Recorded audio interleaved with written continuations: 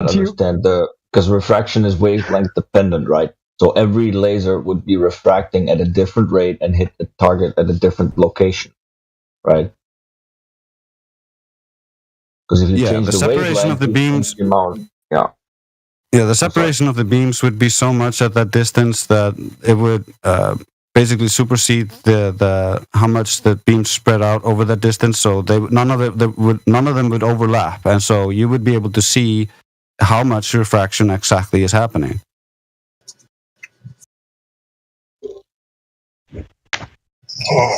Okay, so I can't take you seriously if you say there's no refraction, because no refraction would mean we don't have air around us. No, you just don't understand refraction. I'm trying to teach you how different light refracts at different rates, and that's how we can quantify if there is refraction and test your assumptions. Don't just listen for key buzzwords, dude. You heard no refraction and jumped on that. You might not be listening close enough. Well, he said a laser going through the air showed no refraction. That's a little bit weird.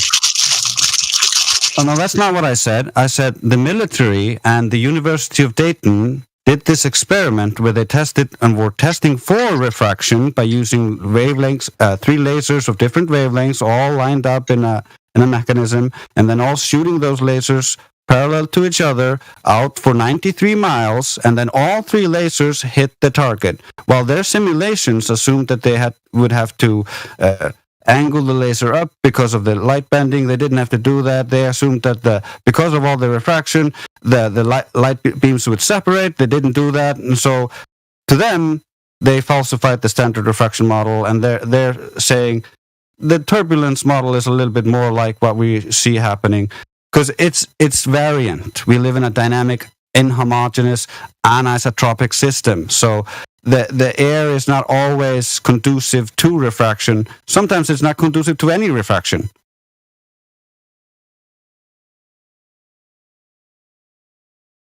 Okay, so I misunderstood you, thinking that you said there was no refraction. Well, if I could just like point out something about this test that they did. Like they did the test first, right? So they took the lasers of different ways, like they shot it, they got a result, they took the measurements and data. Then they tried to say, well, okay, look what's happening with the refraction. Then they found out, oh, well, if we use the refraction models that we have, then the test shouldn't have worked. But it did, right? Because they got the results and data first. Do you have a link to this so I could look at it? I'm pretty sure Dre's posted it already. I posted it above. Oh, sorry, my phone's just in the voice chat.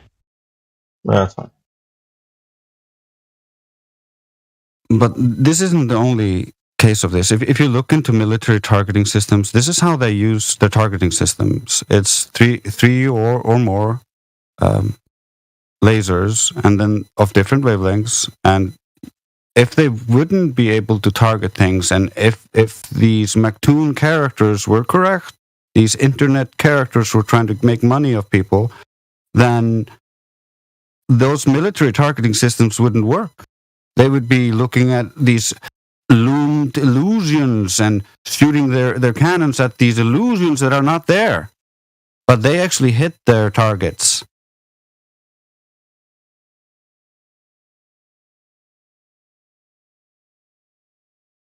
Okay, well, I'm going to read up on this, when I have some more free time, away from this chat. Which, I gotta say, it's been kind of hostile. I haven't cursed really once, except for in the chat, the text chat, where I was cursing out Discord for being glitchy. Really? I mean, it seems pretty chill. I mean, we're all big boys here, right? Well, someone called me a little shit, and that was... Okay, but you don't have to take it to heart. I mean, he's been pretty cordial. Yeah, So I've been have you, cordial. so- I don't know why... Why call back to that? Have I been continually calling you a little shit? Can people not act like a little shit and be called out when they do so and then correct that behavior, and then that's no problem anymore? Do we have to whine about it and cry about it every day? No, I'm not crying about it. I'm just saying, Kind of like a little. Call my phone a little for that, shit. you know? I'm trying to have a calm conversation. So what do we got for Earth proofsies? Oh, photographs and videos from space or high altitude or low altitude. Pick your poison. Okay, well, I picked my poison. I started with a picture from a low altitude, right, with a horizon too far to be a consequence of Earth curvature, and you just said the horizon wasn't where it actually was in that picture. So where do we go from there? Wait, are you referencing that like Black Swan-esque image? Yeah. Again? Yeah. Yeah, well, it could do you one better. The picture that MC Toon has on his website, left to right curvature,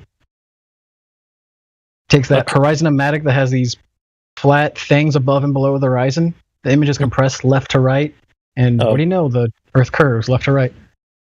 Okay, like, so it's like with the same rate, with the proper exact drop, you're saying that curvature is. Yeah, exactly. That's where it's going to.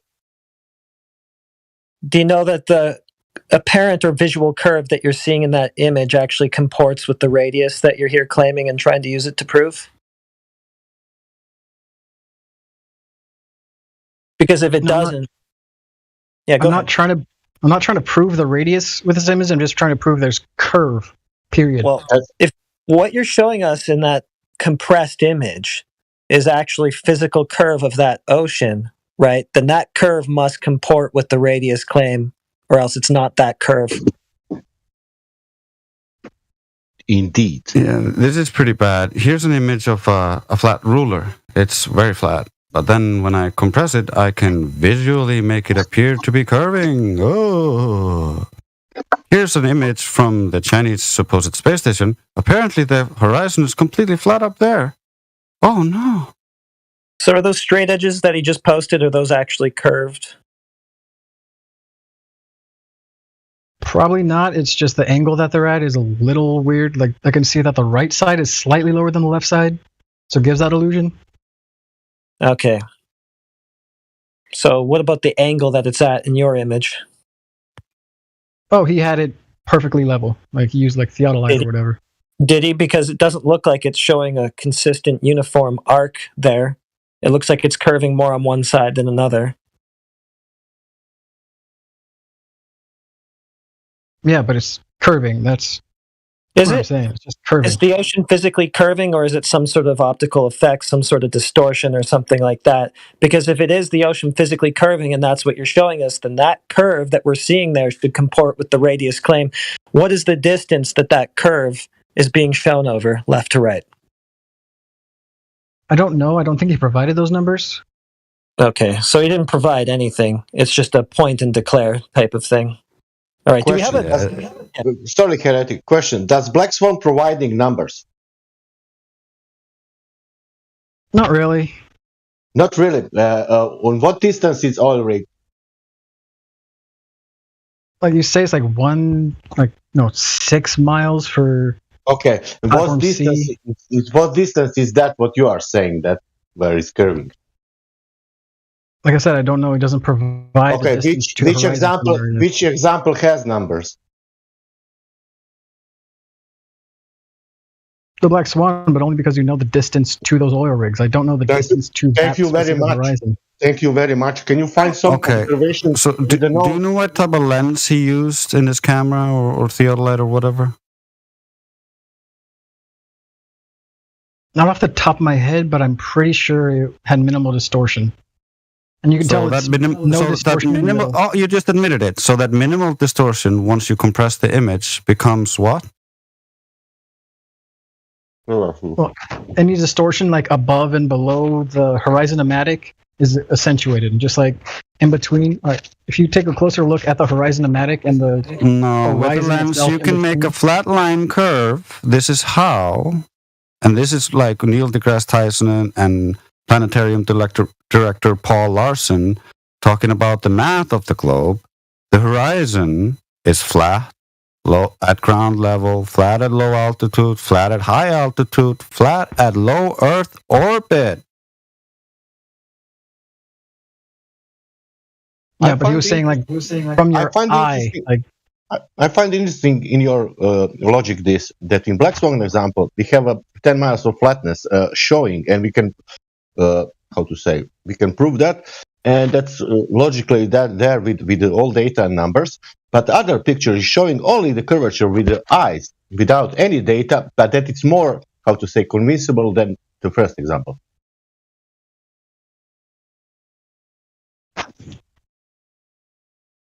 Okay, so I kind of lost what I was going to say a little bit earlier.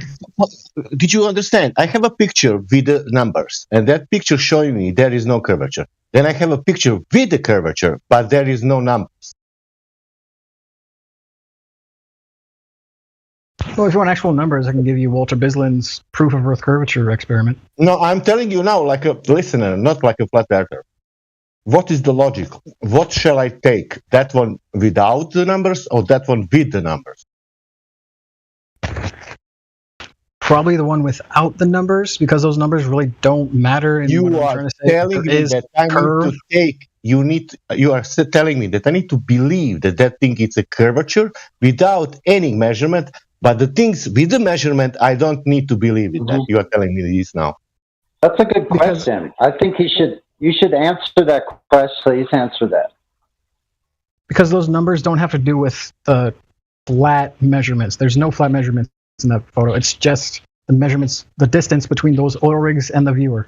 And what is the surface between first oil rig and the beach and the shore? Could you repeat that?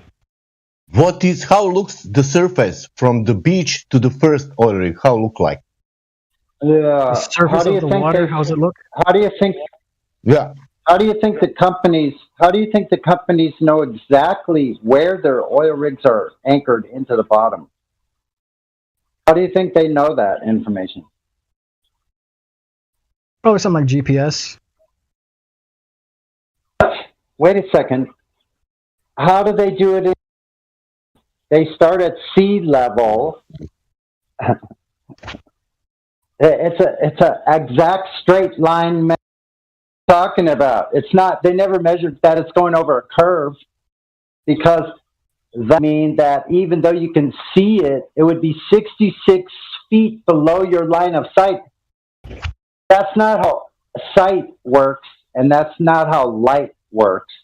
You're totally off base once again, more than one account. Thanks. Okay, so you kind of cut off a little bit there, but I think I get what you're trying to say. No, like the way that the water looks, it's not flat. It's got waves, first of all. That's great. We're not. Oh my god! Really? We're not. When we start talking about, do you see the water between two oil rigs? That, but that's not what we're talking about. Well, I want to ask him this. Do you see the water between two oil rigs? Some of it depends on the picture you're going to show me. Do you see on Black Swan example water between oil rigs? I about collapsed when he said Walter Bislin. The new guy. Do you see the water between two oil rigs?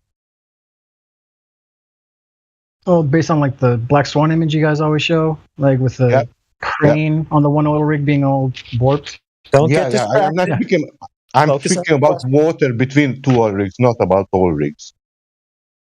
No, I'm trying to like get the specific like image you're referring to. Can I ask again the question? Do you see the water between two oil rigs? Yes.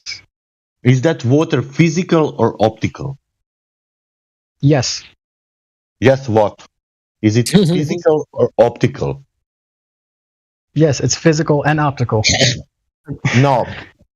You cannot see something that is really not physical. Is it oil rig, first oil rig? Is it first oil rig in the water? Yes, the first oil rig is in the water. Is it 10 meters behind the oil rig physical water?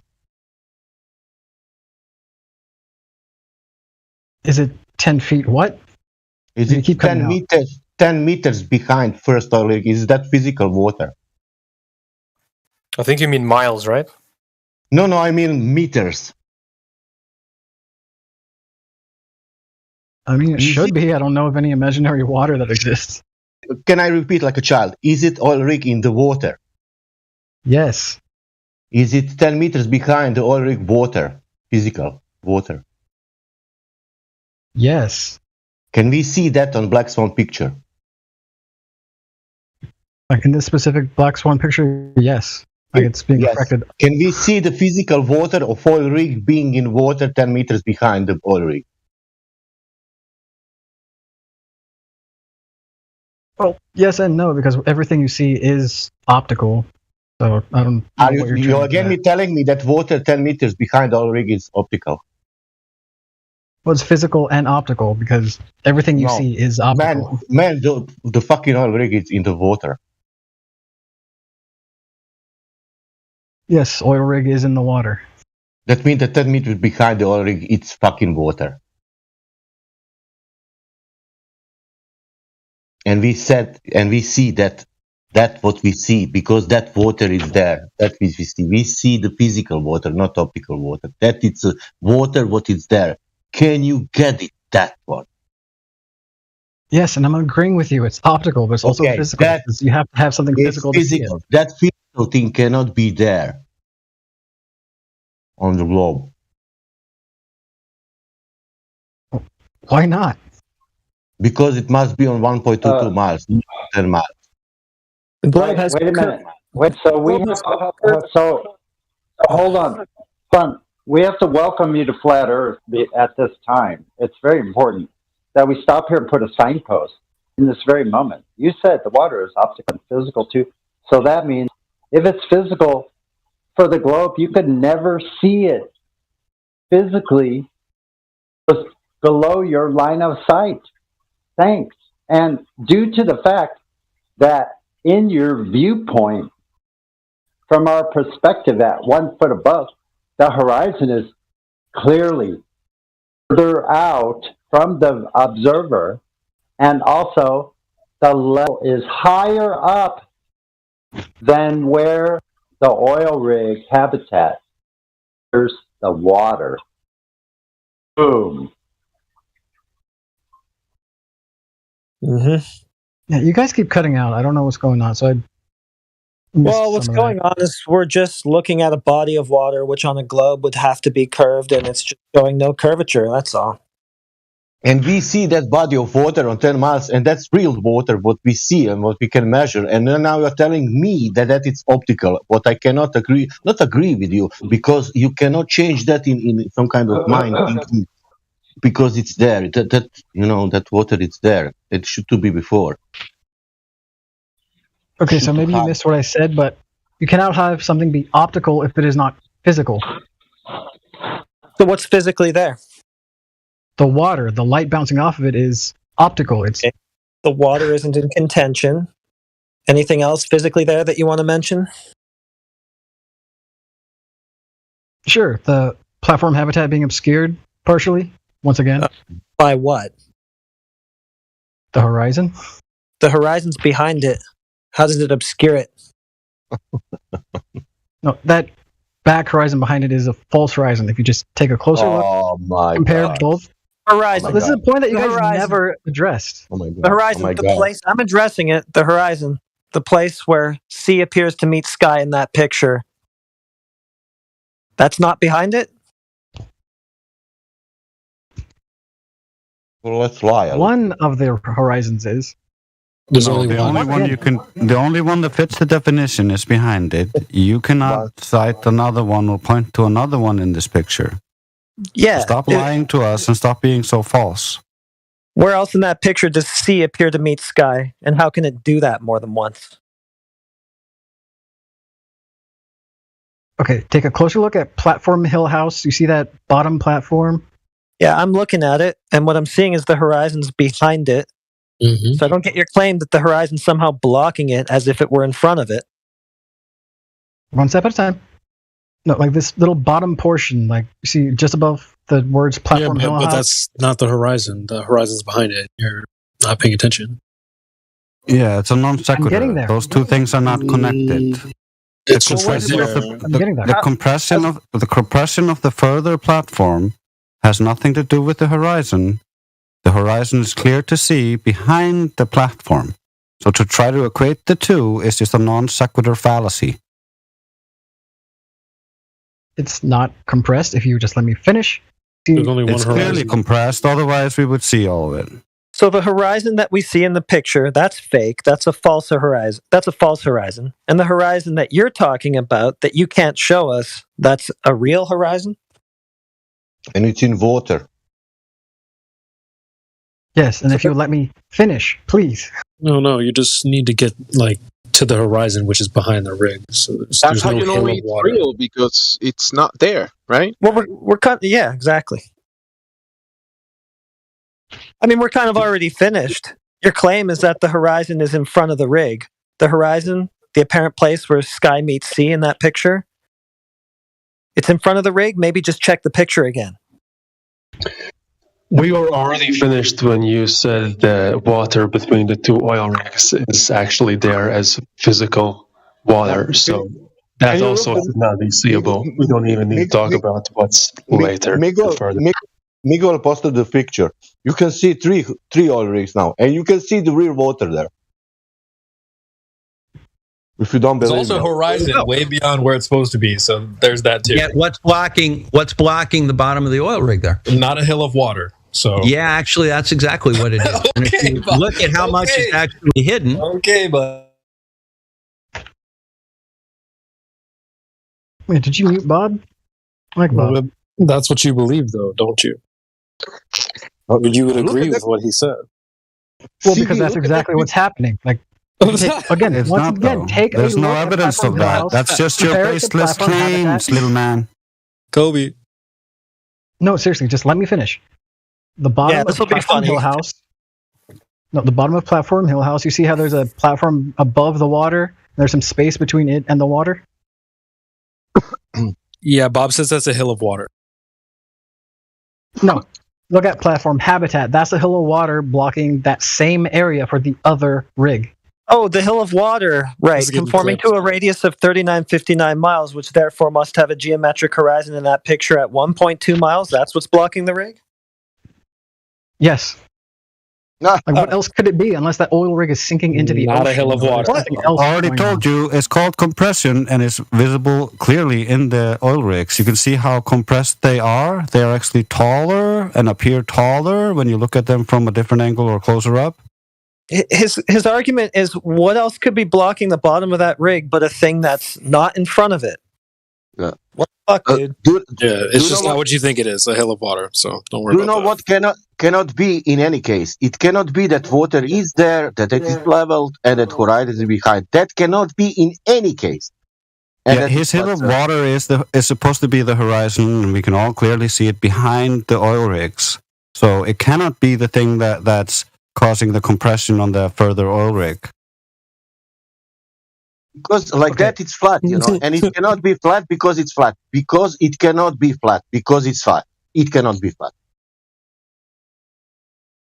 Okay, now if I can actually say something without being interrupted.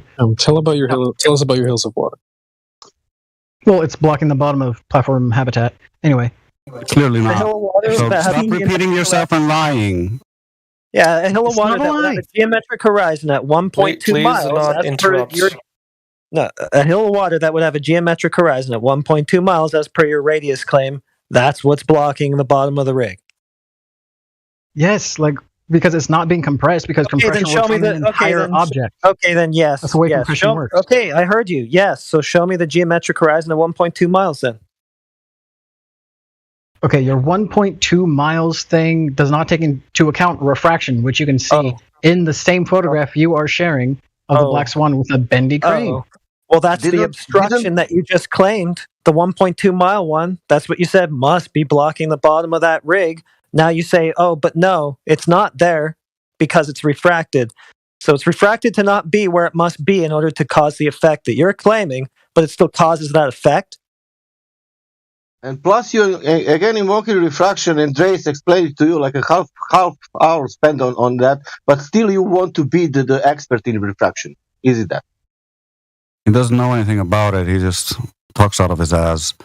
Like the towering on the crane, for instance, is a stretching out, which is the opposite of what happens to the compression or stooping, which is what we see at the bottom of the oil rig. We don't see any earth curves there. Trying to invoke it is just absurd. It's like saying, I see, it's hidden by invisible unicorns. And we're like, where are the unicorns in this picture? And you're like, I can't see them, but they're there. Yeah, you might as well be claiming refracted ghosts. No, I'm claiming refracted light. What cannot be? It cannot be flat surface to the oil rig because it's impossible. Because that is sea level, and that it's in any case that's not possible. You're saying the curve is refracted, bro. That's basically saying there's refracted goblins and gremlins and ghosts. Yeah, your curve is the ghost here. It's not there, hence why you need to say it's refracted. But something that's not there, you can't be looking at a refracted image of, right? It would have to physically be there, like you said earlier, in order for you to see a refracted image of it, right? So it's like claiming a refracted ghost. Look, so I couldn't show you curve like I did with the Walter Bislin proof of Earth curvature. I can show you photographs taken from space on actual film, and those don't match reality though. So we checked those and they don't match. So it's all good. Don't worry about those. Yeah. The problem with those pictures from space that you're talking about is they're showing curved bodies of water all over the surface of what they're saying is the Earth. But then when we actually look at a body of water, what do we see? Not hills of water. So can you show me Adriatic Sea, northern Istria? It's a Rovinj town. It's Adriatic. It's in Croatia. Can you show me there? It's also curving. Well, right now, but I was there. It's not. I was there. It doesn't curve there. I was in Italy. Doesn't curve in Italy, and I was in Ramsgate in the UK. It doesn't curve also in Ramsgate, UK. In 3 countries for now, doesn't curve. At least what I know. Did you measure it to not curve?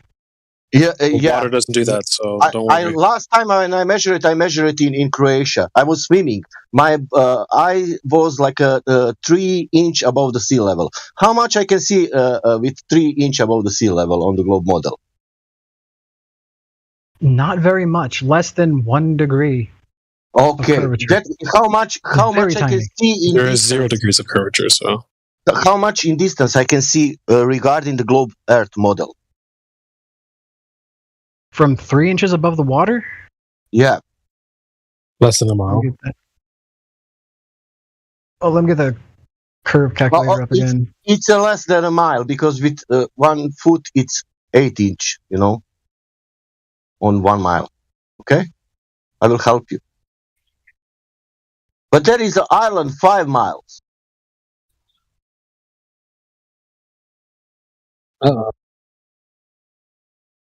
Oh, but it's refracted.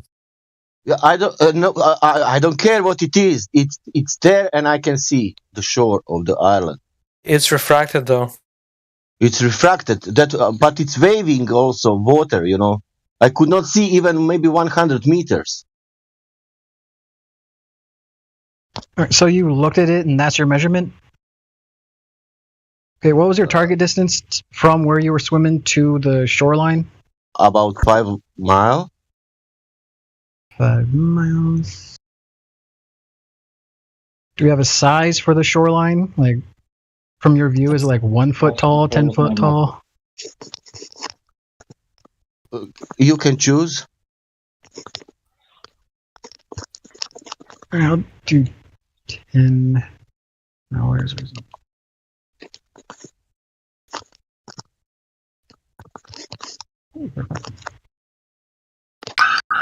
Can I offer that geometrically, at 10 miles, there would be 66 feet of curvature on the surface of a globe. So there would be between the Orwig and that person on the surface, there would be 66 feet of curving happening. Do you think that's happening?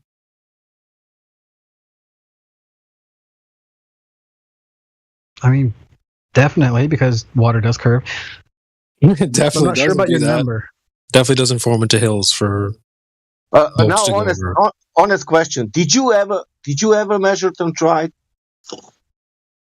Measure what? You don't even observe that. Drop over distance. Not me personally, no. And you are saying the people who made personally, they are faking, and you didn't do personally. That means that I'm faking in this moment. You want to check with the calculator now, but you didn't check.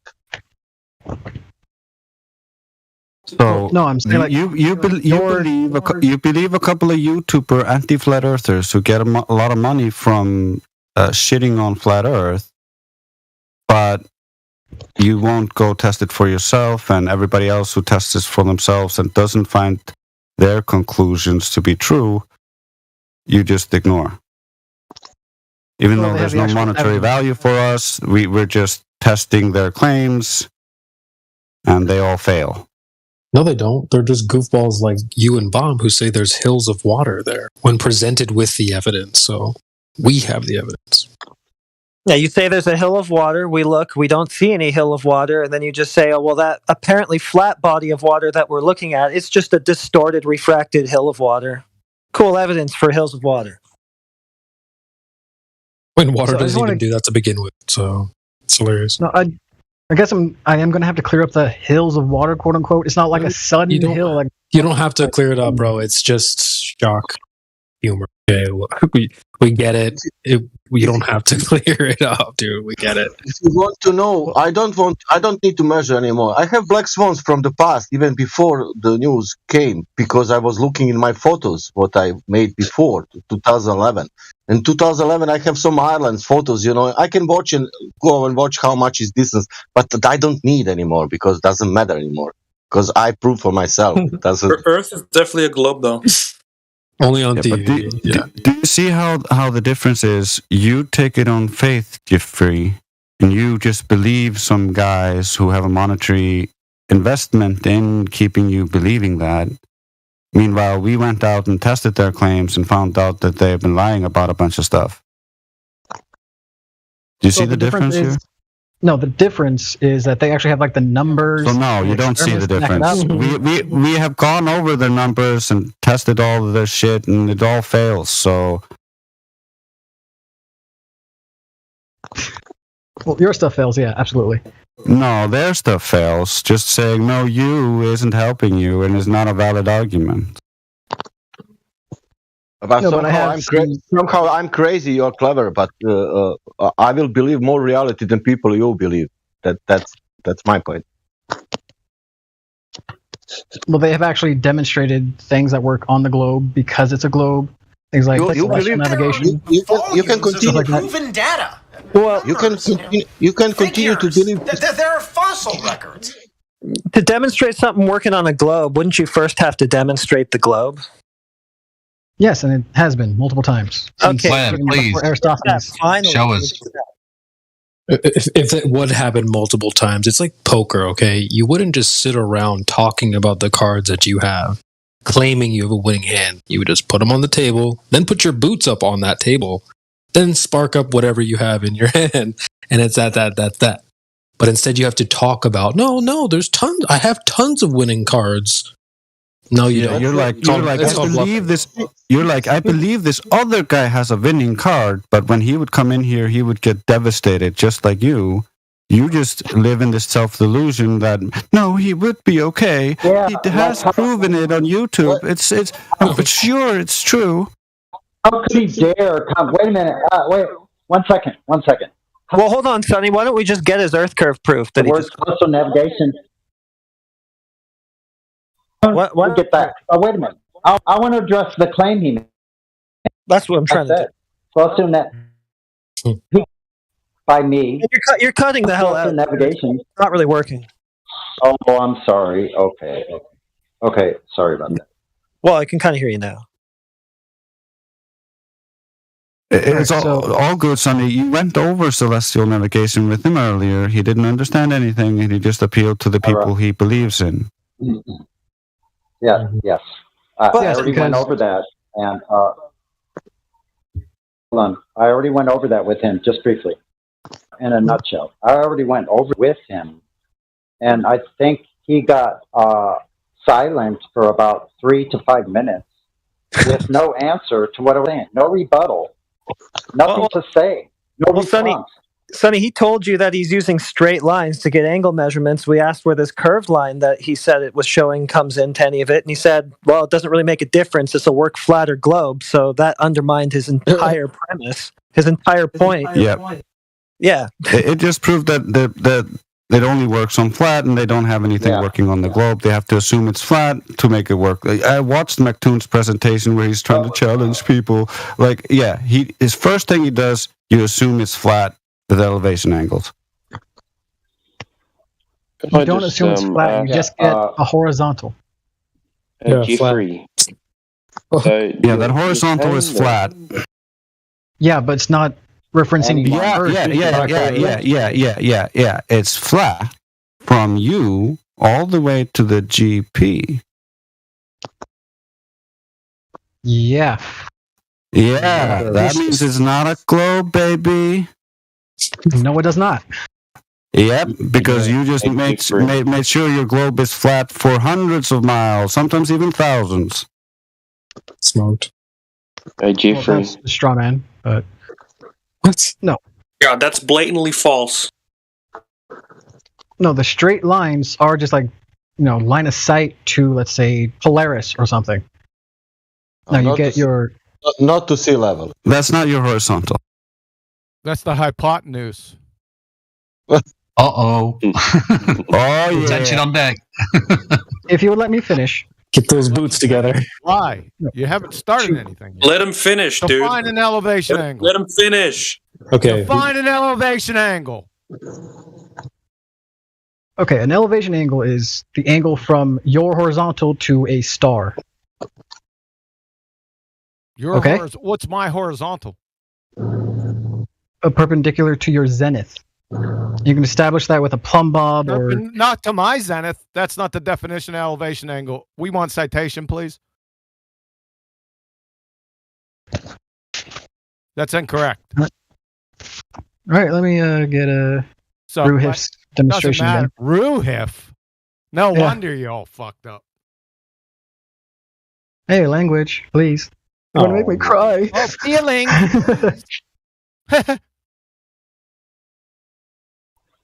No, but seriously. You don't know, but seriously, you don't know what an elevation. You just lost. I haven't, because you haven't debunked the fact that an elevation angle is an elevation angle from your horizontal to your star. You're debunked. There's an elevation angle. I just cited it. You're through. You're a pretender clown. Ooh, triggered, are we? No, just exposing your dumbass. Ooh, more language. But that's not a rebuttal. You could try responding to the argument instead of complaining or whining. Well, he just needs to quiet for a second so I can... we don't need to use your pronoun. The elevation angle is the angle between the horizontal plane and the line of sight measured in the vertical plane. That is what I just said. You debunked yourself. Didn't. Holy crap. No, you didn't. You're out of here. Goodbye. Sounds like I need to rewind the stream. Yeah, I guess we should check out the concern troll who was trying to pipe up in between. Sage 3, you wanna talk to us? Fucking clown. Trying to save him. He was definitely saying line of sight was the horizontal plane. He was equating the two. Yep.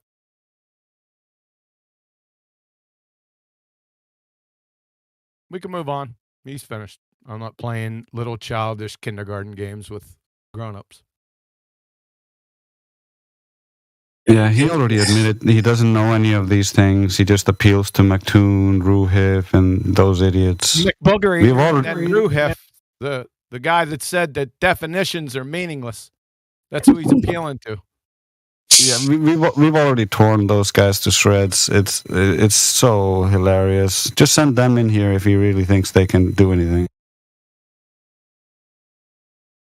Well, he kept appealing to Ruhif, and he couldn't even tell us what Ruhif did or said. He doesn't even know. Ruhif couldn't debunk a soup sandwich. That's how stupid he is.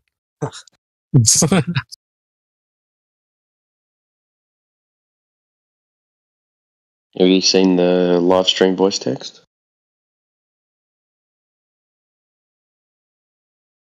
Why do you guys not condemn Quantum Eraser's behavior? What? Yeah. No, we were giving him his flowers earlier, so I don't know what you're talking about, Zaid. You don't have any room to talk. Look at your behavior. Why doesn't he just speak up and condemn it himself if he's so concerned? Exactly. Let's hear from him.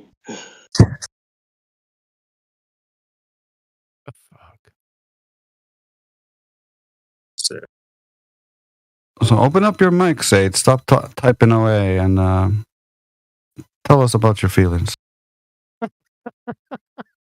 Yeah, we can have a psychology session if you want.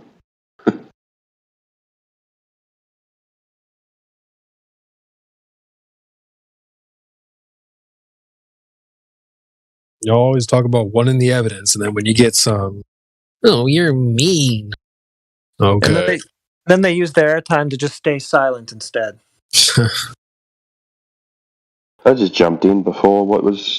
Jeffrey wasn't really making any sense. Another hill of water, goofball. Thinks water forms into hills. I guess Zaid wanted us to do his condemning for him. Can't speak for himself. Yeah, wait.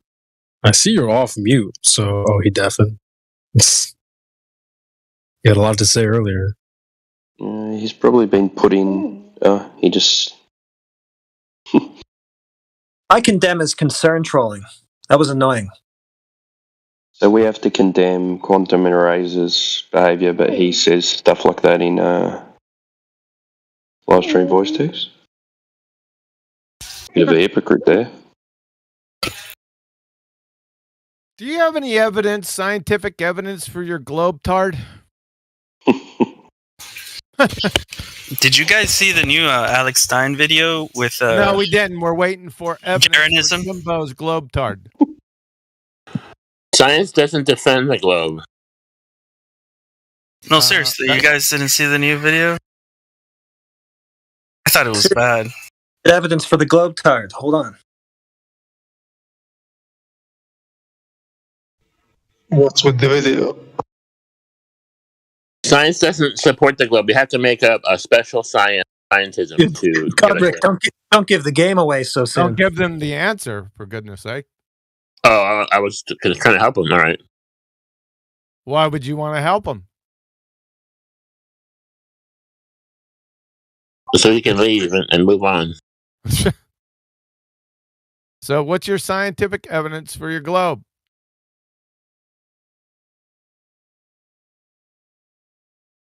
Yoo-hoo, Timbo!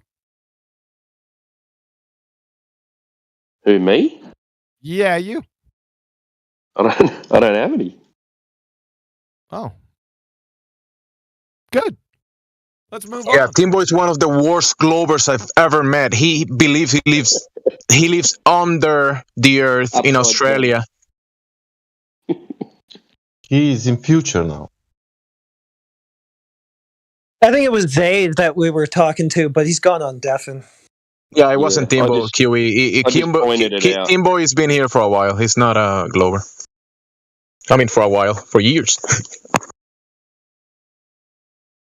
Even though he's from Australia, so you gotta give him a handicap. I think he was reading something that was messaged by somebody else, and Yeah, it it was. seems like he was saying it, but he was just reading what somebody else posted. Yeah, Kiwi is slow to catch up to that kind of stuff, so give him a chance to. How about the Bruh? accent. Is Bruh still driving, or can he have a conversation with us now? This will be good. I've got a question for QE if nobody's talking. Is this guy coming back? He might still be busy, so ask away. Yeah.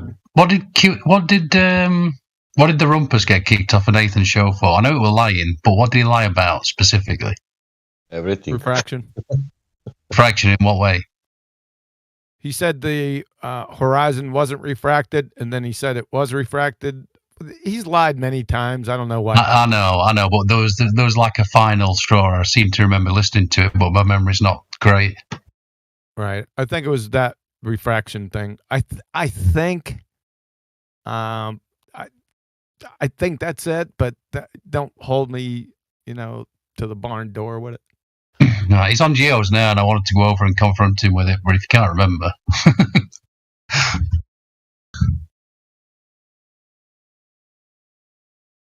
They're talking about Coriolis, and I couldn't do it. Oh, brother. Yeah, I just couldn't do it. I've heard Jeremy's argument for about 3 days, and it's like, no, I just can't.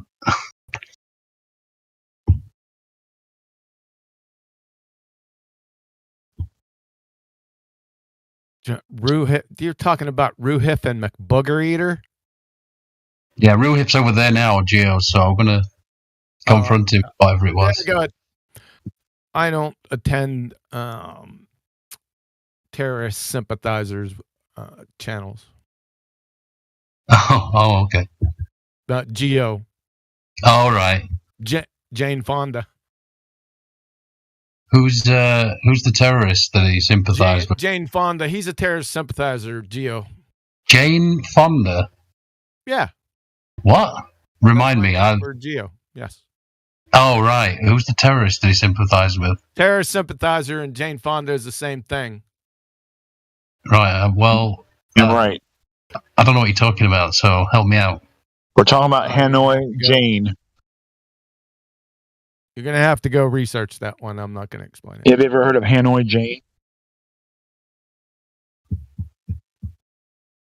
That was her name. Because she was a Viet Cong sympathizer.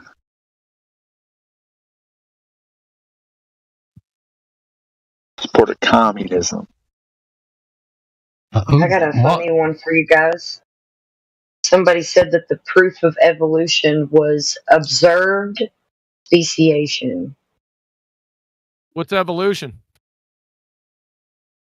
That's exactly what I asked them.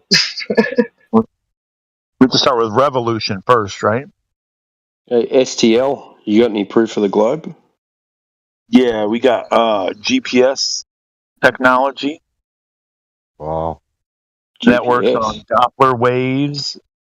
And if the Earth was a flat plane, so to speak, versus a sphere or spherical shape, the Doppler waves would work the same. What about Earth curve? Have you got that? I don't know. We asked for proof of Earth. I mean,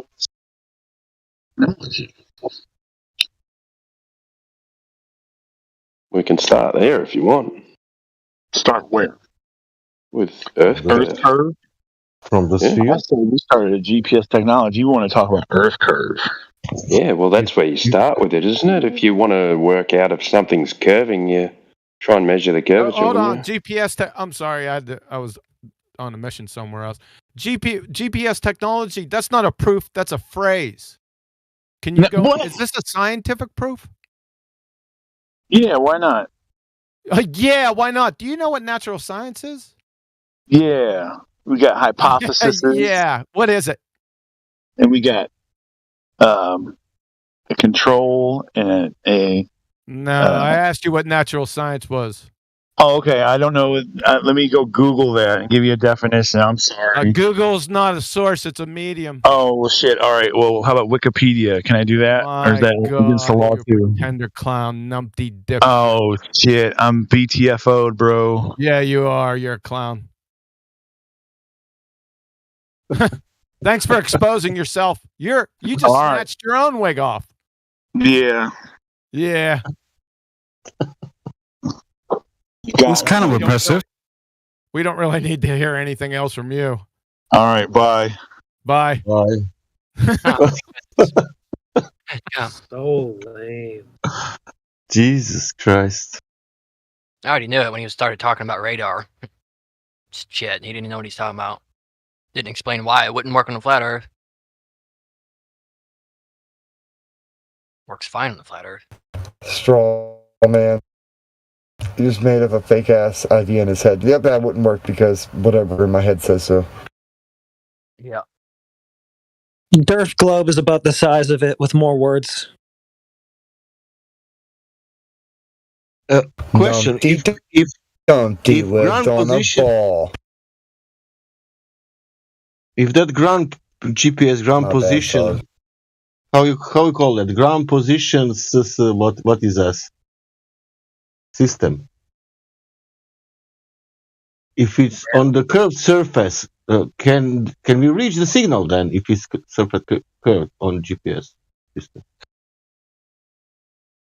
if we have towers and its surface is curved, can we reach the signal?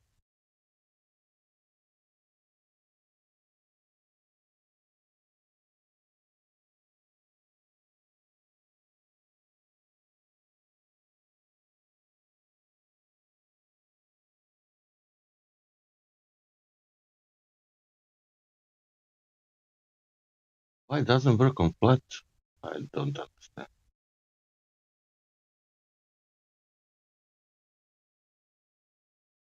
Hey, Zaid, why don't you just open your mic and talk instead of texting?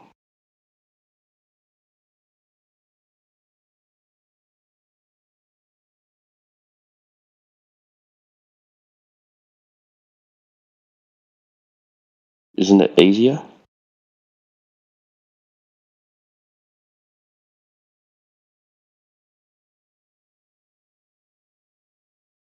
Family is sleeping. Okay, fair enough.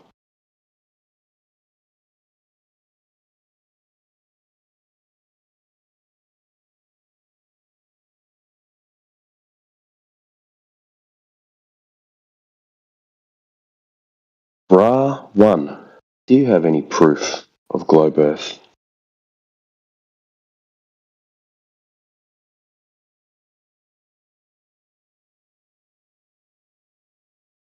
Actually not.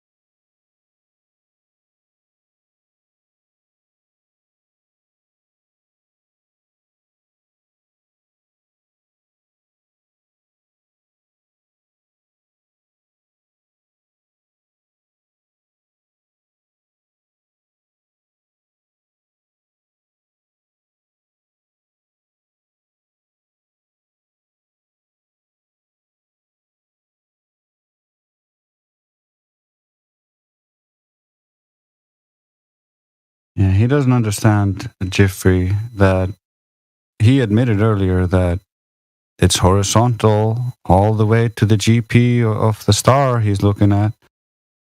That means the Earth is flat all the way to the star. If it's horizontal, it's flat.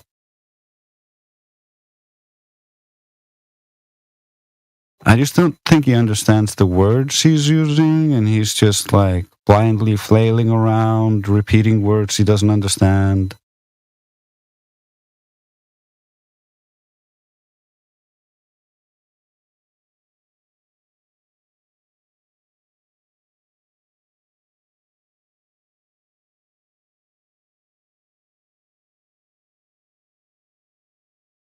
And since no one's talking, I guess I'll just make MC Loon prove the Earth is flat again. Hello, I am MC Loon. I am known for struggling with flat Earth. And oh boy, have I struggled. At first I thought the horizon was geometric, the leading edge of a sphere, a water hill if you will, that the distance to the horizon would always match the globe. Then the flat earthers showed me this picture. They call it the black swan. Do you see where the horizon is, way behind the furthest oil rig? That is impossible in my worldview.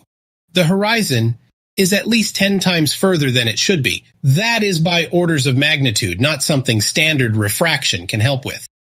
The sphere would become so large as a consequence that all the known world would just be a tiny flat spot on it. So I knew I had hard work ahead trying to find some way to maintain my belief with sophistry. But then they showed me this. Just take a look at this picture taken from France. A world record long-distance photograph in infrared with a picture taken in visible light only 4 minutes earlier.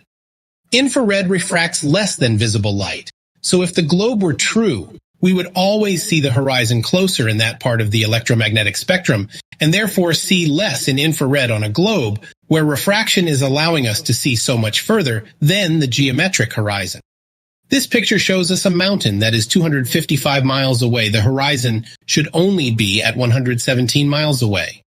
The top of this mountain should be hidden by 6,985 feet, or more than a mile under the horizon. Yet we see the most of the top of the mountain. This completely debunks my globe ideas. I was a massive fool for my blind faith in this religion. I see now that my fallacious appeals won't make the earth turn into a sphere. One of the stupidest things I've ever friggin' heard. He is a dumbass cracker, Sunshines. Let me tell you that. Electromagnetic wave. I already exposed his dumbass. Just see the numpty clips with MC Booger Eater. He's finished. He was finished. Yeah, that wasn't really him. That was my AI. Oh, was it? Yeah, I can make him say whatever I want, but that's why I call him McLoon, because he's not. It's not an impersonation. Yeah, it's still stupid. Your AI was stupid. He said that infrared was electromagnetic radiation. It's not. Yeah. What are you talking about? Infrared's part of the electromagnetic spectrum. Really? Yeah. So infrared, that's light, right? It's visible. So that's light, right? Yeah. Radio signals are part of the electromagnetic spectrum light, as well. Right? Yeah, radio signals light too. Yeah, and radio signals. Okay, but light is made of photons. Photons are neither electric nor magnetic. Electromagnetic. Electric nor magnetic. Neither. Now you're breaking up the words, man. Neither electric or Are we talking about magnetic. slit experiments? So how can light that is either neither electric nor magnetic, electromagnetic, please? Light has no charge. You've been duped. You've been duped. You're trying to take a word and break it up into pieces. You've been duped. I didn't try to take a word. Photons have no charge, Sunshine. Hey, Sunshine's part of the electromagnetic spectrum as well. You're still what is electromagnetic? It's a spectrum. It's a spectrum. Circular reason much. Is gender a spectrum also? Hell no. This is so stupid. Who is speaking? Why are you embarrass yourself like that so quickly? It's the guy who left earlier after being embarrassed, but he's back now for more. More embarrassment, yes. So you just mindlessly parrot Wiki, right? And you think that's going to fly? No. I don't think so. What else you got? You want to talk about GPS? GPS. Oh, you're not the GPS guy, are you? He is. Oh, he is? Okay, right, so we already established you don't know what science is, so we'll let's just just talk about bypass GPS. whether this is a scientific evidence or not. All right. So explain how GPS works for the audience. All right. Sure. So in tracking mode, GPS receivers use Doppler signal analysis to determine Where are they getting their signals from? From the satellites. Hold on. Satellites. You're not let me finish. No, you got to stop right there. You're begging the question. No, you. I'm going to stop you.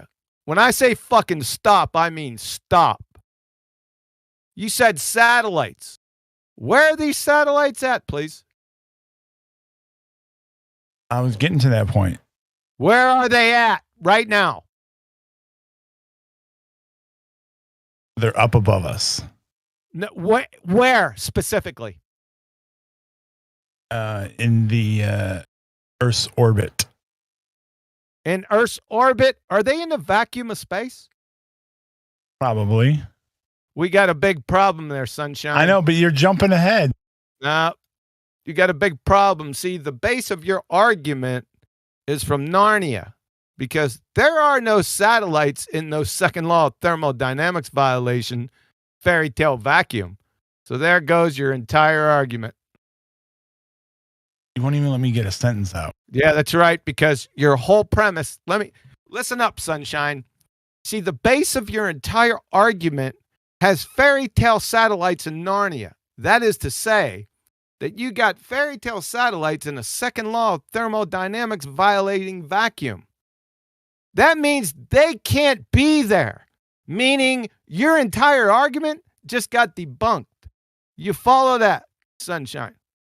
Yeah, Moonshine. I didn't even get a sentence out. Oh, you're done. You did get a sentence out. You said the satellites were in the fairy tale vacuum of space. Whereby violating the second law of thermodynamics, the entropy laws. So that's the end of your argument. Do you have anything else? No. Thanks for coming.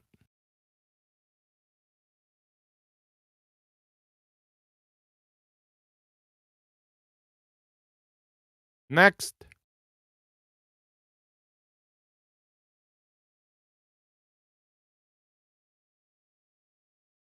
Jeffrey is now spasming out about the Southern Stars in chat. Maybe you want to address that? Me? Anyone? Oh, I'm not. No, I heard he's debunked. He's a retard. Yeah. Why would I go chasing after him again? I don't pay for the same real estate twice. Yeah, well, here we kind of use them just for entertainment. It's kind of like you have a football, you kick it around. Somebody else could kick him around if they want. Yeah, I would have shot him 5 times behind the shed. Like, he should be dead. I'm just waiting for him to fall over. I mean, the guy doesn't even know what a triangle is. I mean, what are you gonna go after him with? His favorite color? I don't think he even knows what that is.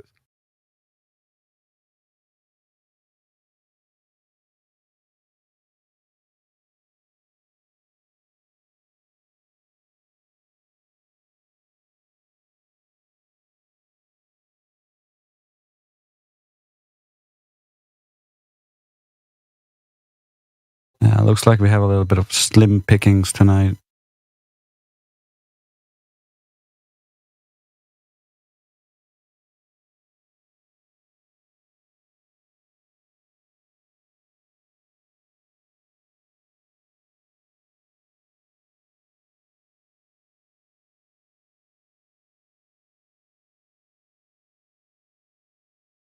So what have you been doing recently, Kiwi? Any good episodes I should been missing? Looking for a good pair of hiking boots, man, that won't break the bank.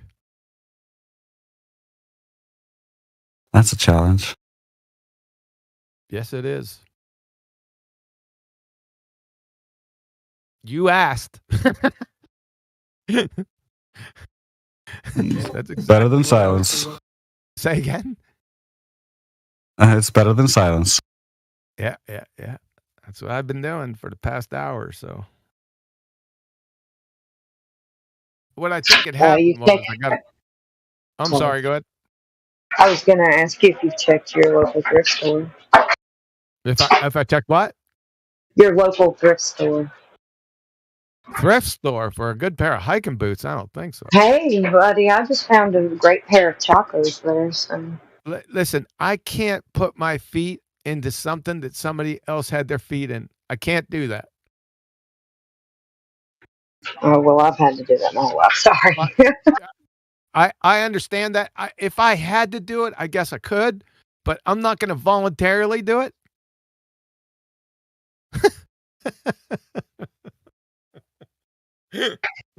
I gotcha. Sometimes you can still find brand new pairs that's never been worn.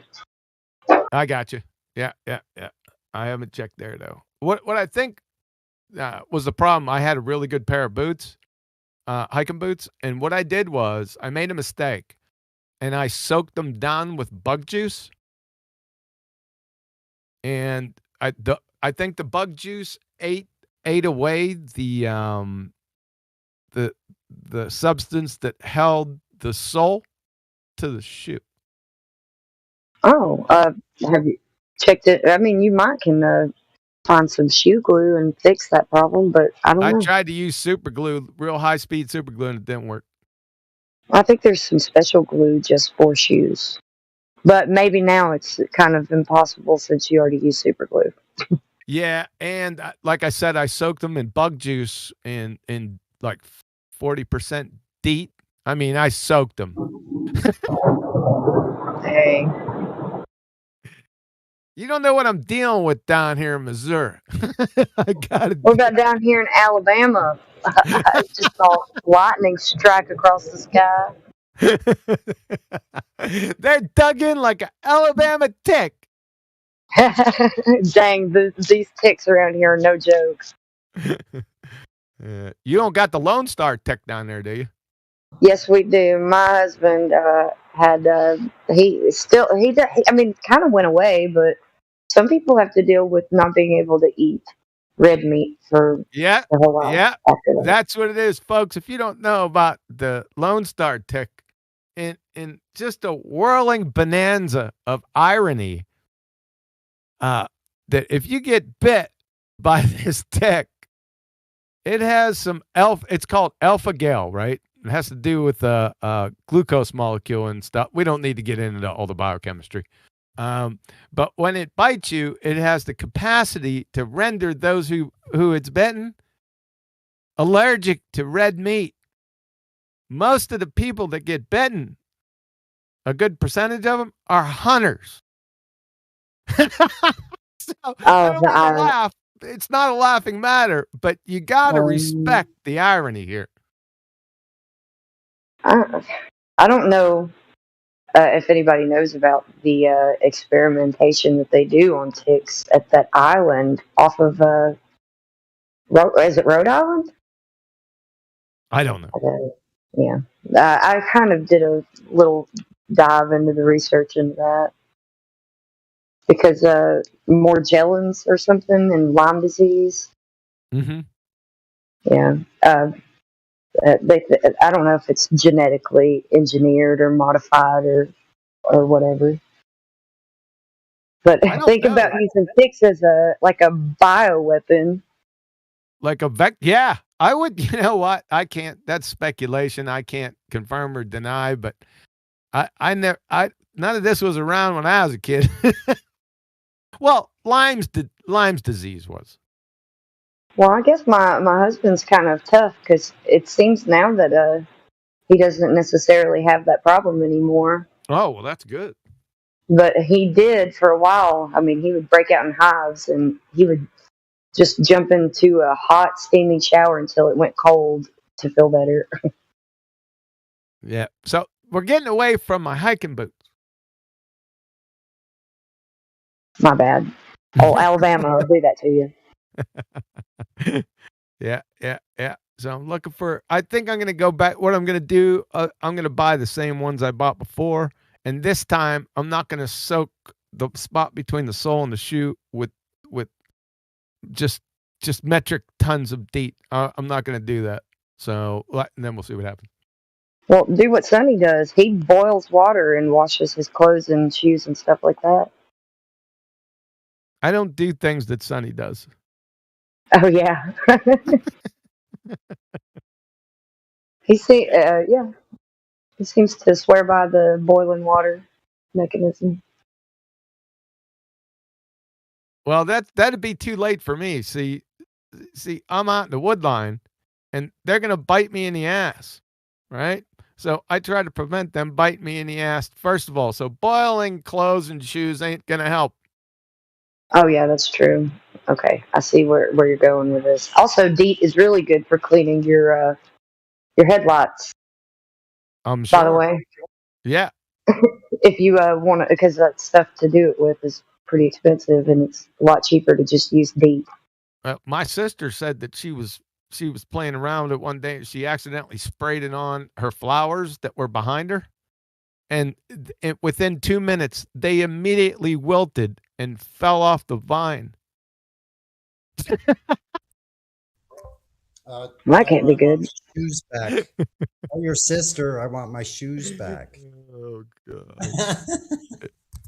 Yeah, it keeps the bugs away, but then you grow 4 arms. No, I really soaked these boots, and I really gave them a good soaking a number of times, and I think that was just the end of it. So I'm going to give them another chance because I think they're comfortable, and they're real comfortable, and they're good hikers. You try mint leaves in your soles. Vicks Vapor Rub works. Vicks Vapor I'm not joking, dude. I'm not joking. Dude. No, it works. You put it around your ankles, and I put some around my neck, any crease. It works. You can wear put it on 3 days. Last 3-4 days. I haven't been bit in like 5 years, 4 or 5 years since I started using it. I use something else. I can't do the Vicks because as a kid I was Vicks to death. But I use my mom. See, the DEET is my outer barrier. My primary barrier is permethrin. I've got permethrin socks and undergarments. Well, if you can get through it and that doesn't work, try the Vicks. It works. Yeah, if it's worked thus far. So I was just being overly protective because just the ticks and chiggers down here, they're like in Alabama. They'll just eat you up. Oh, they're bad here too. Yeah. So I've been tick and chigger free, and something that's bit me down there where I'm.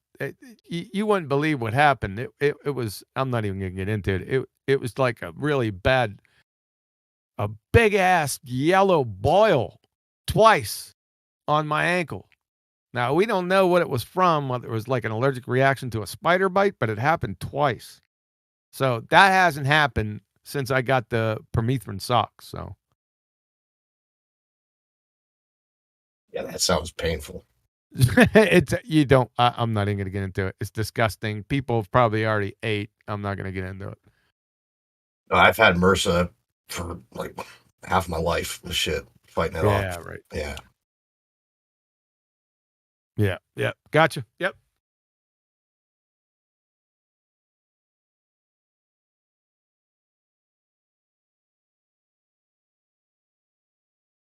We can move on from those hiking boots.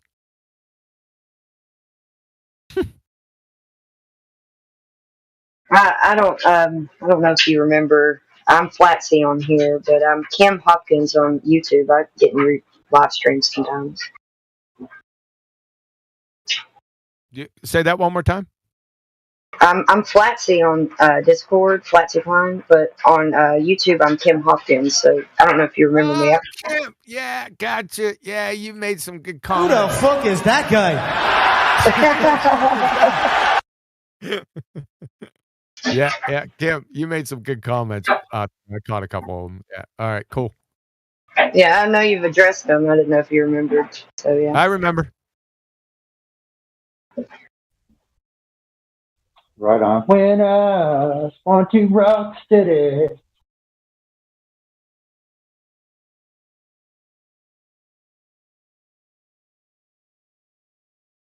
Anyway, yeah, it's good to hear you, QE. I'd say the same thing about you, but your mic is a train wreck. Is it really? It's one side of the Bluetooth. I don't know if I'm slick. I'm trying to charge it. I'm about to go on an excursion. I think this is one I dropped too many times. Let me charge it. Let me get this.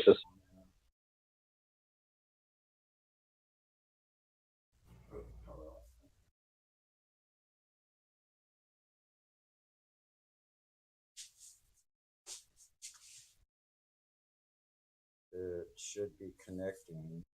Walter Bisslin's a fucking numpty dipshit. He is such a coward. I caught him years ago in Taboo Conspiracy. Check out what this dude did. It wasn't irony or something. I popped on to one of Taboo Conspiracy's videos, and when I popped on, he immediately, Walter Bislin, posted something underneath Taboo's video. It was like I hit newest comments, and it was like 1 minute ago, and it was Bislin This was like 4 years ago. And I said, I know that name. So I got in there and I just asked him a couple simple questions about natural science, right? Then I figured this guy, he's compromised, right? So I went to dinner. Meanwhile, about 4 or 5 other people had posted before I got back. And I've got all the notifications. You know how you get the notifications on the bell for YouTube, and it had all their comments in it. And I said, I'm laughing because they're dogging them out too. And so I went and I hit one of their comments, and I went, and it took me nowhere. You know why? Can anyone tell me why? He deleted the comment. He was the OP and he deleted the entire thread, that friggin' spineless idiot coward. That's Walter Bislin for you. Bring any of these numpties over here. Any of these numpties you mindlessly parrot.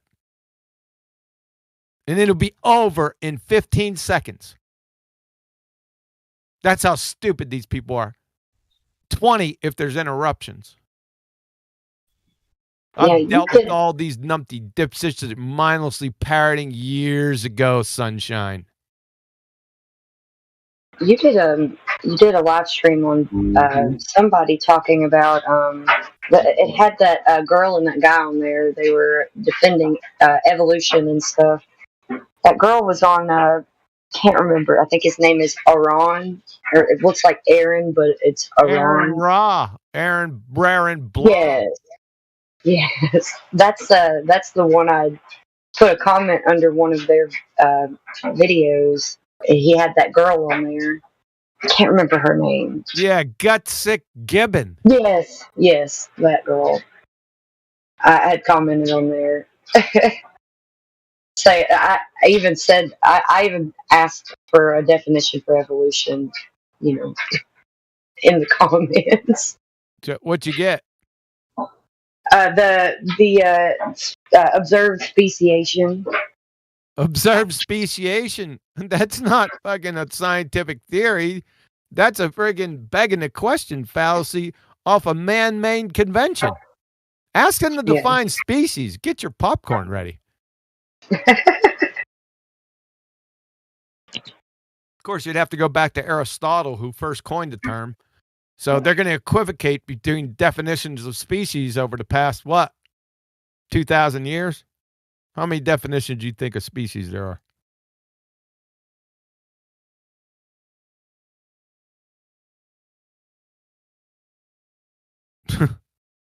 So it's an equivocation fallacy bonanza.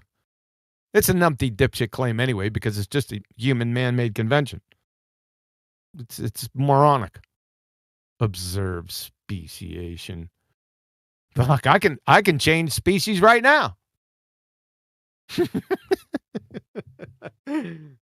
Just watch. Go to my playlist and go to evolution. You know what? I don't think I put Gutsick Gibbon underneath that yet. That's a good damn idea. Just go to the evolution playlist and you'll definitely know what I'm talking about then. Alrighty, I'll do that. You should. It's quite comprehensive.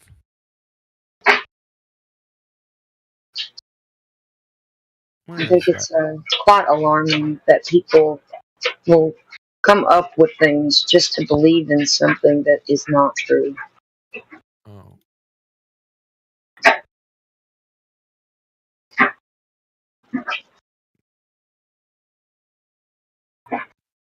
But Flat Earth deals with that constantly.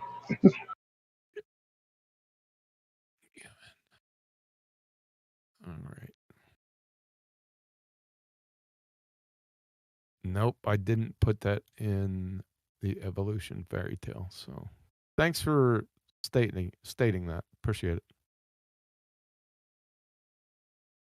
You got it, no problem. I was more so just trying to talk about it with you on here, since kind of direct conversation.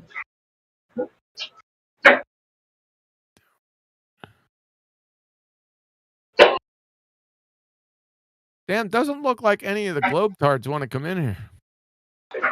They're scared of you, Kiwi. I might have to take my leave of you for a little while so you guys get some business.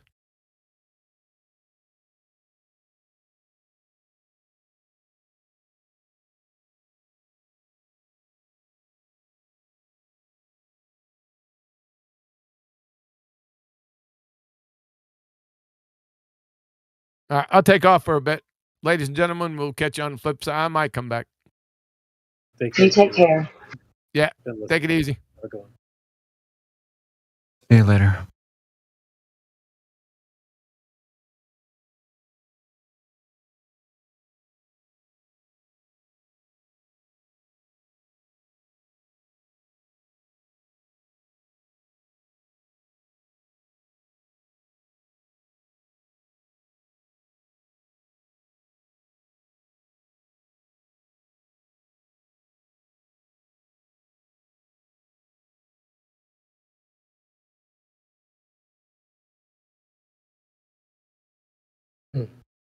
Good news, ladies and gentlemen. Soundboard is up and running. So you all heard the debut there for the first time. Actually, was the debut of the soundboard for Kim there. So shout out to Kim for being our target. But let's see. I can't really hear you. Oh, am I coming in low? A bit, yeah.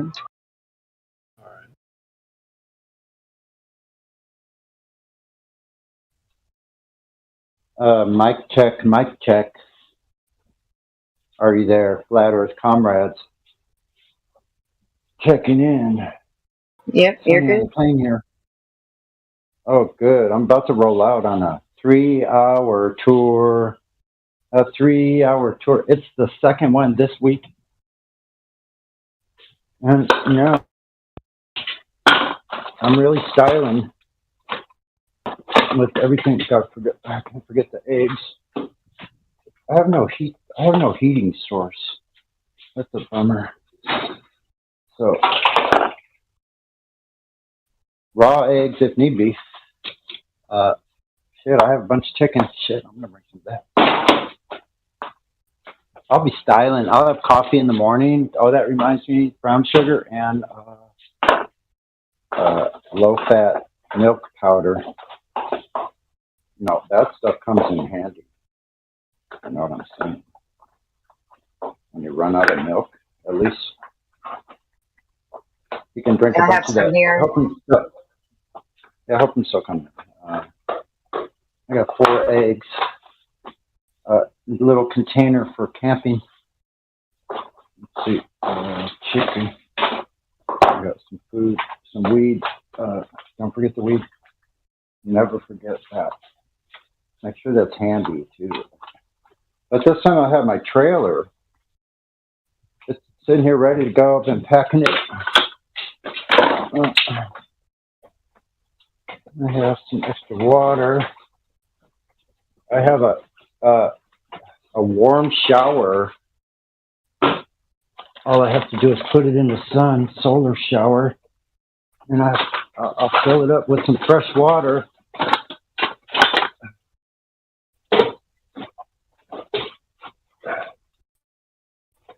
Right now I'm trying to make a trailer.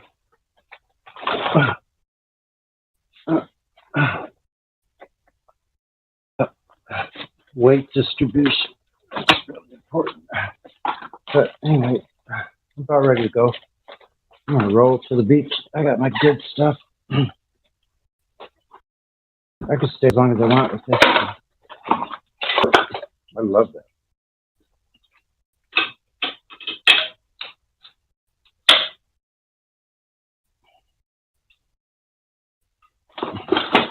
So logistics are very important in any journey. Very important. Just get some mid area.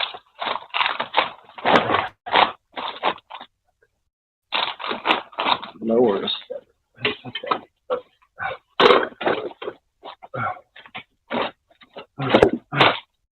I just gotta load that food. What? Bro, what? Got a couple pairs of socks. You still there? I can't hear anyone else. I'm not trying to dominate. I'm just like giving you a play-by-play of what, when I'm in action, what my life is like. A traveling beach bum, so proud of it. And a new beach every day, or the same beach. All right, well, Sonny, what do you think is something profound? And come back and share with us, okay?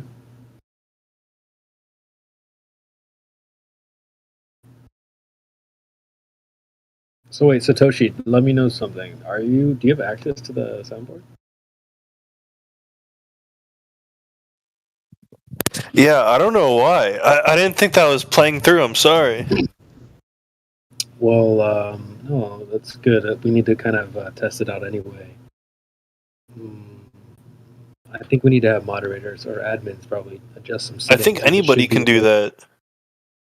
Well, you should be able to adjust it so that certain people will be allowed to. Or, let me see, maybe I could turn yours off. Mute soundboard.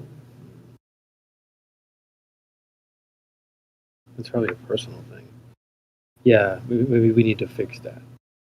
Because we don't want it to be for everyone. It should be set for a limited amount of people. But I'm glad that you did. Because the bot can hear it, like the 24/7 bot.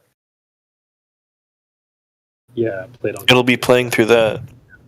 Yeah, but what the thing is, your name, whoever clicks it, their name will flash. So when I clicked it, my name flashed. Yeah, so when you clicked it, I was like, who the? I was like, who did that? But I saw your name flash up, so that was good. Though we need to sort of test it out a little bit anyway. So I'll have admins adjust it so that not everyone can. What, did Discord just add this into their app? Yeah. So I'm gonna take liberties on trying to add the stuff that I've been, because I've got like hundreds, so I need to like compile the best ones I can think of. All right, bro. So, but I can give you a. Sorry about that. No, you're fine. Actually, I'm glad that you did it.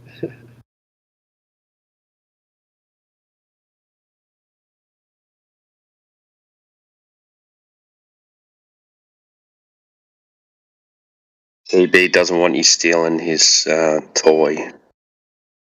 No. I just think I think that it should be entrusted to a certain amount of people. And actually, Satoshi, I was trying to think of people that I wanted to give it to. It could get out of control, yeah? That's what I'm saying. Yeah, that's what I'm saying. So I don't know. I think you should just give it. There's somebody in this server who actually likes to play soundboards. You should give it to that guy. That's you? Yeah. Are you serious? I thought you were joking, being sarcastic. Oh no! I just know there's some guy who likes to do that in here sometimes. You didn't know it was CB? No. That's funny. All right, there we go. Okay. Testing. Hilarious. That is funny. I think we'll keep you. I think we'll keep you around for a while. But I've only got 9 on there, so I'm gonna be working on this probably through the night. Just adding. What? So you can add. You can add from your board to that board? Yep. So then everyone will have access to about 50 clips. Got to get complicated rock on there. Yeah, okay. See, that's what I'm saying. I need to take some suggestions, the ones that you think that would be appropriate, because obviously we want them to be server focused and stuff like that. But definitely, that cosmologist flying by the seat of our pants. Yeah. The downside is that the clips can only be 5 seconds, and so I guess. Oh, you might have to add some together in sequence. Yeah. 1 and 2 or 3. Yeah, I might have to. I'm sure you got it worked out. But yeah, so be on the lookout for that. Should be fun. I'm on the lookout for globies, and there's none in here. I almost got some friendly fire from.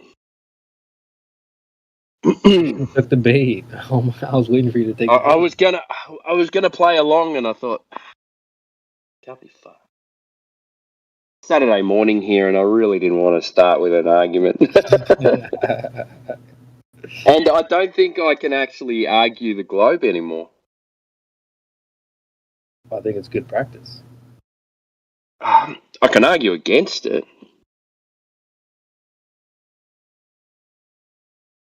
It's difficult. It's hard for me to keep a straight face and actually say those words as well. I was like, poor Timbo, because Kiwi was all over you like you were a Glober. Yeah, I didn't know he was talking to me because I just repeated something that was in the voice text, and then about 5 minutes later he goes, "Oh, I'm waiting for some proof from Timbo," and I was like, "What? Me? I ain't got What are you none. talking about, mate?" You answered correctly. You're like, I ain't got none. He's like, oh, okay. Yeah, I haven't got any. That's why I'm here.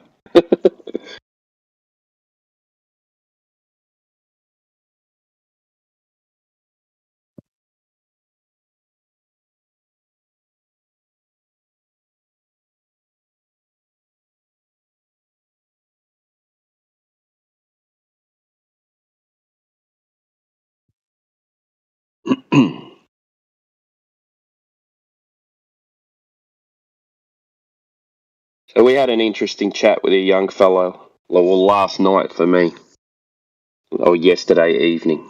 So he, I think it was pretty new. He said it was 3 years into it. And he was talking about flat Earth models. Now he said, yeah, Dave Weiss's model and this model and that model, and so he said, I said, so what are you actually saying? You know, he said, okay, so we all know that water's flat. We said, yep. And he said, so the water has to be contained, and the containment is the Antarctica around the outside of the Earth. I went, okay, all right. So we had about a half an hour discussion on claims and what you can actually prove and how you need to address saying, okay, this is what I speculate on that. And he was actually really disappointed because he thought he was going to come in here and we were all going to have our models and we were going to present models and talk about things like that. And he was like, oh, I can see where you're coming from about not making claims, but shouldn't you want to give that person something else to grab onto? We went, no, no, not at all.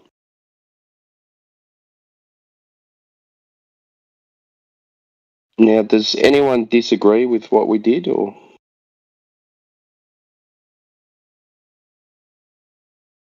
Based on that information?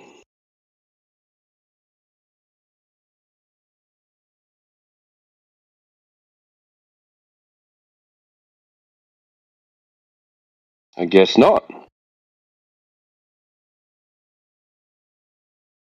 Who's this? Hyperkeeg. Hyperkeeg? Okay, Hyperkeeg. You're new. He's gone.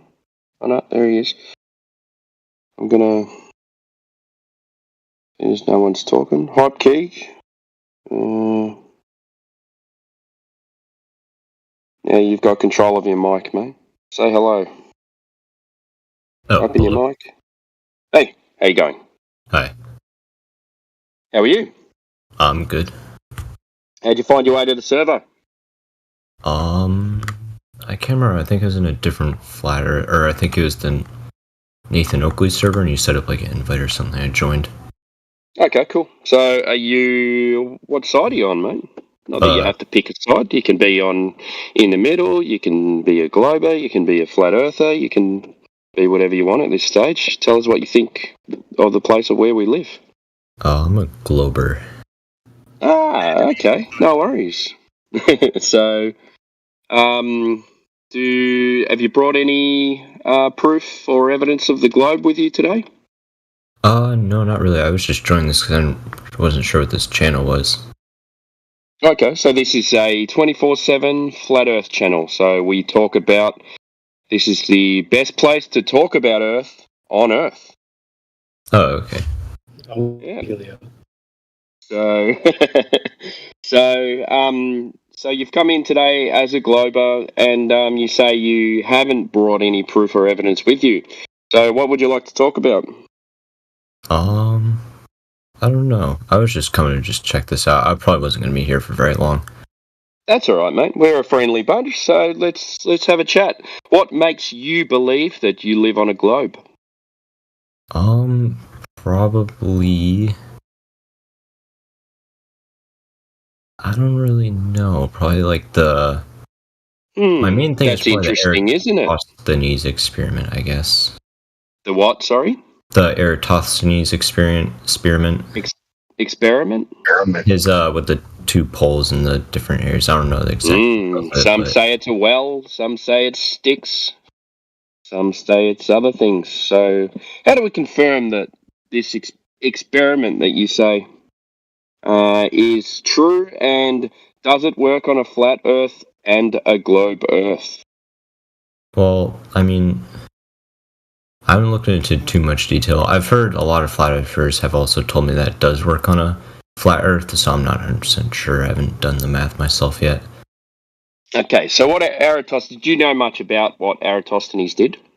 Not really. He was just like a Greek mathematician, I think. Okay, so you came in and you said, okay, a good evidence for me is the Eratosthenes experiment.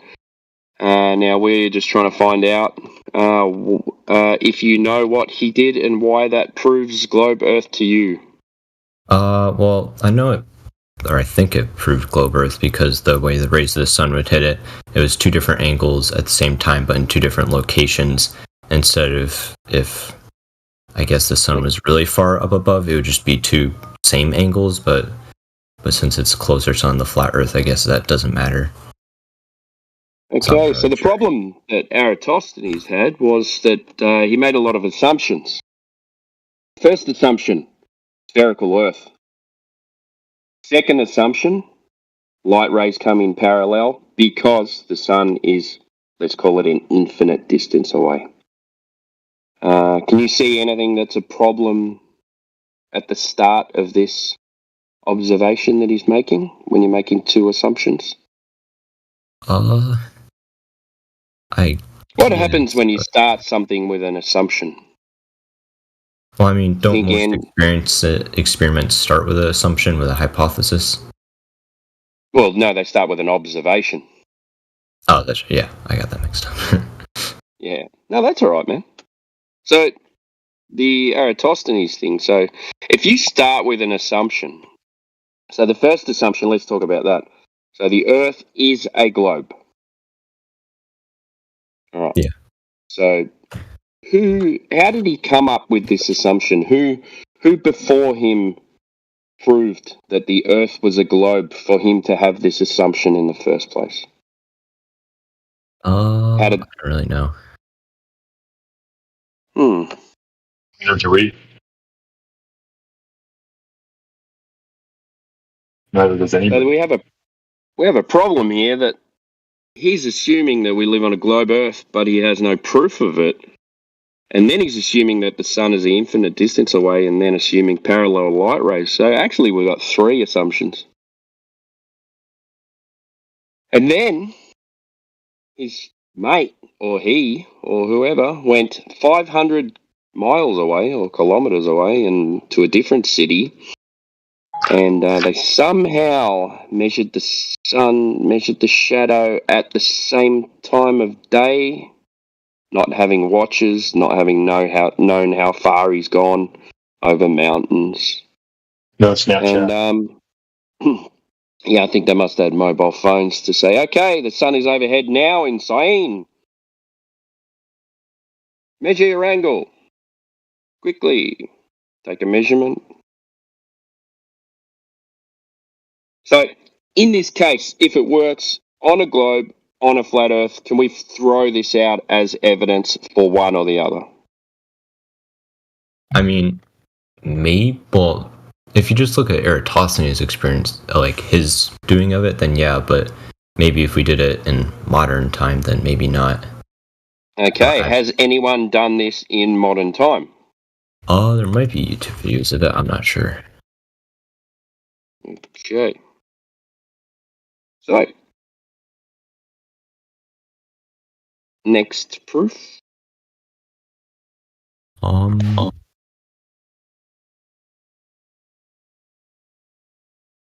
The ships disappearing over the horizon. Ships disappearing over the horizon. Okay. So ships disappear over a horizon. This is the claim. So what does this mean? Means that the Earth is curved, but I've also heard others explain it as light curving. So we have refraction and we have the Earth curving. So which one is it? Well, the light curving, I haven't actually been given by flat earthers like an equation that explains the light curving and like works with reality. What do you mean reality? Like you can use that equation to predict things. Flat earthers? Why do we need to explain light curving? I mean, on like the flat Earth model to counteract the ships going over the horizon instead of a curve. If it's not curving, hang on, we don't have a model, and so what happens is, all right, you say ships go over the horizon over a curved surface. Has anyone measured a curved surface that ships are going over? What do you mean? You mean like a smaller surface, or measuring that exact actual surface? Well, we're talking about water. Yeah, so water remains level, but the globe Earth says that water curves around a spherical planet. Well, level just means that level is relative to gravity on a curved globe Earth. Okay, well let's talk about that then. So the claim is that water curves. Yeah, that's what you're saying. Water curves due to gravity. Okay, where, when, and who measured this curvature? Well, the two methods are Eratosthenes experiment, which I haven't... In modern days. Let's go with modern days. Yeah, modern version, but that and satellites, but... yeah. Satellites? We'll go to that later. Let's talk about the surface of the Earth. Has anyone measured, and how did they measure, Earth's curvature for boats to go over? I'm not really sure. So, is there another explanation for boats going over the horizon? Not that I could think of, besides the curving light, but... Alright, so what about angular view? Things look like they shrink into the distance, yeah? So your eyes is like a lens.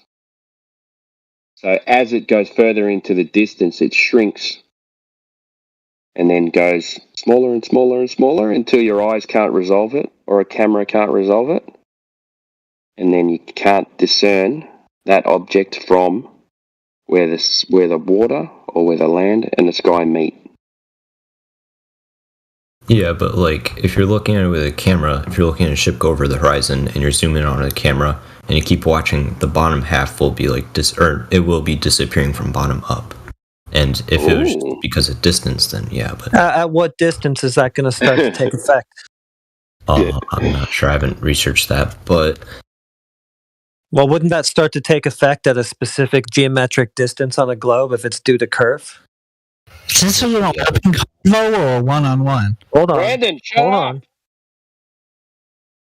Wouldn't that take place at a specific geometric distance based on the rate of curve if that's happening because it's a globe? Yeah, probably. All right, so all we have to do is just check whether that actually happens at that distance. Yeah. All right. Well, I guess I'll just bring up the Black Swan. Now, I don't think you can get into. Can you see live stream voice text? I did verify. Oh, you did. Okay. All right. Are you in there, buddy? Oh, am I, oh, now I'm in there. You're in there now? Okay, just Yeah, go to the bottom then, and Heretic will take you through that observation. Well, right. So the distance that things should start to vanish bottom up, right? That would be the geometric distance where the horizon should be, right? Which one are you talking about? So I just posted. It's called the Black Swan. It's got a picture. Well, yeah, there's 2 oil rigs. It says Earth is not a sphere. Oh yeah, I see that. A eyeball, etc. Right. So that's testing the geometric horizon distance, right? Given the radius claim, right, at 1 foot observer height, which is where the camera was placed for that picture, the horizon should be at 1.2 miles, right?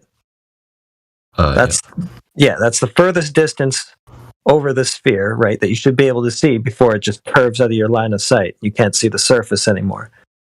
That's just their math. That's the globe math based on the radius. So where do you see the horizon? Wait, so you're saying after 1 mile you shouldn't be able to see anything? Well, after 1 mile, you shouldn't see any more of that water because the horizon should be at 1.2 miles. According to what equation? Okay, so the formula is 1.225 miles times square root of observer height in feet. That's the geometric horizon formula for the globe, and it's based on the globe radius.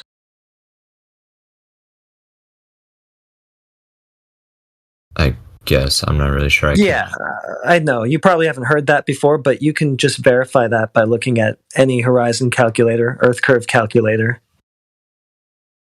And that's what they'll be using. And you can go to just like Earth curve calculator and just punch in the same number, 1 foot observer height, right? And it's going to give you the same thing, 1.2 mile horizon distance, because it's based on that formula. Okay. So we're just checking to see if the horizon is actually geometrically where it should be on the globe in order for this bottom-up vanishing thing to be due to Earth curvature, right? And what we're seeing here is it's way further than that geometric distance, meaning that there's no curvature. I want to make one quick statement, Heretic. I'm sorry to interrupt. That's not our formula. That's the globe formula. We just wanted to verify it. I did tell him that, but okay. Oh, yeah. I didn't hear that. I'm sorry. Go ahead. Well, maybe I don't know, probably needed it repeated anyway. So do you understand like what that's about? Yeah, I get what you're saying. Okay. I would also like to make a quick point. That's all right. Yeah. So, did you have any questions though, Hype Kig? No, not really. I'll go back after and I guess check the math and stuff. I'm not very good at doing math. Yeah, fair enough. Because I mean, for all you know, these are just made up numbers that I just threw at you just now. So just take what we just showed you and go look into it. You know, play around with an Earth curve calculator, see what you get. Just go and verify the information. All right. Yeah, so you can also find that like you can be on the same beach and on different days the boats will disappear at different distances. Now, if it was a physical horizon, then the boats would always disappear at the same distance. But the fact that depending on the day, which is like depending on the weather, that'll determine where the boat disappears. So it proves it's more refraction. That's kind of the thing that we're showing them, though. We're just showing them that it's not happening at that geometric distance that it must on a globe, right? Definitely. But I'm trying to emphasize to him that like you don't even need the formula. The fact that this where the boats disappear, the distance is changing, proves that it's not a physical barrier. Now you can go and observe this yourself. There are videos where they'll look at one day and the boat will disappear at one distance. Another day it'll be like more cloudy, and the boat will disappear at a different distance, and it does it the same way, bottom up. So it just proves that it's not physical curvature.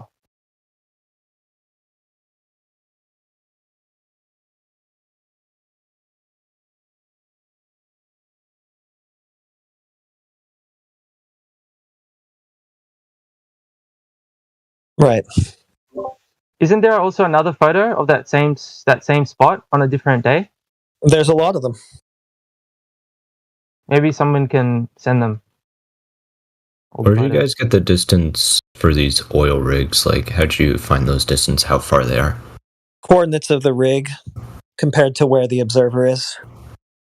Like off of like the rig's website or something, or the rig's location. Oh, They're at known locations. We have to know where they are, right? Oh yeah. Can't just have a rig in some random spot where nobody knows where it is, right? It's got to be in a known location. And no, they don't move, by the way.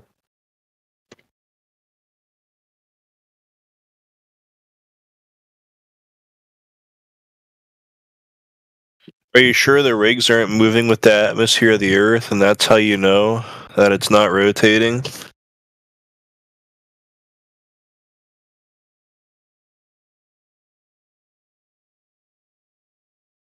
Is he still here? Oh, yeah. What? Wait, what was it? No, I just said he's still here. Oh.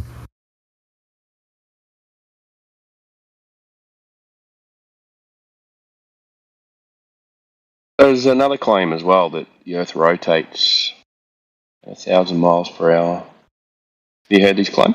Yeah. But typically the claim against it is because the centrifugal force would be the issue, right?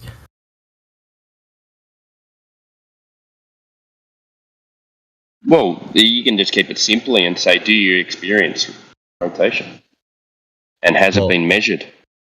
I think it has been measured, actually. It's I can't remember. It was actually a flat earther YouTuber measured it with a you're talking about Bob and the I know 15 degree per hour So drift. why did it change when he changed altitude? Because the higher you go, it would be...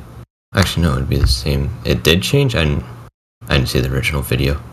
Of course he didn't, because a Glober showed you the video, correct? Well, I've seen a lot of globe flat Earth videos, just not that one. But yeah.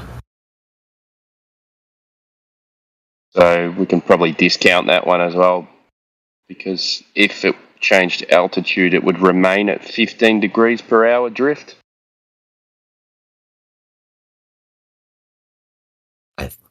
Yes, but so what did he do to change elevation? Okay, well, who measured Earth's rotation before this guy?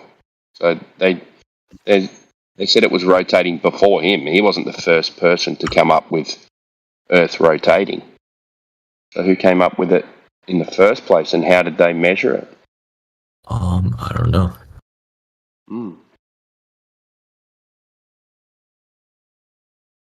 Isn't it interesting that all these things that you kind of take for granted are true? When you actually look at them, can't find any evidence or proof of this stuff that they claim. Well, I mean, it's mostly just because I haven't actually looked it up. Oh, maybe you should start looking. That's where I started. Because, like, if I look up how did we measure Earth's rotation, let me see. You're assuming that the answers you're going to get are going to make sense, but you don't know. Yeah.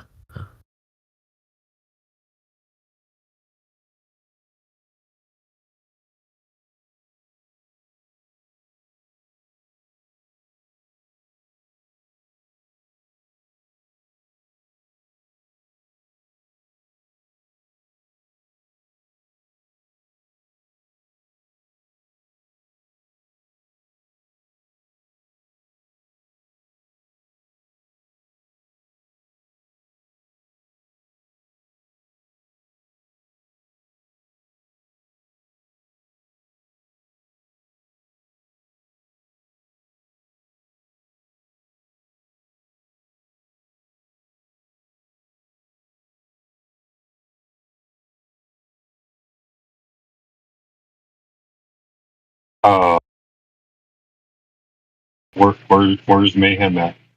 Does that mean Simbo gets the gets the tag?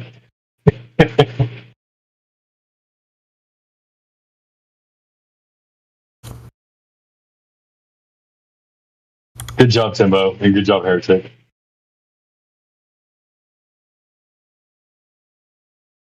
I did it.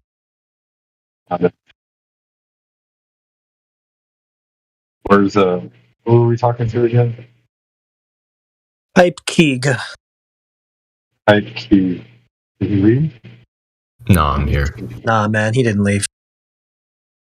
Well, I mean, like, so yeah, dude. Like, that's the first step right there. You said you'll look into it. That's what we all had to do. I mean, I've researched some stuff before, but like, I don't really know.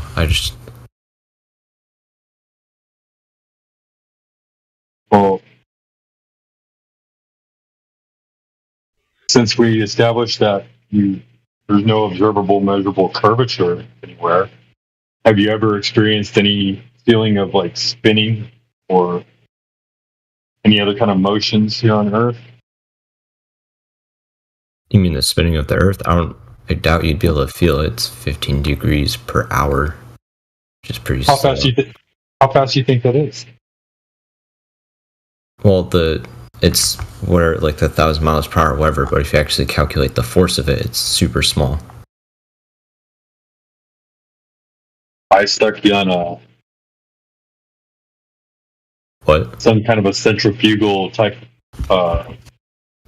thing, like a merry-go-round or a carnival ride, spun you at 1,000 miles per hour.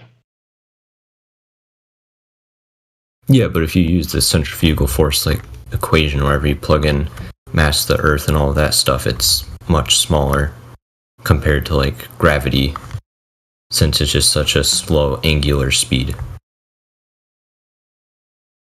So you're saying gravity is stronger than the force of Earth throwing everything off it? Yeah. So how come I can like jump? I can use my legs to leave the Earth. Because gravity is relative to mass. It's not just a constant. But I'm saying my legs can produce enough force to leave the Earth. So can my legs produce more force than the Earth throwing everything off it? Yeah, but that's relative to... Do you know how much force centrifugal force produces? It would be more than what I can produce with my legs. Well, what would the number be? More. Way more than what I can produce with my legs. Well, it's got to be a number for it if you've calculated it. The Earth spinning at 15 degrees should be producing more centrifugal force than what I can produce with my legs. Yeah, but you don't know that based on the actual force calculated with the centrifugal force equation. Holding everything down, though. It holds stuff down relative to mass, and it's not... Yeah, but for example, my mass is the same, right? My mass is the same, so Earth spinning should throw me off, but its gravity is strong enough to keep me on the Earth. Yeah, I can use my legs to leave the Earth.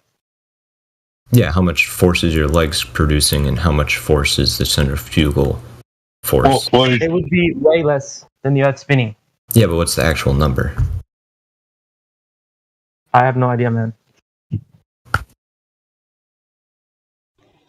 You said we wouldn't feel 15 degrees of spin. How about thinking about all the other motions that the Earth is supposedly in? You realize it's not just axial rotation, right? So also we're chasing the sun at 480,000 miles an hour in an elliptic like moving orbit. through space or whatever, or like the orbit itself? Yes, well, but the orbit the Earth is following.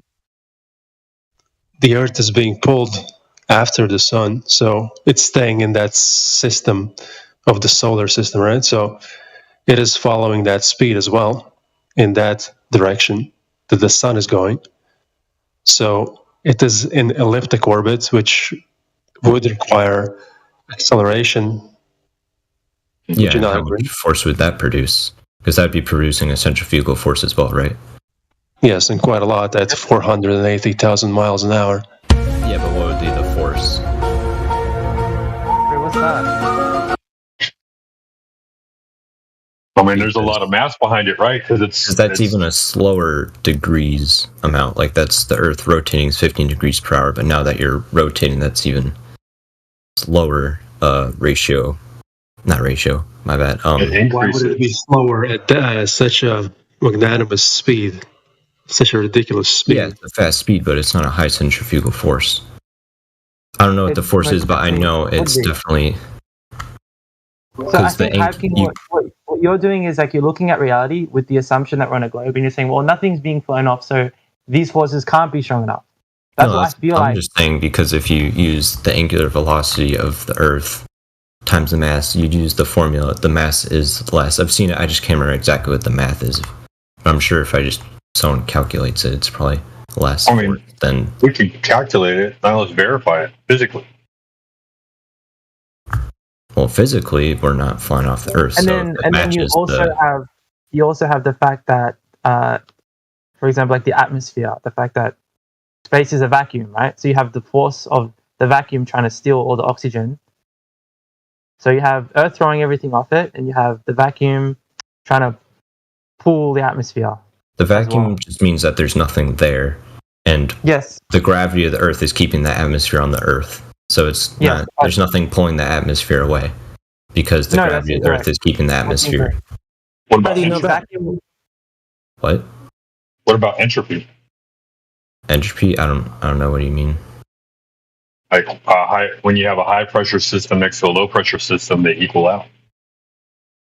I guess gravity. I'm not sure about that, but it's a law of physics. It has to happen. Are you aware of a demonstration of gravity containing air pressure? What do you mean? Like a Sorry, I'll be right back. I just have to do something. My bad. Okay. So I have a good example. So let's say you have like two containers, one above the other. Okay, Hype King? Yeah. The bottom container has oxygen. The top container is a vacuum. All right? What would happen if you remove the barrier between the two containers? What would happen to the oxygen at the bottom? The pressure evens out. Is that what you're saying? Yeah. So, but then if you think about how much larger the atmosphere of the Earth is and how much gravity that would be, the force of gravity holding that in compared to the force of space trying to pull it out. Yeah, and exactly. now this is on the Earth. Start small scale. Just start small scale, right? Because but small scale doesn't work because you're using small scale, which means small masses, which means much less gravitational force. Yeah, for sure. But firstly, you admit that at least on the small scale, the oxygen should rush up into the vacuum, right? Yeah. Correct? Okay. Now, can you prove that the atmosphere is one mass? I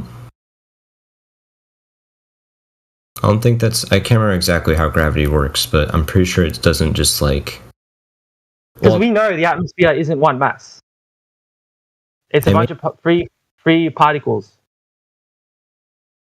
I'm not 100% sure about that, but it might be. I'm not sure. I'll look that up. Now, they'll tell you. They'll give you like, oh, the atmosphere has this mass, right?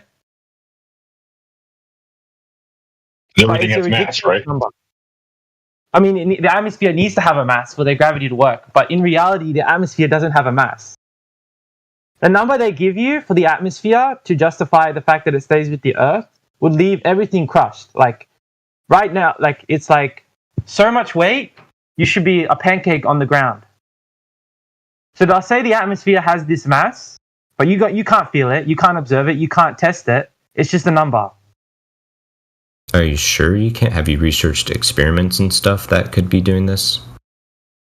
No, experiments that they use to prove the atmosphere of the Earth is made up of whatever, the mass is whatever.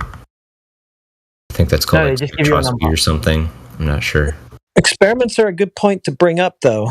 Do you know of any experiment that demonstrates that gravity can be the cause of air pressure? I can't think of any off the top of my head, but I'm sure if you looked, you'd probably find some. Well, why are you sure of that? Have you looked? I mean, no, I haven't. I'm believing off of faith, I guess, but yeah. Have you looked? Yeah, I look for it every day. That's why I just asked you for one.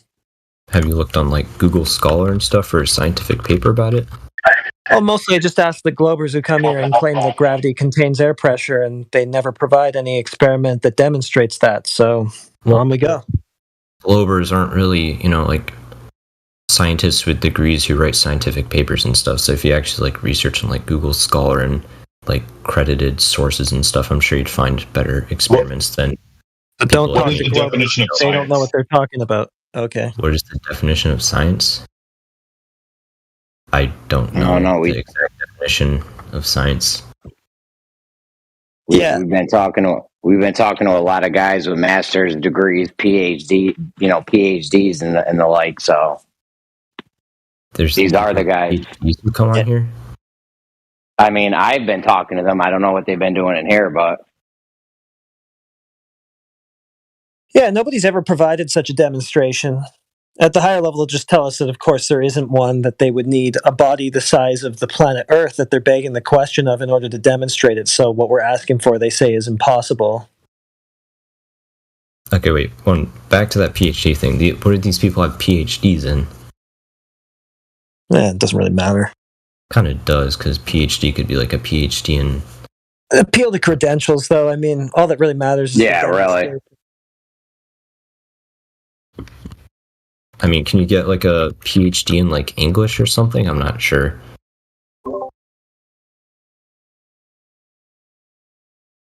can find many debates of flat earthers debating physicists. I'm sure it's happened here. Lots of math teachers. I mean, a math teacher isn't like a physicist. I don't know. Yeah, but when we're talking about the shape of the Earth, we're not talking about science. We're talking about geometry, right? Not necessarily geometry. It probably is more science. Well, I guess it's a mix of both. In this case, he's talking about But gravity physics is containing the air mix of... pressure.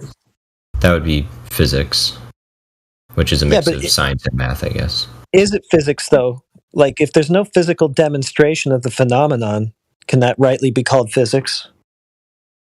Probably, because I'm assuming for the air pressure or experience they can't do a massive scale. So what they probably do is they do a small scale, and then they do a slightly bigger scale, and then they can calculate or do a bunch of like different varying in sizes, and they can calculate the difference in the speed and stuff. They probably do something like that, if I take a guess. They don't even do that. They just do some calculations on paper. Based on what experiments? Yeah, exactly. Calculations, that's it.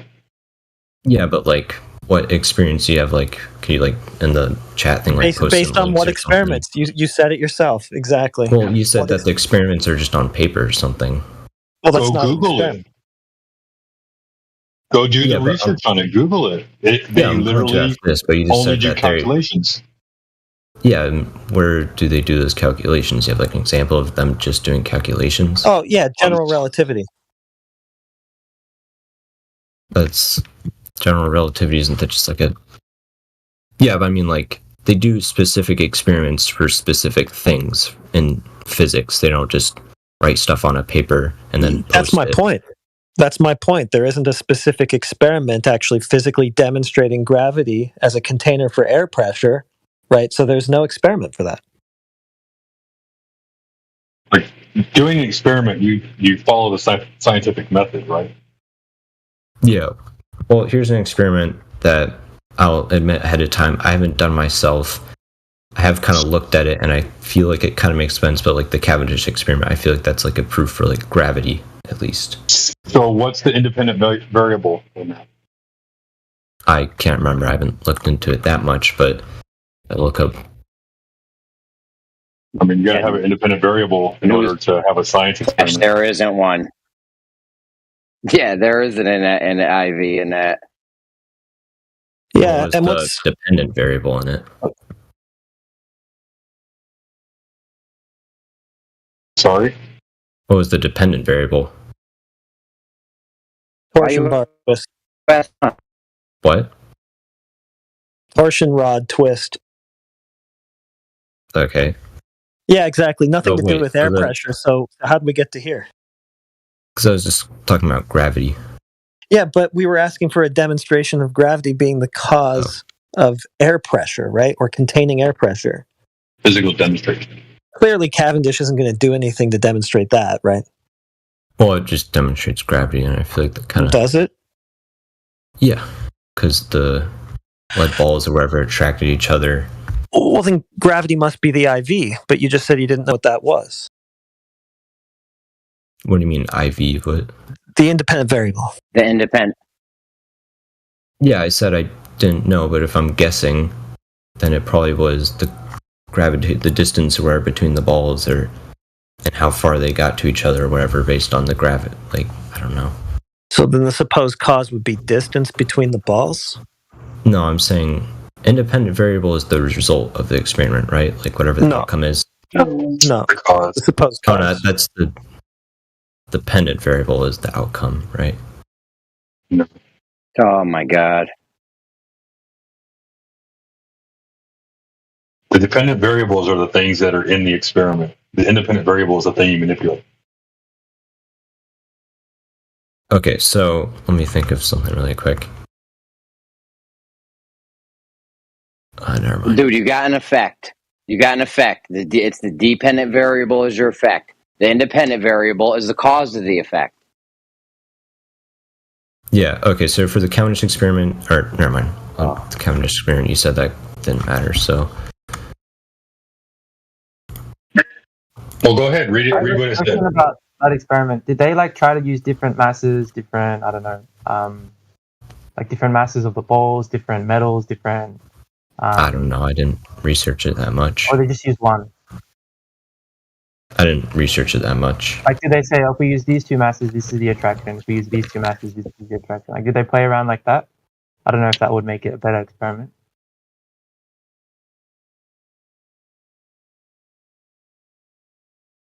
It's not an experiment. What do you mean a better experiment? You have to have an experiment in the first place.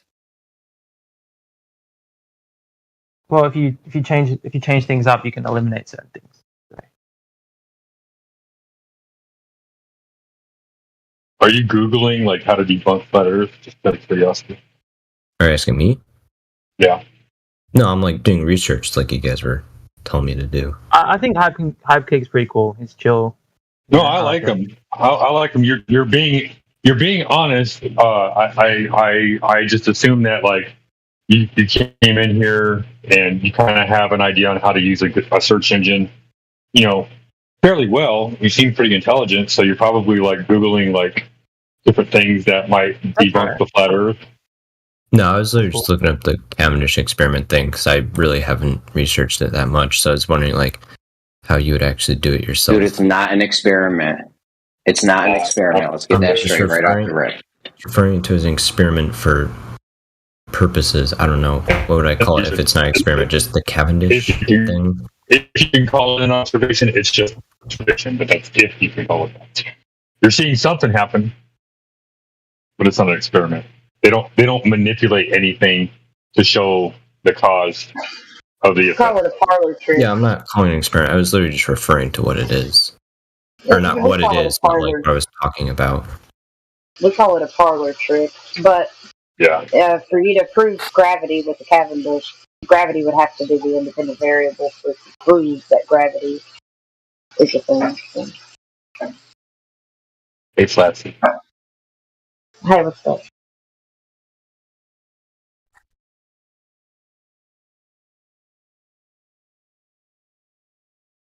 So, any other proofs for gravity? For gravity or for the air pressure thing? Because no, not really. Well, I mean, that would bring us to the third thing about air pressure. Or I guess we are talking about air pressure without a container, right? Like, what's the container? Why does there need to be what do you mean a container? Well, I mean, can you define air pressure? To define air pressure, I'm assuming. Yeah, just Google it. Just Google air pressure definition. Look for the NASA definition. They got a good one. The force exerted by air, whether compressed or unconfined on any surface in contact with it.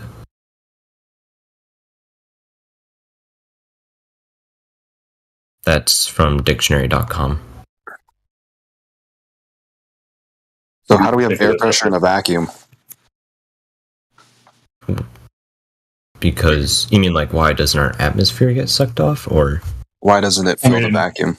Yeah. Because of gravity holding it down, but then we were just talking about how that doesn't... I haven't really researched that, so I can't prove that. You can't demonstrate gravity preventing air from filling a vacuum.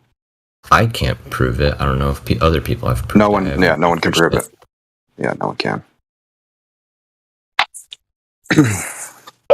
We welcome you to keep looking though, because like, don't fall for the parlor tricks and the explanations. Like, you should be questioning their work as much as you're questioning us. You should be scrutinizing them. Like, is that really a good enough definition, or is that somebody just putting words to paper? Do I need to call bullshit?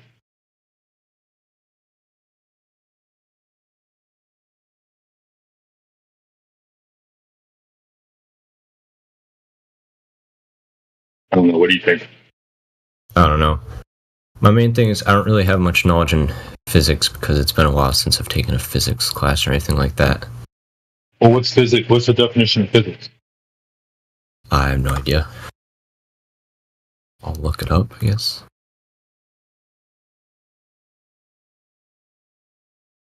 The branch of science concerned with the natures and properties of matter and energy. The subject matter of physics, distinguished from that of chemistry and biology, includes mechanics, heat, light, and other radiation, sound, electricity, magnetism, and the structure of atoms.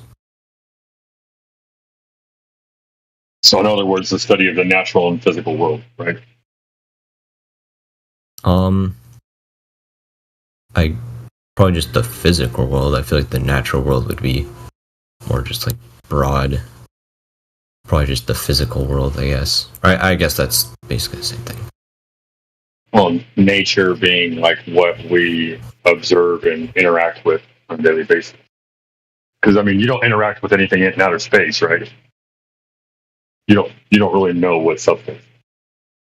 I don't know. You know something funny? I was watching the news the other day. They had just a little sidestep. What's his name? William Shatner on there talking about his little voyage to space. He said he looked out the window and saw a Band-Aid floating by the window outside. You believe that? Wait, he saw a Band-Aid in a Hollywood studio? Is that what you're telling me? I think he made the Band-Aid thing up. Like, are you telling me that there's litter in outer space? Like, that's how bad it's gotten? Wait, who's William? Oh, wait, William Shatner. He went to space? But I think there's too much litter in Narnia. We need to clean that place up.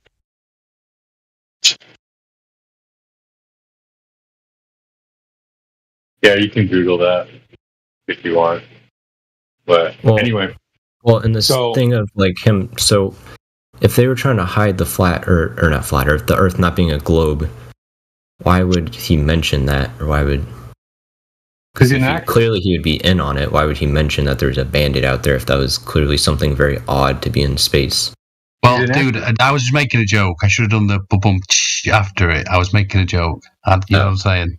Sorry. So I don't know if it was in a Hollywood studio, actually. But I do know the definition of physics, if you want. Sure, go ahead. It's the investigation of the physical and natural world to establish a cause and effect. Shout out QE. You told me that. Wait, that's the way. Hold on, that's not the definition of physics. That sounds more like the definition of science. Yeah, that's what I meant. Thank you. Yeah, but physics is not necessarily science. It's a separate subject within itself. But anyway, it doesn't really matter. That in a sense, what's most important is what you can demonstrate and what someone claims and whether or not they can back up their claims with a demonstration. Because if someone's going to make the extraordinary claim that gas pressure here on the surface of the Earth is caused by gravity, then they can back it up with a demonstration of gas pressure without a container due to gravity. If they can't back that up, then it's a baseless claim.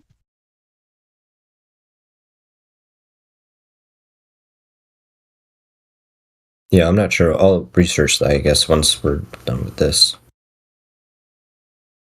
Do you have anything else to add? Do we have any Earth curvature anywhere? Any measured Earth curvature anywhere? I don't really know. You definitely don't have that. Do we have any feeling of motion that we ever experienced anywhere?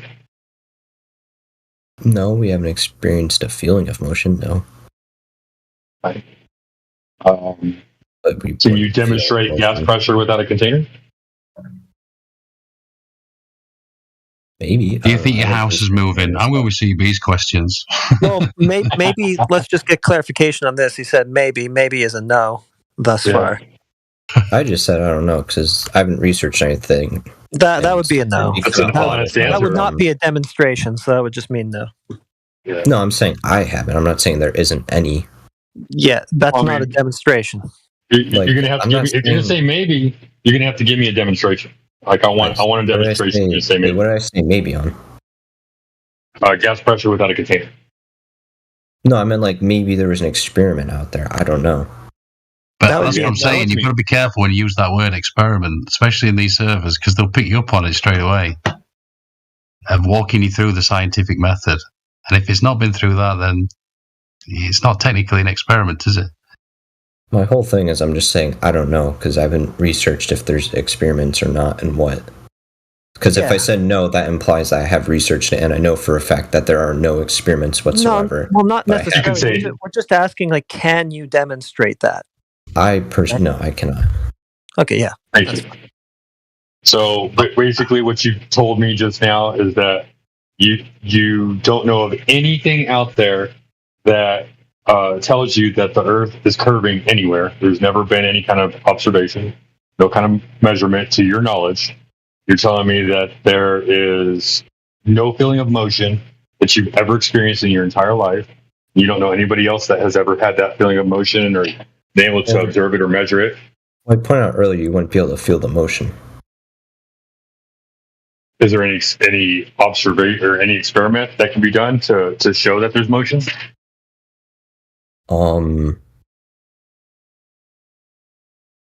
yeah, no, there's no experiment, but even if there was motion, you won't be able, according to the things I've read, you won't be able to feel it. So there's no experiment that shows any kind of motion here on Earth, that the Earth is in motion. Okay. And there's no, you don't know at all if there's any gas pressure without a container. To the best of your knowledge, you have to have a container in order to have gas pressure. Because you can't demonstrate it any other way. I guess. So basically you have a belief that the Earth is a ball. You don't know at all. Period. I guess if I go research this, though, I feel like I can probably find these answers. Do you think that we've done any research here? I feel like you guys have done some research, but like, so if all of physics, right, like relating to like the Earth and stuff, is a lie, then how would so many people go through college class and stuff, just taking classes like, and just never just think about it and go like, wow, this doesn't make any sense? Because people in college don't just like listen to a class and just listen and just write down whatever they hear and not think about it. You'd think you'd be surprised. What's a lie? What's a lie? What are you saying about a lie? What? No, I was just saying like, have you never taken a college class and then while you're getting through it, you're like, I just need to get through it. I just need to pass it so I can get my degree. You don't care what the class is. You just need to pass it so you get your degree. Yeah, have you been to college? I'm just asking. I'm not sure. Yeah. I'm actually one class away from bridging into the RN program, but I decided to change my career. What was your degree or your major? Nursing. Oh, okay. Yeah, I'm probably... I do. I've got an engineering and construction degree. Yeah, I've never taken a science college class. I've taken... Well, not yet. I think I have to take a physics class, and I guess I'll see. Do you know what physics is? Do I know what physics is? I mean, I know, like, the idea of it, but... The physical? Like science related to physical science. The physical. Yeah. Things that you can test that are physical. Yeah, I guess.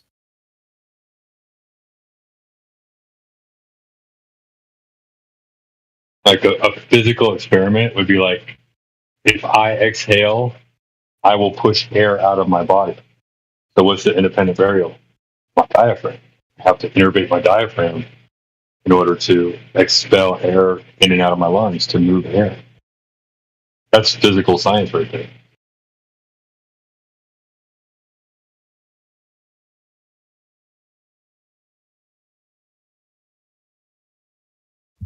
It's not a calculation.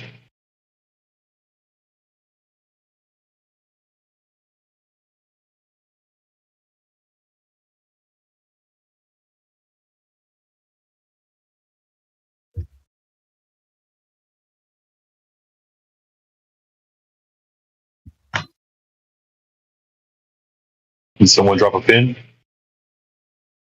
Do what? I said, did someone drop a pin? I saw Andy hold my beer. He dropped something. Probably my bed creaking, dude.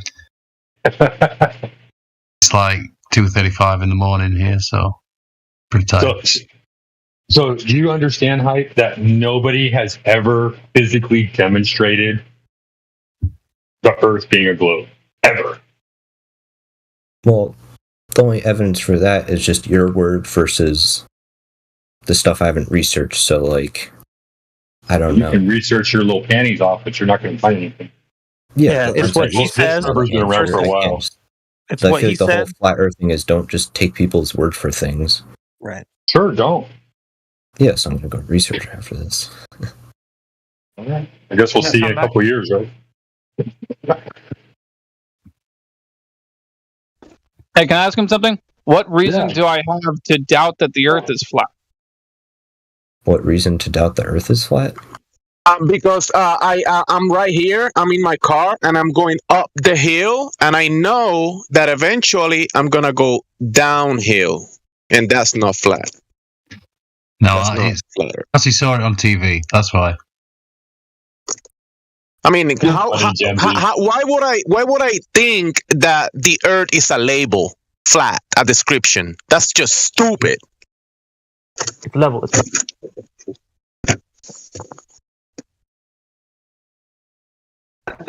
Wait, did the guy have an answer to the question?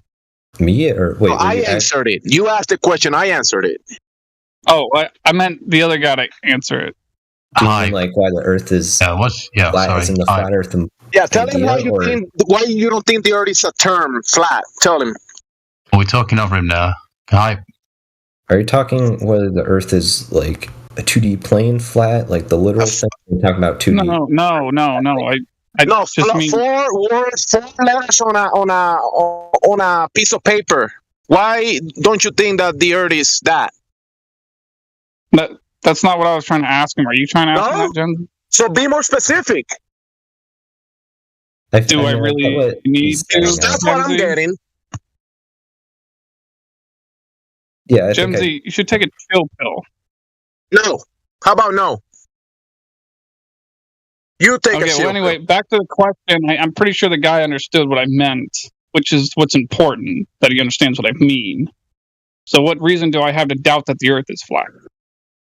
Well, I've asked a lot of people, well, not a lot, probably like 3 or 4 people, like what the reason is on the flat Earth as to why the sun goes in circles and doesn't fall due to density. I have this question for you. Why do you have this romanticized version of flat Earth? Like, why are you here pushing that to everybody that joins this channel?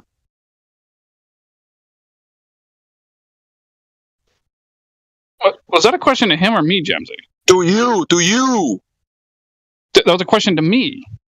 Yes, to you. Pushing what? What am I pushing? Your fantasized romantic version of the flat Earth. what are you talking about? Fantasized romantic version of the flat Earth. What are you talking about? Yeah, when you ask people, what reason do we have to doubt that the Earth is flat? What is that? When you ask someone that is new to the topic and doesn't have information about what that term actually means, is that an honest question that you're asking them, or you're trying to deceive them? I feel like it is honest. Well, I think it's an honest question because I'm pretty sure he understands that I mean the Earth being flat, as in the Earth not being a ball, and that scenario, as opposed to. So the you're Earth replacing their ball in their minds for some type of I don't care. So you're replacing the ball in their minds and try to give them a different shape and try to ask them that. Hey, Gemsy, you cut me off before I finish my answer. I don't care. Yeah, Gemsy, like, seriously, how are you still a moderator? I don't even get that. Because you're not an admin here, that's why. Yeah, no kidding. That doesn't answer the question. Yeah, so you have something in the background against me, huh? I knew it somehow. Oh my God! You're freaking out. Let's just carry on with the conversation and not freak out. So mute yourself and don't ask a stupid question. I think you're personally, I think you're a reasonable question. I don't know. I understood what the question was, because, like, I call it the globe Earth model. I don't mean the Earth is literally like a classroom globe. When people say flat Earth, they don't literally mean the Earth is two-dimensional. So I get when people say when they say flat Earth. But what was the question again? I can't remember. Yeah, that's it. That's a pretty good answer. But so the question was, what problem do I have with the flat Earth? Well, what reason do we have, or what reason does anyone have to doubt that the Earth is flat? Well, I've asked probably like 3 flat earthers. I know that doesn't represent every flat earther, but like, what reason does that sun and moon have to be going in circles without falling due to density, and what keeps them moving? Well, so let's just analyze this for a second. I just keep in mind, I just asked you a strictly geometric question. You know, the question was, again, what reason do I have to doubt the Earth being flat? So that's a question about the surface of the Earth, and you're saying, and you're saying to me, like, I know, but let's just analyze this. Let's just analyze this quickly. So, like, carefully and slowly here. So you're saying, like, well, some people say something about the sun or something about the sun doing this, and I don't know how the sun, follows its pathway or whatever, or does whatever it does. But that's the sun. That's a luminary in the sky. So I mean, the question I've got to ask for you is, what does a luminary in the sky have to do with the geometric question that I just asked you? Okay. Well, because if you're thinking about the Earth, you got to think about the fact that there's day and night, and it's kind of important for, well, I guess that translates to reality. What problems do I have with the flat Earth? Like, no. Listen carefully to the question I'm asking. So I just asked you, what reason do I have that the Earth is, what reason do I have to doubt the Earth is flat? And you said something about the sun and how you don't know all the details of how the sun does whatever it does above our heads, all right?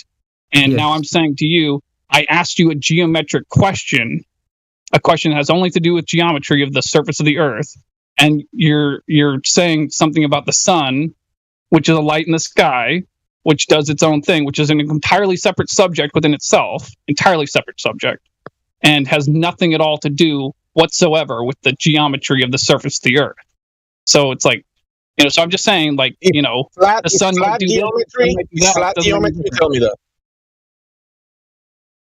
Okay, wait. I get what you're saying. You're saying because the only thing I could use to show that the Earth is not flat, geometrically speaking, is that you can't see the curve, as you guys were saying.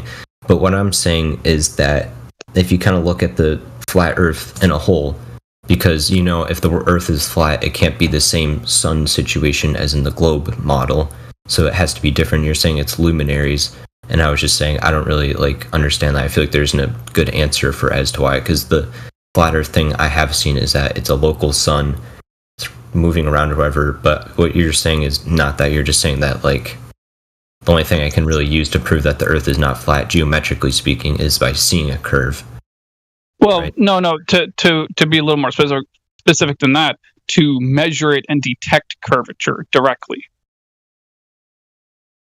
Yeah, I don't really have. So that would be the only way. My only thing against the flat Earth is just like an explanation for the sun, because that's kind of important for reality. Well, yeah, but just keep in mind. Think about what you said. You said the word explanation, and I'm glad you used the right word there. But just keep in mind, like an explanation is just an explanation, and a demonstration is an entirely different thing. So I'm just saying someone might be able to give you one explanation about what the sun is and what it's doing. Another person might give you another explanation about what it is and what it's doing. But as far as demonstrating those explanations to be true, that's a very separate thing. And I'm just saying I wouldn't suggest that you blindly believe anyone's explanation about what the sun is, regardless of whether they're a globe earther or a flat earther. I would just either, just acknowledge the fact that you don't know what it is.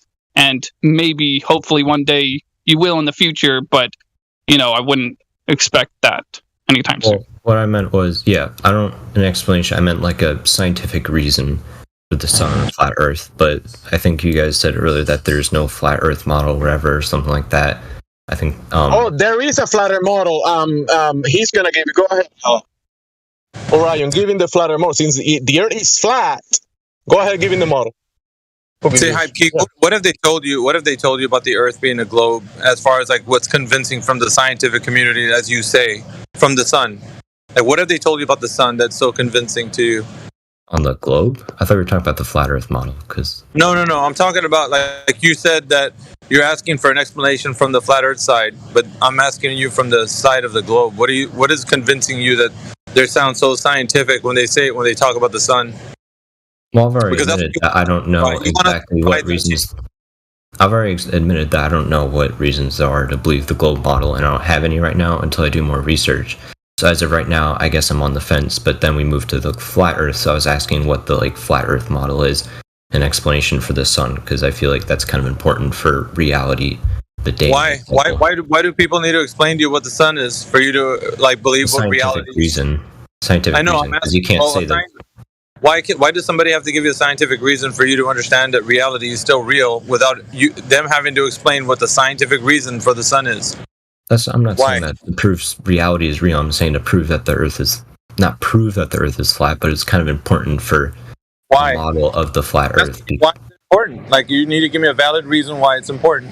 Because we experience day and night in reality, and the globe model, which I know doesn't work because it's due to gravity and stuff, and gravity doesn't exist on a flat Earth model. No.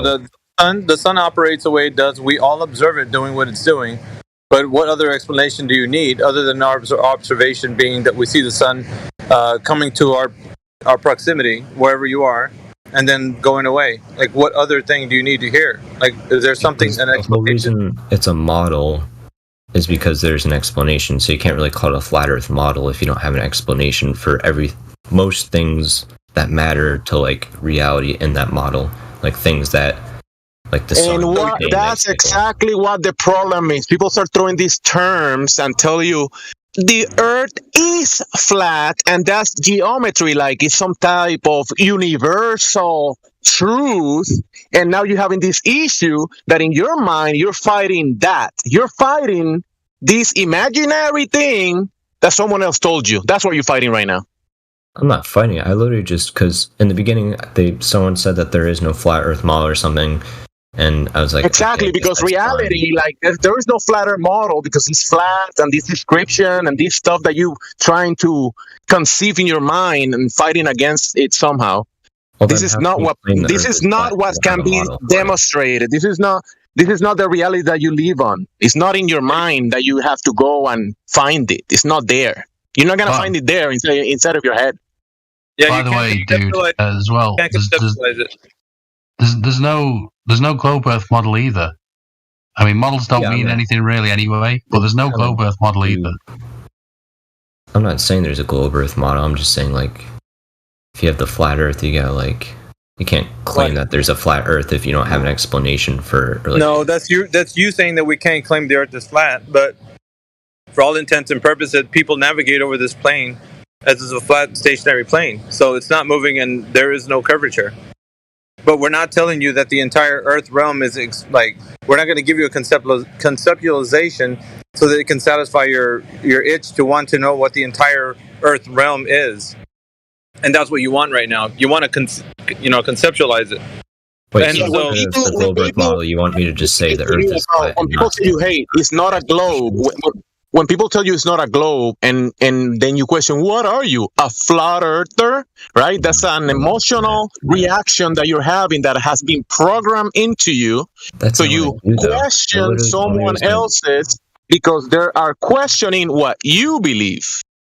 The only reason, right? So it's good that you're asking questions, but don't be picturing this thing in your mind. Don't be creating this trauma that you can burn in your mind, because this is not what people are trying to communicate to you here. The only reason I brought it up is because someone asked me what my problem with the globe or flat Earth thing is, and I thought he was asking what my problem is with the flat Earth model.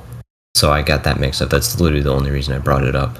Yeah, because there isn't one, and that's the problem with some people is because they want to conceptualize it, and there isn't a model that we're going to point to. Not even the AE map, nor any other kind of map that they can point to and say this is what the Earth looks like, a snow globe or whatever. It doesn't matter what they point to. Nobody can actually see it from that perspective. So that's what the globe has for people. They show you the globe and they spin it around and all that stuff, but flat Earth doesn't do that.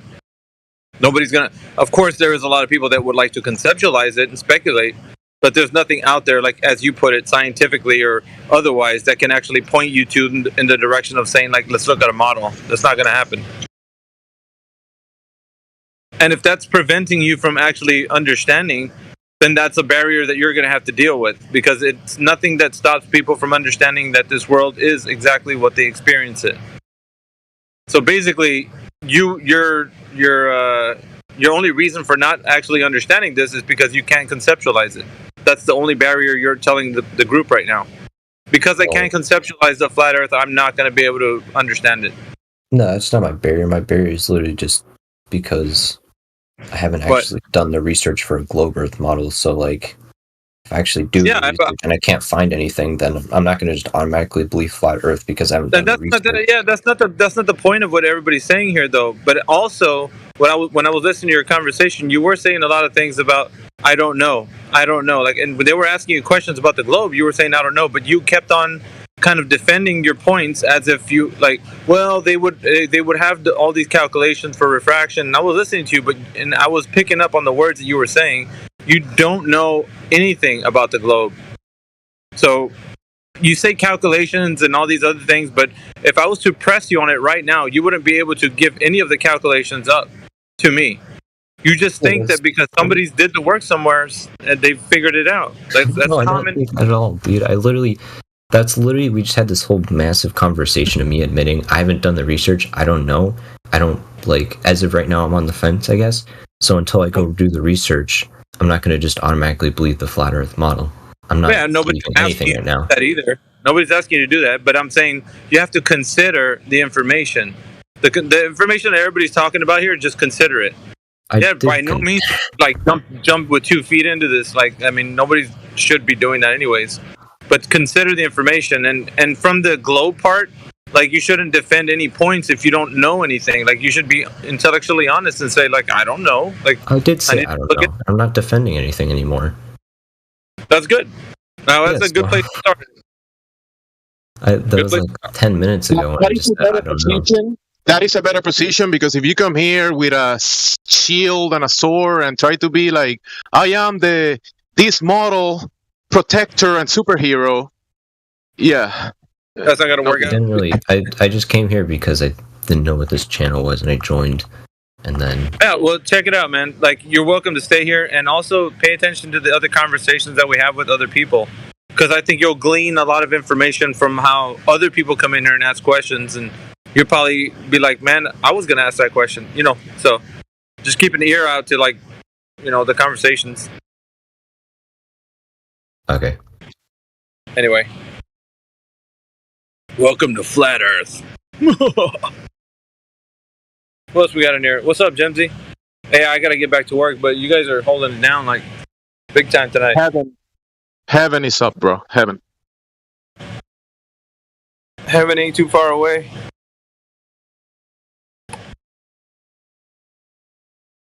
We got a panel. Heretic, you've been doing a good job tonight, man. I heard Timbo got his legendary wig tag tonight. Oh, sweet. Give me my theme music. I don't know. I think, he had the guy not say anything, so I'm going to actually give him the tag today. He's a part of the group now. Well, two people joined. Wig. Yeah. Exactly. Let me just edit your role real quick and give you that. You made that guy either, did he rage quit or I didn't hear him anymore, so you silenced him, which is organic.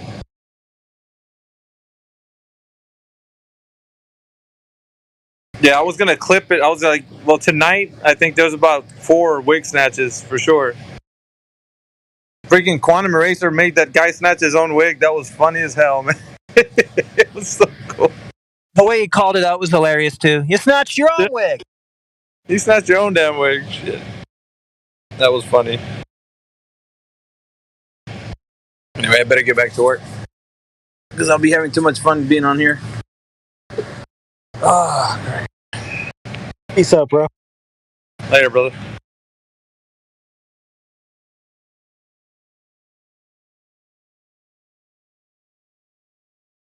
I'll still be listening, though. Jeremy's after you, Miggy, so he's probably going to talk your ear off about Coriolis. I don't know. I just can't listen to that argument anymore. I'm done with it. Yeah, tell that crazy nut I'll talk to him later.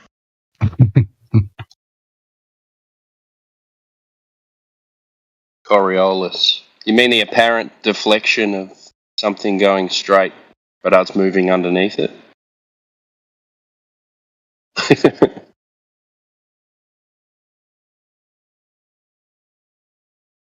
I think every year something happens, and a term will just get to me. I don't know. I've noticed that.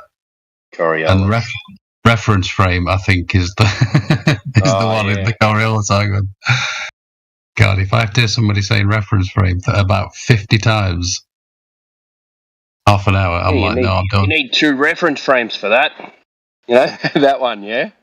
But I've noticed that, I think 10 years ago, when I think paradigm, year by year, there's a word that just gets used, and it gets used over and over again, or it does in my universe. And I think, I never want to hear that word ever again. It just bothers me now. I always say, in your paradigm. I use it a fair bit. Or in the globe paradigm.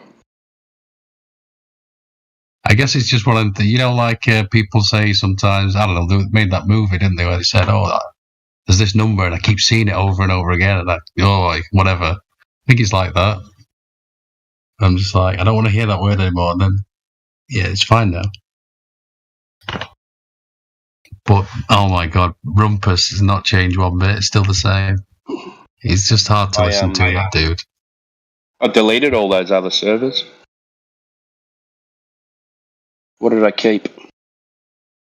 I kept science versus pseudoscience. Kept Jam Panda's one. I've got Ethergress's one. It's going to kick off. And we can talk some shit. I've got to join Shane's new one, and that's all I'll have. Somebody VC check in. Is there? I'll go and check it out.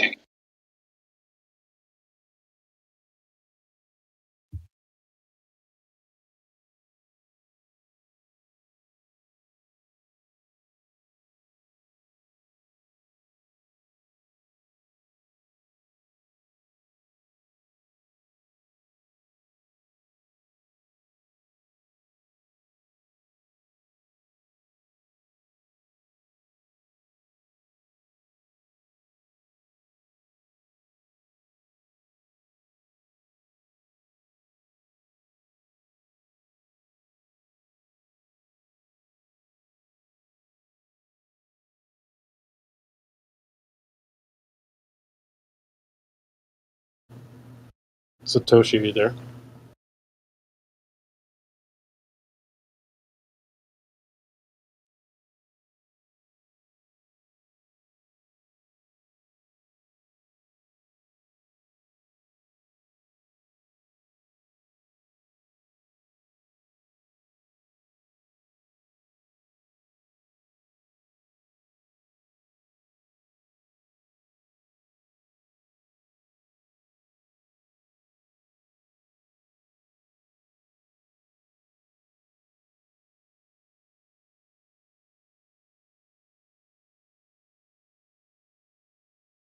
Why is it so quiet?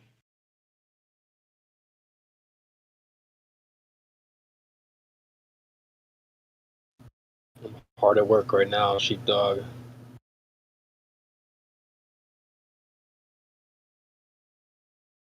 You're working right now? Late? Working on this soundboard. You're... Yeah.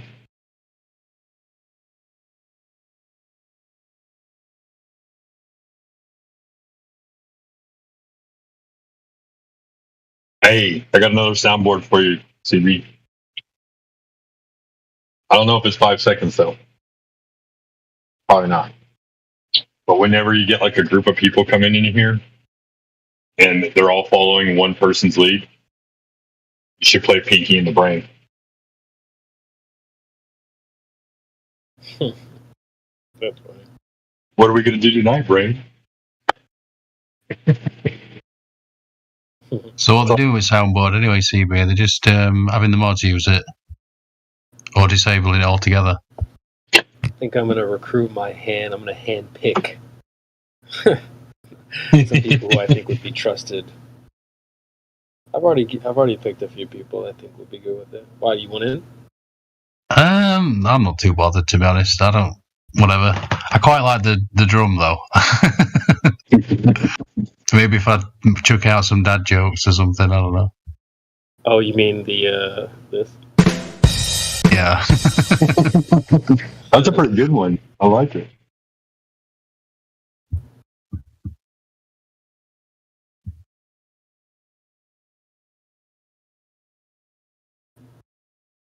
This guy coming in sounds like a bit of a LARPer, to be honest. Just my opinion. He giggled in the first 10 seconds of his interview. Not looking good. But Could be interesting. Oh, is it the lobby? Solzy. Hello. Welcome to the server. Thank you, thank you. Any questions? Ask away, mate. Well,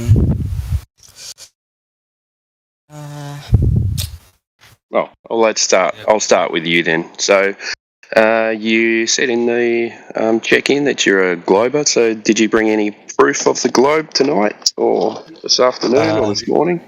I don't have anything, to be fair. I don't have anything. So, you just believe you live on a globe without any evidence? Okay. That's fairly religious, isn't it?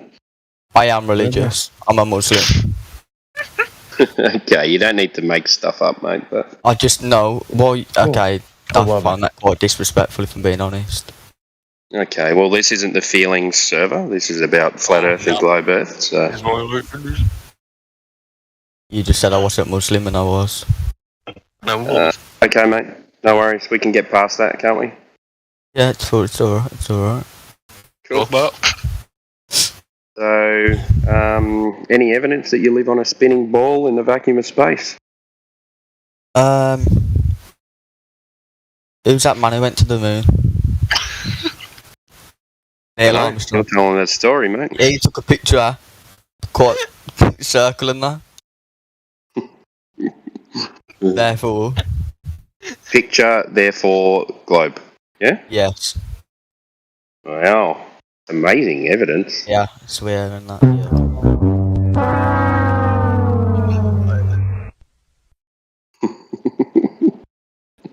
To be fair, that was quite funny. Yeah, we like to have a bit of fun on here. He's pretty good on the board. I love having fun with my friends. But I don't have any. My only friend is Allah. My only...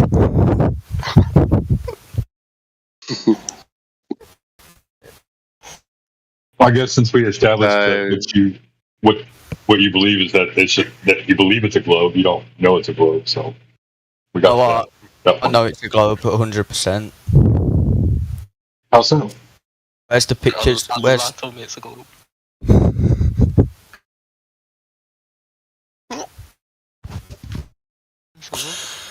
Who took the picture? Neil Armstrong, if I'm not mistaken. Really? Yeah. Can you find the actual picture and get the specifics on it? Like when it was taken, what kind of camera it was used. I'm not sure when I'm born. Oh, so first you'd have to determine where's the proof it's flat. Well, we're just talking about the ball at the moment. We want to see whether you know where you live. Because if you don't know where you live, then there's no point continuing with the conversation because you're not going to put up much of an argument because you don't actually know anything. Well, I do. Well, what do you know? I'm a crip killer.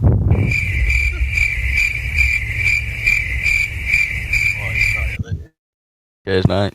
Nan's gasping for her.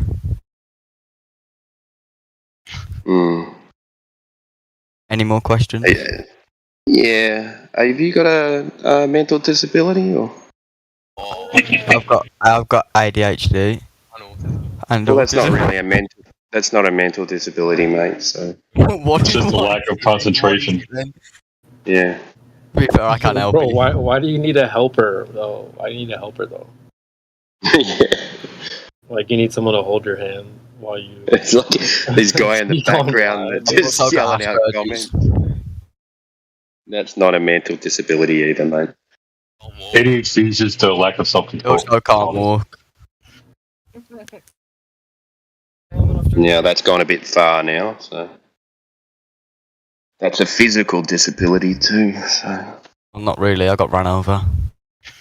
It's not my fault, is it? Yeah, the acting is so bad. Did you not see the car because it came over the curve of the earth? Is that what happened? Yeah, that's exactly what happened. Did you get spun into the car? Yeah. All right. Any more interesting questions? Wait, go on mute. And the funny thing is, you guys actually think you're funny. You little weasel! Look at you, you little fucking weasel! I can see it in your eyes! You're a fucking bitch!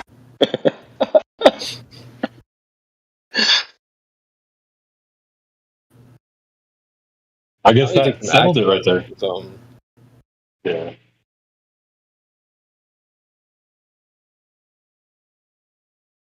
I don't know. I can't have a conversation with anyone who doesn't know how to talk properly. So as you come back, tell your friend to get on a mic on his own. We don't do this whole like 2-person 1 mic thing. Or 2 guys 1 cup. When a Glober comes here and claims that the Earth is round, is that right or is that wrong? Can something be a description? Round? Well, round's weird though. Round can be flat, can be. Okay. Cylinder is an oval is round. Okay. I was in another chat, this bunch of Globers and Flat Earthers arguing, and what I heard, it was one side claiming it was round, and the other side claiming it was flat. So 1 flat, 1 round. Yeah. Both arguing for the same thing? And it was just such a stupid argument from both sides that I was so annoyed. Yeah, it sounds like they're arguing for the same thing. But if you talk to me, if you talk to me about, hey, we have some measurements, you know, we couldn't measure any curvature, we have some lasers, level. You talk to me about that stuff, and I'm like, yeah, 100%. But then I hear these flat earthers, oh, I love flat Earth. Flat Earth is the best thing ever happened to me. Like, what the fuck? And then arguing to Globers about, you know, I don't like the globe, I like the flat Earth. Like, bro, like, stop this romanticized version of the flat Earth. Wallahi, say wallahi. Wallahi, G. UGG? What are you talking about? Games? Guy, that you open your mic while I was talking. What do you say? Yeah, nothing.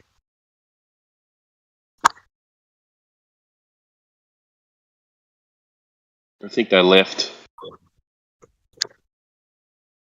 He's back. Timbo, actually, I need to ask you a question. You were speaking to Jamesy before, so you can ask Jamesy if you want. Well, I'll ask him then. Don't cry.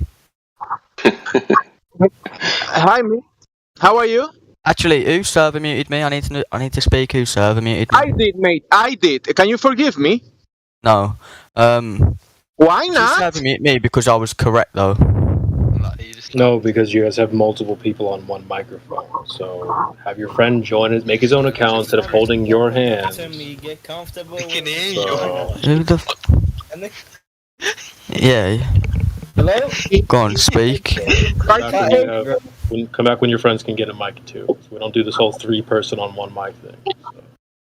It's funny how he's offended, but then he starts condescending.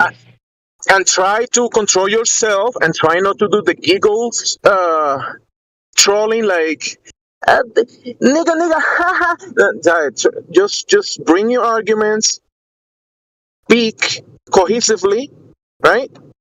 Word by word, speak to us. No need to do the giggle and the joking of flat people, dumb, globe through. We don't need any of that, okay? Mate, do you think you're upside down? Yes or no? Hello, mate? This one. Do you believe you are upside down? Oh. Hello? Hello? Did I just keep getting kicked for no reason?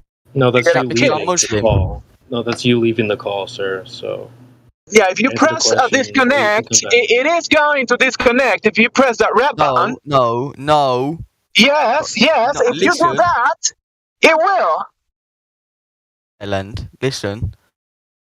I got. No, you listen to me, Linda. No, you didn't. This kid, bruv. Sorry. Linda. No one kicked you. You left on your own. Sorry. So, just like you're. If you touch the red button, it is going to disconnect. Don't you know that?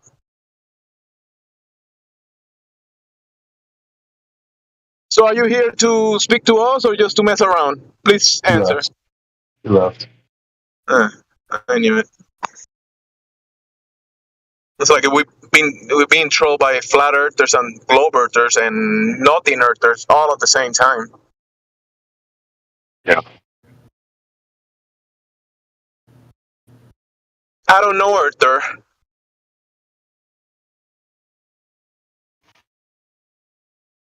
That was a good race quit, Jensen. Good job. Hello, everybody. What's up, Sheepdog Legend, mate? Something. Hey, mate, this is an English channel. English? Yes. Yeah, alright, what? Is that you that just left a minute ago saying you got disconnected? Oh, just arrived, mate. Huh? What? Not the same person. You lost, mate. You're a bit dazed. Yes. I lost you, yes. And I am dazed. Anyways, are you the same guy that was talking to us a minute ago? Said no. Do you want me to answer it one more time, you stupid? I couldn't hear you, you stupid. What the fuck? I said it twice. Shut up! Who are you shouting to, you silly little spick? Wait, is that Sheepdog Legend? Is that you, Sheepdog? What in the fucking English are you, mate? How many tacos do you eat a day? Bruh, you are an actual living legend. You are an actual living legend. You know that? I appreciate that, Jensen. How are you doing, dude? I'm doing alright. I'm just with my tacos, man. Oh, that's Sheepdog, my friend. I was trying to make fun of the other guy because he was messing with us, but that's gangster, mate. You little cripple. Let me check. Oh, Damien, Damien, is that you? Yo, G. Damien. What, Who mate? was the guy that was talking to me? Damien was the one that was talking This to you. guy's feeling had alright. colorful words to say. Damien, I only speak English and Spanish, bruh. I can tell you speak Spanish, mate. Fucking hell. Yeah, I can tell it. you can tell. In your stupid, spicky voice, mate. Can you really tell, or are you just saying that? So, you're being. Have you ever had a serious conversation in your life, Damien? Have I said a what, mate? Can we speak English? Your accent's fucking minging. All right, Damien, have you ever in your life had a serious conversation about anything? Have you? Yeah, I have. Thanks for speaking more like the white man. I can hear you a bit better now. What? Sounds What did you a lot say? more clear. You sound a lot more What did you clear say? speaking. Yeah, I mean, this is so lame. Take it Your English accent sucks, Damien. Alright, cheers, sheepdog. Maybe I can help him. For someone who can speak English and only English, your English sucks. Yeah, Damien, I gotta say, I have to agree with him. Like a bro. literature English, bro, you're gonna Can I have take to a literature test with go, to Gems, ski- please? go to school again, bro. Go.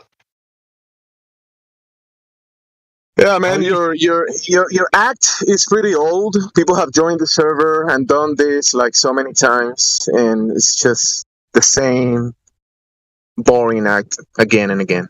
Damien. How we say drop over distance in English? Oh, that's a good question. Go ahead, Damien. Answer that. Water curve. I hate Mexicans so much. Mexicans. You hate your dad and your mom? Why? What about Puerto Ricans? Good luck, I'm not Mexican. Do you hate Puerto Ricans? Taco munch. Keep muting me. No, actually, he said he hates Mexican because he loves Puerto Ricans, right? That's what I Am I heard. right? Te encanta mucho. ¿Te gusta, Damien? ¿Te gusta? Most Hispanics don't like each other, so that's normal. Yeah. Like I'm Cuban. I'm Cuban. I don't like Puerto Ricans or Mexicans. Maybe they don't like you, and that's why you're saying you don't like them. No. Yeah. Because if you meet more than one asshole in a day, it's probably that you are the asshole. I bet that lad's not even left his hometown in his whole life. Which part of reality hurts him? The non-physical one. That sea level hurts him or what? But sea level, it's there. We cannot do anything. In English, Italian, Portuguese, Mexican, it's always sea level. I'm going to have to agree with that. Even though you are from a different country, I'm going to have to agree that level in Mexico and Puerto Rico in West Europe, it means the same thing.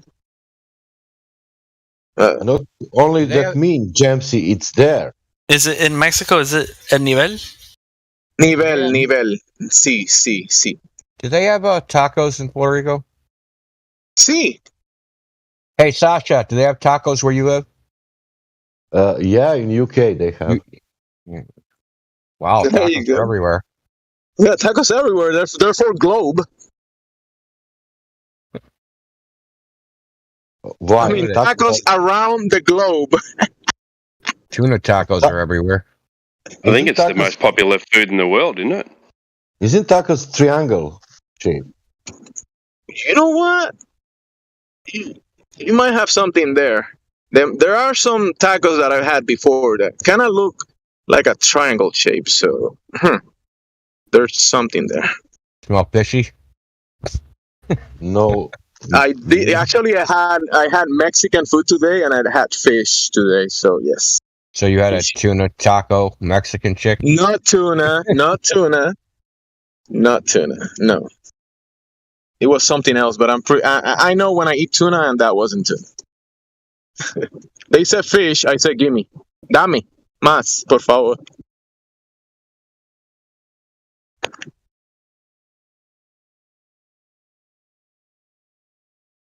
That's probably what got me so pumped earlier, but it's all good. I'm calmed down now, guys. Ask one question, Jimsy, or anybody. Well, Damien was speaking to us, but he's like at a higher level than us. He's better than us, so he's kind of just making fun of us for some reason because he's up there on the globe high standard people staircase of his imagination. Well, supposedly we've got 25 people watching this on YouTube. There's going to be somebody out there listening right now that thinks they live on a globe. They can come in here and have a civil, serious discussion and share our information with. Back to you, Jim.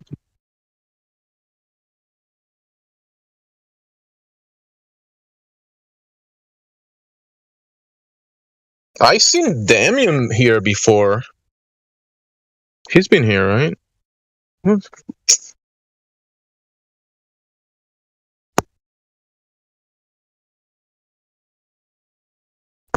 I don't know why, but I think I spoke to him before, but he didn't give me that vibe before, that what he was doing tonight.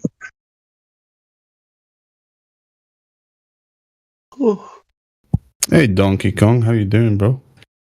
Good to see you back in the show. Your mom? I mean, I read someone earlier writing that, like, Donk or something, your mom. Yeah, Donkey Kong, your mama.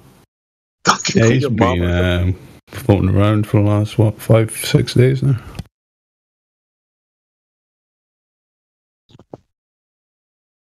Hello? Hello? The Earth ball, Donkey Kong. Is the Earth a ball? Oh, it's flat. Donkey Kong was in need of mental health services yesterday. He came in the live stream and started. I was freaking Indio. out. Yeah.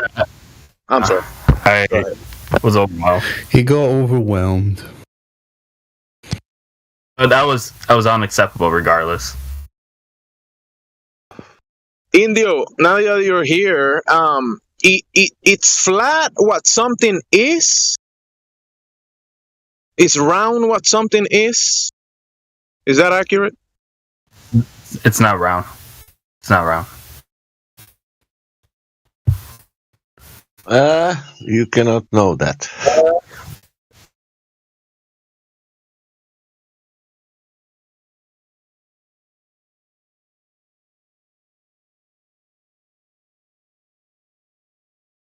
I have to go throw. I'm gonna have to go throw rocks at Indio's window. Oh, you better have a good arm. I'm on got the reinforced right now. bulletproof glass, no doubt, man. No, I'm on the 9th floor. Better have a good goddamn arm. I can reach 9th floor. I wouldn't do that. I was just joking. Yeah, well, the building's at the level of the street. Well, you could actually stand on the bridge and probably. Oh, that's not even a bad throw. Yeah, you could probably hit me right in the head. Yeah, many of the bridges around here do pass like parallel to probably half. I mean, how do you say, like high floors of the buildings, like 9, 10. Some of the again, when I pass through Boston or to Cambridge, you can go to the bridges and yeah, you see the high level, the high floors sometimes, depending on which one. Yeah, Did you know that the bridge is down only like 3 stories or 4 stories. Got to throw it sideways, like maybe I don't know. 150 When you go feet. from You could do that with a Charlestown, instead of taking 93, you go to the other side, like going to Everett, and you in Charlestown going to Everett, and then you take a left, go to Cambridge. You gotta cross that bridge. There's a bunch of new buildings around that area, and they've been building. All of those buildings are basically new, and they're doing that. Yeah, That's where I am, Jamsey. no way. Yeah. That's cool. I go around the area very often. That's where Galleria is. Cambridge side Galleria. I used to live like 2 blocks from the Galleria, so for about 10 years. I thought most of those buildings were, I mean, No, now that I think about it, that was the wrong thinking. Many times I saw so many students around the area that I thought it was mostly students because I kind of like interact with them. Them often. There is. There's like a it's called Education First. It's like a business school. That's like around here, and they're like. So they actually, so there were just a couple buildings at first, not like buildings for classes. But they built a dorm, and I think they're building another dorm. That's one of the buildings that they're like. If you cross the it's technically called the Gilmore Bridge. So if you cross the Gilmore Bridge coming into Cambridge, the building on your right that they're building, I think that's going to be dorms. But they've built dorms, in this area. They're actually coming up with a new name for it. It's called Cambridge Crossing. They've built 1, 2, 3, 4, 5, 6 buildings that are at least, I don't know, 20 stories in the last 2 years. And more going up around that area. Yeah. Oh, this is just the beginning. They're not going to stop. Crazy. And they're supposed to be putting enough for 14,000 apartment units. One building? I mean, one between all the buildings. All the buildings that they're building in this area are supposed to be something like 14,000 apartment units. Wow, that's That's a lot. Because I don't know if you know that they took the Green Line, right? So they like moved it over. They extended it. Yeah, and extended it. Yeah. But they moved it across the highway. So like now there's going to be a stop, but they're trying to like build up this area because this area used to be like rail yards back in the day. Rail yards, yeah. Yeah, so like for like for commerce basically. So it was all rail yards, and there's a little grift going on here. If you try to figure out who owns this area, it's a multi. Bro, let me tell you, I was gonna say that owns another company. I was gonna say that because if you walk a little bit around those buildings, you're gonna find that some of those buildings are actually owned by the pharmaceuticals and huge companies. Oh yeah, they got Sanofi, and like back here is like Philips. They got like it's going to be like a mix of like apartments and corporate bullshit, you know. Yeah. But there's also they're planning on making like a kind of like a yuppie type mall, right? Not like a mall that's like a building, but like an open mall. So it'll be a lot of like retail and shit like that. Yeah, people walking outside and that kind of stuff. Like in the seaport, that they have some of that happening. That is pretty new. Yeah, so but it'll like displace the Galleria. Will go out of fucking business because if I can get off the train right here and walk to the stores like within 2 blocks, why am I going to walk 5 blocks down to the Galleria? I'll just stay over here. You know what I mean? Yeah. I'm telling you, like I got to do this, man. Nobody around here has kids.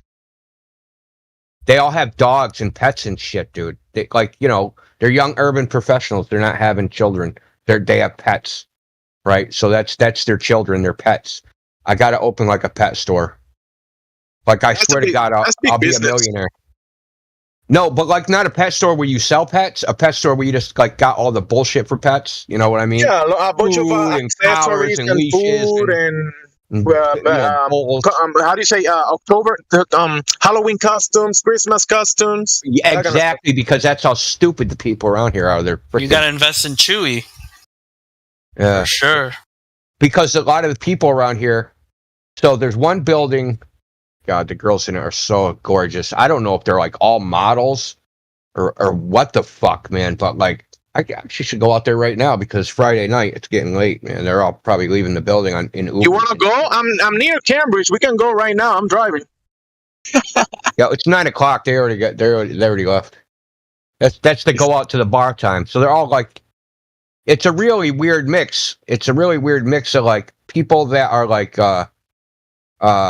they're going for their like PhD or whatever. They temporarily here to get their PhD at like MIT or Harvard. But then you got like these kids that are like teenagers and they're like from the Middle East and Spain and like all these places. Like they're all from Europe because none of them fucking speak English. But they're all fucking gorgeous and they're loaded. They got mad fucking loot. They got mad money. It's like I don't understand that. There's just this one particular building that's here. I don't understand. Like the people in that building. I don't understand, because it's like they're girls, mostly girls, but some guys, they're between 19, 25 years old. They got lots of money, right? And like, there's no way they're getting it from work, dude, because an apartment in that building costs like $3,000 a month. So at least it's probably $4,000 a month. It was $3,000 a month like 6 years ago. It's probably like $5,000. No, $3,000 a month is cheap in that area, actually. I mean, no, that area is pretty expensive. Next to the science I don't understand how they can afford it. That's the thing. Like, how can these fucking young? They have to still. They're like not old enough to be out of college. So like, I think like all these how like stunning girls have a lot of money nowadays. Bro, besides the one with rich you're talking parents. about women, dude.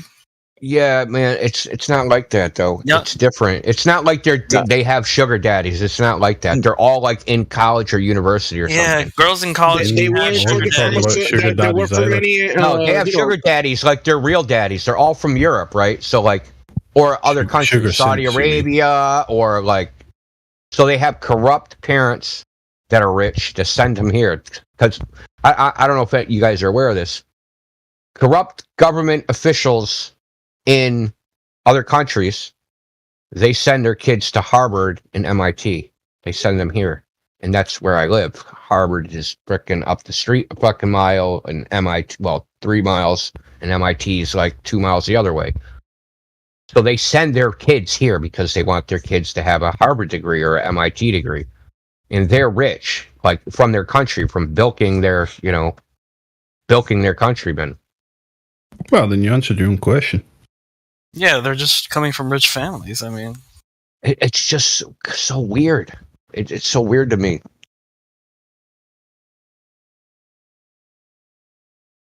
But why would they lie? It's kind of hard to describe. You'd have to be there because there's a bunch of buildings, right? There's different high rises, and like the people that live in each one of them, like each building, there's like a different type of people that live in them. So the building I described, that's just this one building. It's called Avalon, and they're all like. There are some people that don't fit, I guess, the stereotype, but there's buildings near it, right? So they're just like, they work in the tech sector, some biotech company. They're probably making like for around here, probably like $100,000 to $120,000 a year, but then there's people in the building I'm in, which is kind of like a mix of like, so a lot of the people are like, they're like, they work at MIT or they're going for like their PhD. But I also live in the oldest building over here. So it's like, it was the first building when they decided to redo all this shit. All the other stuff is old. It's way newer. But like, it's just a very strange mix of people. It's just odd. Cambridge is just a weird mix, just generally. I know some Spanish-speaking people around there, and like you might see these girls that look Europeans. Many of them are actually like from South America. Many of them. I rarely hear like people will pass me walking down the street. Like there'll be like a little clique of 2 or 3 people. And they'll walk by. They're not speaking English. Nobody's fucking speaking English, man. Like what the fuck, dude? Like. Yeah, I see that a lot. Are you sure it's not Spanish? If you don't know. No, many languages, but Spanish. No, me myself, because since I speak Spanish, I can interact with a lot of people. I do see a lot of different, like he's saying, many different. It could be anything, dude. In the same area, but I do see a lot of the Spanish people as well because I can kind of identify them and hear them talking as well. So but speaking Spanish, that's like 40 countries, right? So like, you could speak Spanish and you could be from Puerto Rico, you could be from Argentina, you could be from freaking Spain, you could be, and then we also have like, large Spanish populations in primarily English speaking countries. So you could be a Spanish speaking Canadian, right? Like that wouldn't even be unusual. So I've met multiple people from Spain and many like you were saying, Europeans with money, like Argentinians in here. people from that obviously that's South America, but some of the Spaniards and some of the Argentinians do have money. That's the thing. Like you're saying, they live in a large portion of people that live in that building. Apartments. They drive like brand new vehicles and live in like for real. Dude, I see like 25-year-old kids like driving, like top of the line, fucking BMWs, like whatever, dude. Like there's no like limit. I can barely pay for a Toyota.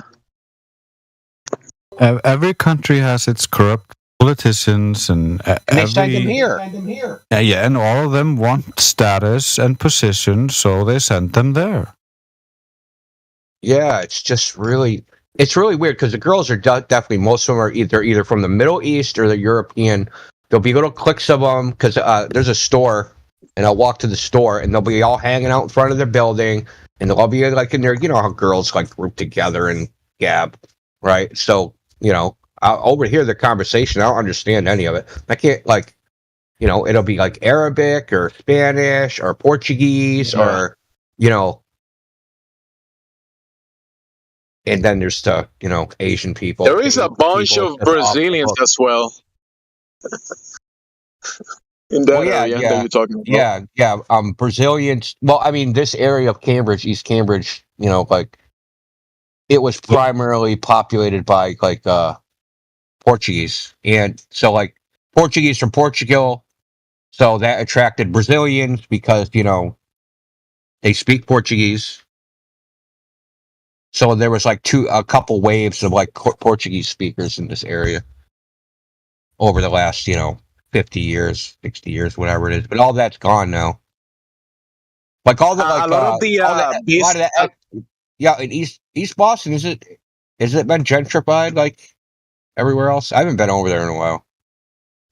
East Boston and Chelsea, many of the properties were bought by corporations and rich people.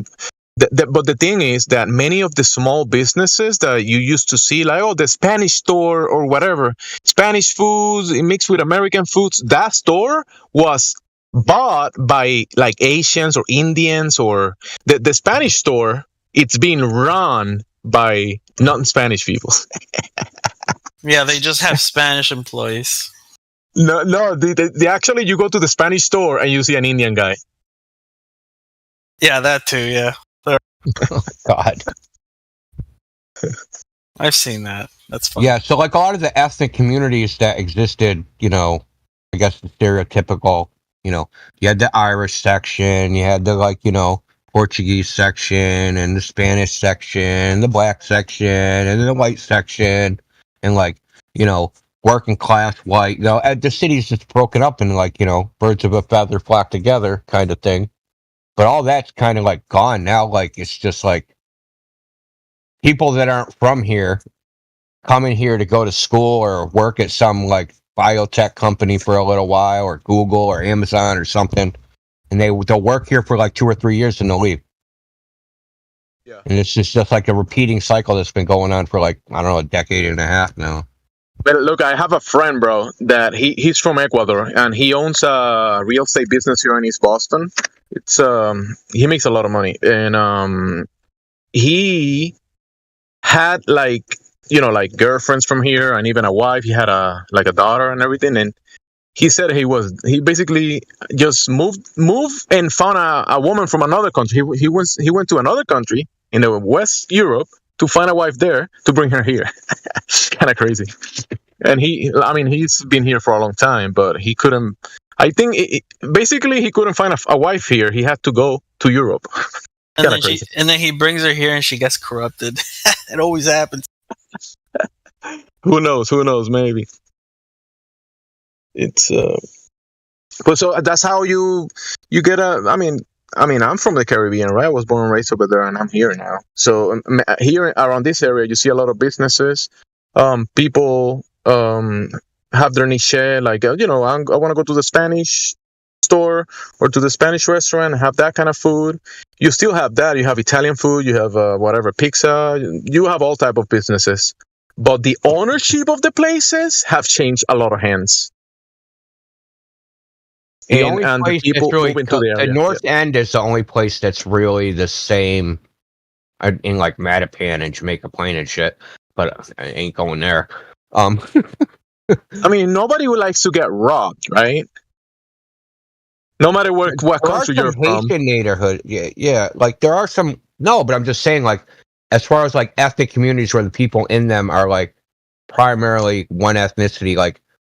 The North End is like all Italian, still has all Italian restaurants, Italian stores, Italian bakeries, Italian people that speak Italian, right? So it's all, that's pretty much unchanged to a degree. I mean, there is to a degree, yeah. It's encroaching though. They haven't made it in, right? So if you go like to that street that like start like across, if you're at Haymarket, right? And then you look across, you can see the North End. Right, you can see right at the lip of North End, right? So there's like a Bank of America and like a Citibank and like a CBS, right? They haven't made it into the North End, but they're like right at the outskirts. They're just like waiting. yeah. They're like surrounding it with freaking bullshit corporate stores. No, it is. I mean, it's been going on for a while. Like I'm saying, like the owner. Look, listen. The owner of the property that I live at, the owner is Italian, right? But the next door are like I don't know if they're Chinese or anything, but they always go there and they're like Asian. The next door owners are Asian. The next door after that are Asians as well. So it's yeah, there's a lot of Asian people here. That's Chinatown's pretty much the same. They haven't no one's penetrated that yet. Bro, and the Asians, I see them, they're fixing like a old build. They grew up next to my house, they build like a brand new house because that one burned. And they completely from the ground up, they build a very fancy one.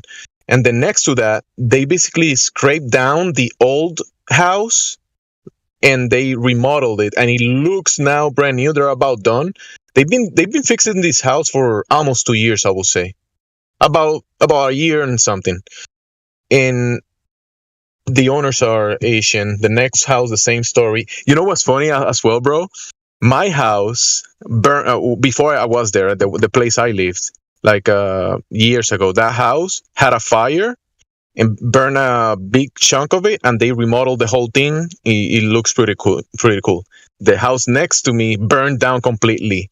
The house next had a little fire. The next house, maybe like 3 months ago, burned, and they're fixing it as well. The other house next to that burned as well, bro. Like 1, 2, 3, 4, 5, almost 5 or 6 houses in a row that actually have had fires in the last 3 to 4 years. Yeah, where do you live? East Boston, Massachusetts. Oh, no wonder. I think a bunch of these fires is actually insurance. Oh, they're trying to claim insurance. I mean, that's a conspiracy. Hey, we have a new person. Yeah. So Luxido, he doesn't have a role, so I'm gonna unmute him. So Luxido, you have control of your microphone. You can speak. Yeah, I know. Hey, how's it going? Hi, I'm good. You're hard to hear. You're a little low. Your mic. What? Your microphone is a little low. Or maybe it's me. No, it's not. It's not you. It's his volume. Is it better now? Yeah. Yes. All right. So what brings you to the best place on earth? Huh. His mom. He sounds really young. He sounds when you're really born, young. When you're born, you're born to Earth, and that's how he made it. You're at least 17. Sounds like. I don't need to know. As long as you're old enough to be on here, that's good. You're not violating the terms of service, are you? Yeah. You are? You are? No, not. Dude, don't even listen. I'm gonna give you some advice. Don't even joke about that, because Discord, themselves will ban you and they won't let you back. Even joking about it.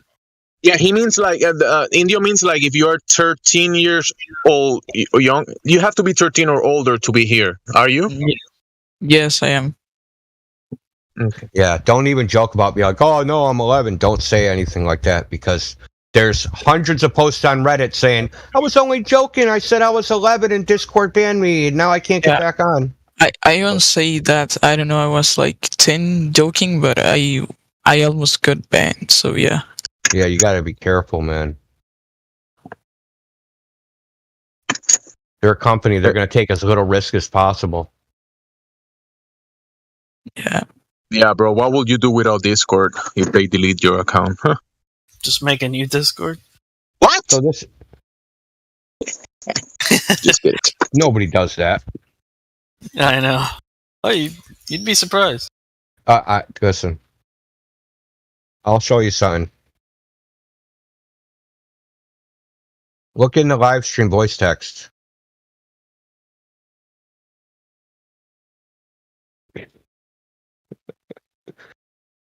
See the GIF scrolling of the same name over and over again?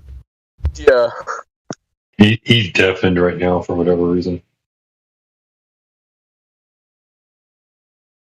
Because he's talking in DMs to somebody else, probably.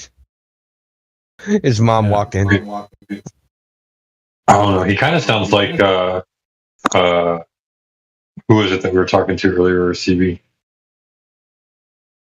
Salzy. Sounds like Salzy. Is it Salzy or is it Damien? One of those two. Salzy had a British accent. You mean Salzy had a British accent? The one just now? Sounds like the other guy earlier. Me myself, I will say no, but it is a possibility.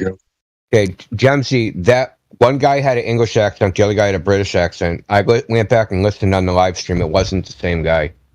They did sound similar though, because they're just young, so they got that. Say young. I'm still in puberty voice.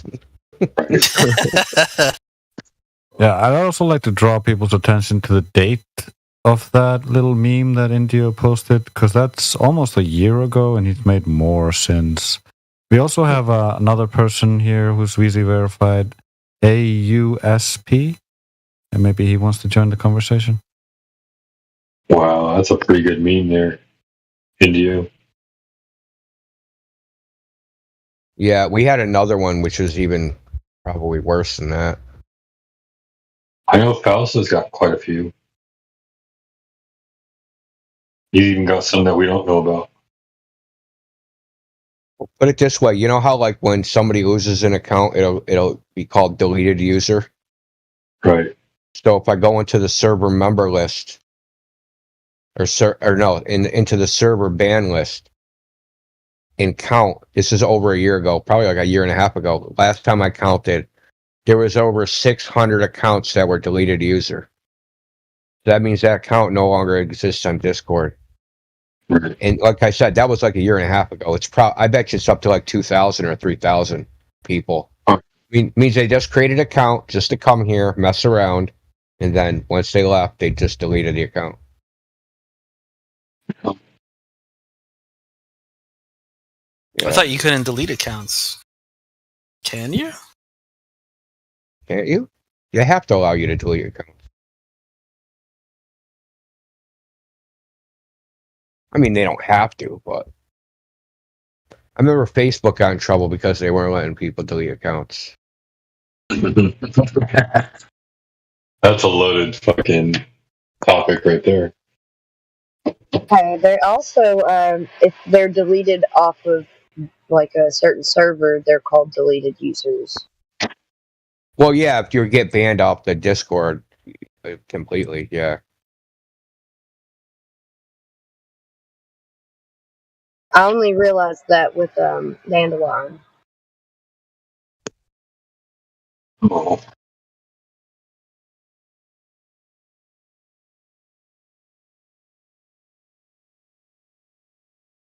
Oh, because she's still in my DMs, but not on here.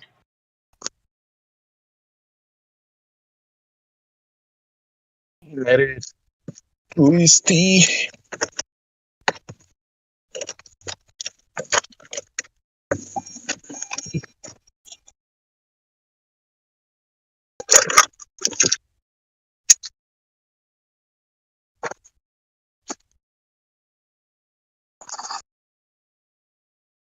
You know one thing they should be making instead of so many buildings, Indio? Multi-level parkings. Hold on, I'm counting deleted users, man. It's gonna take a minute. I'm up to 13.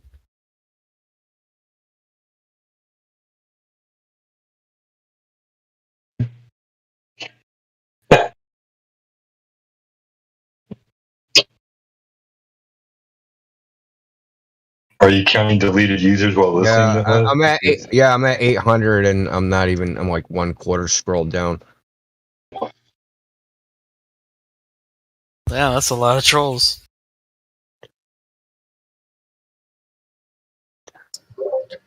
Jimsy's on fire tonight, and I love it. Oh yeah, yeah. That was some good shit. I just drink some water, so I'm on the opposite of fire. So you're cooling down now, eh? I finally cooled down. I made it. I'm almost home. I'm like 2 minutes from home. Oh, nice. No, I like it when you voice your opinion, Jimsy. Sometimes people have to do that. You know, that's just how it is. And you have to accept it. You know, I mean, you know, people are people, and you know, when you got something to say, and you know, you feel like you need to say something. Hey, everybody, listen up. You know, don't make a big deal of it. Jimsy's one hell of a good dude. There ain't nobody that can argue that. So, bombs to Jimsy. You got the best dad jokes too, dude. Thank you, bro. But no, I mess a little bit with Orion. But the thing is that, like I said, I was having this conversation with people about Flat Earth, Globe Earth, and I've been seeing this trend of people arguing like they're just parroting two stories, one after the other. Globe Earth, Flat Earth, Globe Earth, Flat Earth, and I want people in here, at least myself, like, okay, let's talk about, you know, the things that we can demonstrate, obviously, the tests, the long distance observations. Let's try to bring them to that, bring people to their senses, and have a real conversation about the things that we can sense, experience, demonstrate, and extend from there. But I just hope, and I apologize for my attitude earlier, but I just hope that we can move away from the romanticized Flat Earth version. I honestly think you handled yourself really well. I just want you to know that, Jimsy. Like, I've seen you be way harder, so I don't think you should even be apologizing for that, especially after what was said. It's all good. It's all good. It wasn't a big deal, anyways. Even though Creation muted me, but I was a little bit asking for it. I was asking for it a little bit. So yeah, well done. I mean, I wasn't asking for it, but yeah, there was. I know there were some new people in here, but earlier there was some good people having great conversations. For the last hours, we've been getting some trolls. That's it, trolls. Yeah. Sometimes you just need your buddy to pull you back. Because, you know, we all get passionate. Yeah. Kiwi was here earlier. That was kind of fun as well. I enjoyed that too. Good thing that he's joining the VC here and there some days. Even though Creation doesn't mute him when he interrupts people, but he's okay. All right. This might sound. You're more understanding, Jimsy. Kiwi wouldn't understand that. Well, this might sound a little hinky, but I call them QE ball lickers. Bro, earlier, QE doesn't deserve all that. Like bow down, fucking, oh, QE's here. You know, he's just another dude. He ain't nobody special. Quit treating him like he's a god. Yeah, he's doing his thing. I mean, whatever he's great, you know, whatever I'm not gonna lick his balls, obviously, but he's doing great, whatever he's doing. Earlier, I had someone that is closer to my circles, that he might, not just him, multiple people that might be joining the server. So I'm gonna have to kind of act more as a normal person instead of my normal Gemsy. But I hope that when I did share the link, but QE was here, and I was like, if I invite them and they join and they get QE, I'm done. I'm just done.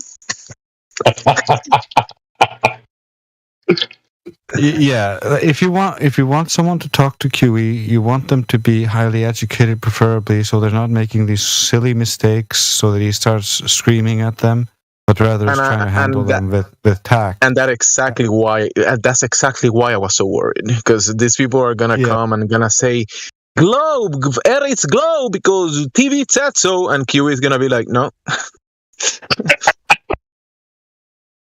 They're not ready for. Yeah, they're not ready for Flat Earth High School and Professor QE.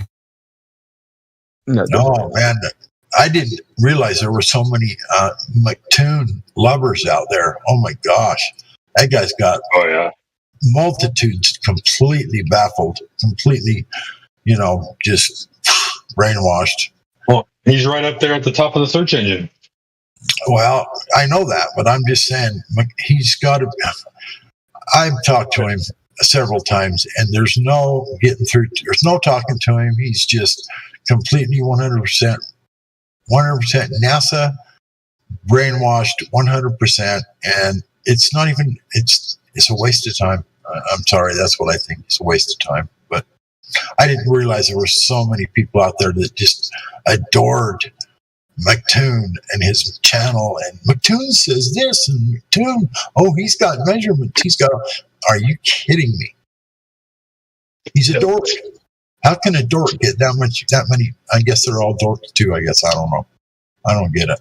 But the thing is, bro, that you actually were able to realize and break the spell, the spell that you were under about the globe. There's people out there that actually still believe this stuff, and that's why they're gonna follow someone that is promoting it. Like the case of McToon, he's promoting and protecting the globe and whatever, and people just follow him because Just look at the Elon Musk, right? Look at the people there, right? Look at when it goes to the people and they're all applauding. And it bro, they're yelling from the top of their lungs for every single fly that is flying in the room. No, but the rocket just exploded. And they cheered for it.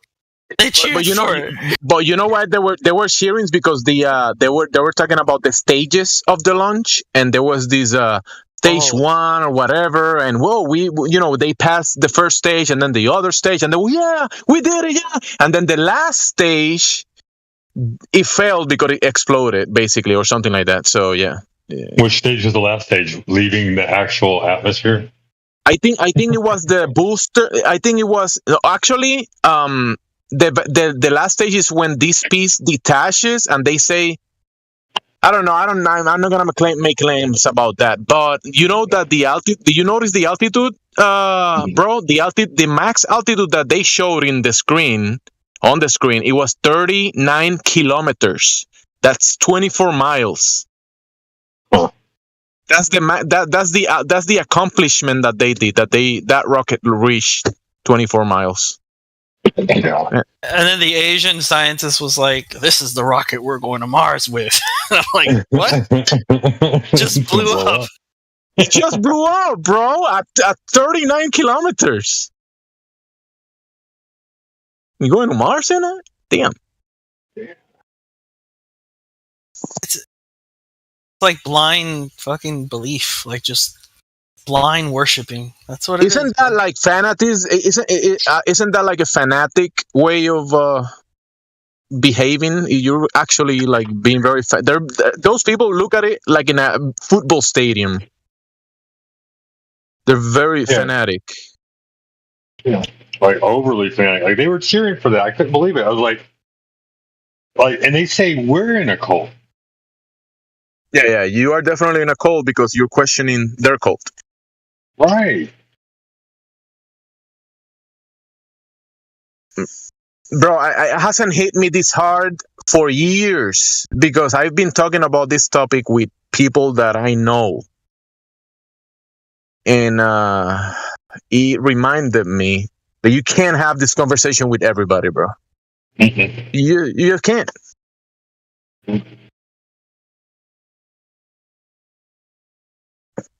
Some people are just, I don't know, deceived, and they want to be deceived, and that's it. Or maybe they just can't see it. It's just maybe they're, I don't know, programmed to be that way. Like I'll get people, like the only ones that I can really trust to like kind of break straight into a flat smack with now, without them like seriously going into a tornadic downfall, is when they say, "I don't trust the government." I'm like, really? You don't trust the government, huh? Do you know NASA is part of the government? Yeah. Heard something about the moon landings. I'm like, yeah, there's a lot of things that they're fake.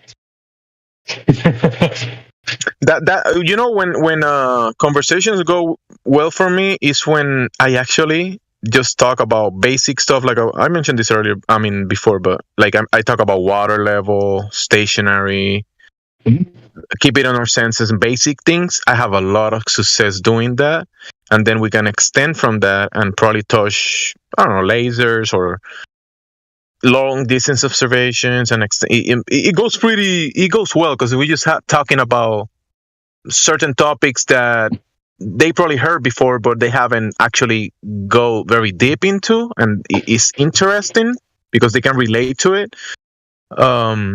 But if I start talking about space, and some people start bringing about space and gravity and black holes, and it gets very. And then if you say flat Earth to some people, bro, you lost them. That's it. If you say flat Earth to some people, you completely lost them.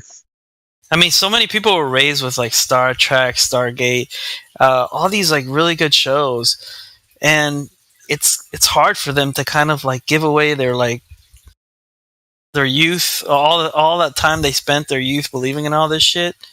It's just Are they really good shows though? Are they really good because of what they've done to everybody? I didn't think.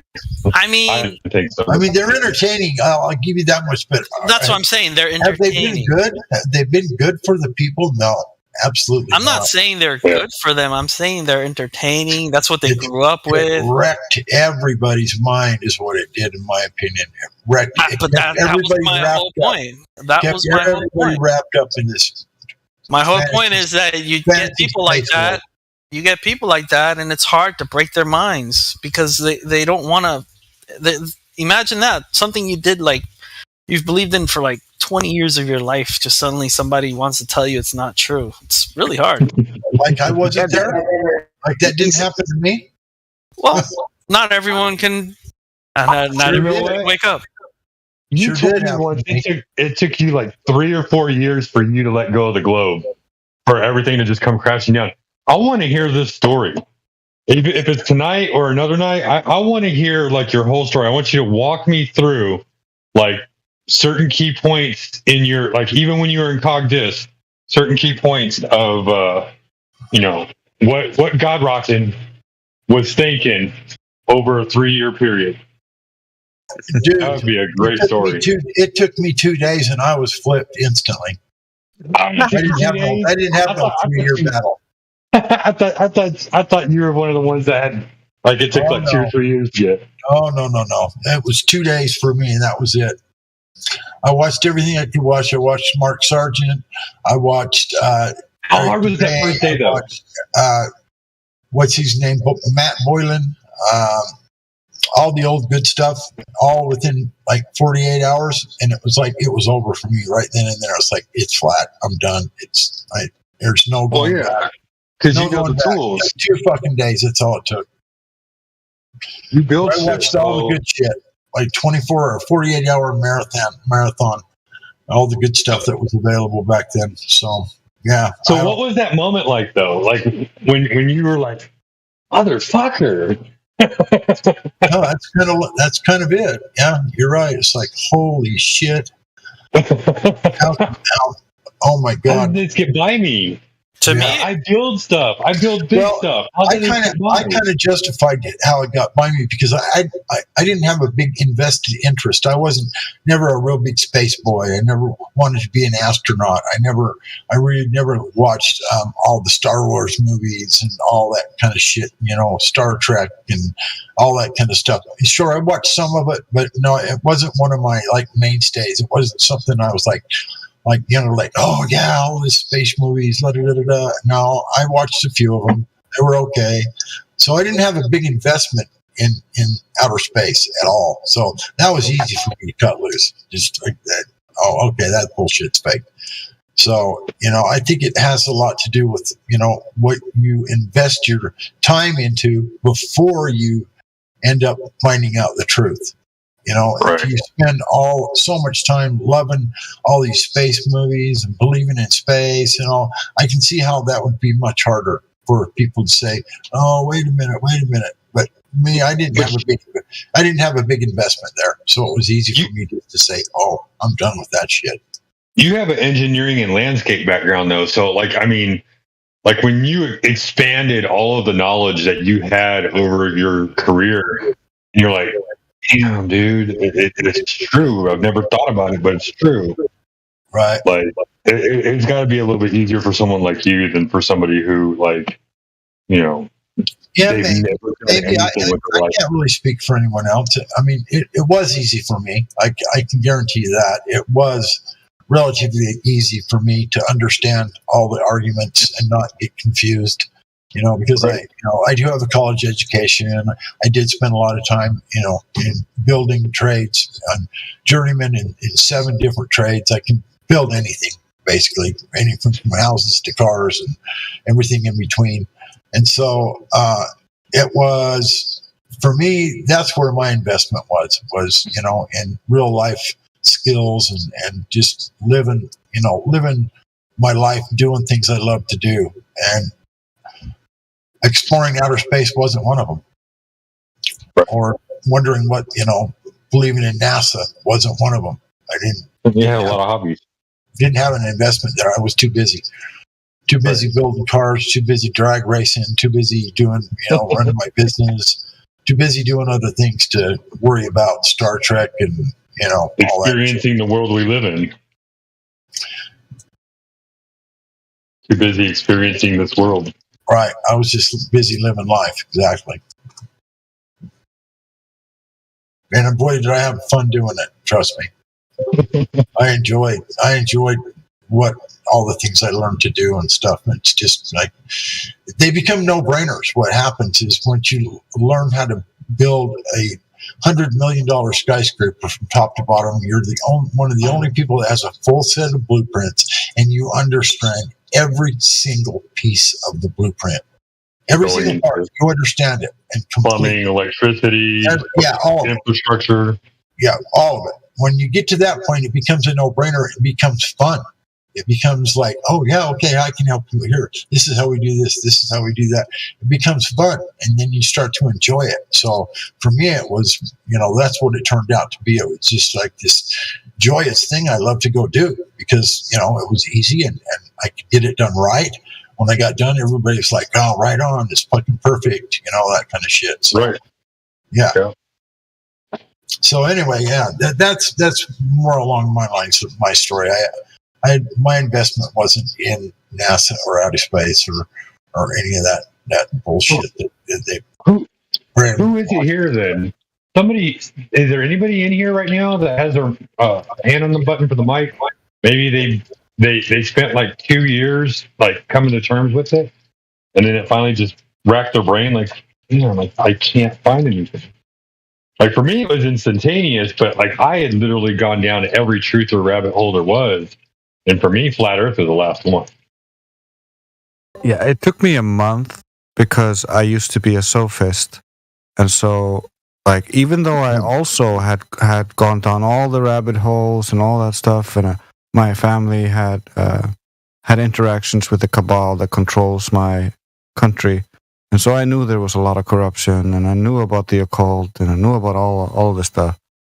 But I knew about the moon landings being fake and all this stuff, but I just thought maybe aliens. And and all this other junk.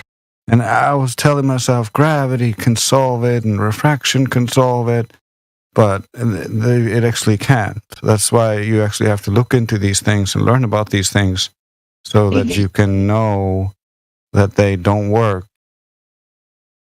Well, they're just stories, like everybody always says. They it's not that they don't work; they never work. It was always a story. It was somebody said one thing that led to somebody else saying another thing that led to somebody else saying another thing, but they all agreed that each other said their own things, and then everybody else was like, "Oh, well, this person said," and it's like, "Well, who said it first?" Well, this person. No, that's not the person who said it first. Well, that's what I was taught. Yeah, that's what you were taught. It's also just, how do these things work? If you don't understand how they work and you have a vague conception that you got from watching movies, you're gonna think, oh, the globe is very possible, but you don't understand how these things work, and so you're just imagining it could be possible. That's not logical. Yeah, I mean, what got me going was actually facts, like information on the actual globe, like how it's rotating around the sun, how it's rotating itself is spinning and rotating and chasing the sun at like thousands of miles per hour, and then the fact that the stars somehow magically like show up in the same spot every year. I could never wrap my brain around that. That's one of the things that actually got me. I spent that month basically talking to my friends who are highly educated and I used to play video games with when we were younger. And one of them is an astrophysicist, another was a robotic engineer, and I was like, I can help these flat earthers. I know the people with the evidence, and like they owe me, so they don't mind me like asking them questions because we all believe in the globe, right? And then the more I asked and the more they answered, the worse my belief system looked. And the more the astrophysicist answered something, and I would ask the robotic engineer the same question, because I was talking to them separately, the robotic engineer would give me a totally different answer and a totally different explanation and a totally different thing, and I would be like, wait a minute, you guys don't agree on this, and like this guy said this and he's saying this, and they would start fighting with me as a proxy, calling each other retarded.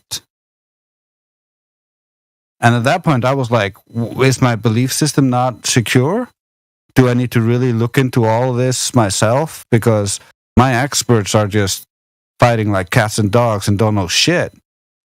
I think for some people it's even worse than that, Grace.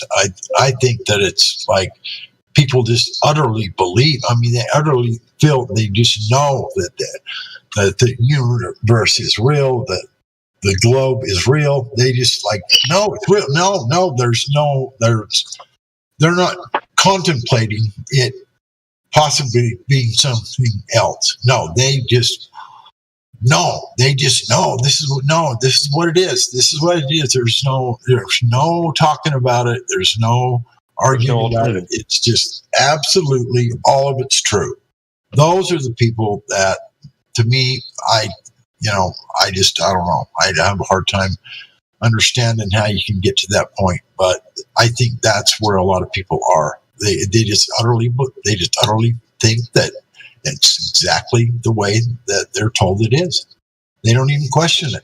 They're just 100% on board, and that's all there is to it. So when you say flat Earth, you're just automatically, oh, you stupid son of a bitch, blah, blah, blah, blah, blah, because they have got this concrete, understanding of exactly where we live and what it is and the universe and all. And they just utterly believe that it's all exactly as they're told.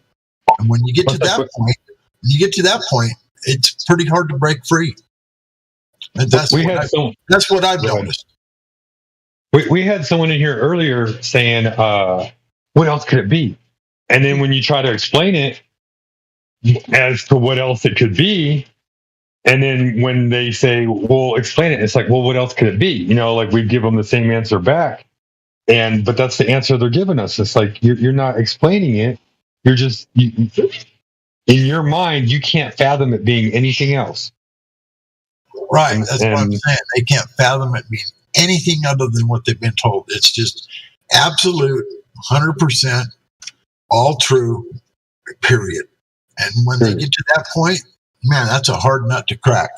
Yeah, it is. Yeah, do you have people that actually are in the mindset that what you are presenting is actually another version of reality? And like people would say, someone told me, like, you're trying to replace reality with something else? I'm like, where do I start with this guy? Yeah, it's a belief for them. They don't even know it's a belief. That's the problem. For me, no, they haven't tried to replace reality with something. They have replaced reality with something totally different than what it is. They have totally replaced it. 100%. It's all true. Period. Replaced. It's not a replace thing. It's just this is how it is. It's real. When they get to that point, the irony, imagine the irony of a globe believer. He actually believes that he's living on the globe, spinning through space, and he's telling me I'm trying to replace reality. Right. Exactly. That's what I'm saying. When we get to that point, man, it's a really hard nut to crack, period. It just is. I mean, because for me, I was before this globe topic, I was questioning other topics and looking through some information about many things, technology, health, whatever. I had a lot of questions about that, and then when I was introduced into the globe is not reality and flat earth or whatever, it's not a globe, I had to first comprehend what the conversation was about, meaning that when I came in, I started hearing these things like level, horizon, long distance observation, laser tests, and all these different topics that people were trying to put together. And I comprehended the words, but I didn't comprehend what it actually means to the difference between the physical horizon or the apparent horizon, what it actually meant. There was a lot of terms, a lot of topics that I had to go into, and then kind of like have a better view of reality and kind of realize, wait, this thing adds up to my like this motionless, the sky moving. That was the sky moving. That was one of the things that kind of clicked for me for some reason. The actual sky, when I started thinking about it, and the parallax and all that stuff, I was like, "There's no way this is a spinning globe going through space. It's not curving, it's not moving, and then the sky is moving." All those things kind of definitely click for me. But like I'm saying, the information, the actual meaning of the words, you actually going and reading the definitions of the words and kind of getting the comprehension of putting it all together, that's important. At least for me, that was very important because I didn't comprehend many of the words and many of the topics that were talked about in basic things like foundation level and all that kind of stuff. I didn't know what it actually meant. So that's why I had to research to comprehend the whole thing. So I think that's the case for many people. See, that for me, that was really easy because I was a builder. I was building footings and foundations and knew exactly what, flat and level and how important it was and all that sort of thing. So I can kind of see the difference here. It's for me, it was totally different because I grew up, building stuff flat and level for, buildings, for driveways, foundations, you name it, houses, square, plumb, straight up and down, everything square and, not tilted, whatever, it was. So for me, it was pretty easy to figure out, that, hey, wait a minute, this earth is the same thing. It's flat and it's that's why everything presents itself the way it does. It was pretty easy for me. I think it's just due to the fact that it was just the things that I spent my time doing. It just made it click easier for me, is all. You know. I totally get you, Gemsy, because it was the stars that eventually made me start to question things. I didn't understand how you could see the stars on one side, but like of the globe. But then, if someone was on the other side of the globe and it rotated, they would not see the same pattern of stars cross over your head. Instead, what we see is this: we see like all the stars, which is like no matter where you are, pretty much everybody sees the same stars. What you just said, I used that as an argument once. I said, lay on your back on the equator and look straight up, straight 90 degrees outward, and look at the stars. Then rotate the globe 12 hours and look the other direction. You're going to be looking at totally different stars. So at nighttime, on when you're rotated and it's nighttime, when you're looking totally different direction, you're going to see totally different stars. For me, that's the way it clicked for me. It was like, wait a minute. If I'm laying on my back and looking up at the sky, and then all of a sudden I'm on this ball and we get spun around, now I'm looking, it's like me turning completely around and looking the other direction. There's no way I'm looking at the stars I was first looking at, because I just turned around. I'm looking the other direction. But that's not how it works on this earth. Everybody's on this flat plane.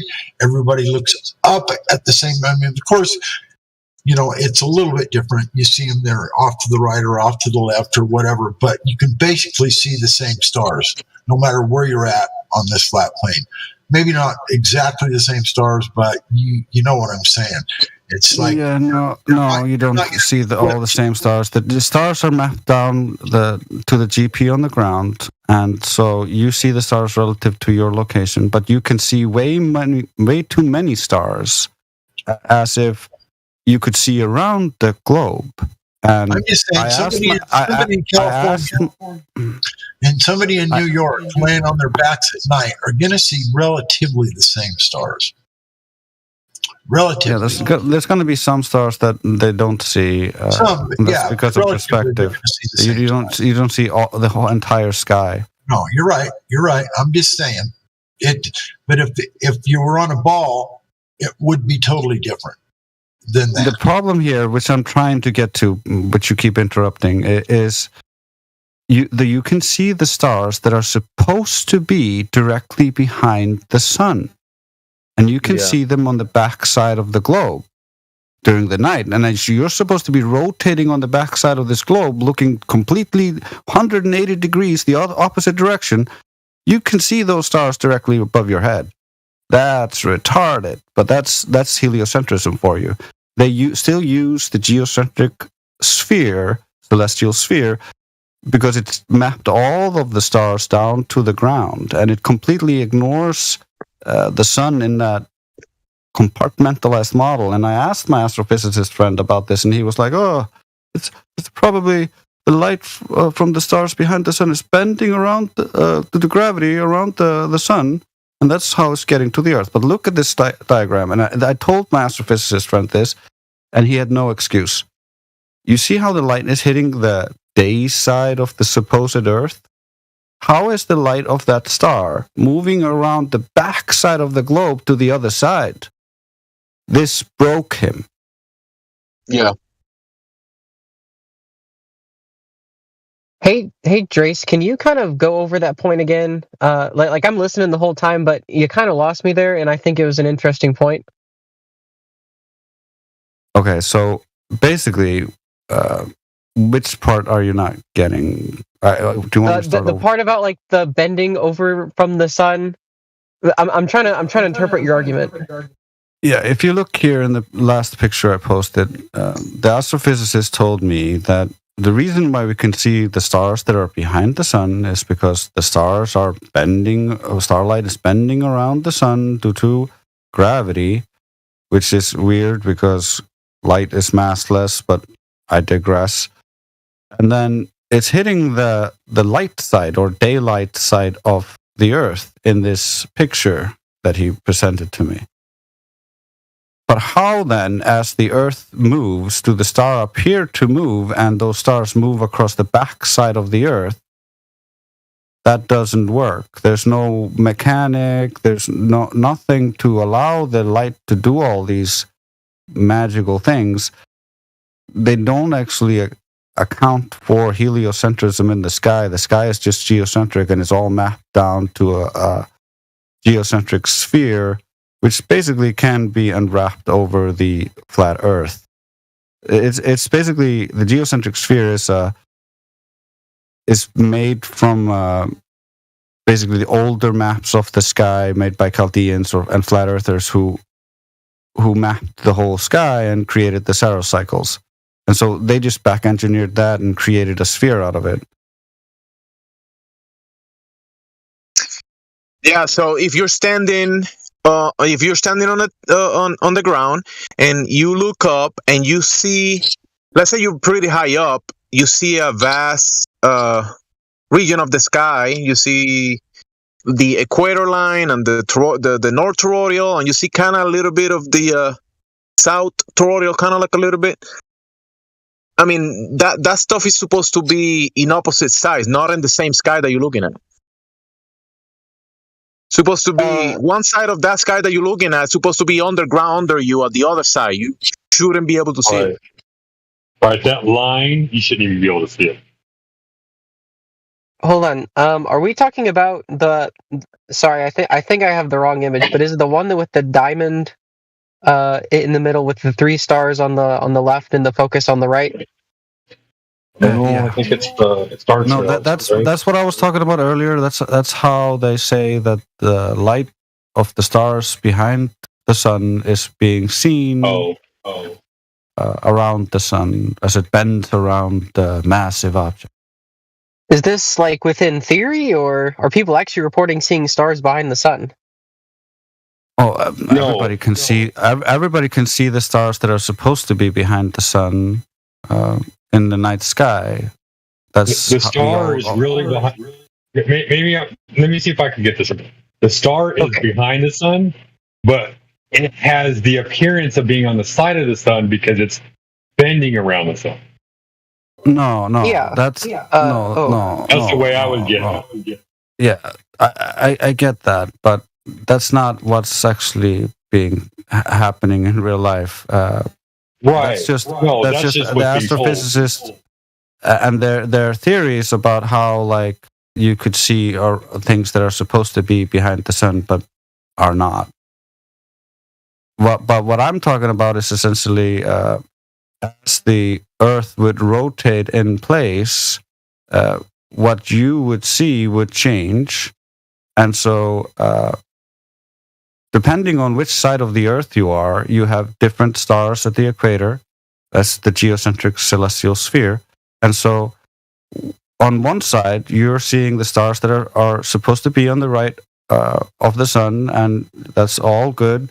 But on the left side, when it's nighttime for you, you're seeing the stars that are supposed to be behind the sun, and on the other side, so it's like there's no sun there. It's so retarded. Maybe I'm still missing the point.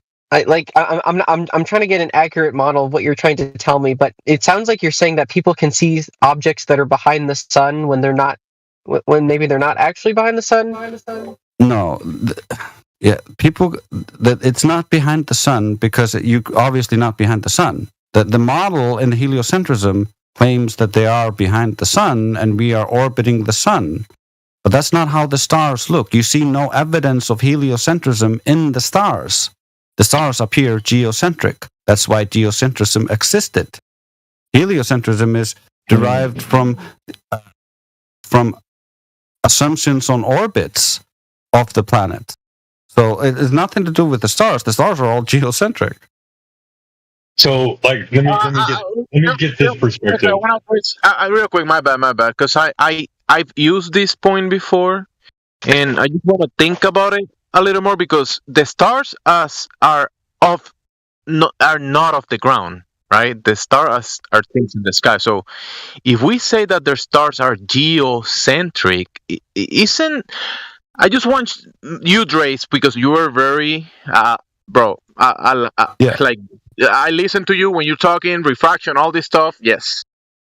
Think about saying that the stars are geocentric. Yeah, that's what it appears to us. Yeah. Because we're standing on the ground. Yeah, but because I mean, I'm just gonna make up another label, right? How about the stars are heaven-centric? I mean, because they're spinning in the sky up above, like up above, right? Sky-centric, heaven-centric. I can equally say. I can agree to that, but I can agree to that, but is the heaven then centered on the earth or something like that? That's a good question. I don't know. I don't know the answer, right? But that's what I'm saying. Like, because I like the term, the geocentric. But I think we also have to kind of question that when we're talking about the phenomena of the sky. You gotta be careful. I'm just saying, it really took for me to understand that heliocentrism might not be as valid as I first imagined when I believed in the globe, to even consider that there might be something else wrong, so that I could dig deeper and realize, oh, the Earth isn't actually a globe. Yeah. Like, here's my question. Can you hear me? No. Yeah. All right. So I know the stars being like geocentric. So the constellations are always going to be the same everywhere around the world. That's another way of experiencing a geocentric star bed above, I guess you could call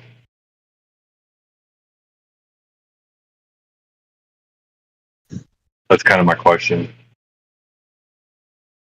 I almost got it, but not really. Yeah, I didn't get it. I'm trying to wrap my mind around, because one thing I could never understand is only being able to see, like I'm here in the United States, and somebody maybe that would be like in Turkey or something like that should be seeing a different set of star system, a different set of constellations than I should be seeing it. We shouldn't be seeing the same constellations. I don't know. Maybe I'm experiencing it wrong. Well, if you're talking about a globe, yes, because if you're on the bottom of the globe, you're looking you're looking down. If you're on the top, you're looking up. Yeah, of course, on the globe model, you would have to be looking at totally different stars. On the flat model, everybody's on the same plane, looking basically in the same direction. Of course, you're not going to see everything to the right. If you're on the far left, you're not going to see everything to the far left if you're on the right. But if you want to spend 24 hours, they're going to, or a year, you're going to see a rotation in the stars around Polaris, and no matter where you're at on this flat plane, you're going to get a chance to see all the stars rotate around Polaris. Yeah, that is impossible on the globe. Totally impossible. Yeah, my argument is basically not anything like that. It's just about the GP of the stars, or like when the star is directly above your head. And so if you look at the bottom picture I posted, and you imagine a guy on each side of the ball, they would have different stars above their head as this ball would rotate. And so one of those stars would be supposedly behind the sun in heliocentrism, but we see it at nighttime going across our sky. Right. No, see, when you say that, I'm not following, because like if there's a star that's behind the sun, then you wouldn't be able to see it because it's not nighttime, right? So you're assuming heliocentrism there. You're assuming heliocentrism. In reality, we actually have a sky that's geocentric, and the stars are mapped down to the ground. What he's saying is, if you're in an area where the sun is shining, there's a star that's behind the sun that you can't see. But if you're no. On nighttime, on one side, you're looking up at the sky, and there's a star above your head, and that star is not behind the sun.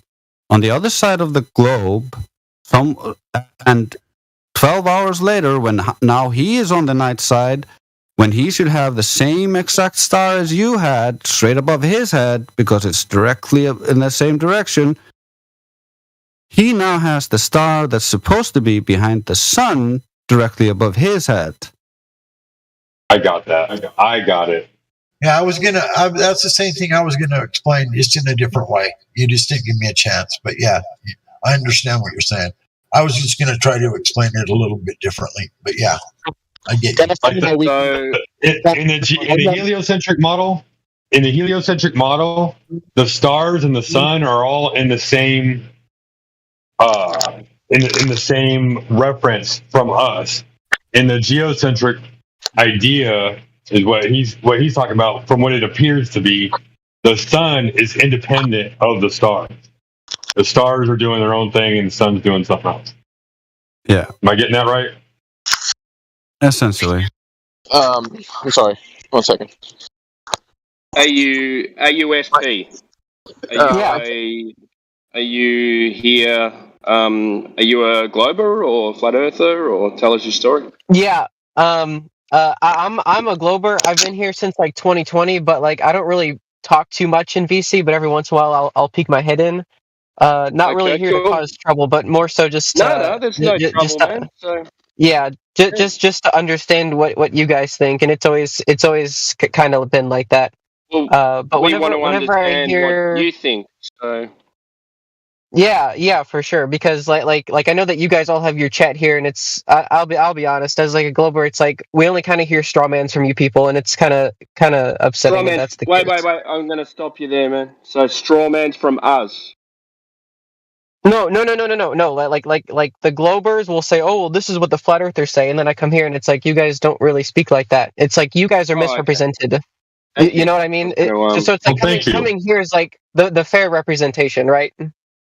Yeah, because I know that you guys are a lot more honest than what your portrayal might be in like my media, for example. Yeah. Okay. Cool. So,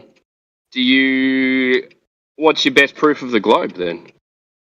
Well, I don't really know about a best proof, but if we're talking on the topic of stars, for example, stars in the constellations that you can expect, like if I go to a Barnes and Noble, they use the globe model to predict what kind of stars you should see above your head at any given time of year, and considering of how they. They don't actually use heliocentrism for that, so no, you're wrong. Yeah. They use geocentrism for that still. So are you converting from heliocentrism to geocentrism, or what's happening here? Yeah, exactly. You may have to define your terms for me. So we map the stars to a geocentric celestial sphere, not to a we do not use a heliocentric model to try to model the stars. That has never been done because that doesn't match what we see in reality. More so, and maybe this is why I asked for clarification, because like I have a model of what I think you guys are trying to say in my head, and I don't want to misrepresent. But has it been said here that, whenever we all look up, we should all kind of see the same set of stars on any given night? Like naturally, we're not all going to be having night at the exact same time, but within a 24-hour time period, we all should be able to look up, take a picture of the night sky, and have basically the same picture.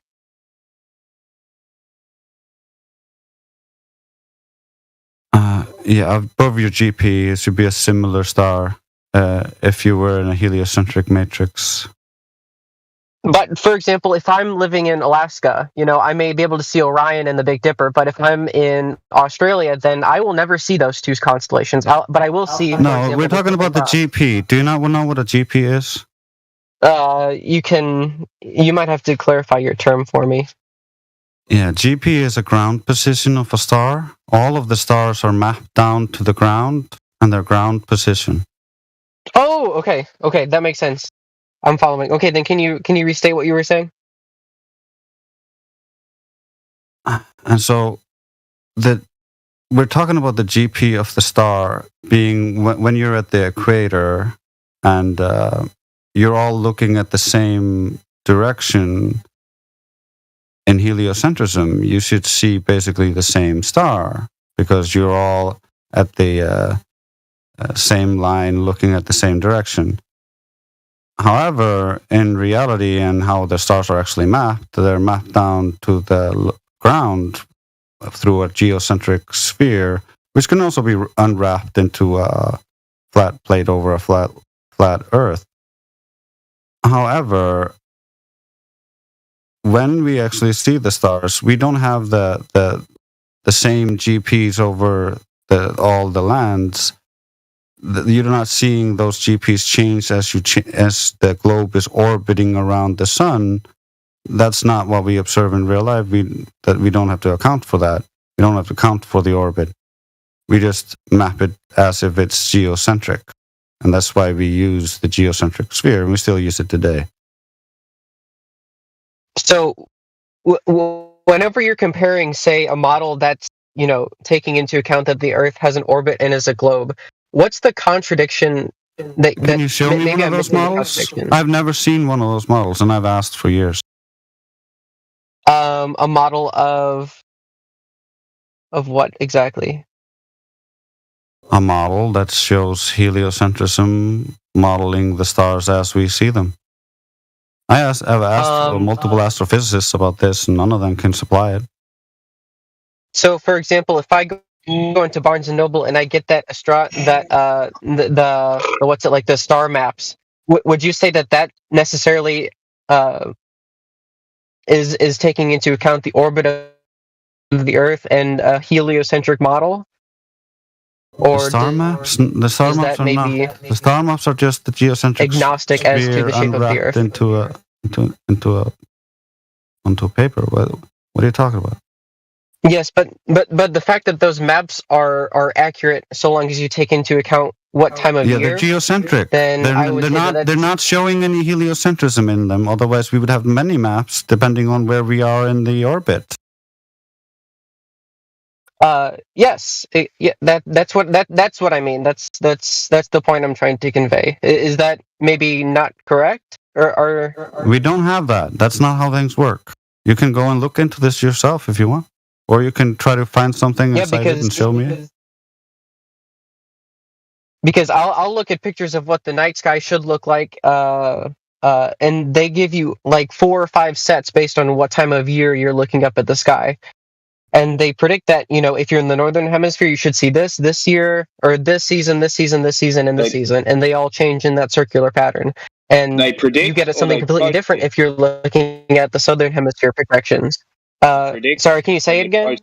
They predict or they post-dict because it happens every year.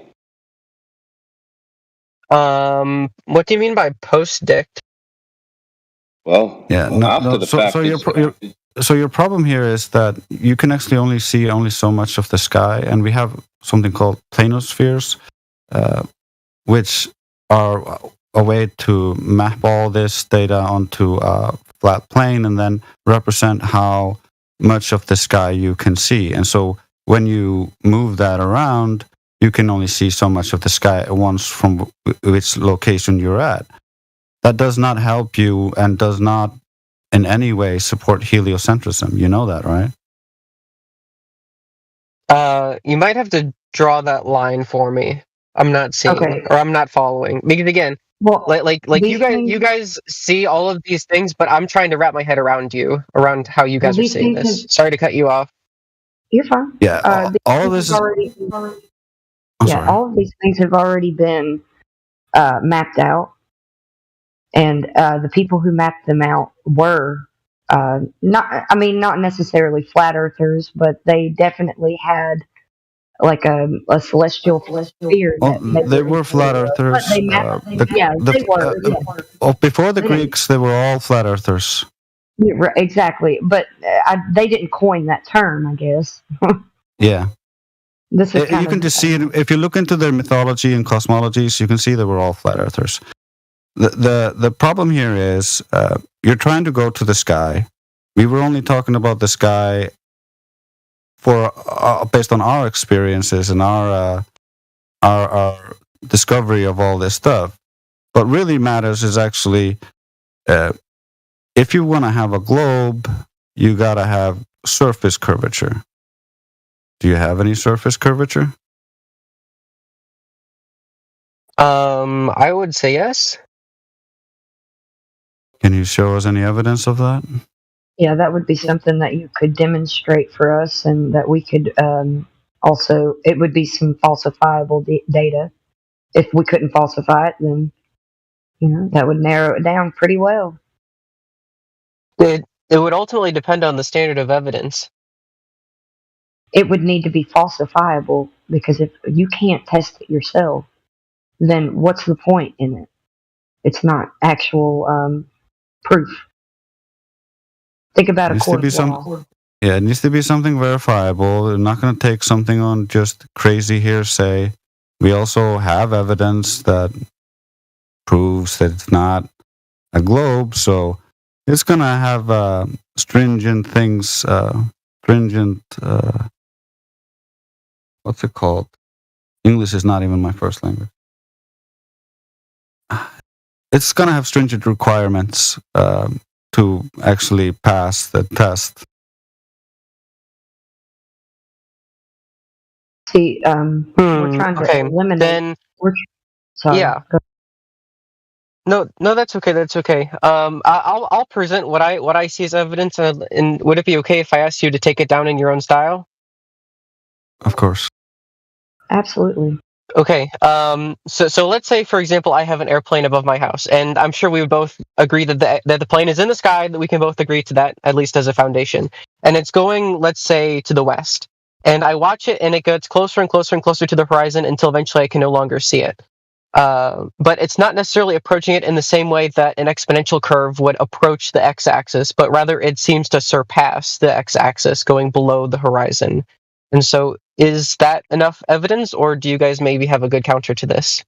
I love that, because here is a great explanation of how something above you, due to perspective, can seem to rise and set in your field of view, like on your horizon.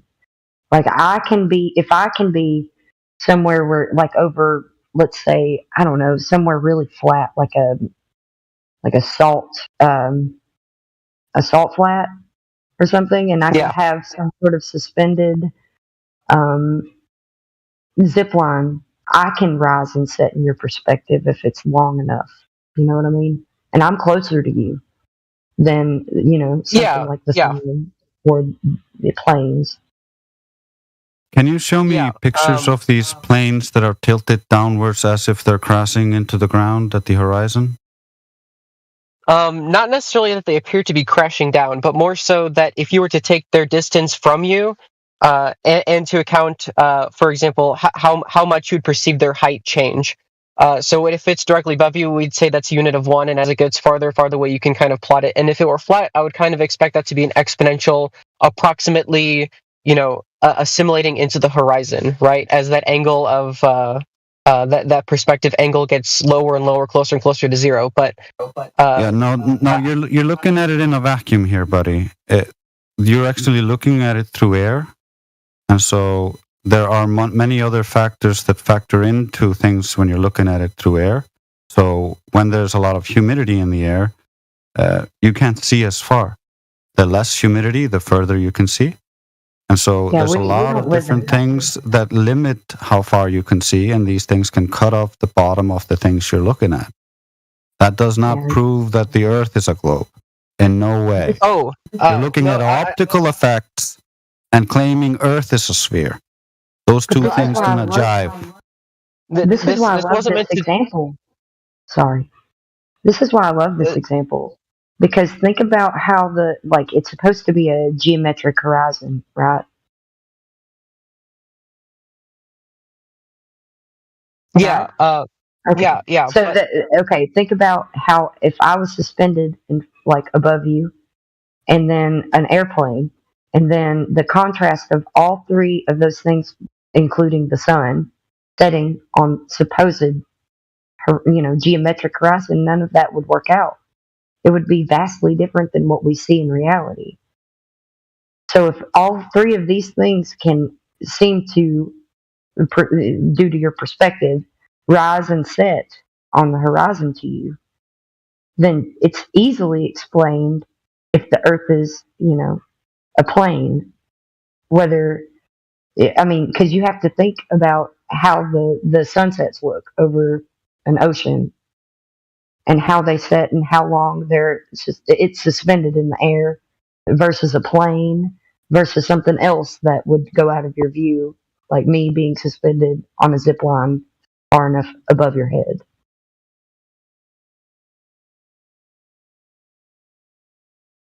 Maybe I'm not following with your last argument, or where that went. It's okay. Maybe it shouldn't be me talking to you then.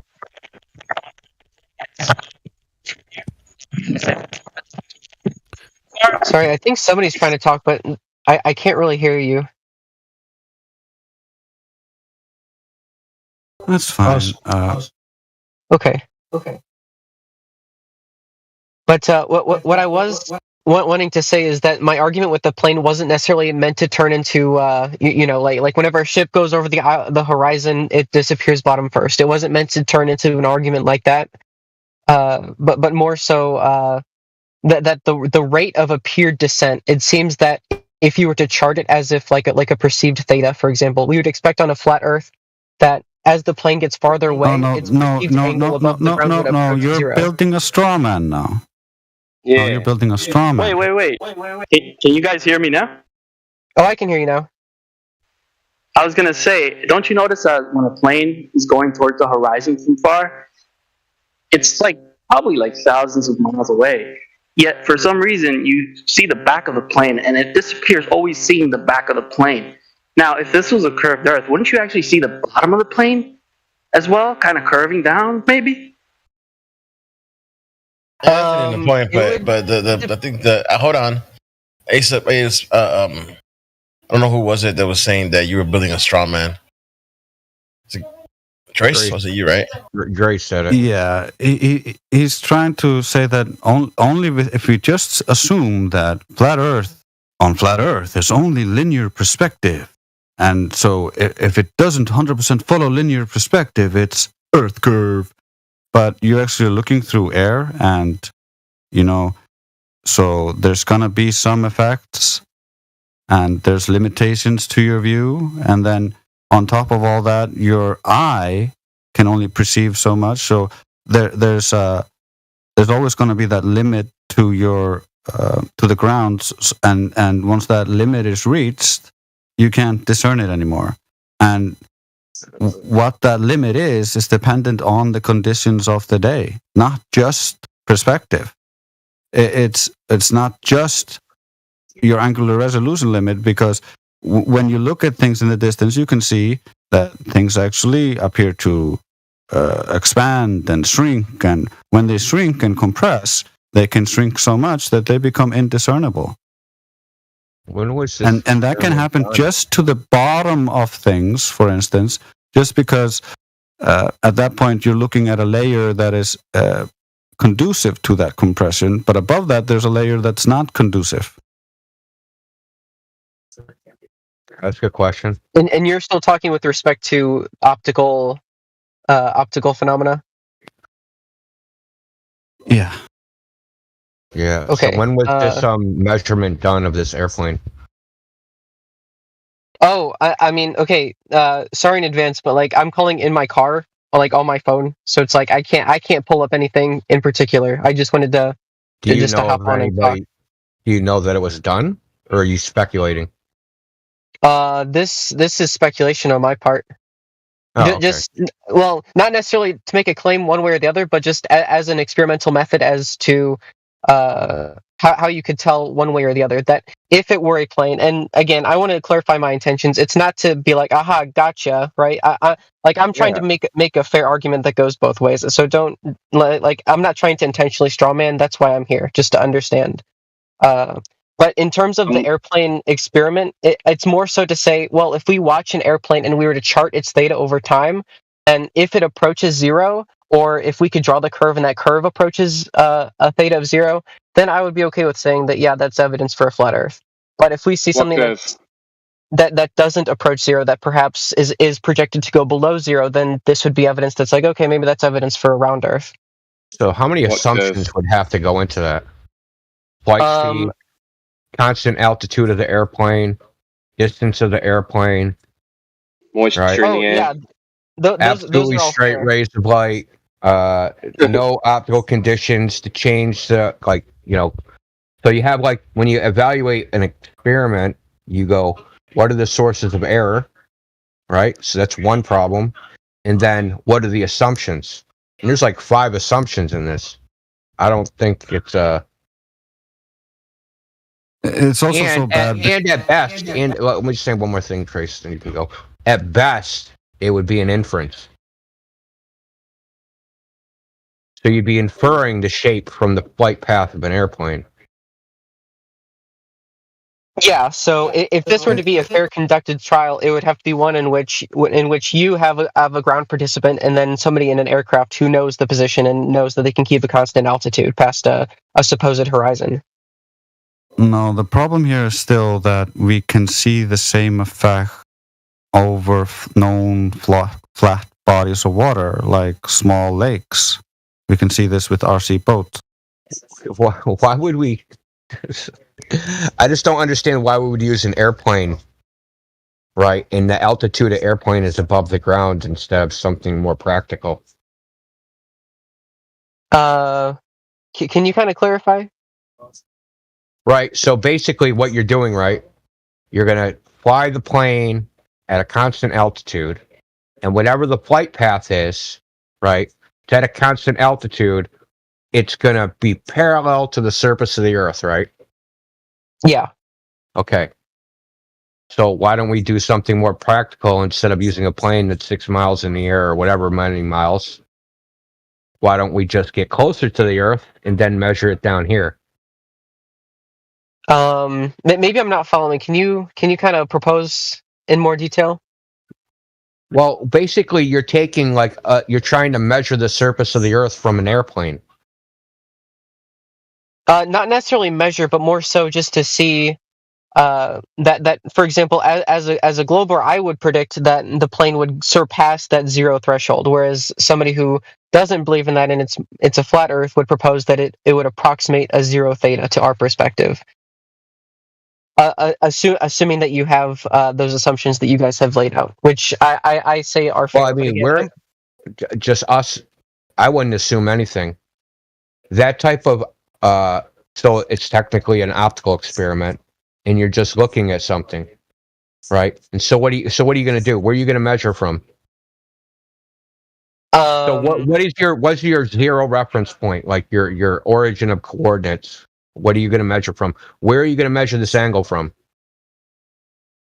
So if we had, say, a constant bystander who kept his position constant, and he measured the theta with respect to a level plane, that would represent zero theta. Okay. So are we measuring from like level with a bubble level? Are we measuring up from the horizon? Like, how are we measuring this angle? Bubble angle would probably be a good reference if you could get a relatively accurate measure of zero. Yeah. So how are you going to compensate? God. So do you know what a torpedo level is? You may have to enlighten me on that.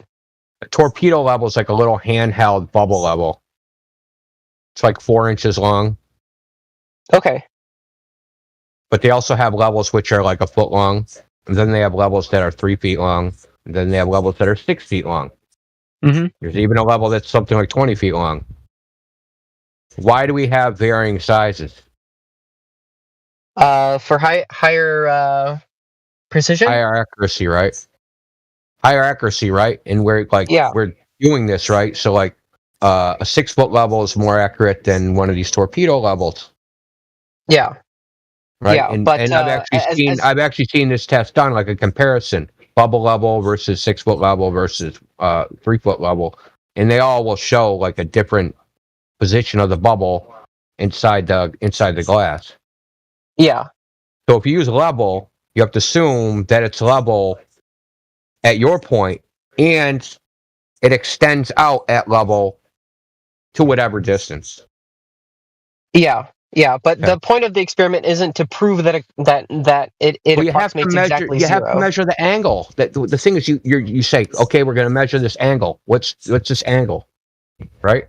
Yeah, but what I'm saying is that a margin of error is okay. It doesn't have to go to exactly zero. Like let's say that Earth actually is flat, and we see that the plane is approximated to go to -1 theta or -2 theta. It's like I would say that's within margin to say that flat Earth is pretty feasible at that point.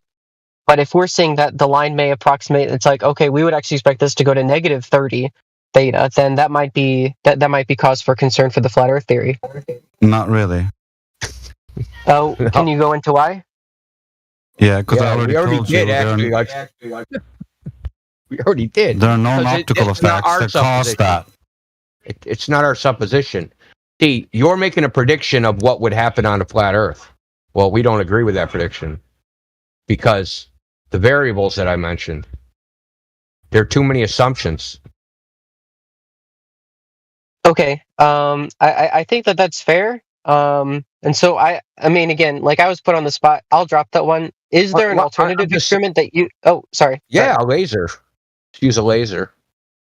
Doesn't a laser also have assumptions associated with it? Such as? Well, for example, I made a few assumptions in mind that that air's optical interference could be ignored, but with a laser, I assume that because it's still traveling through that volume of air, that we're still going to see interference in the same respect that you would have with mine. Because, for example, I can have a laser pointed to the plane. We're doing a different distance, so we're not using hundreds of miles, and we're also not looking up at an angle, right? We're looking across. Yep, and we're also using different wavelengths, which would refract at different rates, and so that shows difference or not. And when there's very little difference, we see very far.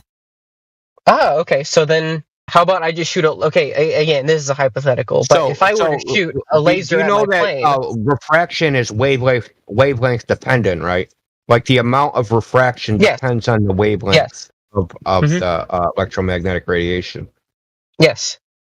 So you can take 3 different wavelengths, right, and use those, and based upon how much they're different versus like the prediction, right? So say you assume they're parallel. Yeah. Then when they get to somewhere, say you're shining 10 feet, 100 feet away, but then the lasers don't arrive at the same proportion to each other. Like say they're separated at the original apparatus by 8 inches, but then the lasers don't hit 8 inches 100 feet away. Right, they're off. Well, you can measure the angle or difference between each of the lasers to tell how much refraction there was. It's called the dispersion relation. So you can measure this and see what it is. Do you know that this test is? Do you know this has already been done? I'm sorry, but this test has already been done by the Air Force. Just to ask, with refraction, are you referring to when light changes mediums, or am I missing a part of this? Well, I mean, in the Globe model, they appeal to terrestrial refraction, which is a gradient index medium, which is because there is a temperature gradient, right? Generally, in the model. Okay. That light tends to bend down and appears to pick things up. Okay, but I get you. So there may be there's also another caveat to that. There's also what's called unequal refraction error. So say you're surveying up a mountain, right? So you're looking up from a more dense medium into a less dense medium. But if you're going down the mountain, you're looking from a less dense medium into a more dense medium. So the amount of refraction, the bending or whatever that would happen, predicted to happen, wouldn't be equal. That's why it's called unequal refraction error. Gotcha. Yeah, the angle of the light refracts in is also dependent on the angle the light is hitting relative to the boundaries and the mediums and stuff like that. So it can go in all directions and or mostly up and down. And that's why we see like inferior mirages, superior mirages, all this stuff. total internal reflection. There's just all sorts of phenomenon. Because we have temperature inversions where, like, you know, there'll be an air layer, and then there'll be like a layer of warm air, then there'll be a layer of cold air, or vice versa, and then you have like heat flux, so you got evaporating water off, say, the sea, or even out of land. And then if you're doing observations over like decaying matter, because decaying matter emits CO2, and CO2 has a higher refractive index than air, you'll get more, you know, refractive effects if you're looking over, say, a swamp or you know, grass or something. When I say grass, I mean like not mowed grass, like tall grass that hasn't been mowed, like a grass field. Yeah. Okay. Okay. Because there's decaying matter, right? So you're emitting CO2, and that CO2 is close to the ground because it's denser than regular air. So there'll be a CO2 layer close to the air. This is all like it's all in like the literature on this shit. Gotcha. So any test that you guys would accept would have to require, if you're going to use light as your metric, it has to be at least the same altitude if we're going to make any assumptions for refraction. Am I following that correct? I mean, what? Here's an example. For instance, you can, like, the world record long distance photograph is taken in infrared, and 4 minutes before or after, I forget which, he took a picture in visible light. So you can compare these two wavelengths, and there's a big refractive difference between them. And so we should be able to see a difference if the light is all refracting around the globe to make it appear flat. We would see much shorter in the infrared because it refracts less. However, the winning photograph is the infrared picture. This photograph, was it taken parallel to the ground? I was taken at that photograph taken from the top of Canigou, which is like something like 8,184 feet or something like that. Drace just posted it. So this yeah, it's in I think he said he wasn't at quite the top, but like 7,769 feet. Yeah, close enough. So the top one is. They were taken at the same time, like within 5 minutes of each other. And then the bottom one is the infrared? Yes. Gotcha. Cool pics. So you can see that it's compressed in the visible light. That's actually the name of that mountain's Mount Ventoux.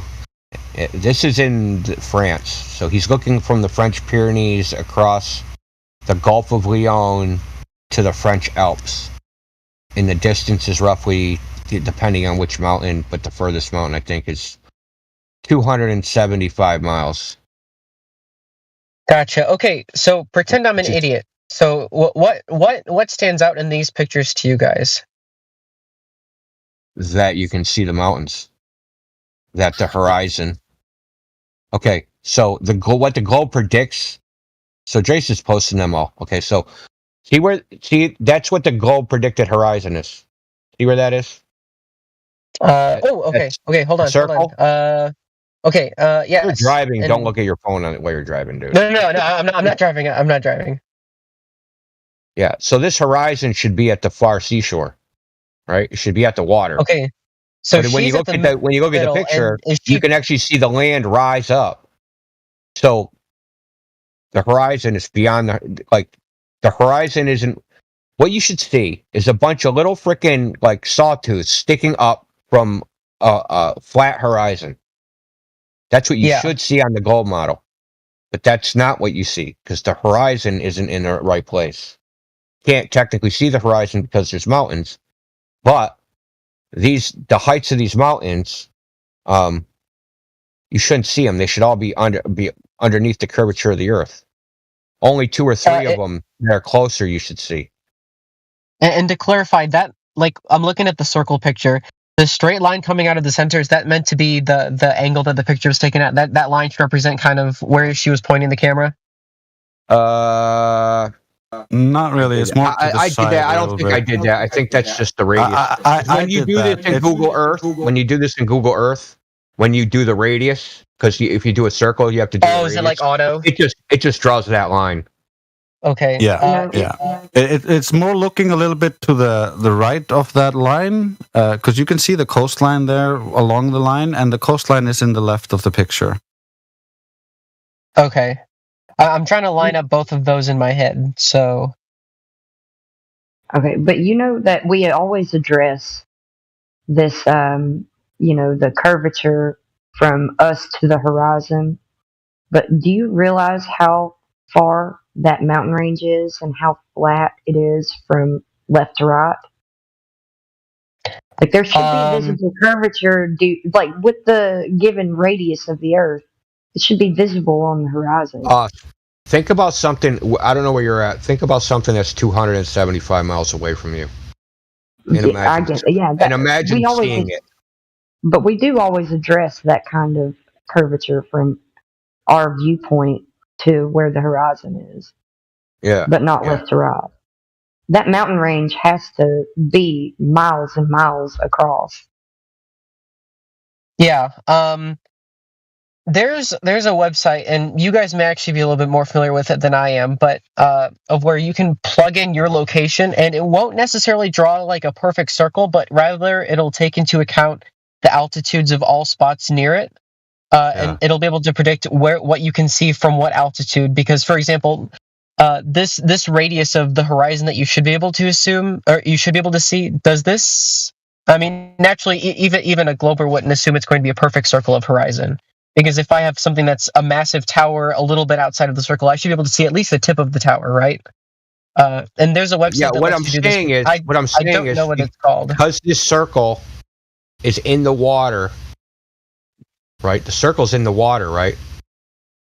So that means the water. It should be a water horizon, not a land horizon. But like if I'm looking at like the circle picture, like for example, Marcel. Hopefully I'm pronouncing that right. If Marcel has, say, a huge tower in it, then I could be able to see the tip of that tower, but that circle wouldn't predict that, right? Whether it's a flat or a Are you on a model, PC? Because I'll show you another image that was taken by the same person at the same time. It's a panorama. I'm on my phone, but you can send it. I can see if I can. See, that's a problem. It's like a. Oh. The image is like 10,000 by 40,000 pixels. If you could send like a link, I might be able to zoom in on my phone, but... How much time you got, buddy? Yeah, I recommend you check it out on Google Earth. And you're right, if the Marcel had a really, really tall tower, and if the horizon was actually where the geometric horizon is supposed to be in the infrared, then yeah, that giant tower would stick up maybe out of the horizon, or would appear to, because that's how that works. But if you look at the but if you look at the coastline, you can see the coastline goes way off to the right, away from the circle, and we can see all of that coastline in the picture.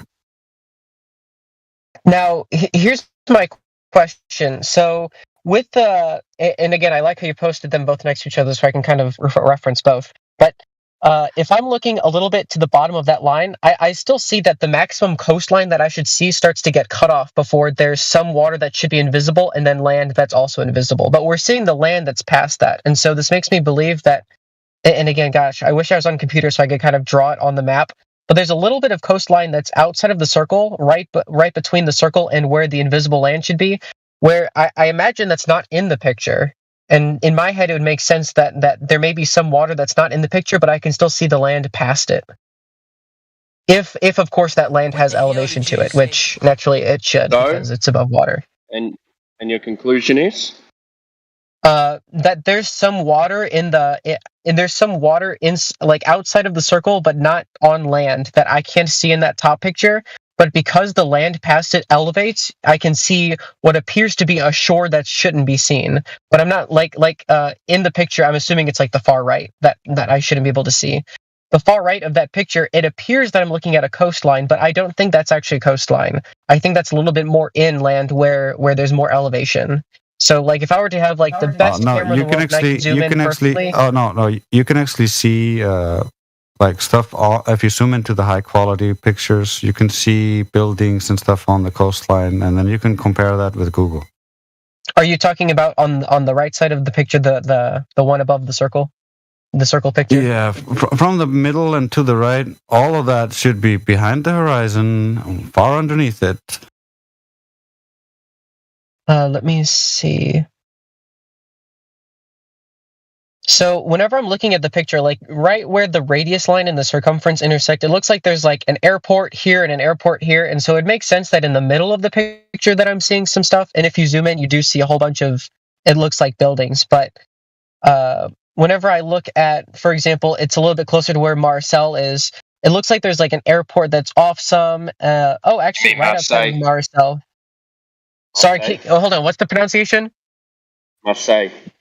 Marseille? Okay, sorry. Marseille. Is this Marseille? You never heard of Marseille? No. Sorry. Yeah. India just posted the India just posted the high res picture. You can save that and then zoom into it.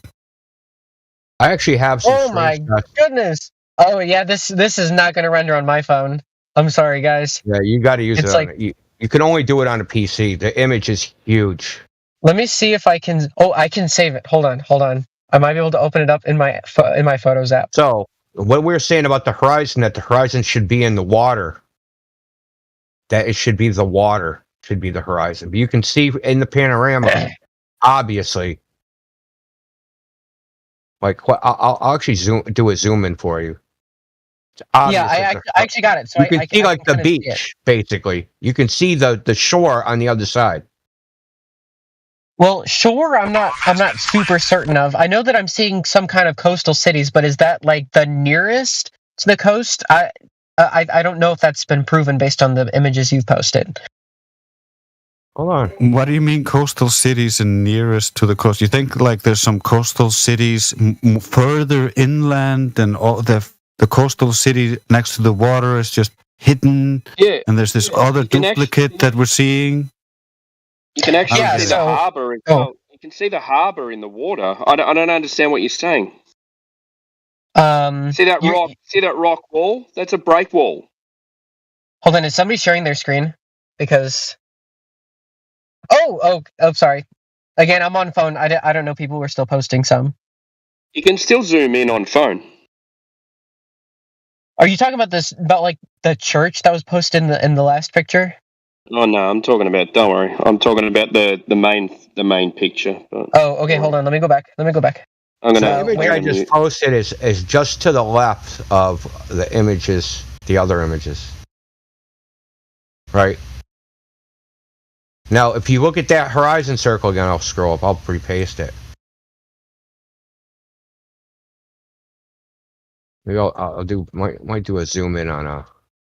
Ah, there we go. Okay.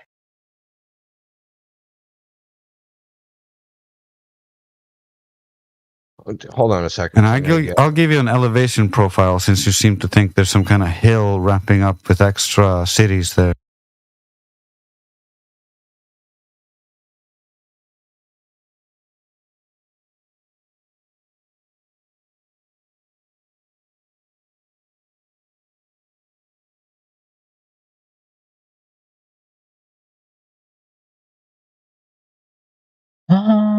Okay.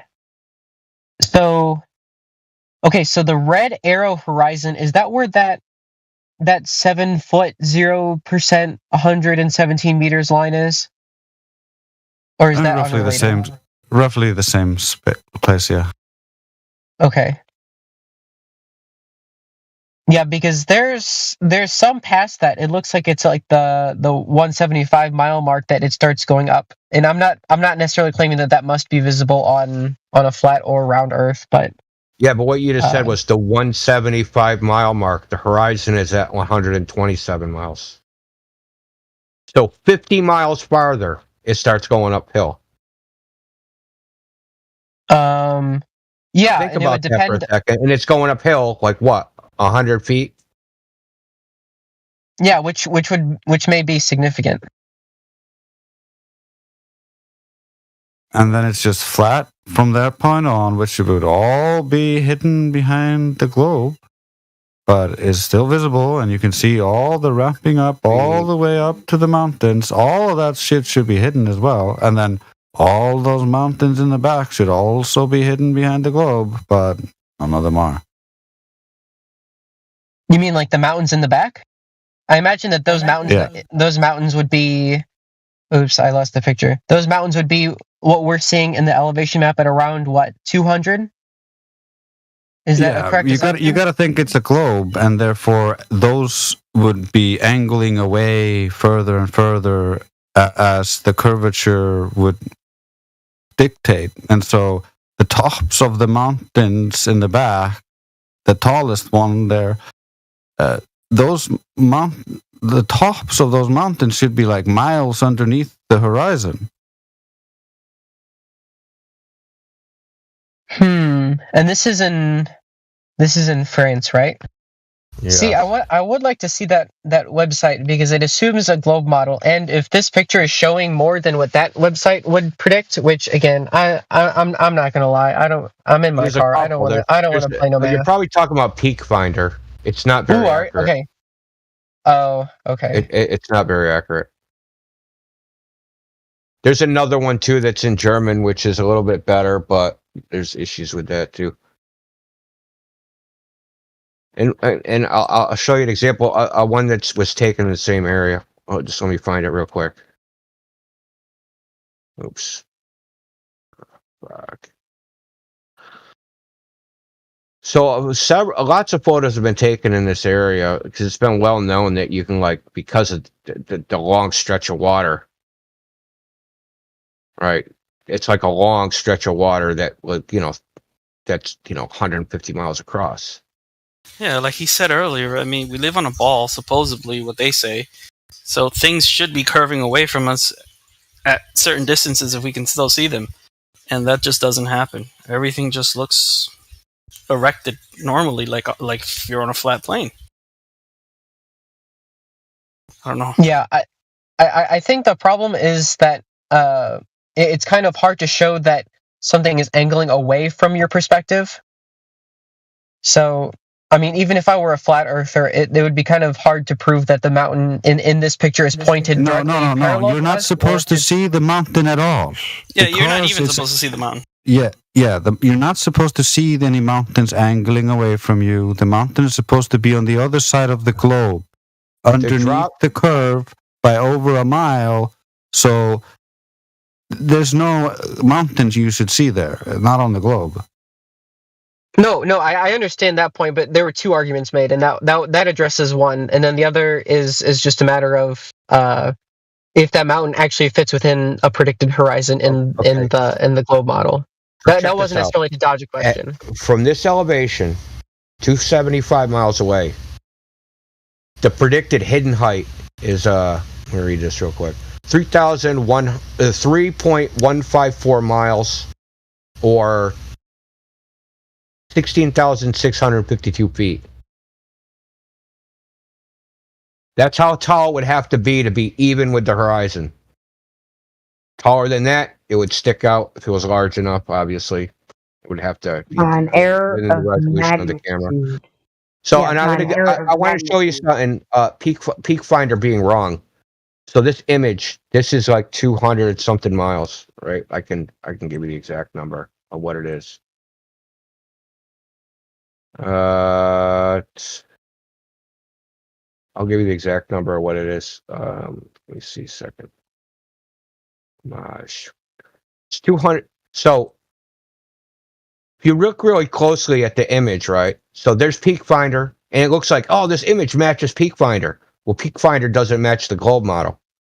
And I'll tell you why. Because you can see this little thing, if you go all the way to the right, there's this little part of the mountain that sticks up. It's called God's finger. Looks like a little finger sticking up out of the mountain.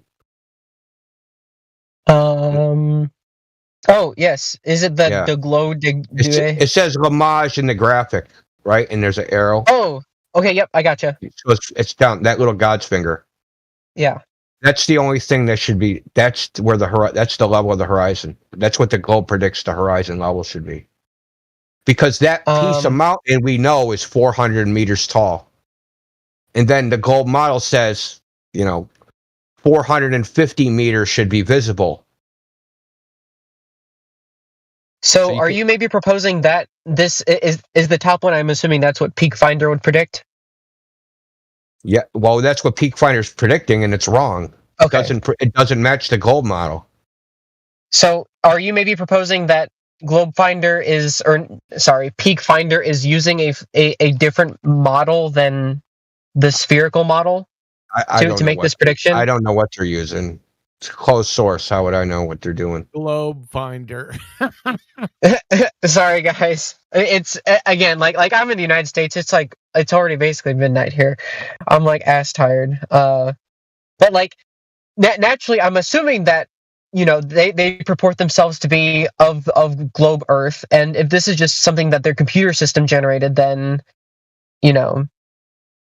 well, I would almost wonder that if this is off, but it looks like what they predicted and what we see is about accurate. Even if it's not accurate to the globe model, I wonder what model are they basing it off of to be this accurate.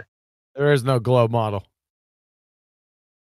No, well, then how was this image? Okay, whatever model that this software is using, what is it? There's no model because there's no. Yeah, there's no. I don't even know if that's of Peak curvature. Finder. I can't remember exactly. I'm not even positive that's Peak Finder. Yeah, Peak I'll Finder's give you a one way. of them. I'll give you a way to do this. It's called postdiction. All you got to do is get some observation of it, and eventually you build up enough data that you can construct something that looks similar. It doesn't prove anything. Meanwhile, back at the ranch. Yeah, your worst nightmare is here. But kind of going back to models, it's more so that if this peak finding application or whatever you want to call it is able to predict things like this, then I would kind of want to know what their basis of assumptions are. Not necessarily that they have to be 100% correct. Well, look, I don't know. Number one, there are no models of the globe Earth. Number two, models don't predict shit anyway, so I don't know what you're talking about. So, I don't know what he input into this, right? So the person that did this photograph, he has a Flickr page, and this is on his Flickr page. Oh, so this may not. So whether he put in the right altitude, the right elevation, or he just kept fucking with it till he got something that looked like what he was observing, I don't know. Gotcha. But yeah, because it looks okay. So I posted a video. So I posted a video. Right. So if you see that, if you watch this, all the math is in there of what the globe model predicts. This is like where the horizon should be. This is like you should only be seeing shit picked. That isn't even it. Just all I could say is watch the video.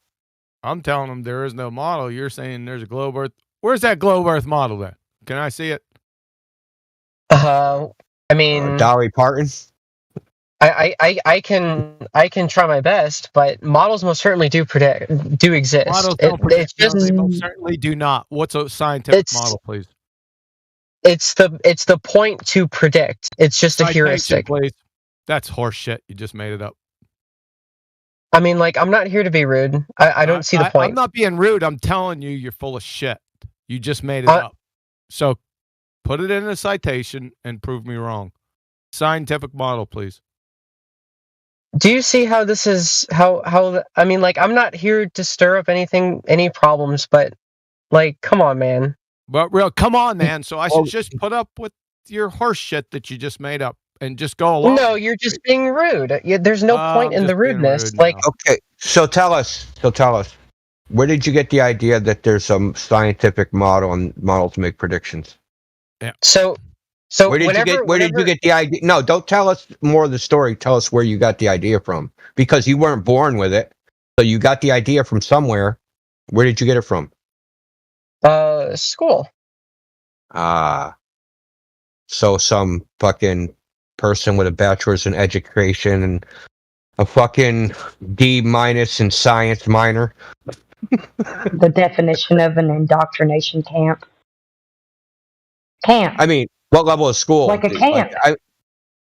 Was it in the textbook? Was it like your teacher just telling you that? I mean, it's just the general school model that they teach you. You know, you can find it in textbooks and you can find it represented in school curriculum. Yeah, you got to stop saying model.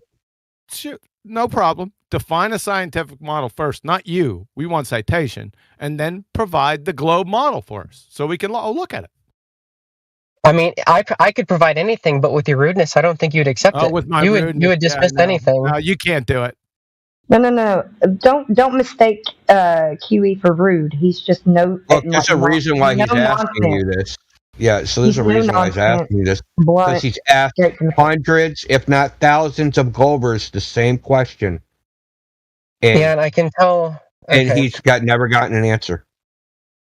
I mean, he is a little bit rude in his presentation. I'll give him that. That doesn't matter. Your tone policing has no effect on the arguments. Shit up. We could just disregard your making the shit up and just focus on my rudeness, right?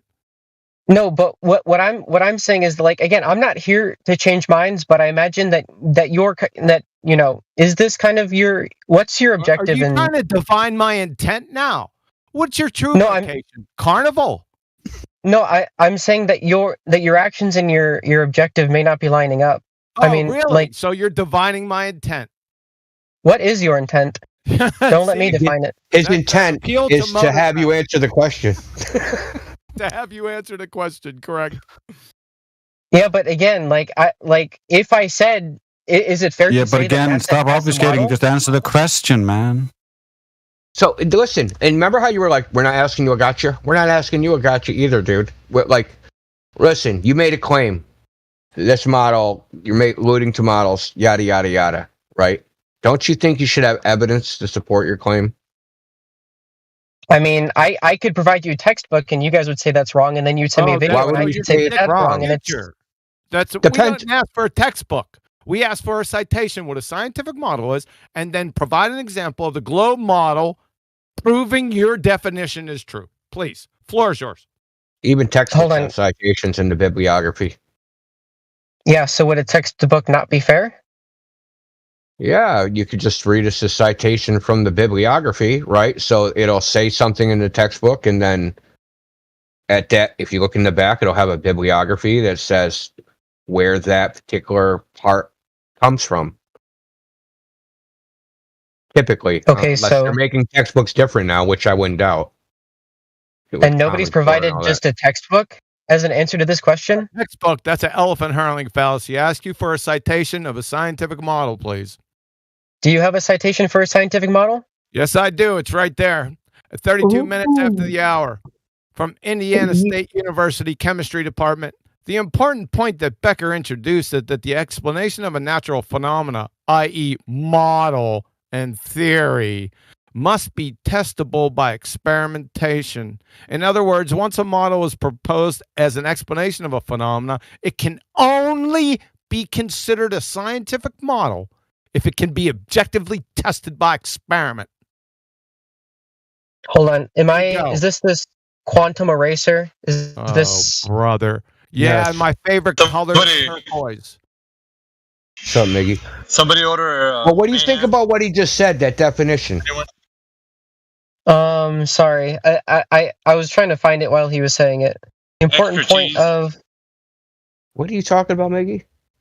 What are you making us for dinner? I said, did somebody order a Mayhem extra cheese? Yeah, extra cheese, extra salt, bro. Attention on deck. That's correct. And make sure your heels are What's together. Up, man? So, since we got a scientific model already defined, right? Please post the scientific model of the globetard so we can see it right now that matches up with that definition, please. I mean, again, I'm on phone in my car. I'm not at a computer with all my research pulled up. Let me ask you a question. Do you think that there is an all-encompassing, contiguous scientific model for the globe, or is there a bunch of other models of other phenomenon that are Frankenstein together, right? Like stitch the skin together?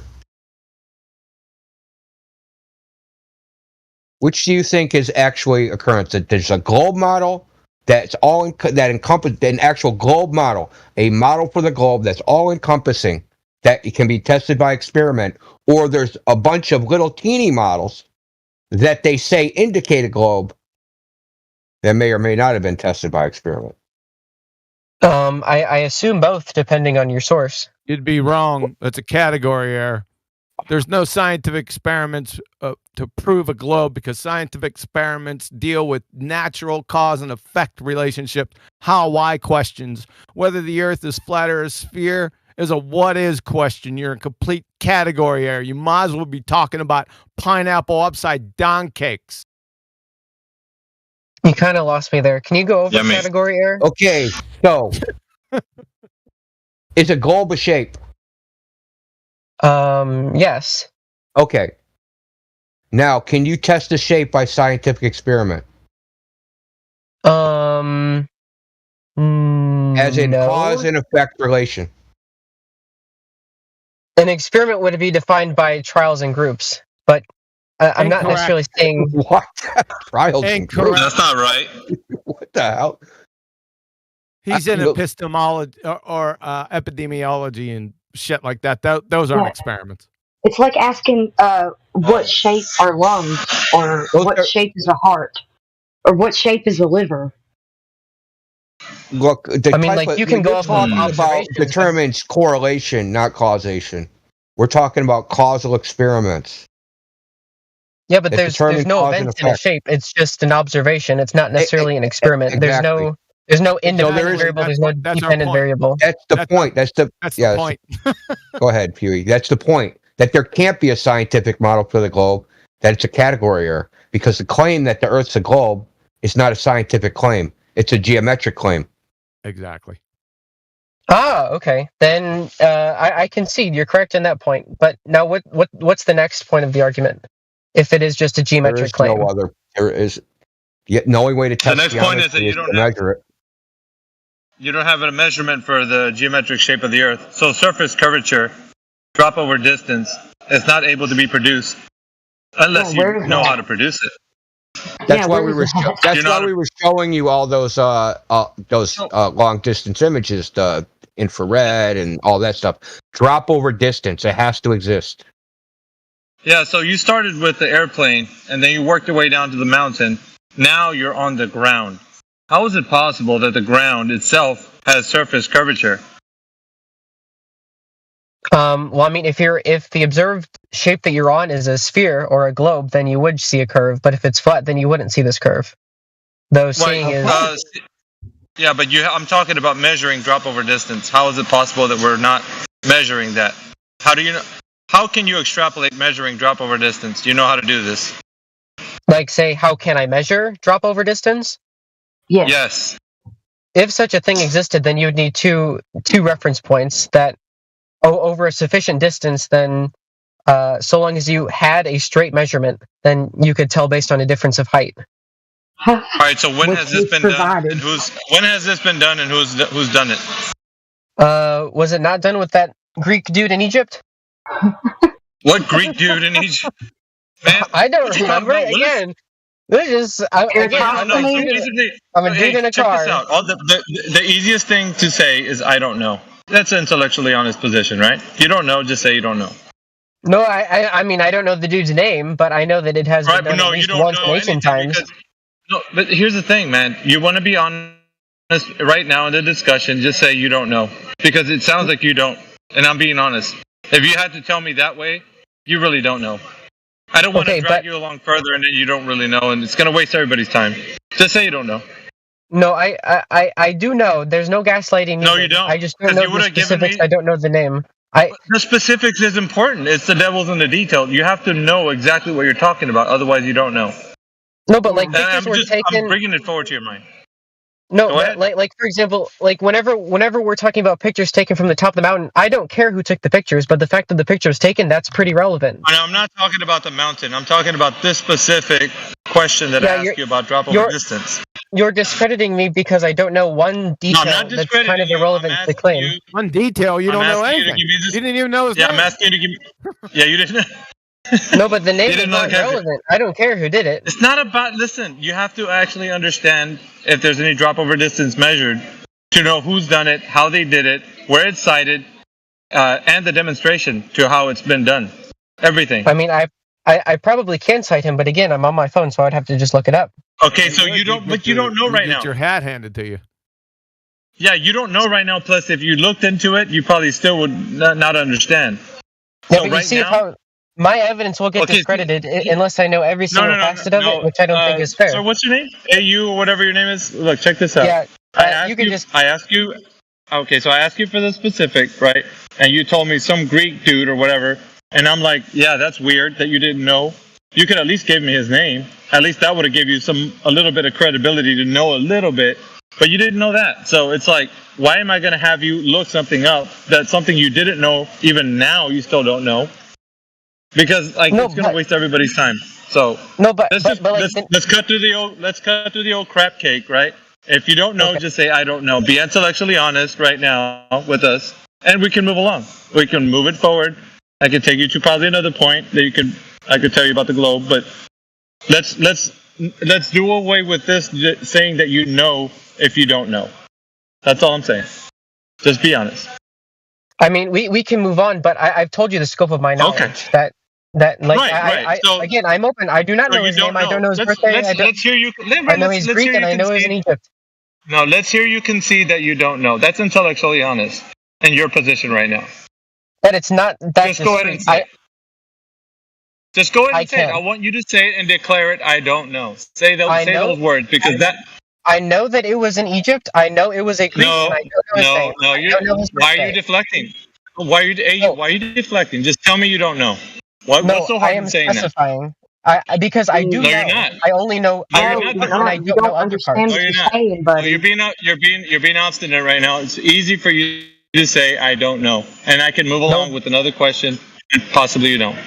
No, but like I would rather hear what you have to say. Go ahead and There's concede, no point in getting caught up. Because go ahead and concede. Why? Go ahead and concede. It feels good. It feels good to concede and say I don't know. What's the point? Just go ahead and say it. I want to. It's not a game. This is your intellectual honesty at stake here. And if you want to stay remaining to be right now lying to the audience because we know you don't know, it's just a concession from your part for you to say that, and it feels good because you say, I'm honest. I don't know, so I'm going to go ahead and say that. And now everybody can be happy because we all know that you don't know, and you know that you don't know. But you need to say it. Declare it. But I have told you the components that I know and the components that I don't know. No, I don't need to hear. What I need to hear is you say I don't know, and then we can move on. It's so easy.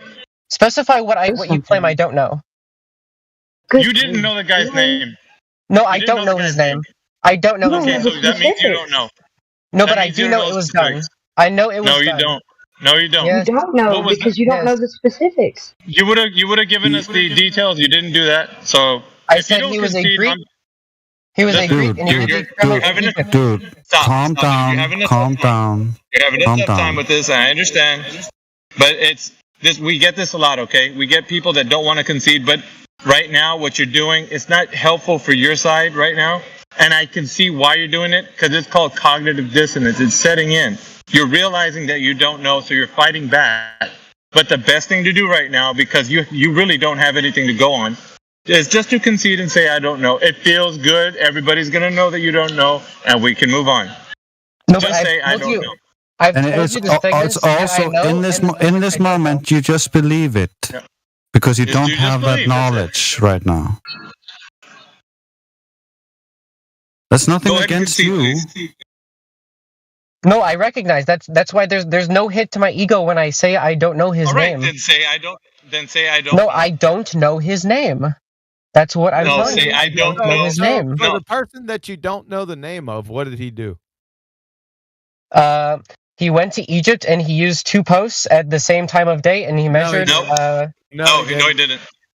Oh, so you know who I'm talking about? So it did happen, right? No. You're you friggin' bozo to clown. Please don't tell us what we know. Don't tell us what you think we know. Look, it's simple, right? I just exposed you that you don't know anything, and that's okay. But you didn't concede, and that shows me that you want to be dishonest in this conversation. You want to continue to be dishonest. So unless you concede right now, you're going to continue to be dishonest to everybody that you're talking to. You better. So it's up to you. It's going to get nasty. Yeah, it's gonna get nasty. Trust me. But You the don't want it fact, to get the fact nasty. that you could say false Concede. to my thing that didn't even No, happen. concede. I want to hear you concede. Be honest. No. Concede. Look, No. dude, Okay, then. hold on. Then Let me you- explain something off real quick. It's up to you, Off. then. It's all The you. thing is, you don't know what he did, and the fact is, whether he even did it at all is in doubt because there's no primary sources. There's not even secondary sources. Meaning, what he wrote down, that doesn't exist. And what somebody wrote down about what he wrote down, that doesn't exist. All There's a right, so third right source. now what I'm gonna So what I'm saying gonna is, do is I'm gonna- it's in doubt whether he did that or if he's even alive or he ever lived. And that's not us saying it. That's historians that say it. Yeah, I'm gonna commend you to the council, and may God have mercy on your soul. I gotta get back to work. Yeah, it's about to get rough in here. Yeah, so he's asking you if you know, if anyone's ever measured it. You appealed to Eratosthenes, that's his name, Eratosthenes. He couldn't have possibly have measured it on the same day. What is he, like, got telekinesis or something? Like, did he teleport from one place to the other? Like, I mean, seriously. Think about it. Think about what you're saying, man. Correct me if I'm wrong, but do we have his number for his predicted circumference of the Earth? Predicted? He didn't predict shit. I believe he did. Not a scientific prediction. He didn't predict anything.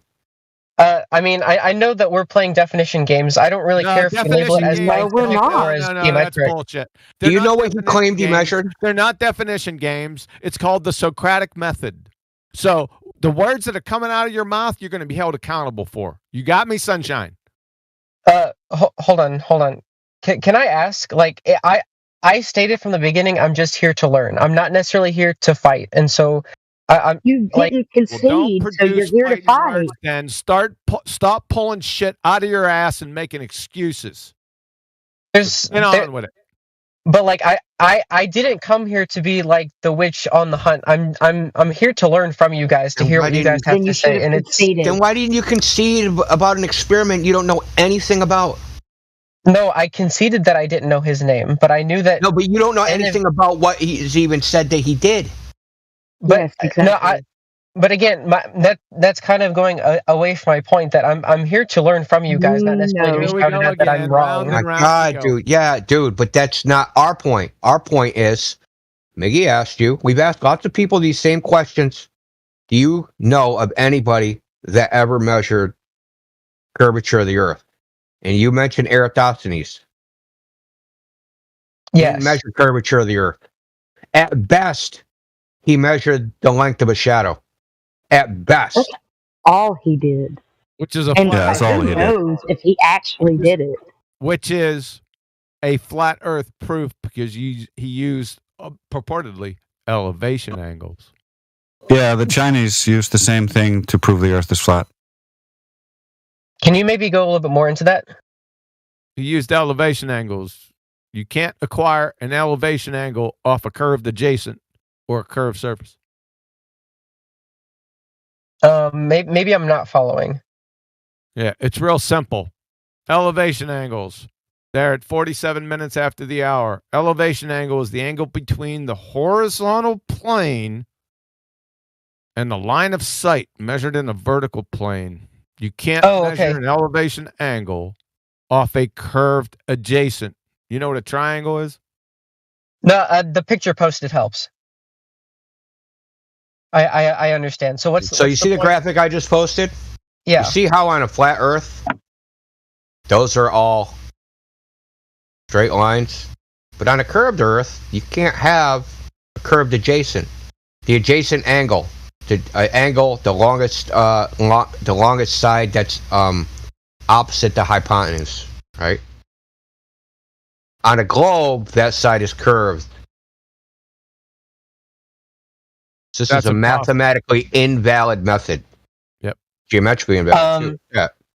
And you're saying specifically it's invalid because, for example, if I assume that all these posts are perpendicular with the ground, then no matter what the measurements come out as, it wouldn't necessarily suggest one shape over the other? You wouldn't get a measurement. The fundamental premise. The fundamental premise is that they're measuring a triangle off of a curved surface. You can't do that because one of the sides of the triangle are curved. That makes it not a triangle. Exactly. Why would he assume an infinitely far away sun with parallel rays? No, we're not there yet. That's another Okay, point. go ahead. We're not there yet. We're stopping the prosecution rest at the elevation angle. Okay, sir. Let me ask you this: Do you know what a triangle is? Yes. Okay, go ahead.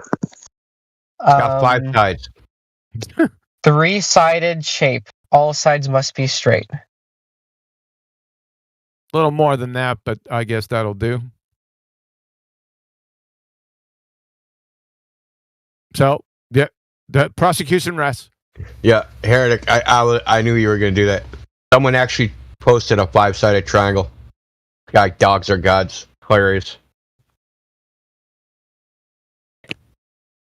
Can't make this shit up, man. I mean, there's so many problems with Eratosthenes. I mean, we can go over a couple of them. They claimed that he measured a 7.2 degree angle. Well, that's kind of hard because the angle system, right, 360 degrees, that wasn't introduced to Greece until 300 years after he was dead. So how did that happen? How did he measure that angle? The Greeks at the time only subdivided circles into units of 12 after the zodiac. So he never measured that. The Stod, they've tried to research this historically. They don't even know what the length of it was. And they don't even know, according to, scholarly analysis, the precision of knowing its actual length is not even known within 3%. Then I mentioned the primary sources. There are no primary sources. There are no secondary sources. Then there's the assumptions in the test itself, right? That the sun is an infinite distance away, that the Earth's already a globe, right? That you're making your measurements off a curved surface, right? And that parallel light rays, or that light rays are parallel, which is contrary to actual observation. So there's lots of problems with it. But fundamentally, the fundamental problem is he didn't measure curvature. He measured the length of a stick in a shadow and inferred a whole bunch of nonsense from that measurement. Who measured curvature? Right? Who measured the curvature of the Earth? Because the surface of the Earth has to be curving. What Eratosthenes claimed is that he measured the circumference of the Earth. Well, what people claim he did. He didn't claim it because he probably didn't even exist. And it's not me saying he didn't exist because I'm a flat earther. Historians doubt he existed. Gotcha. And there's a specific reason for this. Because the primary source is a guy named Cleomedes. Cleomedes said that Eratosthenes had some guy that got paid, this was his profession, to walk some distance, right? And take steps to measure how far things were apart. Well, the only place that's mentioned anywhere, that particular word is used in any ancient Greek is just for this. No other Greek source, no Roman source ever mentions this profession, anyone ever doing this ever. Measuring by walking something, by walking a distance and taking carefully, spaced steps that are all evenly spaced apart. Sure, it's only mentioned in reference to Eratosthenes and isn't mentioned anywhere else. That's why they don't think he exists. It's 500-mile pace count. Yeah. And of course, it's completely flat, right? Yeah. I mean, terrain flat. So the summation of the argument may just land up that this guy may not have even existed. And so his claims. No, that's not the summation. I just gave you like 50 different reasons. Well, hold on. Summation of the argument. Hold on. Again, it's like in the middle of the night, and like it's taking a lot of energy just to follow along. If the experiment was ever done, which we doubt, it's experimentally invalid, and it doesn't even address the question you were asked because he didn't measure curvature. He measured the length of a stick in the length of a shadow. That's what he actually did, which I don't know because here's the funny thing is because they didn't even have units of length in Greece. So like, I don't even know what units he used. What he used for a unit? I mean, he could have really used any unit as long as he knows proportionality. And that's again, it's a geometric claim. Yeah, right. They use ratios. Anyway, he just debunked it 6 ways from Sunday. So you're saying he can have used any unit of measure. Unit of measure for what? No. Hold on. Pause. I'm trying to tell you guys, I'm so tired right now that it's harder for me to follow. Oh, dude, you're literally trying to revive a corpse, man. I'm not trying to revive a corpse. Dead. Like he's I'm trying to say it's time for me to go to bed. Like I don't know I don't know where you guys are from, but like I'm in like the middle of Missouri, and it's nighttime So here. am I. Oh no! Wait, do we have a fellow Missourian here? Yes, I am. No way. Where are you from? Not from there, but I'm in Middle Missouri. Oh, that's cool. I'm in like St. Louis area. That's not Middle Missouri. Well, you know how it goes. Again, I told you, I'm tired. It's just like a scientific model and Eratosthenes. Yeah, whatever. You guys mind if I chime in on the Eratosthenes? I feel like we're overlooking something. Is that with Eratosthenes? He's going to leave. Hold on a second. Let me talk to him for a second. Well, he's going to leave. That's why I want to try and get it in. Can you at least concede that Eratosthenes did not measure curvature of the Earth? I don't know if because again, you listed a whole bunch, and I'm really tired. Okay, think about it like this: if he measured curvature of the Earth, what instrument did he measure it with? He would have used his poles, but naturally you're going to measure curvature of the Earth. No, to measure curvature of the Earth. He's measuring the Earth with that, or is he measuring something else? Maybe I'm missing where you're going with this. Did he say he used his pole? Yeah, he would use his pole to measure the shadow. Oh dear. But yes, Say that again. What did he measure? Yeah, what did he measure? The shadow. Yeah, thank you. Okay, so not Earth curve. But you can make inferences based on the setup. Make inferences. But an inference is not a measurement of Earth curve. Yeah, but if you're going to make claims that are on a geometric basis, I think that those are fine. It violates geometry. We already told you he can't measure an elevation angle off a curved adjacent. But not necessarily staying. Okay, like, are you trying to make the claim that because the bottom, and again, I'm so tired, that the bottom of the triangle is curved, that it's not fair to say that measurement works? It's not only fair, it's ludicrous, it's nonsensical buffoonery. Because it depends on where you measure on that curve, what the angle will be. So the closer you measure to the vertex, the shallower the angle will be because it's a curve going into a straight line. You can't measure it you can't measure a fucking angle off a curved baseline. Yeah, but like the globers, we're not claiming that the curvature of the Earth is like that of that it's the size of a ball. It's gigantic, and so whenever you zoom into this curve of gigantic? It doesn't matter anyway. You're compromised. That's the assumption, and so I could make. You're compromised by basic geometry and what a fucking triangle is. But like I could make a platform and then make sure that it's. Okay, I'm sorry, guys. Like yeah, you just need to go to bed, dude. He didn't measure curvature of the Earth. He measured a shadow. You already said it. Even though if you can't concede, I don't care. Okay. I mean, it was nice talking with you guys. Some of you guys were rude, but some of you guys are really nice. For the other two questions that you won't concede to. Okay. Wait, before you leave, I've had something I've been trying to say. I thought you had a question for everybody else. Sorry. With Eratosthenes, it doesn't matter whether you believe that he existed or the experiment happened or not. If you take so hold on. Map of a flat Earth. The circumference of a globe Earth correlates to the same thing that the diameter of a flat Earth would, right? Antarctica and Antarctica. Picture it that way. So if you take Eratosthenes' measurements for how he calculated the circumference of a globe Earth, you can use those same measurements, forgetting what they were talking about with the angle and the curve, whatever. You can use those same measurements to calculate the diameter of a flat Earth, and you'll get the same value Eratosthenes did. There's nothing in Eratosthenes' experiment that necessarily needs the Earth to be flat. To be a globe, sorry. If you take all his values, they work just fine in flat Earth, and you get the same number at the end. Nothing with his experiment is globe Earth specific. So I would say he neither proved nor disproved flat Earth or globe Earth. He calculated the diameter of a flat Earth or the circumference of a globe Earth. It'd be the same value. I think it was whenever. I can't send images in the chat, but I have like a a diagram of this, but I'm not allowed to send No, it. like whenever Flat GPT posted is like the bot. Whenever he posted like the flat description of the experiment versus observation and the circular description, I said that you can interpret it as agnostic to results. So I see exactly where you're coming from. Is Now there someone imagine who this, can make it so I we can were- send images?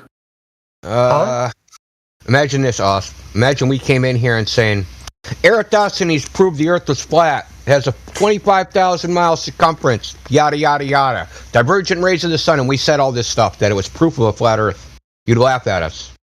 That's why we're laughing at you. No. I actually think that. Sorry, I don't know what his name is. I'm on phone. JMF. I think I think he's correct in saying that it is agnostic to the results. I That's got probably a diagram, but I can't send it. That's probably your DM it to me, dude. strongest. JMF, just DM it to me. India. How long have you been on the server? Dude, you've been here a minute, man. Yeah. Dude, I'll just give you perms. Hold on. There, look at that. Look at that. I DM'd it to you. Yeah, but I'm going to give you perms so you can post it. I made that a while ago. Goddamn rolls. Who did that? I got it. Who's India. running this place? Don't worry about I it. did it. Thank you. I took it off. It's gone. I put it on again. There's a few new people in. There's N8 and Losty as well. The point is, it's equally valid to say Eratosthenes proves a flat Earth as Eratosthenes proves a globe Earth, as in neither claim is valid to say it proves either one. Doesn't prove anything. Depends on your starting assumptions. And it isn't just us. It's in peer-reviewed papers. I'll frickin' post it, the link to it. It's the remember when we started talking, I said when you evaluate any test or experiment, you ask yourself, what are the sources of error and what are the starting assumptions? So this is a case of that. The starting assumptions, if you use a different set of assumptions, you can reach a different conclusion. And the underlying assumption can't be proven one way or another. That's why it's an assumption. You can't prove the distance of the sun because there's no parallax. But if you observe rays of the sun, you can conclude that the rays diverge. That the rays diverge? That the rays diverge. If you watch the sun, right, the rays that emanate from the sun, they appear to diverge from the sun. They don't appear platter, like look in Platter's graphic, diverge. It's what they appear to do. That's the obvious thing.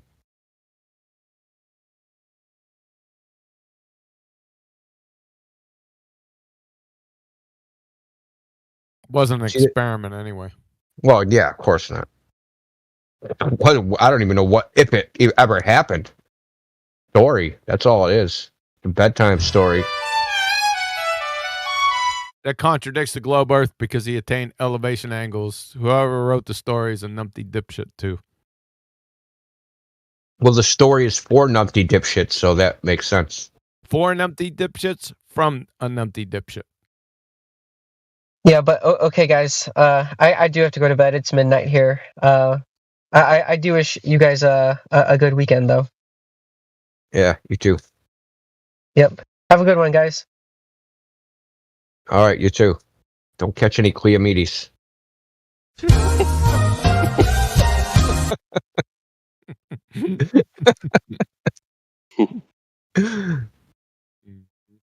You wish Dave. Go Can ahead. I just summarize? So what you're Yeah. saying is that you don't believe Eratosthenes existed? It's not just me. I mean, there's historians that don't believe he existed just because of the lack of primary.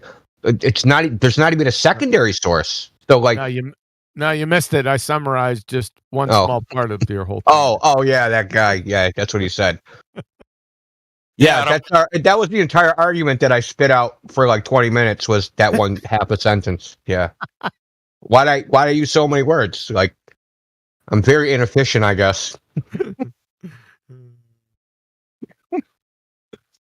Hey, he could have actually even made that shortcut. So Eratosthenes is fake. me summarize. Oh god. So who was talking, Timbo? Yeah, I was just saying, should we see if Losty wants to jump in? No rolls. Oh yeah. There's another person as well, N8, I think too. So Losty. Losty, you have control of your mic. Are you there?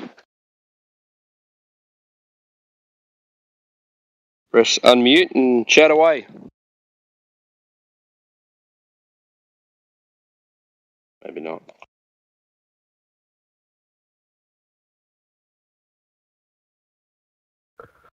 N8, are you there? Or Nate, are you there? Oh, yeah.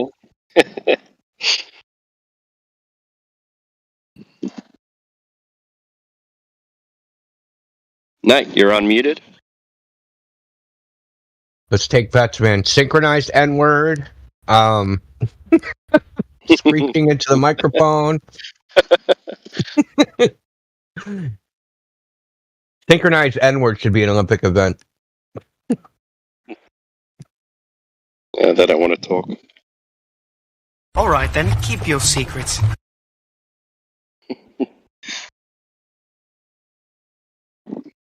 Are you guys hearing that?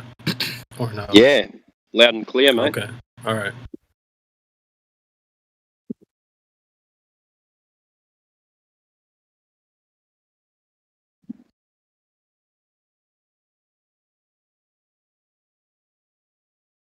Does this mic Was- work?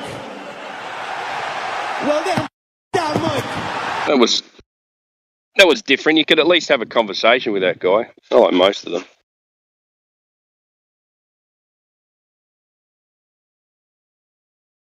Yeah, but he got real weaselly towards the end.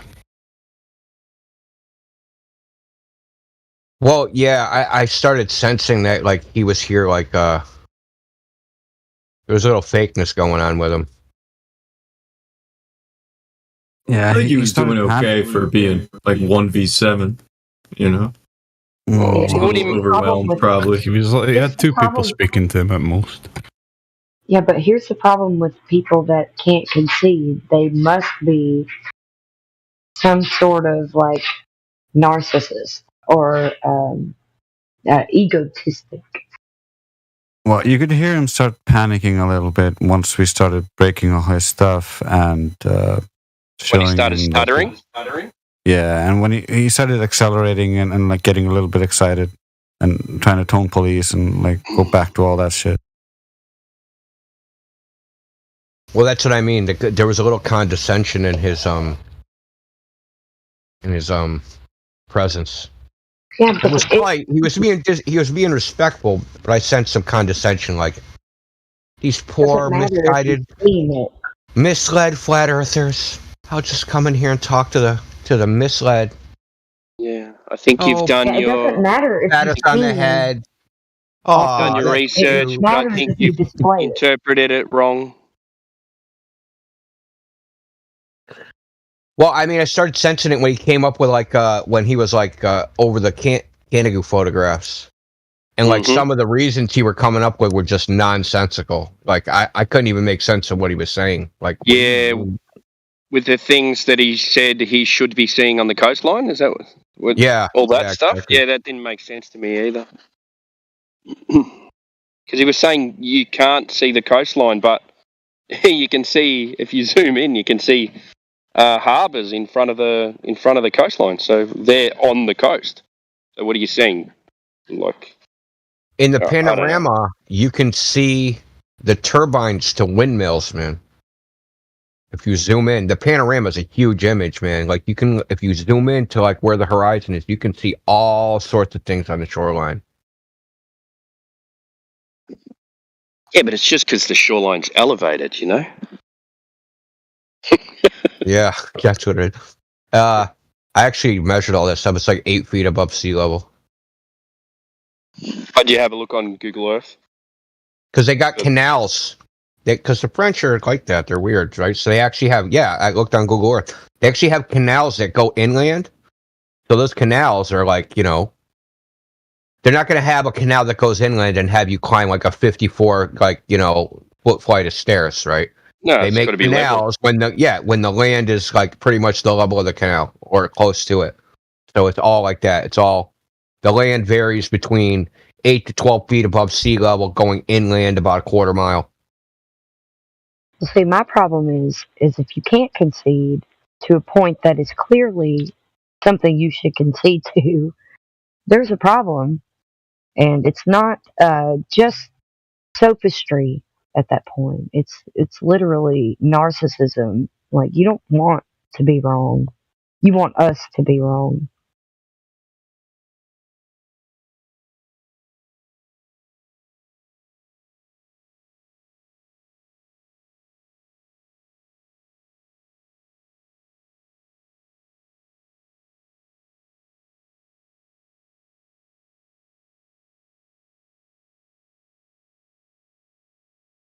There.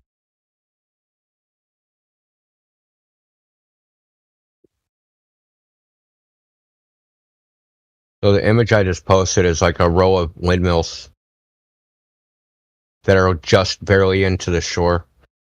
You got more. I actually have a lot. I did so much on this panorama, man. I ended up deleting it, but I did a spreadsheet with the elevations, with the goal prediction for every single mountain in the image, just something like 140. I sat there for like a day and a half, just hammering away at the frickin' curve calculator and entering it into the spreadsheet.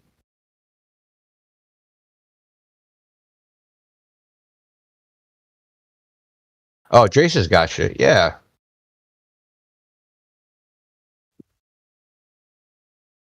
Thanks, Trace. Man. You're the best. So when I have it, Trace. I just have to like it's in like my own server. I'd have to scroll up from when I posted it like 3 years ago. Man, I'll be scrolling forever. So when you say, when you were talking about where the horizon line should be in that photo, so you're saying the horizon line should be here. So are you saying that's where it starts to curve from your position, or that's where you should see nothing beyond that? No, just that's where it should start to curve, right? So like, yeah, if the circle is in the water, right, then like that's where the horizon should be. You should have a water horizon, not a land horizon. Yeah.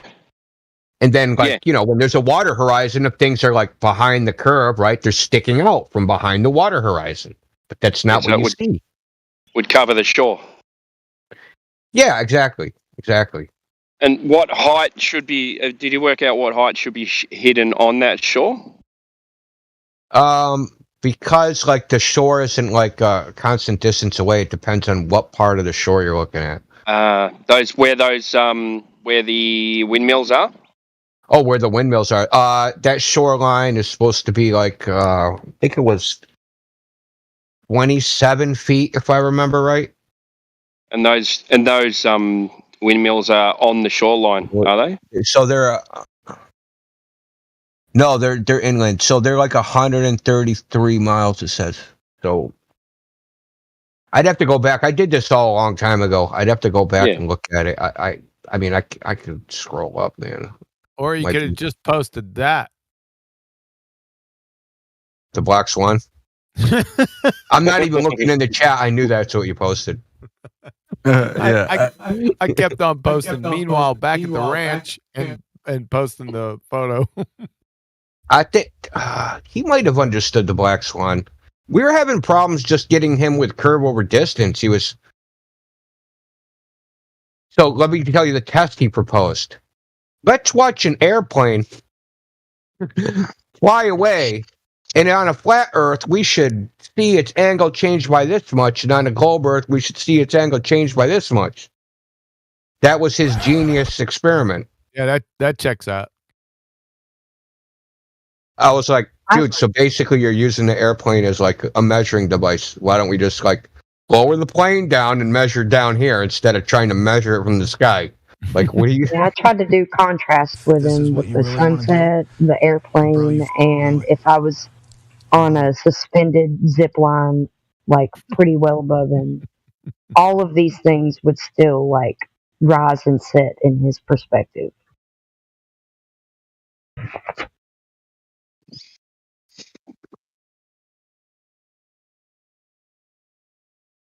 All right. Well, that was fun. Anyone else? I'm still scrolling up, man. I'm in like fucking. What year is this? 2020. Oh, brother.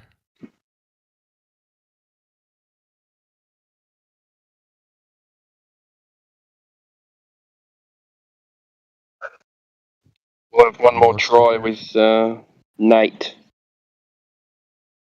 Nate? You there, Nate?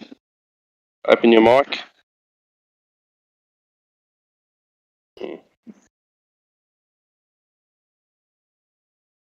They're Nate, mate. Nate, mate. Nate, mate. That's actually his gamer tag. Nate, mate.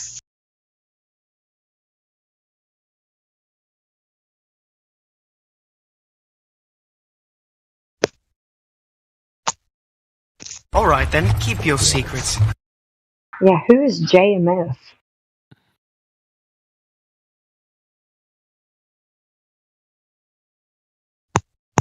Who the fuck is that guy?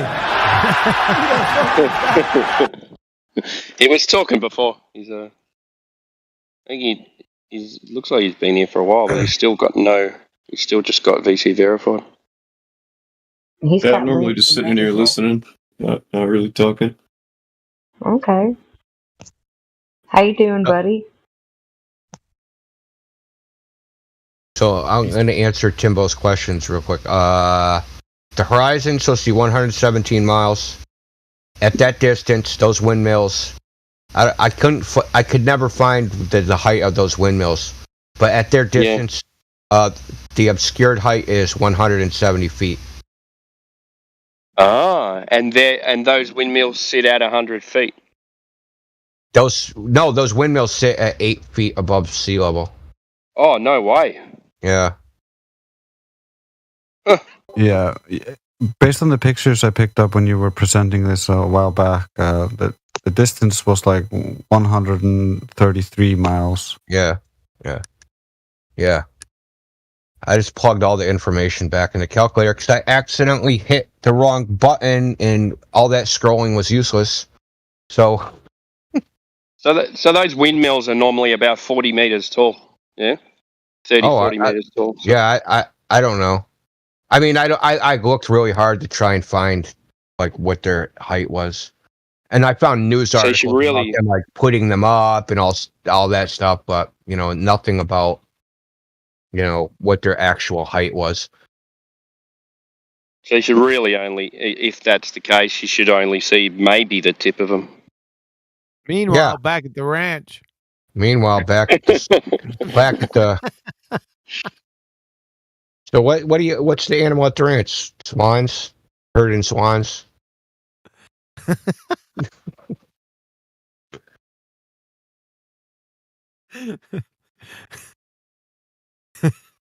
Sounds like you're emotionally tied to this because you spent so much time with it. That's what it sounds like.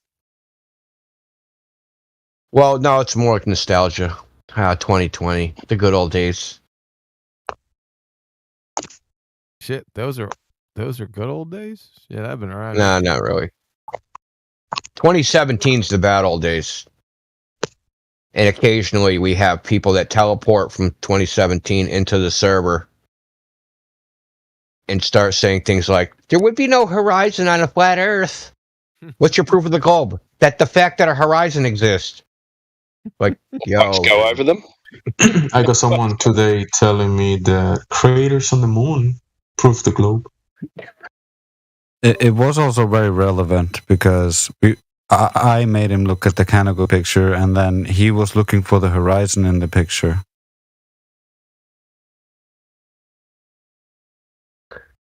That's the problem, though. There is no horizon in the picture. But there should be. And that was like going over his head.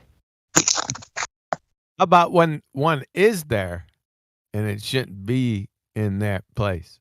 Meanwhile, back at the ranch.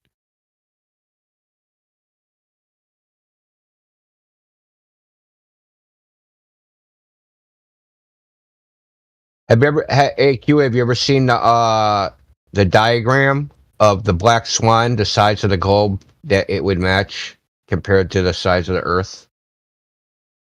I don't think so. You got Trace, something. you got that? You got something sticking out 264,000 miles. Yeah, hold on, watch this. This is crazy. Oh yeah. That was good when you posted that yesterday, didn't you? Yeah. Yeah. I made it a while back. Trace is like hoarding all the good stuff. Heretic.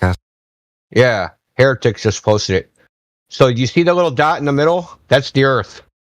That's their Earth. That's the 3,659 mile radius Earth.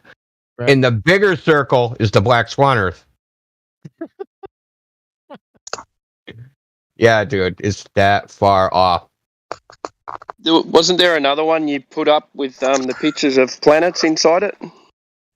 No, I didn't know. No? I wish I did, though. That would have been great. There you go. I did that. I just draw a circle, random red circle, based on the distances supposedly between the moon and the Earth and how they fit all the planets in there. That's just their claims. I just drew a circle. So now all the planets will fit into the Black Swan Earth? Yeah, basically. And and that's just with us assuming that the horizon is 10 miles away. Exactly. If we start seeing it even further away, like we look at the same Black Swan video and you're like, oh, this island is actually 29 miles away. If the horizon is this far away, the globe is as big as the sun. I estimated the horizon of the Black Swan to be... I am estimated to be 27 miles. How dare you? That's just an estimate. The original. Yes. Yeah, that seems about right. I can't confirm that. That's why I never say anything about it. Yeah, is it just like a guesstimation? Yeah. I can't. There's no way for me to measure that. So I just really like giving them you give them a scale, like if it's 10 miles, then it's this big, show them the other picture. And then, like, if it's even further, up to like 29 miles, it's this big. And you just have this small, tiny little flat spot on your little gigantic ball. Like, you don't have a ball anymore. You just have a flat spot. Is that Drace, is that the original, what you put in here at 20 minutes after the hour? It's a screenshot from the GIF of the original. Of the original, right. Yeah, that's the view I took when I estimated it. It's a little foggy. So what's that? What's that island behind? It's either Anacapa or the other one. What's the other one? Santa Barbara. I can't. It's been too long. I can't remember the name of those couple islands out there. But if it's either or, it's what? They're both 20 odd miles away, are they? Yes.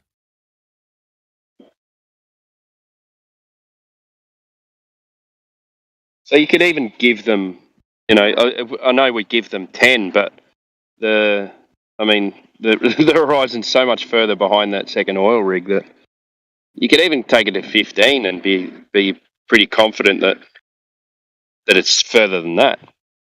Yes.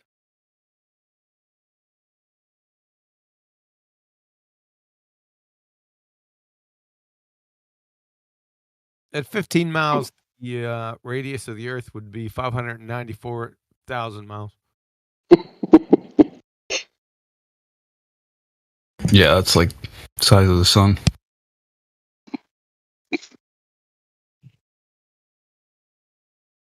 You want the whole list? 15 miles, 594,000 miles. 20 miles, 1,056,000 miles. 25 miles, 1,650,000 miles. 30 miles, 2,376,000 miles. What does the Carnegie observation put the radius at? I have no idea. The solar system. Well, you can't even see the horizon. Mike. Yep. Mic check. I hear you. All right, let me mute.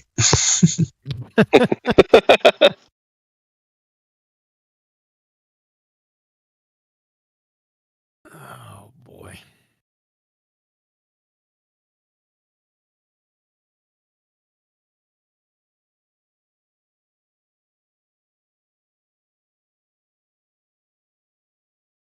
Oh, that's the wrong one. Shit.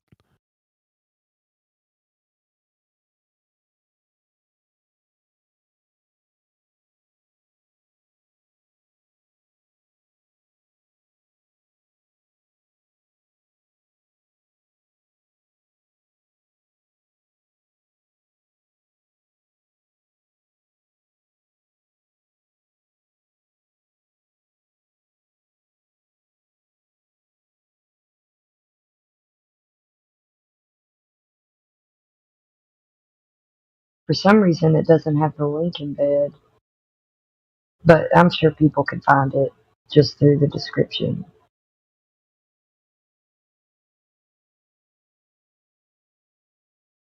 All right, folks. Got to go. Have a good evening. Good night. You too, Huey. Yep. See you around.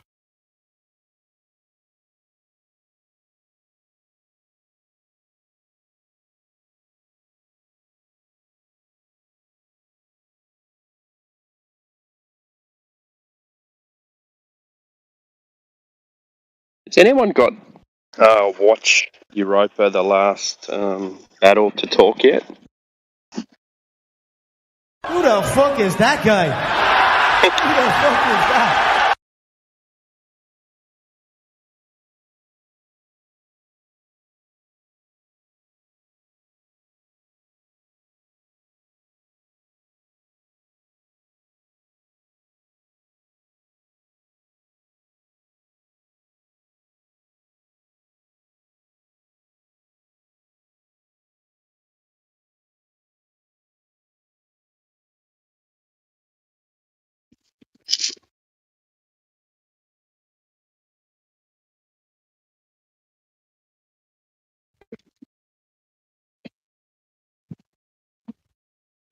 Donkey Kong, you seem to be spending a lot of time in here, mate.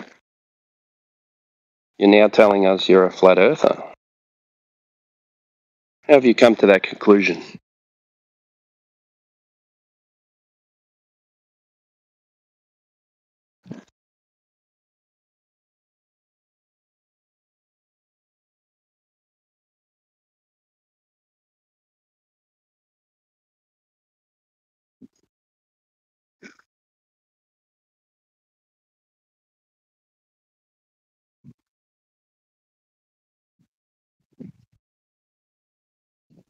You got a Yeah, mic? I came to the y'all got a mic?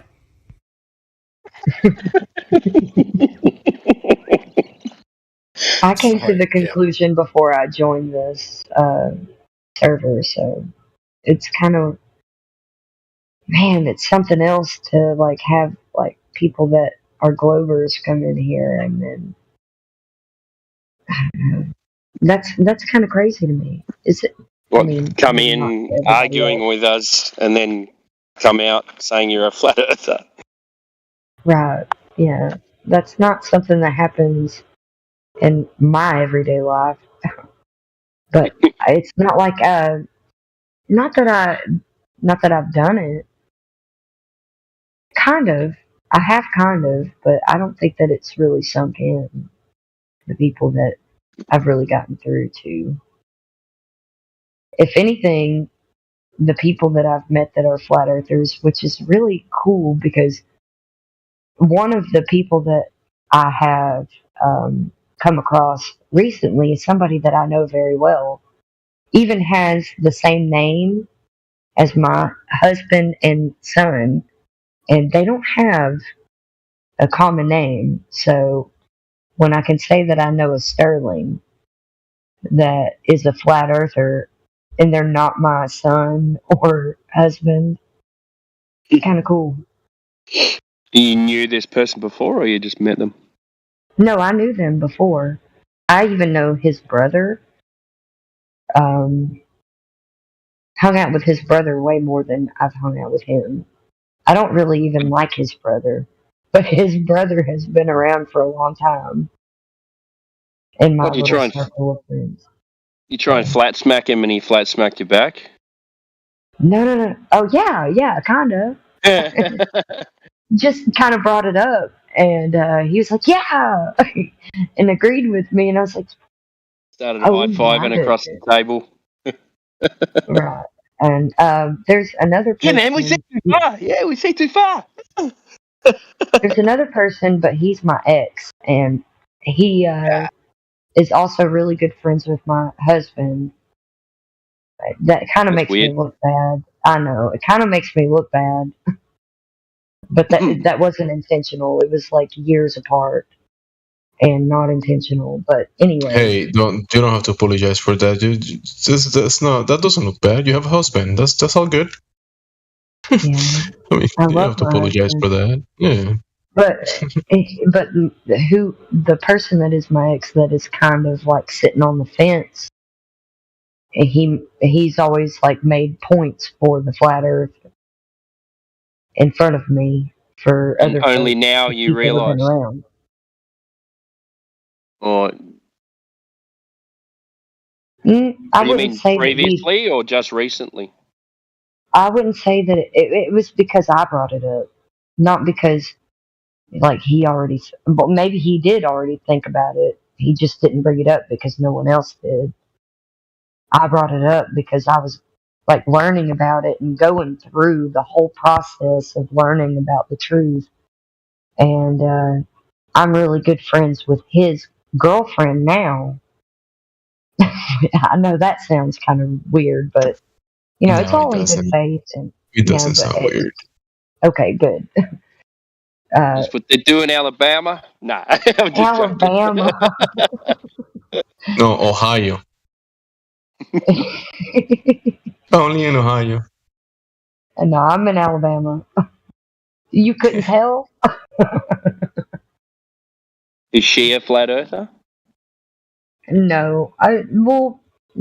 She also has uh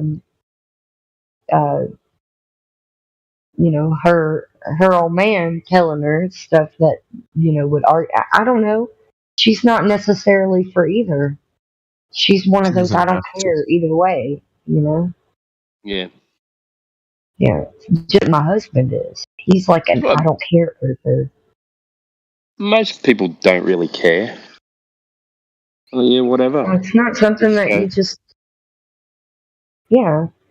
And I wouldn't say that my ex is somebody that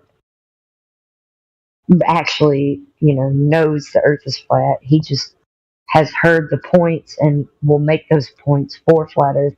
But so does Sterling, my husband. He does too. If I'm not around and somebody's like, "Your wife's a flat earther," and blah blah blah, he'll be like, "Well, she has good points, and this, and this." So he takes up for me if I'm not around, which is Yeah, such a good that's step in pretty the right cool, actually. direction for me.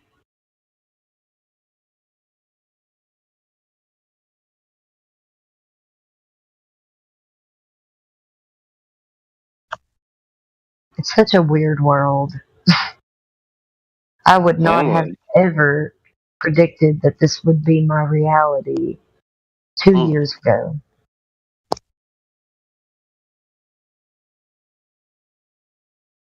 Yeah, don't fantasize too much about flat Earth. Just stick to the facts. I don't fantasize about it. As a matter of fact, I've deep dived into scripture and I found out where I've been wrong so many times in scripture just alone. So I'm not done. Learning the truth is not just some sort of end all be all. You Can't got to be keep going. You got to keep going and you got to keep figuring it out. And scripture is where I've found truth. I don't know about everybody else, but Oh yeah, there's you a all just lot of keep truth going. in Don't the stop here. scriptures. Yeah, just don't stop here. There's extra scripture that's been removed, so there's plenty of things to learn, even about cosmology. There's stuff that we haven't been exposed to growing up in the canon with Christianity or Islam or any of the mainstream religions and whatnot. Like, those are just there as a front gatekeeper to the truth. What about the library in the Vatican? You want to go there and find some truth? That's the Some beast. interesting stuff That's in there. the beast. That's the beast itself. I'd be very interested. I think that the Vatican has really put forth a lot of ideas that are not scripturally sound. They go against it, especially. Not even just a little bit, but especially go against it.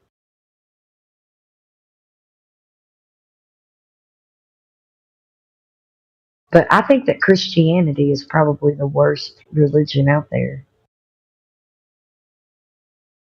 It's the most dangerous.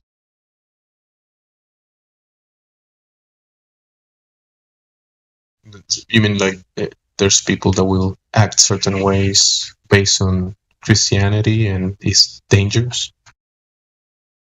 Well, they'll teach certain things that are more traditionally based. They're so much more like the Talmudic Jews, you know, those who say they are Jews but are not.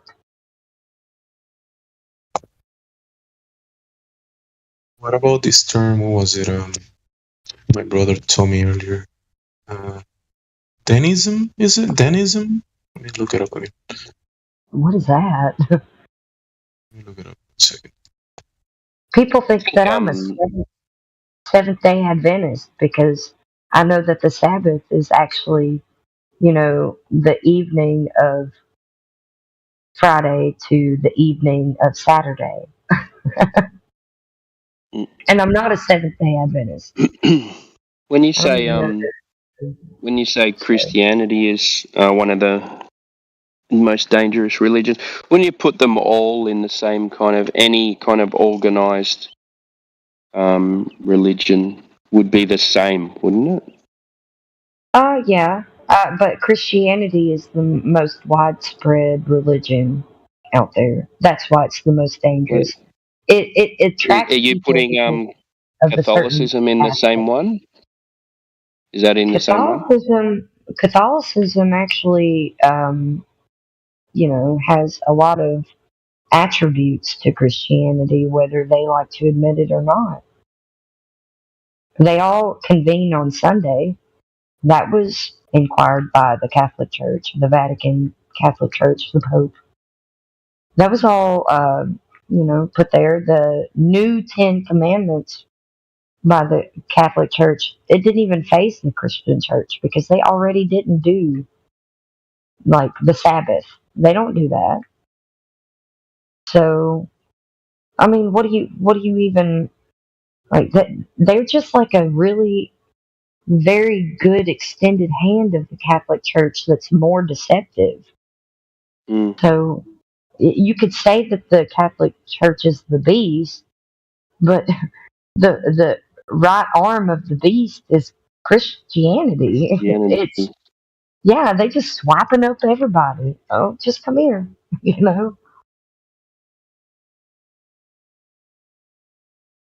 I pointed this out the other day. So my brother-in-law goes to one of those New Age churches, and I think they give like a percentage of their wage over to the church. And he was telling us, just out of conversation, he was saying, the pastor down there, he's got a big mansion. I said, can I just stop you there? I said, don't you find that strange? He said, what? And I said, the pastor at your church lives in a big mansion. Where do you think he's getting his money from? And he goes, from you. I don't know. Well, he maybe gets a wage from the church. And I said, who gets a wage from a church that can buy you a big mansion? Exactly. I said, you guys give a part of your wages away so that these people can live a life of luxury, which goes against what they're actually preaching. You're giving away your hard-earned money as charity. Yeah, like to help people, and he's using that money that's supposed to be helping people to live a lavish life. He's And I embezzling. said that. But it's Yeah, I said that goes against the point of what that church is trying to teach you. And I said, if you can't see that, then I don't know. I said, can't you practice your religion at home with your family? Like, why do you need to go to these big fancy churches? And he said, well, it's fun. They have good bands, and the preachers are really good and smart and stuff like this. And I said, yeah, but he's telling you what he's interpreting the Bible to be. Like, can't you do the same thing in your home and maybe give that money that you were going to give to the church? Maybe go down to a charity and start handing out some food to homeless people, or like do something worthwhile with it instead of funding his mansion with his boat and his fucking plane. Like, I said, I don't understand you. That's right. And then we got into a little bit of an argument, and I said I didn't mean to be an argument. Yeah. You're right though.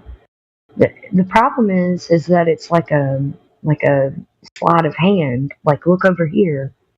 Yeah, you're doing good. We're doing good with your money. Yeah, I'm doing good things. That's why I'm being blessed. Like, no, it's not the same thing as being blessed. You give up everything and you let the Creator bless you. Like, it's not the same thing as you taking advantage of that's coveting. That's against the 10 commandments. There is coveting. So, and do you think it could also be with these people? They say, okay, well, I'm giving money to charity, therefore I don't have to do anything. You know what I mean? That's their way of doing something. That's ignorance. Yeah. That's ignorance. That's still their choice to be ignorant. And that's his choice to be an embezzler. So you're still like you're not doing what you're being taught from scripture. Like, these people are going against it. They don't know. I don't know what it is, man. It's all there. You can read it yourself. And it doesn't say anything that any of these religions say. None of it portrays any of these religions. It's actually completely against it. So that's why I feel like religion, in any sense, is just organized religion. Yeah, but it's a distraction from the truth. It makes you feel good that you follow a religion. It makes you feel good because somebody's telling you how to live and they're giving you an example, but you've already been given the example. You've already been given the truth, and you choose to not read it and not to embrace it or seek it. It's a choice. And people that don't choose it, I mean, they're going to be punished. It's just the way it is. Because people enjoy complacency over the truth. I mean, you have to love the truth. You can't love complacency. Like, there's much more to life than just, the riches of this earth. This earth can't provide you with any riches in the long run. Can I just ask a quick question? Once you die, you can't take those riches with you, can you? Go ahead. Which Bible are you referring to? The King James or the New Testament? I don't refer to the King James necessarily for anything because it's so loosely translated. So you have to study scripture. It's a lot of hard work, but it's so worth it because there's extra scripture that's been removed. And that extra scripture that's been removed teaches you about our cosmology a lot more, how you can determine the beginning of the year to like all of the just one thing that hasn't been touched apparently are the first, second, third, fourth, fifth, sixth, and seventh day of the week. They've just been renamed. one thing that has been changed is the Sabbath has been changed from the 6th day to the 7th, or to the 1st day. Sorry, the 7th day to the 1st day. It starts on the evening of the 6th day that you would think is Friday. So you just have to really read into it, and you'll figure out the truth. It's pretty simple. It seems a little hard. I'm still Sorry. studying. Let me rephrase. Okay, The go Old Testament or New Testament? The Old Both. Canon or the New Testament? Both. Both? Okay. Yeah. But also extra has been removed to make the canon really obscure to most of the NPCs. Does that make sense? Honestly, I'm I'm sure not it going to does. discredit. I'm not going to discredit the canon because you can find everything you need there. But it's funny because what is there can I'm going to be step out of this misleading. because I don't know anything about the Bible, so I'm going to step back. I'm not trying to be specific either. I'm not trying to be like this, this, and this. I just want to be kind of vague. If you don't mind, Max, I'd rather be vague. Oh no, that's why I'm asking questions. I'm not debating anything or question. No, I know. Just trying to get a reference. That's all. I know. I'm still learning myself, so you have to, excuse me. But there's a lot of removed scripture that deals in depth with the Adam and Eve story. So you know more in depth about that, and it makes a lot of sense what we're dealing with this heliocentric model, or not even a model, but the heliocentric paradigm today. It explains how it originated in the Adam and Eve story that goes more in depth. There's a whole bunch of scripture that just deals with Adam and Eve, that dives deep into their story more, that goes beyond what's put in the canon. And the motives behind, the fallen, the one that was fallen, that is considered what we call Satan, and what he's like specifically said, and his emotions towards everything, and even it even goes so in depth that he said he deceives Adam into thinking that he was created as a human first, and that Adam was taken out of his form, out of his side. Like you were created out of me, but I was told to stay north of the garden where you were east of the garden. Like, I mean, and that he's a star, so we're stardust at that point. Like, it just makes so much sense when you dive deep into the scripture of Adam and Eve. So people think that they're stardust now, and he was a fallen star, not necessarily what we would think stars are, but you know what I mean.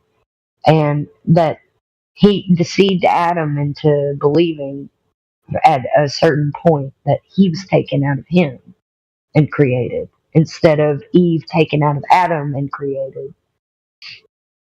And it kind of ties into, man, there's winks, those like little winks that you get in movies and stuff, like the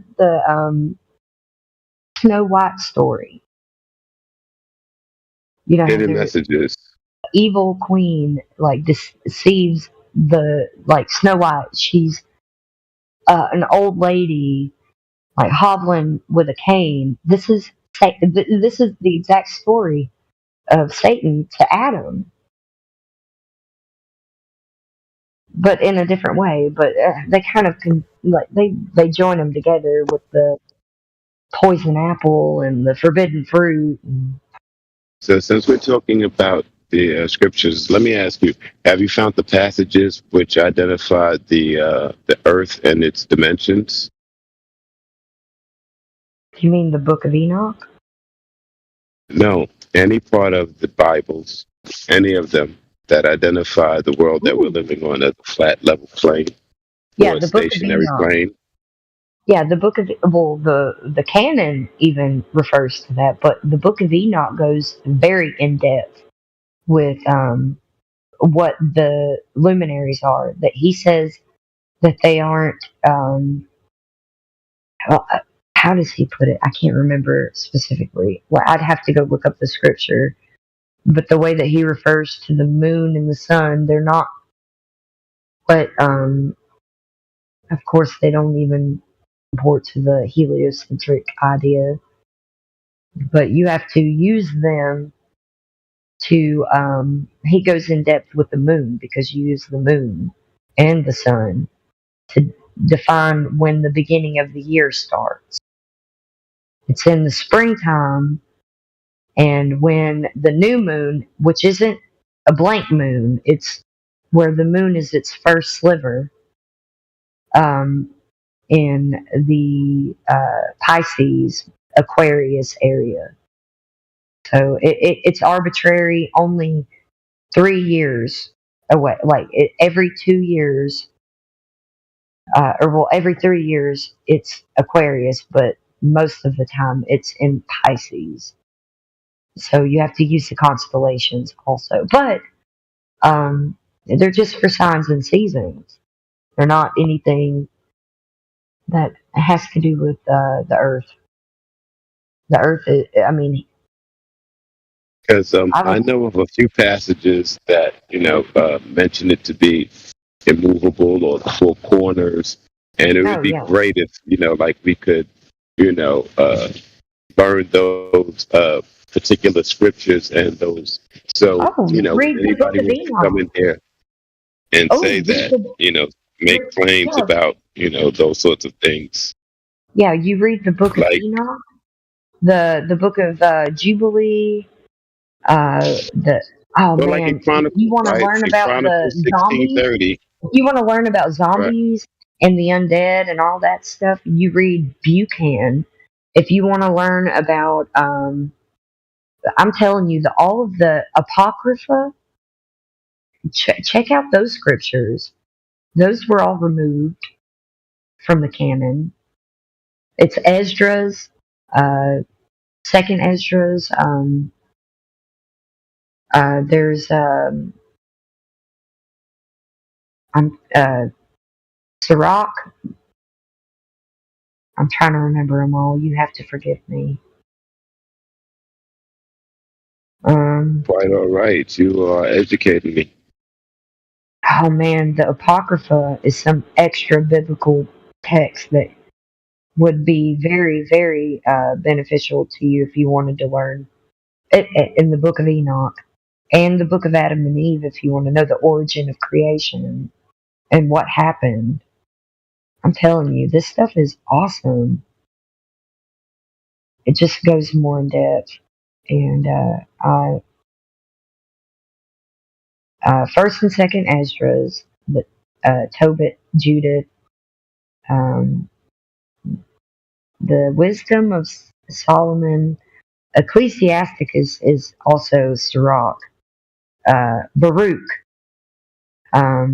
was the scribe of Jeremiah in the canon. There's a letter of Jeremiah.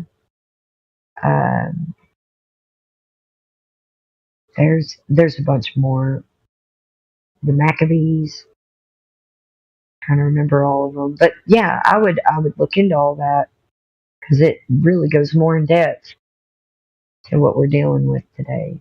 So, if you want to know why we're being pushed a narrative for zombies, though, I'd read Baruch if you're interested in that one. I'm not even really sure how zombies play into any of this. Because they're gonna be a thing. They're mentioned in the Bible. Like death will, they'll plead for death, but death will escape them because it's in like even in the canon, Revelation. Or is that it sounds like something I heard from Jehovah's Witnesses at some point, I believe. I'm not saying that every religion has all of it wrong. They just don't have it right. You know what I mean? You mean the marked people get that? Well, the mark of the beast is something that a lot of religion, or well, if they follow the Bible, they fixate on it. They want to know exactly what it is. It doesn't matter what it is. It tells you precisely what the opposite is. If you want the mark of the opposite, it tells you what it is. So I would go for that.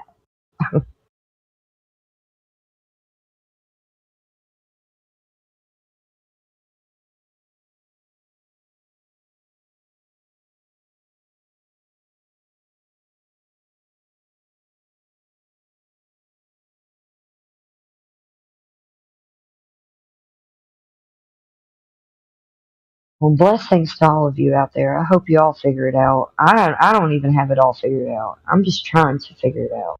So I think that most of you are closer to it than I am.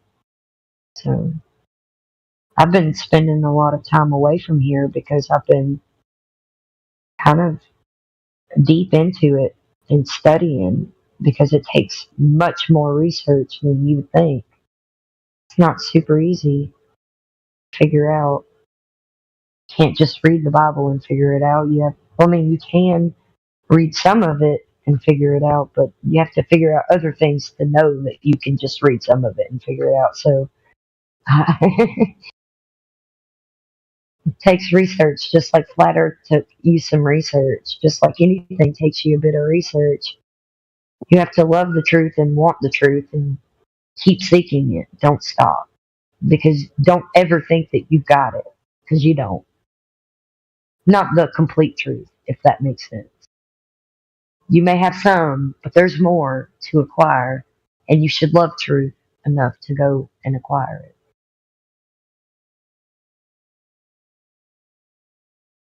Amen.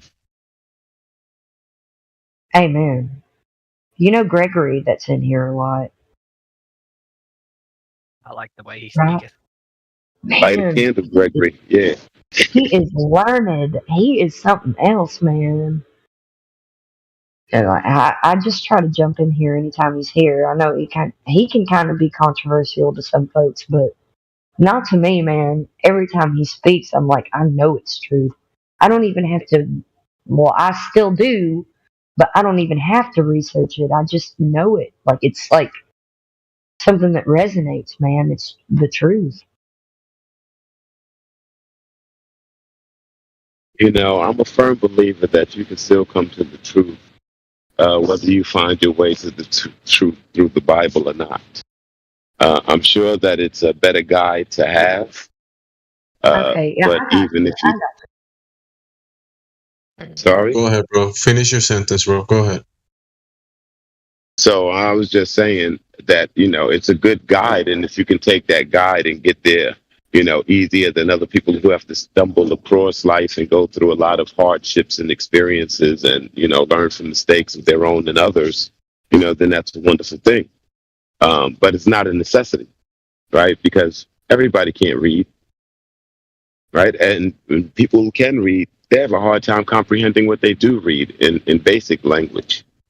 You know, so for them to interpret it on a deeper, more meaningful level, a lot of times it has to be explained, which is why you have all of these, you know, heads of churches who is helping to explain and elaborate the deeper meanings of these things. So, you know, it's great if you can take that journey like you're taking. I commend you. It takes, like you said, a lot of diligence and determination. And, you know, you should be proud of yourself for taking on that task and doing that. And I hope you're spreading the word like you're doing here everywhere, because it's a beautiful thing, you know, that you can share that information because you've interpreted it and you understand it, you know. But in life in general, it's not a necessity, but it is a good guide. Yeah, I agree with you. I feel like the Creator stumbles my words on purpose when I do try to talk about it to folks, because it makes so much sense to me, and I can even like form the right words, the right things to say, but in the setting, it doesn't come out right. And I believe it's by design. It's not on me to be able to understand what I understand. So it's not something that I came across by myself. I don't take the credit, and I'm not gonna say that I'm proud of myself because it's not me. It's not my credit. Like, I didn't do it.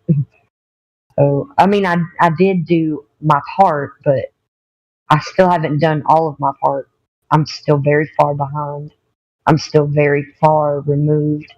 I can say these things and tell you all. I'm not going to be your perfect example, though. So you can't look to me. I'm not somebody that you can look to. I'm just not. I can't relay the message, if that makes sense. It's not me. That's not who I'm supposed to be. And I can tell because every time I try to, it seems to be stumbled across. It seems to be misconstrued. It seems to be something I can't formulate into words. So it's not my part to do that. I am grateful. How would you recognize a prophet? How would you recognize a prophet today? How would you recognize one, right? So, who am I to say? Who am I to say who is being sent to deliver what message by what means? Right?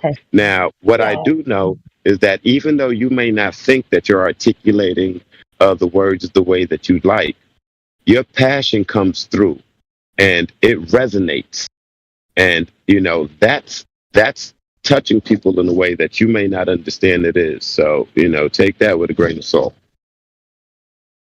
I'm grateful. I'm just not going to take the credit. Does that make sense? I'm Yes, just it does. grateful. I'm so grateful. I don't know what it is. I don't know what happened. I don't know what it is. It just is. I don't know. I don't know how to explain it. It's not something that I can just claim and prove with citation. You know what I mean? I can lead you in the right direction, but even then, like, you can read the same thing that I did and not take it the way that I did.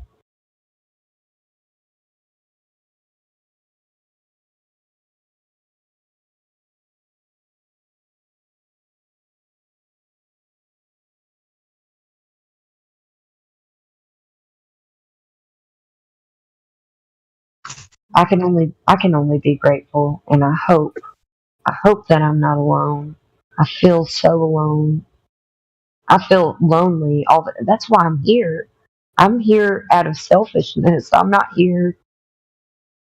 I tried to kind of relay that message earlier today because Creation Bear, he was CB. He was saying that we're here for other folks, and yeah, that's kind of true. But it's only a percentage for me. Like, I can only speak for myself, and the majority You're not is alone. for myself. But the majority is for me, though. It's not for others. It's for me. I'm doing it selfishly, if that makes sense. Like, I need folks that aren't so far removed from reality to talk to sometimes because I feel so alone in life. So here I am. Wait, don't you You're have a not son alone. and a husband? Don't you have a son and a husband? Oh, I do, but There you you go. can have You concentrate on that. Don't worry about I know you do, but don't. I mean, obviously you want to speak to other people about these topics, and you want to bring this up to other people, maybe near your circles. But you definitely can do better for you and better for your family to concentrate on your family and do this as like you're doing right now. Don't stress it too much. You have a son, maybe teach him what you want to teach him. Obviously he's gonna learn from you and his father, but you don't have to. I mean, you're not gonna. I would like to say one thing. One thing that my husband, the one thing that my husband did that made me feel like I know that it was like divine because it's not something that would have happened the way that it happened organically, like without divine intervention. But my husband actually observed the week of unleavened bread with me. That was really amazing for me. No, I mean, I didn't even have to explain it too much, but just enough. And he did that for me. So You're not I alone. can follow. 100%. I'm in the right direction, the right step of following Torah with my family and being able to observe the holy feast instead of, Christmas, Easter, and Halloween, all of those pagan holidays. I can throw those aside if we can replace them with feasts. Nobody's going to want for anything if we have something that's better to replace. Like, there's not even, those are the replacements of these holy feasts. So I don't have to observe or worship any pagan holiday if I can get us to do the holy feast. So the step in the right direction, it felt so good that he didn't even, in front of me at least, I don't know if he did behind my back, but I'm going ahead and I'm going to weigh in his favor, because that's what you should do in any situation. Weigh in somebody's favor, their intentions anyways. He observed the week of unleavened bread with me. We weren't able to do the feast of Passover or the feast of unleavened bread because of things. I wish we would have. I wanted to, but we didn't. But we did that at least, and that felt good. Like, that's a step in the right direction at least. So.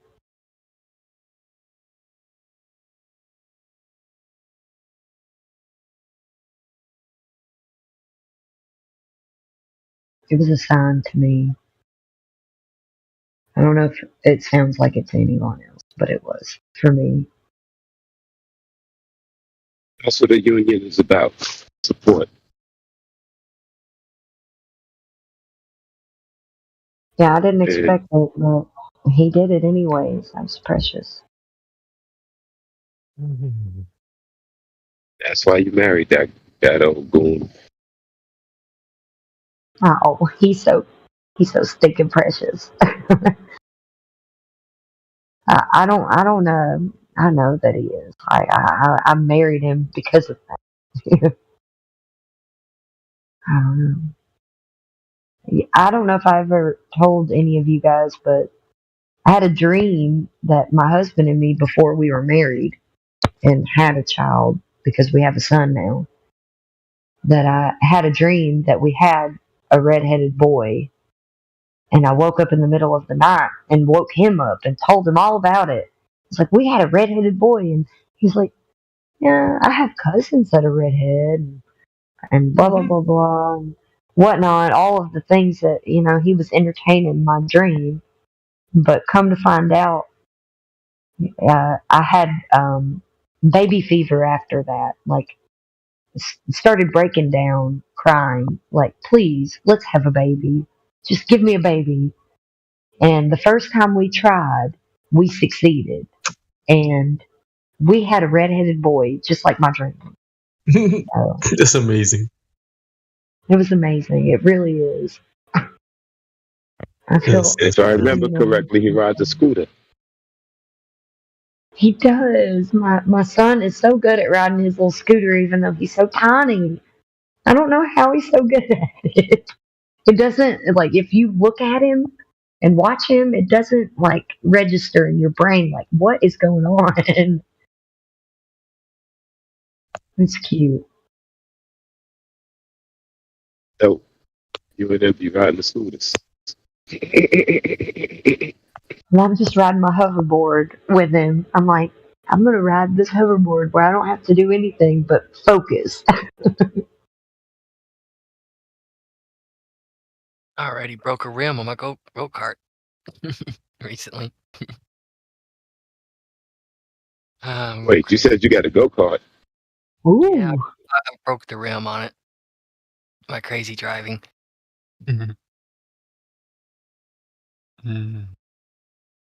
How else are you supposed to drive a go-kart? Right. Freaking full rip drifts Nothing. I had it on 2 wheels a couple times. Not recommended.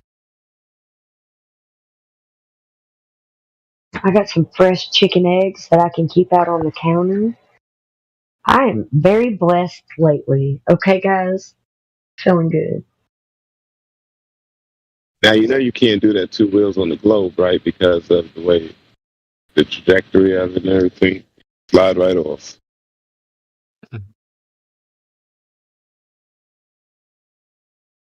Well, I don't know if it was me really that broke the rim or it was my cousin Vernon. I think it might have been him. Then again, it might have been the turn I was doing. I did a full turn at full speed at like 30,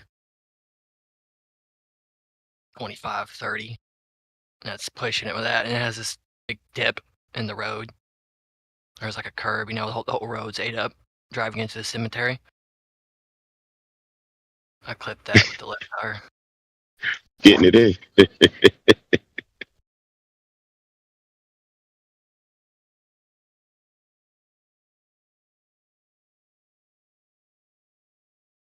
It's a small little cemetery. It's not like a big public one or anything. I mean, it's public. You can go down there. It's, on the dirt road and whatnot. Completely surrounded by woods.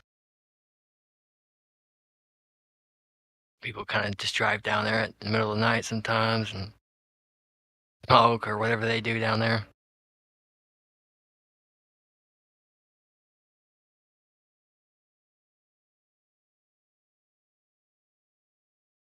Appreciate you guys, though.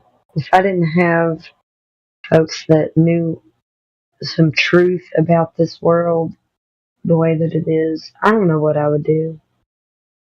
I'd be so much more lost. I still feel kind of lost, but just imagine if we didn't have the word. That's right. The Bible itself, I wouldn't know what I would be. I wouldn't know anything.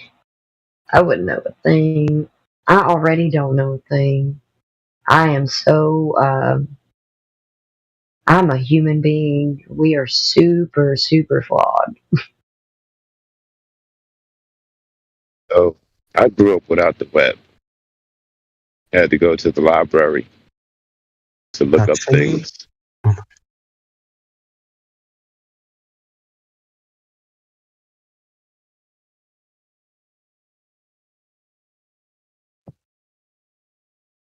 Oh, did I drop out? No, I think it was Max was saying something. Yeah. I was just saying that, I grew up without the internet, without the web, and we had to retain information a whole lot more than the generation that grows up with the web. We had to know phone numbers by heart, multiple phone numbers for multiple people, whether it was your mom's job, your dad, your grandma, your neighbor. There was a couple of numbers, and you knew them by heart. Period. Locked in. People can't remember phone numbers. The only reason everybody had a different number and we had to memorize it is because of the division of the family. Everybody spread apart. This is before the division of the family I'm speaking of. We still live together. Grandma lived with us and, things of that. So I'm speaking of an era before now.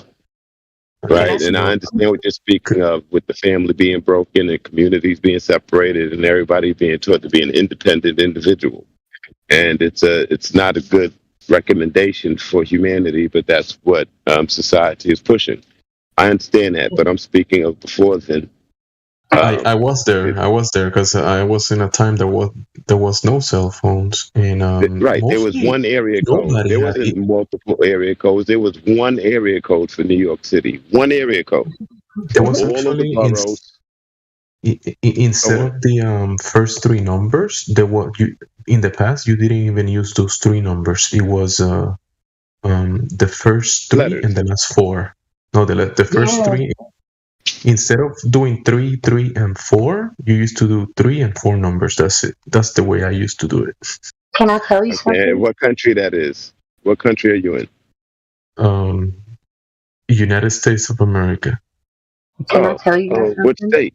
Sure. I was in Puerto Rico back then, but now I'm in Massachusetts. I'm in Alabama. I've been in Alabama my whole life, so I remember my best friend's phone number, landline. Like, because back when I was little, it was just landlines. It wasn't cell phones.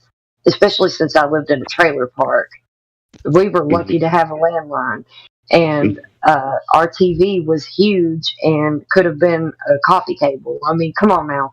Anyways, I remember my best friend's phone number right now to this day. 487-0431. Yeah, that's it. Yeah. 0431. Yeah. Call for a good time. Yeah, Tracy. No, it's not their number Actually, anymore. Tracy, call for a good time.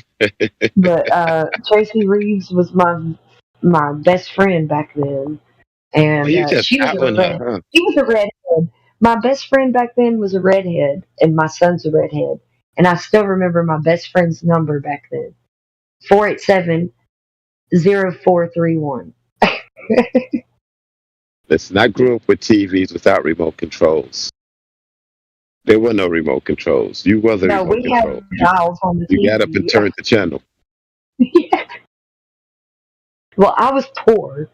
I'm sure that it wasn't necessarily a thing when I was growing up, but it was for me because we were poor. So a lot of people were poor, a lot of people were poor, and so what? Look, what does that mean? That you can't have a good time in life because, you have less money or less finances than someone else, that you can't find your truth, that you can't find your happiness? I'm grateful that It's perspective. It's perspective. It's how you look at things.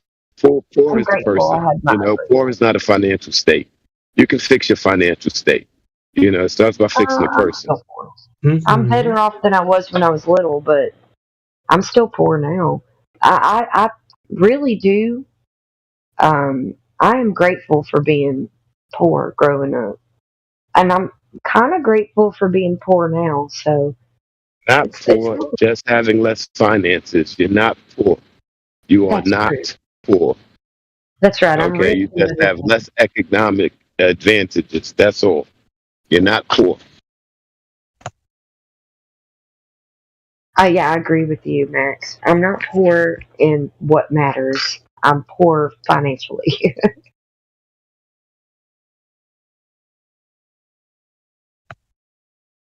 You are a great person. You are a stand-up individual. You got a great heart. You got a backbone. You stand for what you believe in, which a lot of people can't do. You question things that should be questioned. You are not a poor person, not by any measure. So, start saying a different term when you start talking about your financial status growing up and your financial status now. She also has a husband and a son. Do you know how many women want that? Oh, I am so blessed. I really am.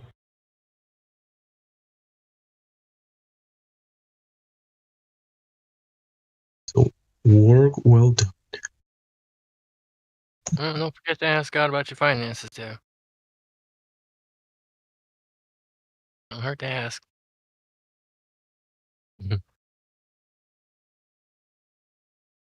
I think that everything is provided for me as it's needed. I'd never do without.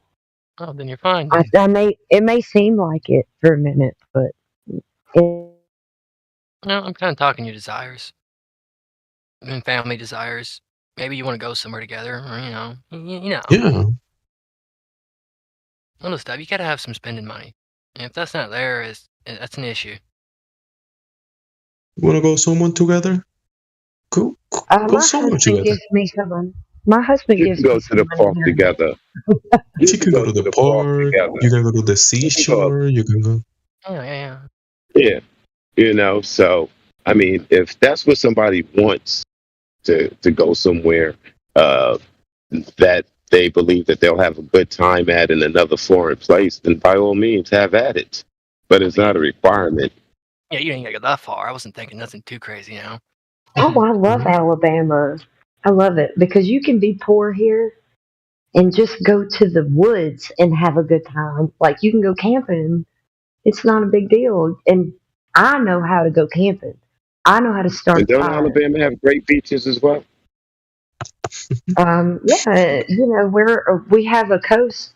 At the bottom, south. Yeah.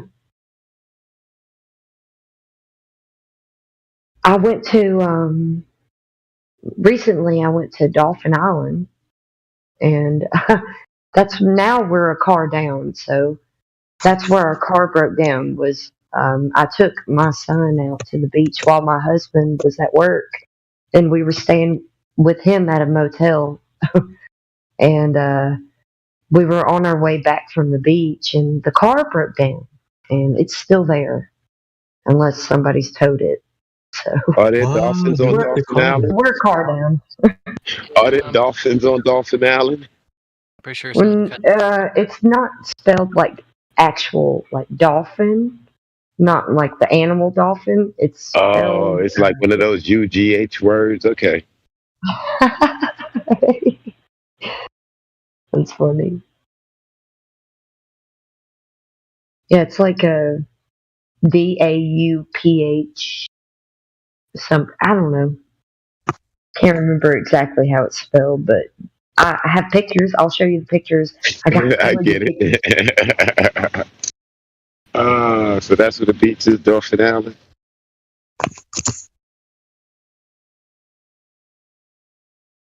The beach and the car, right? There's a picture that I got a really good picture. Hold on, I've got another one.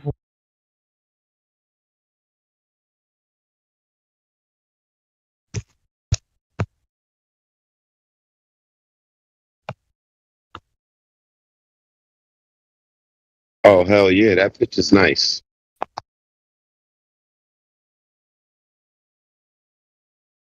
You took that picture yourself?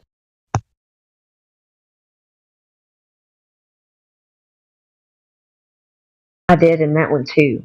That one right there. Hold on, I've got more. Oh, that one has my son in it. I think you wrote on the beach. Did you write that? Yeah, research flat Earth. But that's my son. I need to delete this one. Let me delete this one, and I'll give you another one, okay? Oh, didn't write it. All right, yeah, take your son out. Yeah, delete that one. I didn't mean to send that one. I'm sorry. I'm trying to delete it. How do I do that? Let me see. What? From the live stream? Delete it. Yeah, delete it from the messages. Yeah, you just right click on it. It should be a delete. I'm on my phone. Oh, okay. Can't help you then. Oh, delete message. There it is. Okay. I'll give you another one that has the same that written in the sand, but without him in there. He has a mullet, but he's a cutie. Red-headed mullet.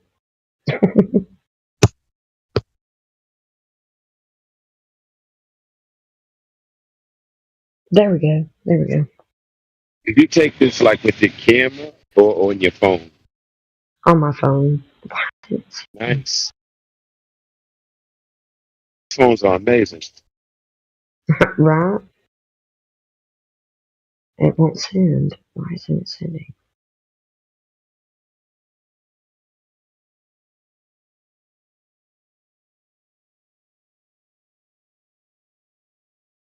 Yeah, I had a bunch of them. I just, that's the same one.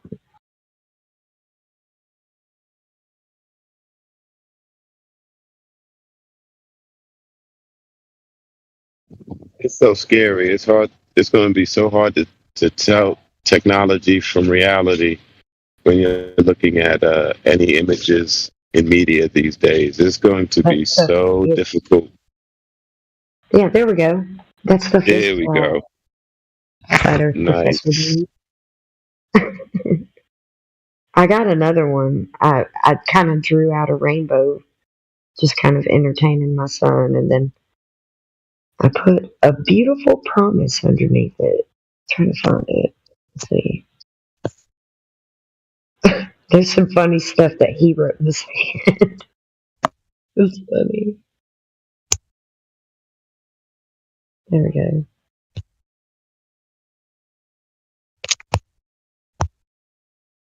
Yeah. Yeah, that one too. The same beach. You can tell it's the same. It has the same clouds, but maybe even the You are the rain.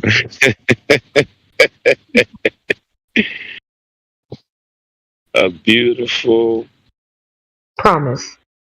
I thought it was Promise. I wasn't sure.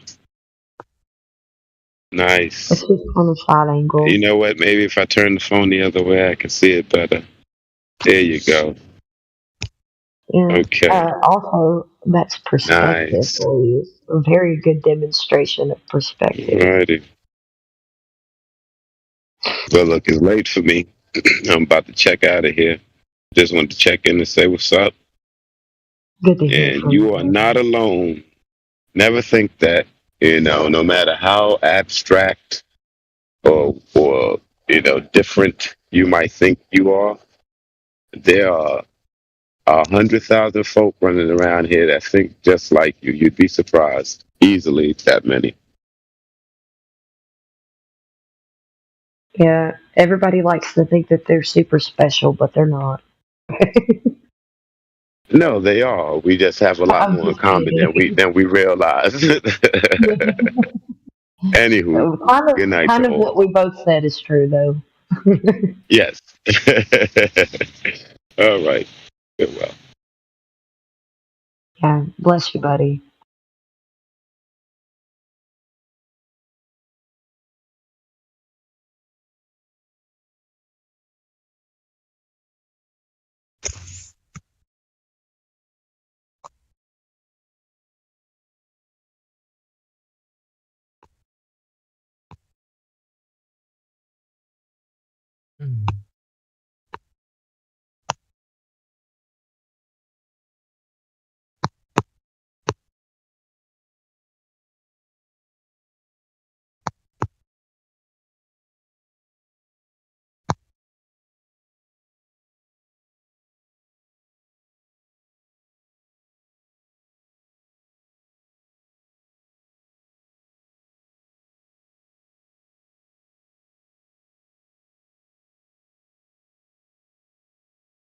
I'm probably about to get off here too. I've been on here far too long.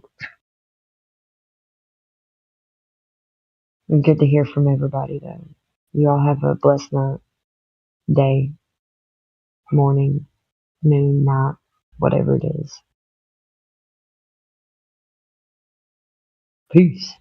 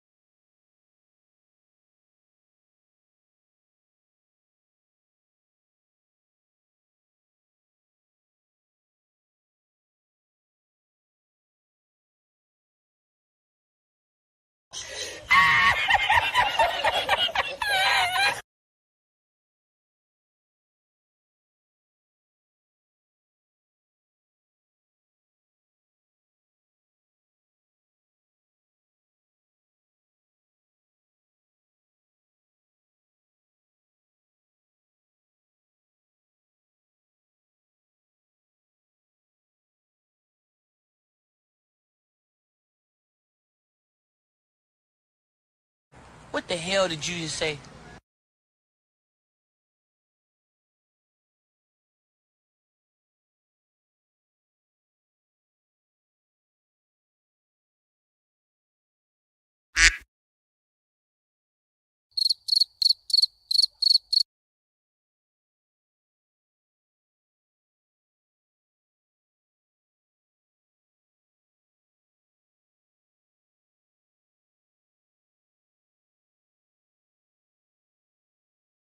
Just using the dead air to try out this soundboard. Don't mind me. And that's good for now. I think I got the hang of it.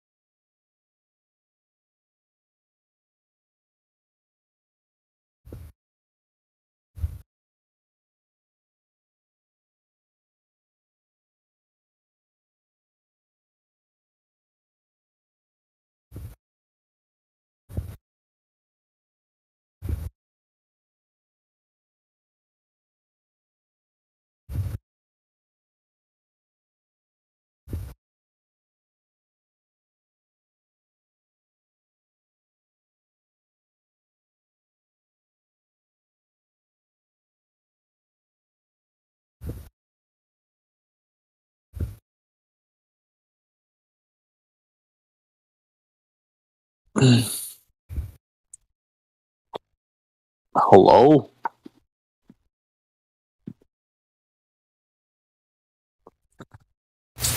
I'm just organizing my dots by texting Okay. first. I'll just say it out. All right.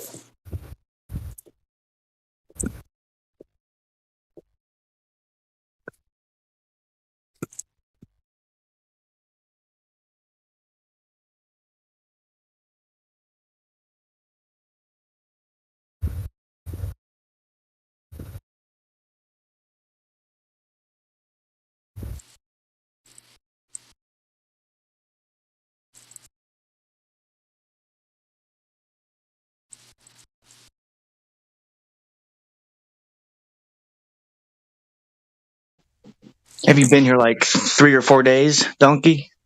Has it been? Yeah, something like that.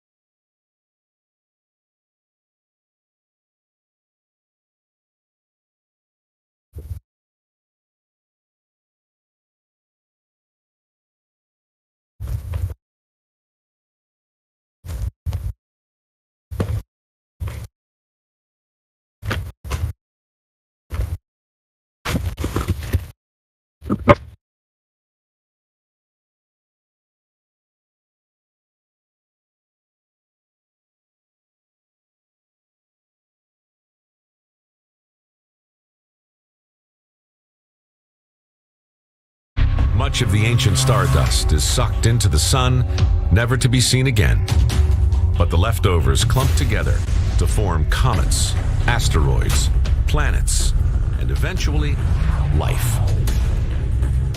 I actually think of myself as a very complicated rock. I am made of things like iron and copper and manganese. When you sit down on a mountainside and you're there with a rock, those are your cousins too.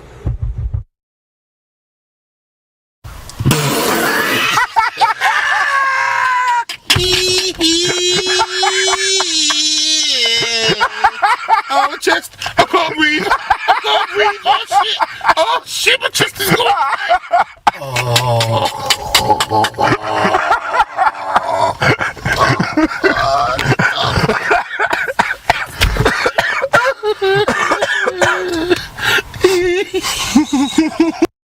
You tell us, what is the curvature, that sea level, 8 inch per mile square, that stuff, because now 10 miles is flat, but you shoot to curve, something like 66 foot of drop, with accent, I can tell you in Italian, I can tell you in Croatian, it doesn't matter, it's the same, See, Sasha, here's the thing. Usually, it's not your accent is fine. It's that sometimes you rush some words. That's the problem. Oh, I rush. Let's talk about the Earth rather than rushing to sea level. Russian. I've dated many foreign girls. I understand accents. You are living on UK, like me. That's island all around. It's sea level. Yeah, I've also lived near the Thames River. I know how fog affects how things look. Yeah, can you live with that? You can live with that. Because, people saying that water is curving. The only problem is because water doesn't care what people say. No, you're completely right.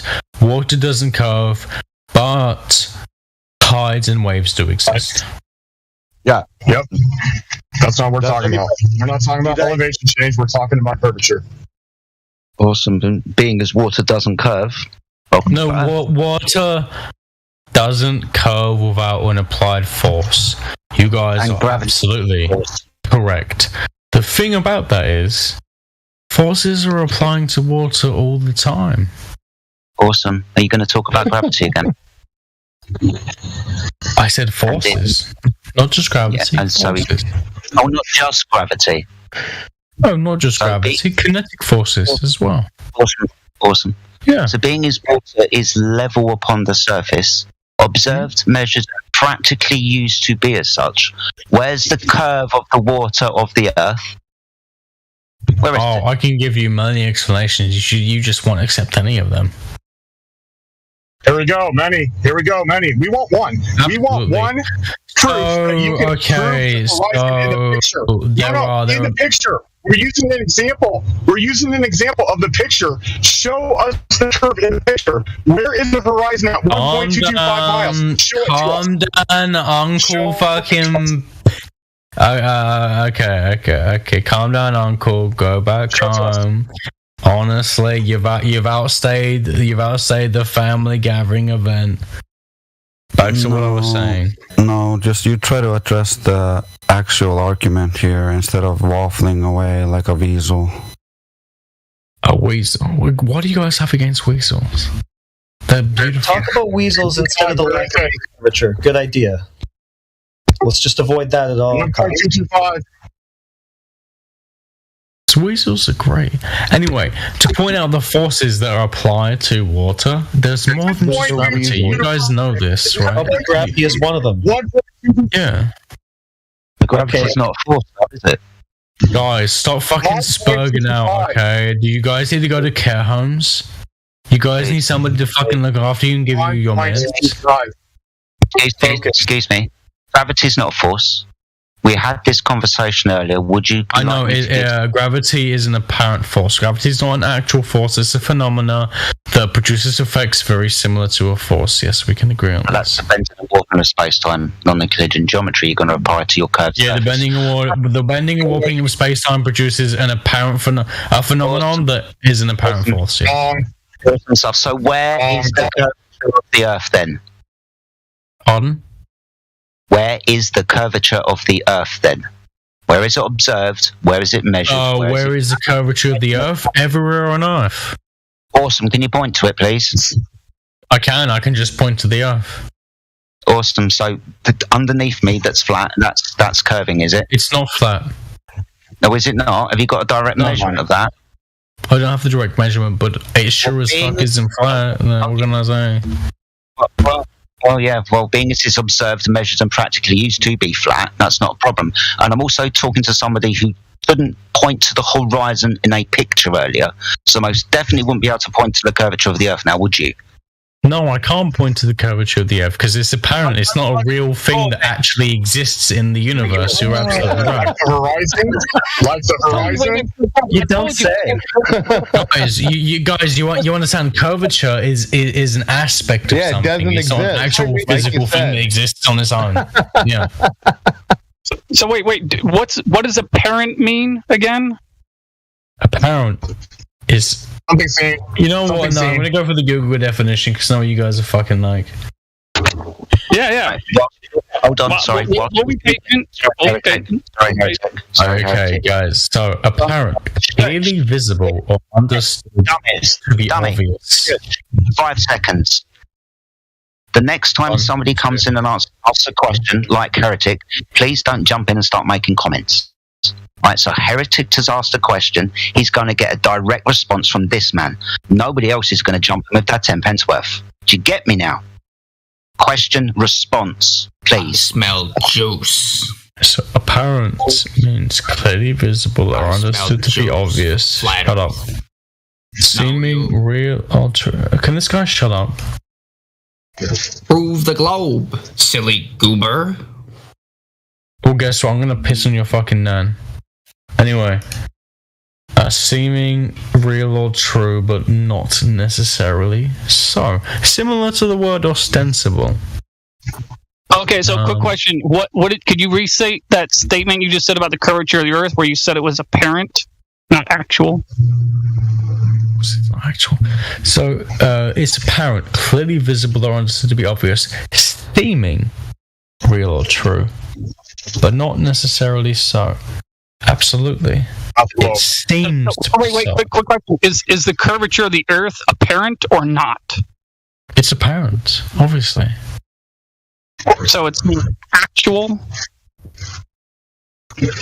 No, it's not like okay, visibly it's apparent. Yeah. Okay, but that would mean that it appears that way, but is not actually that way. Yeah, if you look at the horizon, it appears the curvature is so. But if you use measurements that observe not the curvature itself, but the effects of curvature, then it necessarily must be true. Well, wait, hold on. I just realized I got a little ahead of myself because I just realized that even in that sentence, you're misusing the word apparent, or at least from my perspective, you are. It's more subjective at that level. So I would say subjective. We will cling on to that word. Continue. So it appears the base word. All right. So I would say the Earth does not appear to be curved, but you would say it appears to be curved, right? Mm-hmm. All right. But you do understand that apparent does not mean actual, meaning that something can appear to be one, but it does not mean it is that way. Mm-hmm. All right. So I just want to make sure we're clear on that.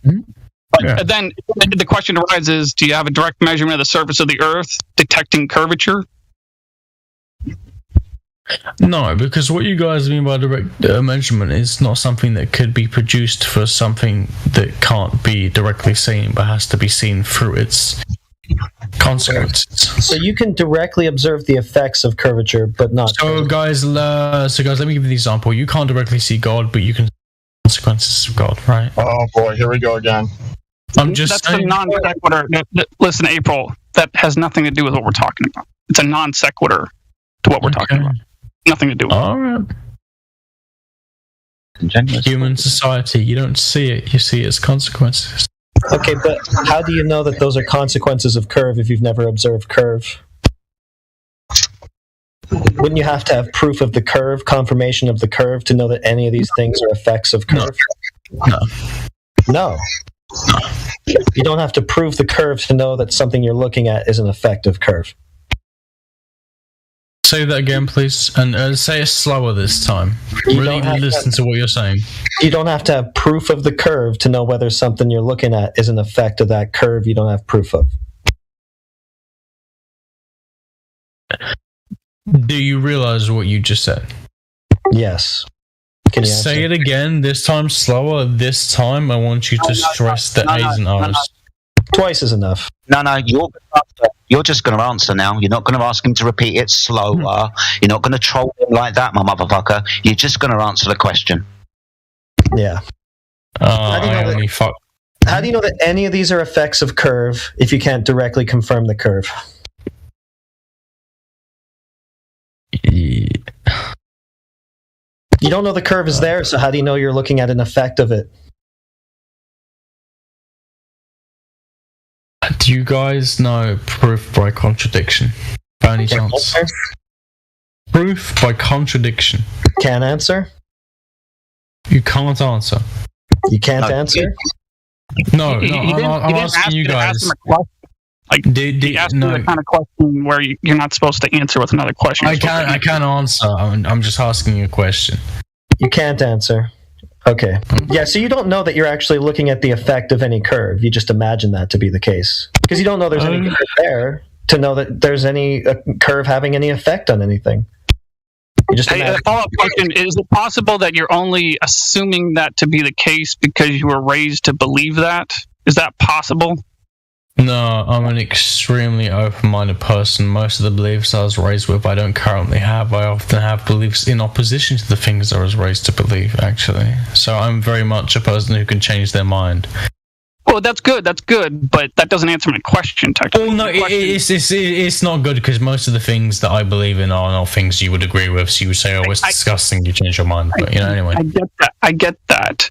But the question, you still didn't answer the question, technically.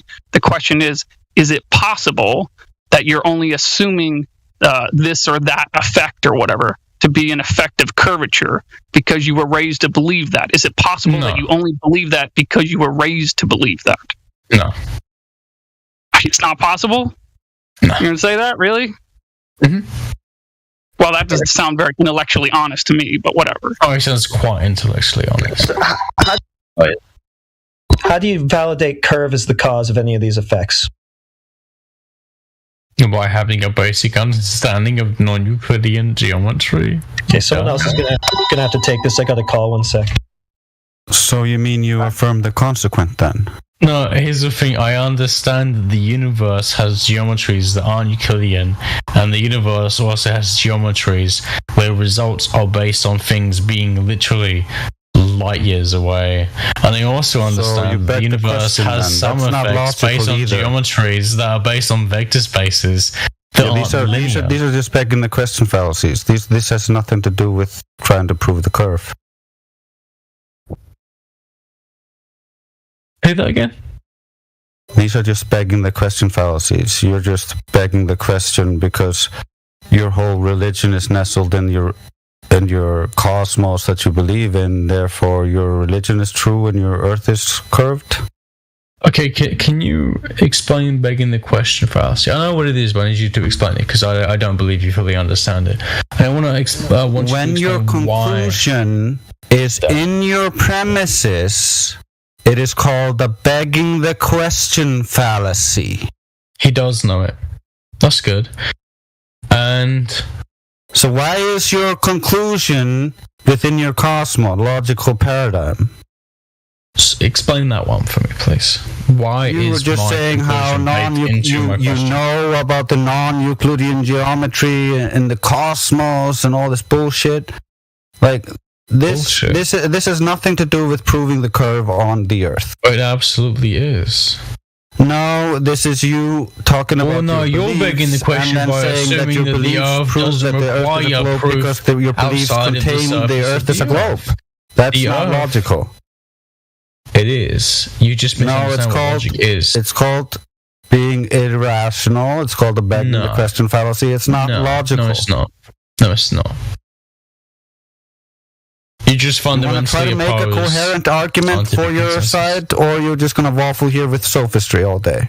I'm not waffling. I'm not a sophist. I'm quite. You are a sophist. That's pretty obvious for all to see. You have used nothing but sophistry since you got here. Try to make a coherent, logical argument, and we will go from there.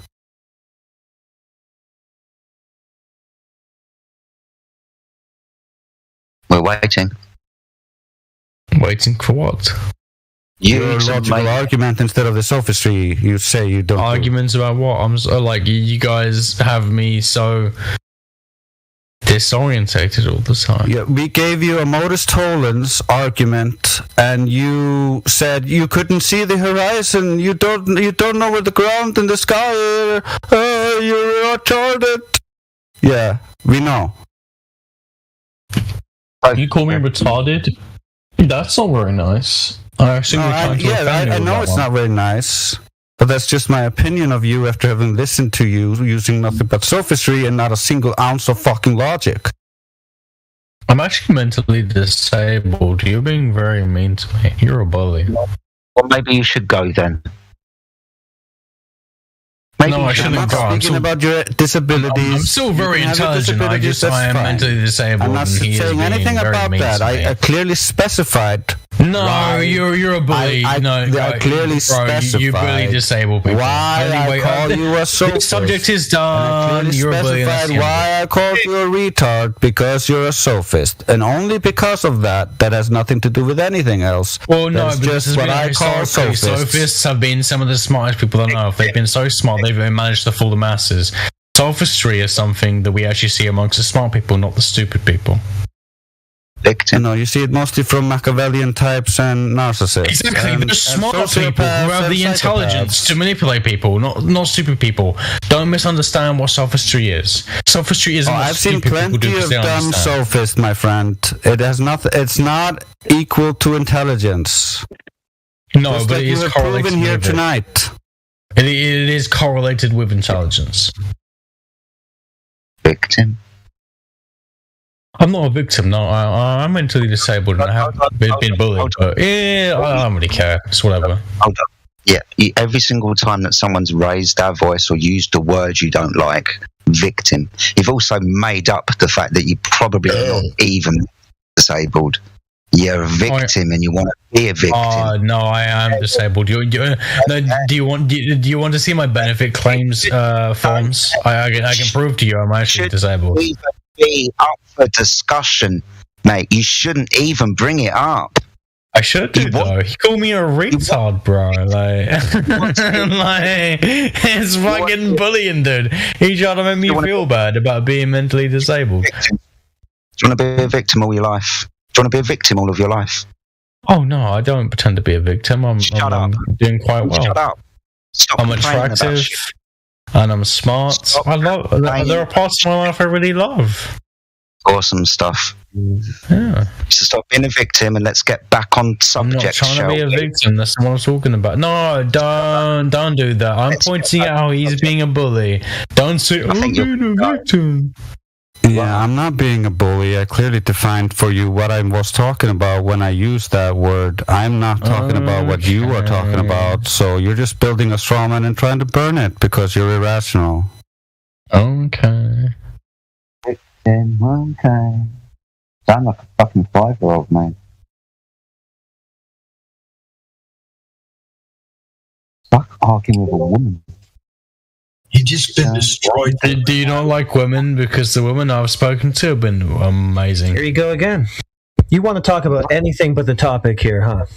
No, but he brought up women. I'm pointing out women can be great really if you meet good women and you speak to them nicely. It's just a sidebar, dude. Don't jump all over it. Let's just stay focused here. Women are just great if you be friends with them and you pull up with them and you have conversations with them. You know what I'm saying? Women can be great.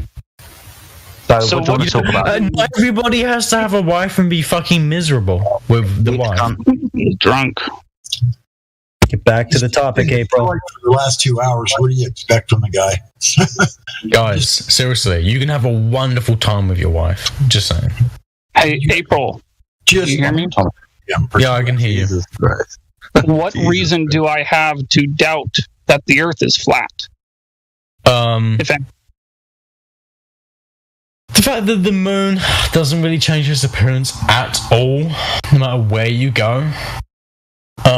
It should signify based on basic optical knowledge of parallax and stuff. And not even parallax, just the fact that we understand how straight lines work at distances. Clearly the moon must be very far away, we're thousands of miles. Because when you see things even miles away, they don't. April, did you see ever in your life lake or body of water? Ever? But let's analyze this. I just asked you a question about the surface of the Earth, and you pointed to the moon and said the moon is doing this, thus the Earth must be curved. Yes, okay. In the exact same way that if you look at an ecosystem, you don't just look at the fucking plants on the ground. You look at everything going on, yeah? No, that's a non sequitur. No. It's not a non sequitur. The Earth is more complicated. The universe is more complicated than just the surface of the Earth. No, you're looking for the curve. There is things above the surface of the Earth. It's a non sequitur. Yeah, you're looking for curvature of the surface, so that's where you want to look. Okay, this is how you guys tried to divert the conversation. Divert by talking about the exact thing where you could just bring it into a constant circle about, can you find curvature of the Earth? No, I cannot find direct curvature of the Earth. I need to use stuff outside of the curvature of the Earth. No, you can't do that. You have to look at the curvature of the Earth. I can't use the direct curvature of the Earth. Oh, no, I need to use stuff outside of the curvature of the Earth. No, you cannot use things outside of the curvature of the Earth. Thank you for admitting at least that you cannot find the curvature of the Earth in your beginning of your directly, yes. I cannot use a ruler and show you the curvature of the Earth directly on the ground. I need to go above sea level. You could use lasers of different wavelengths if you wanted to try it. No, because you guys say, actually, the atmosphere and blah blah blah blah blah blah. No, don't you know that lasers of different wavelengths refract at different rates? So you would see by the separation of the beams how much refraction is in the air. You don't know that? That's already been done, and y'all fucking said it wasn't true. It's already been done, and it shows that the Earth is flat. How high do you need to go to see the curvature, April? Many, many miles. How many miles? Huh? How many miles? I don't know. It depends. What eyes do you have? You are saying now... Sasha, it depends. How good are your eyes? What lenses are you using? What is the atmosphere like? I don't know. Yeah, and how high we need to go? I don't know. It depends. It depends of what? It depends on the conditions. It depends. Approximately. Approximately, I don't know. I don't know the average the stats for this. What is the first height when you can start to see the curvature? I don't know. You don't know? I don't know. Yeah. Okay. I can Google it. Maybe it will give me an answer. Maybe it won't. I don't know. Oh, you think that everything is on Google? Yeah, pretty much. Yeah. Does Google saying also how lake it's curving in reality? Yeah, there were plenty of wiki pages on it. Yeah. Okay, there are plenty of non-wiki pages on it. Okay, April. That means that you will Google and believe that what some people saying about that lake, or you will believe that lake. Go to that lake and see yourself. Maybe it's not curving. Do I believe what lake? Yeah, because I can Google it and somebody can say, look, this lake, it's going up cylindrical, or whatever. It's spiraling, It's spiraling every 1 mile, and have waves like 30 meters waves. And I say, oh, fuck, let's see that. And I go to that lake, and that lake doesn't have like a wave, not even like 20 centimeters. Well, you understand that, they wouldn't say the lake has 30-meter waves. Every wave is different. They would say the biggest wave the lake ever had was 30 meters. That means lake, what is some big lake, it's curving for sure, because it must curve, because we are on spherical land. And if it's written on Google, with that size, it must curve in reality, of course. And you don't need to check that because they are saying that.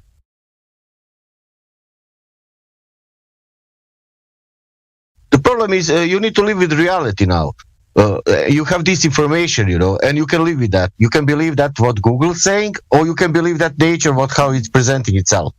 And that's on you now. It's not, nobody wants that you... Well, you guys don't even believe in nature. You guys don't even believe in evolution. No, I believe in nature. I believe that lake doesn't curve and the ocean doesn't curve. Do you believe in evolution? No, you don't. You don't believe what nature shows you. How people... That's a false equivalence. How people in theory is not nature. April, how people in Switzerland calling sea level?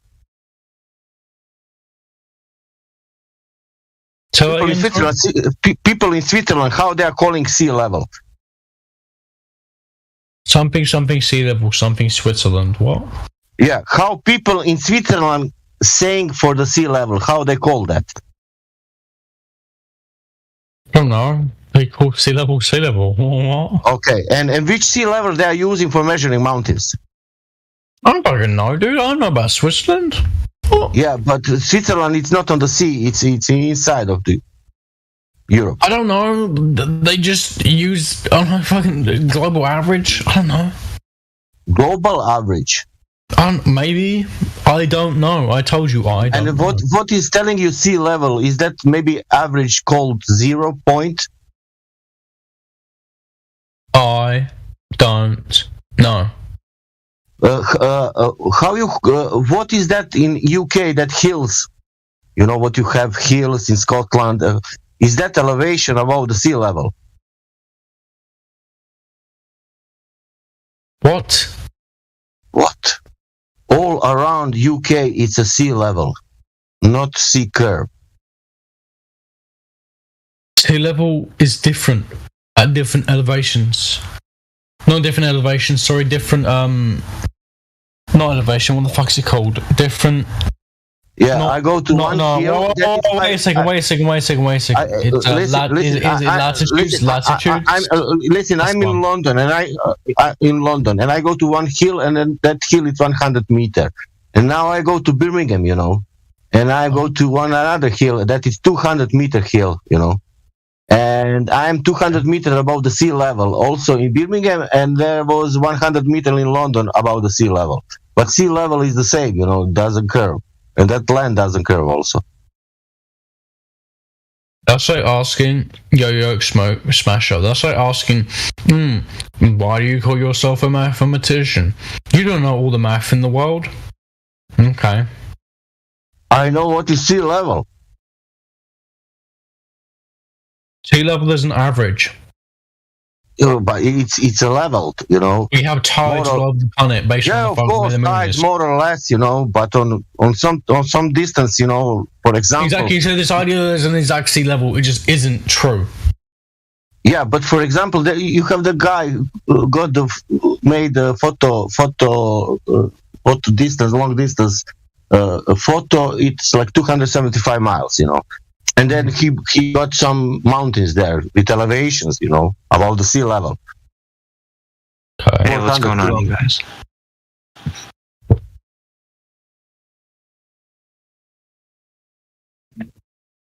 This is going to blow your guys' minds. Did you know what's on my mind? That they actually don't reach the same heights every single day. Wait, are you guys talking about flat Earth or anything right now? Yep, I'm talking about tides. The tides? Yep, tides never reach the same height twice. Never. I don't believe in flat Earth. I didn't know that. So there are actually so many bodies affecting the gravitation that produces tides in the first place. Oh, really? Yeah, you guys know about like how chaotic bodies work. This idea you have a system and small changes in the beginning affect big changes in the end. Stories. If you want to present I'm just going to something to support your belief system, then you're welcome to try to do so. It's just true. We are not here to listen to your nonsensical stories and your belief system and your rants. But nothing curves. That's the point. I like a ranting. Well, that's not true because booties curve. What are you on about? So, if gravity is affecting the oceans, right, then it must be curving, right? The ocean must be curving if it's being affected. Yes. No. Okay. Here's the thing. It depends on what you mean by curving. If you mean curving in reference to the surface, then no. If you mean curving in gravity doesn't cause curving in reference to the surface. So it's not causing the ocean to conform to a ball. You're not listening to what I'm saying. Did you know it's not? I'm getting some clarification on what you're saying. Hold on, whoever you are. So I'm just getting some clarification on what you're saying. So, for example, if the Earth was a perfect sphere, then gravity. Irrelevant. I didn't ask about the shape of the sphere or whether it's perfect. Given the explanation I asked about whether oceans are conforming to it, meaning that they would curve around its surface. See, this is why I educate people who are 18. Okay, educate me then. I'm asking for you to do that. Do the oceans conform to the surface of a sphere, imperfect or otherwise? Doesn't matter. That's the question. Okay, go. The Earth isn't a sphere. Okay. So what? There's your answer. The Earth isn't the sphere. So your question. Okay. So what is it? Invalid. So what is it? The Earth is approximately an oblate spheroid. It's an oblate spheroid. So. Approximately. Okay, great. Approximately an oblate spheroid. So are oceans conforming to an approximate oblate spheroid? Yes. Yes, they are. Okay, so there should be observable, measurable curvature over the surface of an ocean then, since it's conforming to an oblate spheroid, which is a curved object, right? There isn't observable curvature over the surface. Why not? How do you know it's there then? Because the surface adheres to the approximate oblate spheroid. How do you know that if you don't observe it? Well, we can though. We can observe the effects. We don't directly observe it. Well, that's what I'm talking about. One of the effects of that oblate spheroid with gravity would be the curved oceans that we're talking about. But you say you don't observe those, so how do you know that they're there? We indirectly observe them for things like. Why would we have to do that? Why can't we just directly observe them? Can you directly observe every murder? No. Exactly. It's a false equivalence. It's not. It is. So how big is your oblate spheroid? No, because a murder has consequences. Got an approximate radius value? Has consequences. Okay, yeah. Curvature has consequences, but you don't know that there is any because you still haven't demonstrated. And you don't know if there's a murder. That's a begging the question fallacy. You don't know if there's a murder. Maybe it was a. Maybe use it as a premise in your argument. Maybe it was a suicide. Okay, that's great, but enough about that. I know you're really desperate to get off this topic, whatever you can do. But does your oblate spheroid have an approximate radius value? Like roughly 4,000 miles. Roughly 4,000 miles. Okay, that's good enough to have. Okay, no problem. We should have a geometric horizon at roughly 1.2 miles times. Bearing in mind, guys, bearing in mind the radius actually changes all the time. Okay, I'll give you 4,600 miles. Do you think that'll cover any change? No, it's like 3,900 and something miles. Sure, I'm gonna go ahead and just give you 4,600. How about that? What? No, that's not even roughly. You don't want it? 1,000. That's like a whole half of 1,000 extra. That's not even remotely. Yeah, no problem. It won't make any difference. It won't make any difference. Yes, it will. Are you kidding me? At a 1 foot observer height. What do you want about? Shut up. Hold on. You're being cringe. Be quiet. At a 1 foot observer height with the 4,600 mile radius value, you might get an extra tenth or two of a mile of geometric horizon distance. So, big deal, doesn't really matter. Your variable radius and your oblate spheroid doesn't really do anything to affect the rate of curvature we should be seeing over the surface. So, it's a red herring, it's a non sequitur, and it doesn't matter. So, where is this curvature and how do you know it's there if we don't observe it? Because it should be observable given the dimensions that you just claimed. Who keeps muting me? I do, because you won't shut up when I'm talking. Show me your balls. I'm done, though. I stopped talking, so you can go now. Do you have balls? That's also off topic. Okay. I won't mention it again, then. I'm sorry. I know you have ball envy because you're in desperate search of a ball. You don't have any, so you can only imagine them, obviously. That's why you're here doing this. But anyway, try to stay focused on the topic. I have wonderful. Yeah, see, I shouldn't have even said that because now you're completely distracted. So let's go back to the topic, right? Given the radius that you've claimed, right, there should be a pretty observable amount of curvature. We've just talked about the formulas, right? We're not observing it. Why not? Where is it? How do you know it's there if we don't observe it?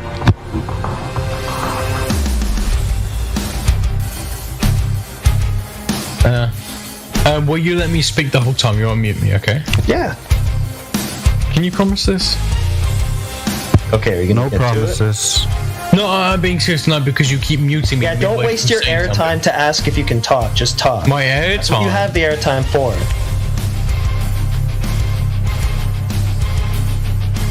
Okay, now you're gonna waste it on not talking. So you're either gonna not talk about the topic or you're not gonna talk. Not a lot of glow proof to be found there. What's the question? Sorry, I forgot. I was too busy. Well, yeah, you gave me the approximate radius value. From that, we get the approximate rate of curvature, the geometric horizon distance we should be seeing, right? So we have all of that now because you've given us the radius, right? We're not observing it. You've said yourself that we can't observe it, even though it should be observable, given the geometry that you've claimed. So the question becomes, how do we observe it? How do we know it's there if you don't observe it? Can you observe the entire border of Spain? Okay, it's another non sequitur. No, seriously, can you observe the whole border of Spain? No, yes, seriously, that it was a non sequitur. Try to answer the question. It's not you guys don't understand what non sequitur means. Yeah, it doesn't follow. It has nothing to do with what I just said. That's not what non sequitur means. Yeah, it is. No, non sequitur means of the logical. It doesn't logically follow. Okay, so start again. We're trying to find this curve. You say it's there, but you also say it can't be observed. That doesn't logically follow either. How do you know it's there if it can't be observed if you haven't observed it? What are you talking about?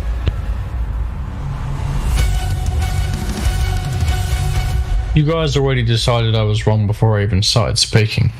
You won't speak. You waste all your airtime saying stuff like this instead of telling us why you're right.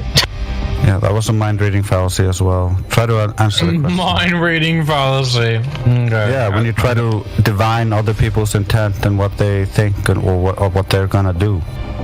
That's a fallacy. And the biggest amount of projection ever. Yeah.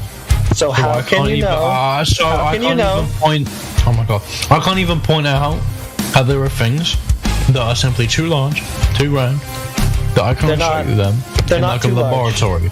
Not too large. Once again, you've given us the radius value. From that, we can derive the rate of curvature. We can derive the geometric horizon distance. It's not too large to observe, geometrically speaking, based on that radius you gave us. So why don't we observe it? And if we don't observe it, like you agree we don't, how do you know it's there? But we do observe it. Oh, okay, now we do. Okay, where? Yeah. We know that the Earth is a globe based on the fucking patterns of the stars. Oh, so now we're looking away from the surface again. We're looking away from the globe itself. Yeah, and this is exactly. This is your obfuscation. No. Yes. No, looking something anywhere away from the surface can never affect the surface. No, looking away from the surface, the very thing in question here, and talking about everything else, that's the obfuscation. So can you get back to the point, which is the surface? Why do you keep muting me? Because you don't shut up and because you keep going off topic. You hear my voice, don't you? No, because we're going to go directly to the surface, right? The thing that you're saying is curved, and we're going to find the curvature there directly. We're not going off of it. We're not going somewhere else. We're not looking in the opposite direction. So when you do that, yeah, I'm just going to mute you and bring it back.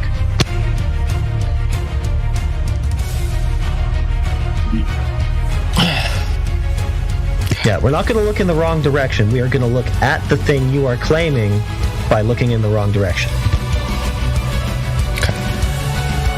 So how can we directly observe it? Given the dimensions you've claimed we should, it's not that big. It's not too big. Directly. Tell me, what does directly observing curvature mean? What? Looking at it. What? Looking at it. Seeing curvature.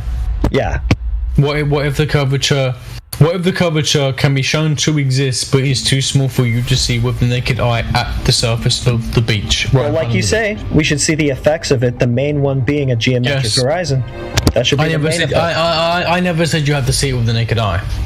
Well, we should see a geometric horizon. If not with the naked eye, then Heretic, for example, bacteria exist. Do you believe this? Yes. Okay, it's another irrelevant thing. Because it's not irrelevant. It's not irrelevant at all. It's not irrelevant at all. You can say it's a non sequitur. You can say it's not irrelevant. It's not irrelevant. But it doesn't mean that you're right. Right. But now you're just talking about why if you want to go into some kind of asking us a question, first establish your point. And then ask us a question. So the point I'm making is don't try to answer a question with a question. Answer the question first, and then you can ask us the question based on your answer. Okay. There are many facts about the real world you cannot see. Okay, so once again, you're just going to tell us why we can't see the thing that you're claiming. So how do you know it's there if you can't see it? It's kind of self-defeating, don't you think? Magnetism. Magnetism? You cannot see magnetic fields. Okay, yeah, but that's irrelevant because we should be able to see the thing. It's not irrelevant because it is irrelevant. It's a false equivalency. You cannot see directly. Okay, gotta meet you again. It is irrelevant because it's a false equivalency. Yeah, it's false equivalence, right? Because we should be able to see it given the dimensions and given the radius value that you just claimed. 1.2 miles at a 1 foot height is not too far to see because as you can see, we have a picture of a horizon that's 10 times further than that, right? The camera can resolve that far, so we can see things that are further than that. It's a false equivalence. Try again. Just because the camera can see it doesn't you can notice the curvature. Simple geometry. I'm very good at geometry, and I know that you don't know fully what geometry is. So.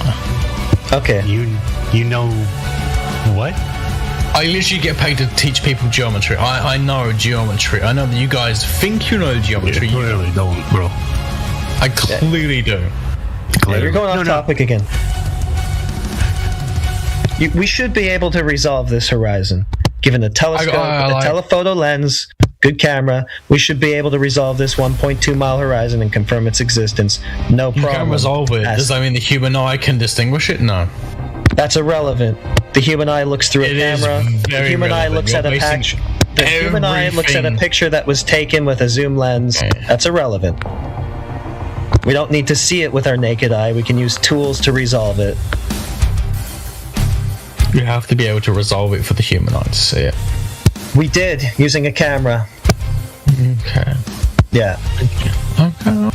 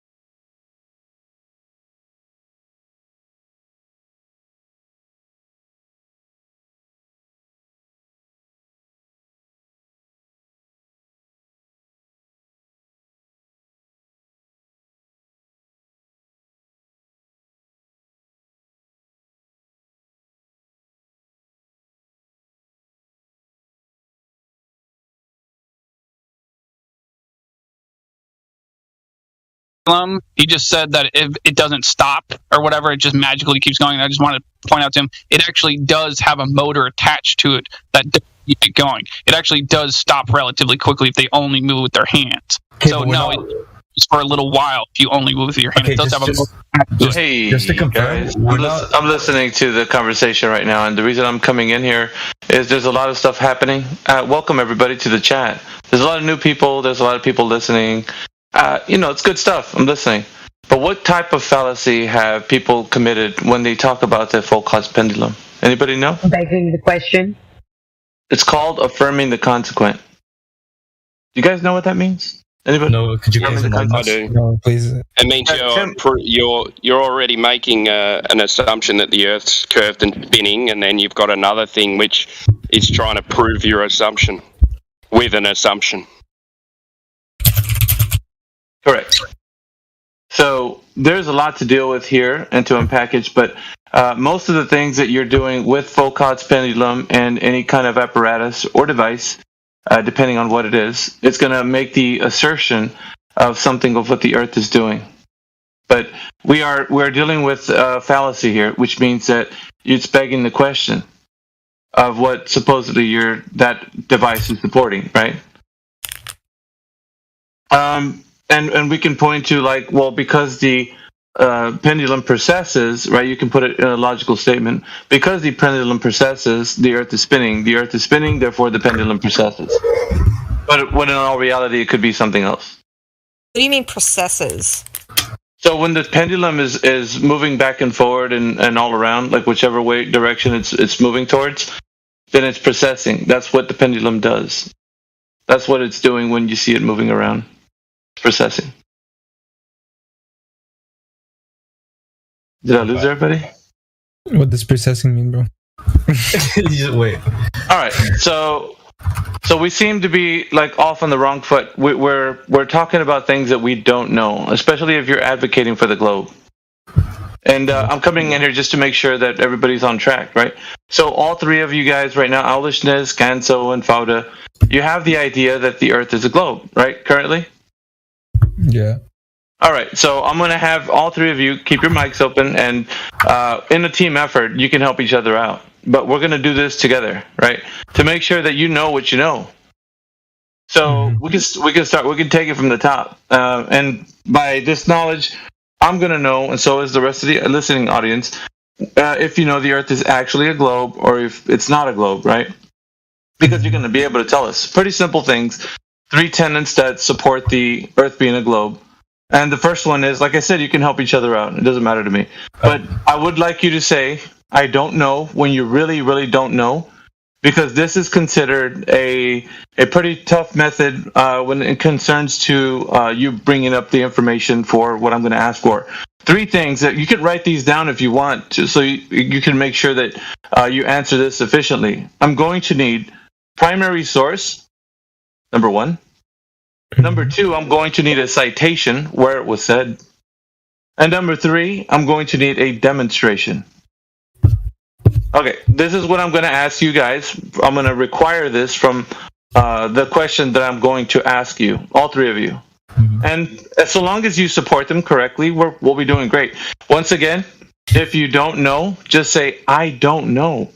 And we'll move forward, because that's intellectual honesty. I will find out, however, if you don't know. If you start to fumble around with the answer and you start to give me vague answers or things that are not precise, I will be able to hone in on that, because I'm very good at that. All right, so I'm gonna hand this to you guys. The first question, all 3 of you, is simply this. Who has measured the curvature of the Earth any time in history?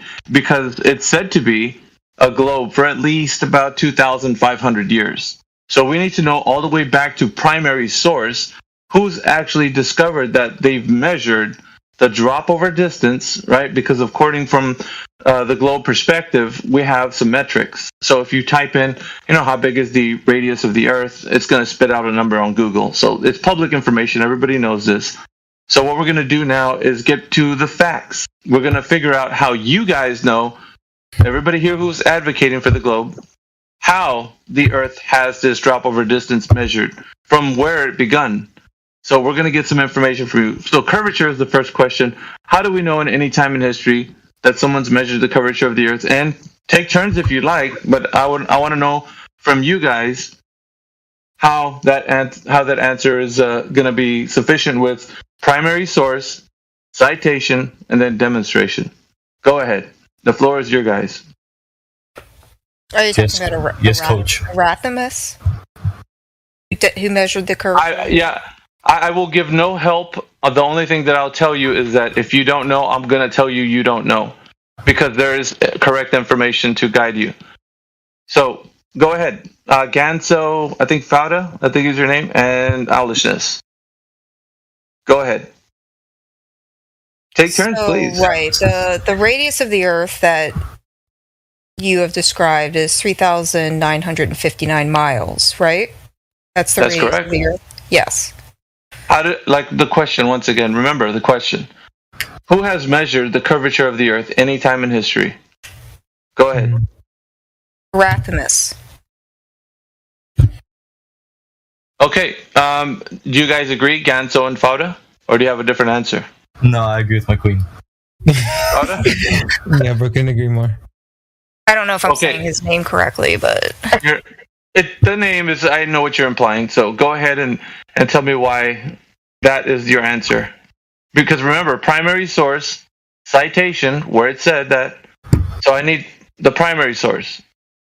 So you said that's your primary source. Now what is the citation for that? Please post it in the live stream voice text.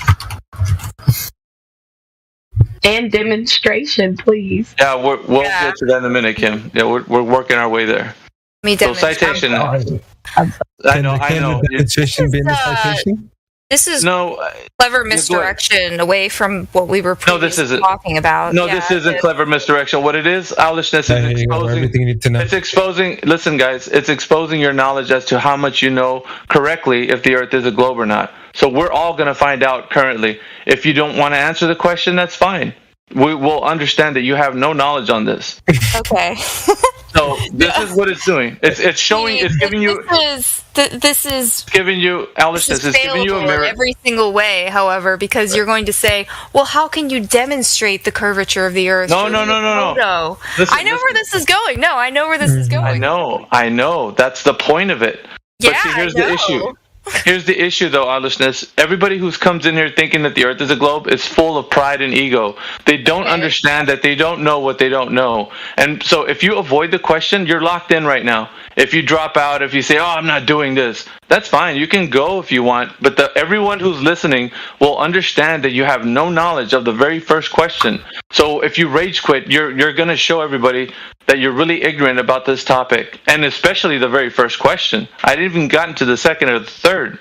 So it behooves you to stay in here and actually stay in the fight, and if it's really something you're advocating for, to give what I'm asking for, and it's very simple.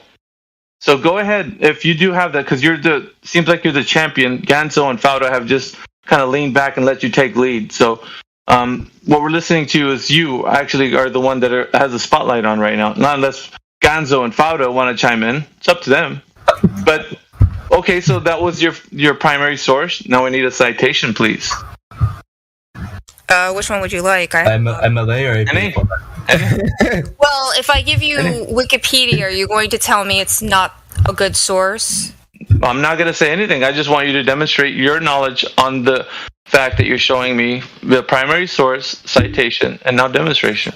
You can help each other out. All right, what link do we put in the chat? I can give you. So this is your guys' knowledge. I can't help you on this. There you go. The team has got to find out what your guys' knowledge is. Sure. Source. Clapped you, Toby. Yeah, you just wikied it. Okay, so now the primary source is Eratosthenes, and then we got the citation. Now, what is the demo? Go ahead. Egghead. Cool. Imagine the universe. Okay, so site is intended for students ages 14 and up. Okay, so now we're going to get to what did he provide evidence of. So the demonstration follows after that. So go ahead and what has been done to demonstrate that? I just posted what the guy with the very complicated name did. Yeah, that's fine. But so now we're looking into the demonstration. So we're going to demonstrate how he provided evidence of the curvature of the Earth being demonstrated from drop over distance, and also my phone. No worries. How he supported the radius, diameter, and circumference. Because the geometric shape of the Earth is most important, right? Because obviously somebody figured it out.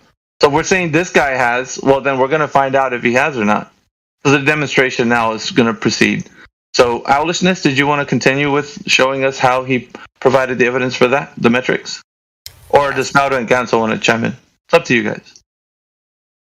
Yes, he found the curvature or the circumference of the Earth by observing stars in the sky and their relative distance and how they move across the sky during a single night or over a year, actually, because they are in different places during any particular year.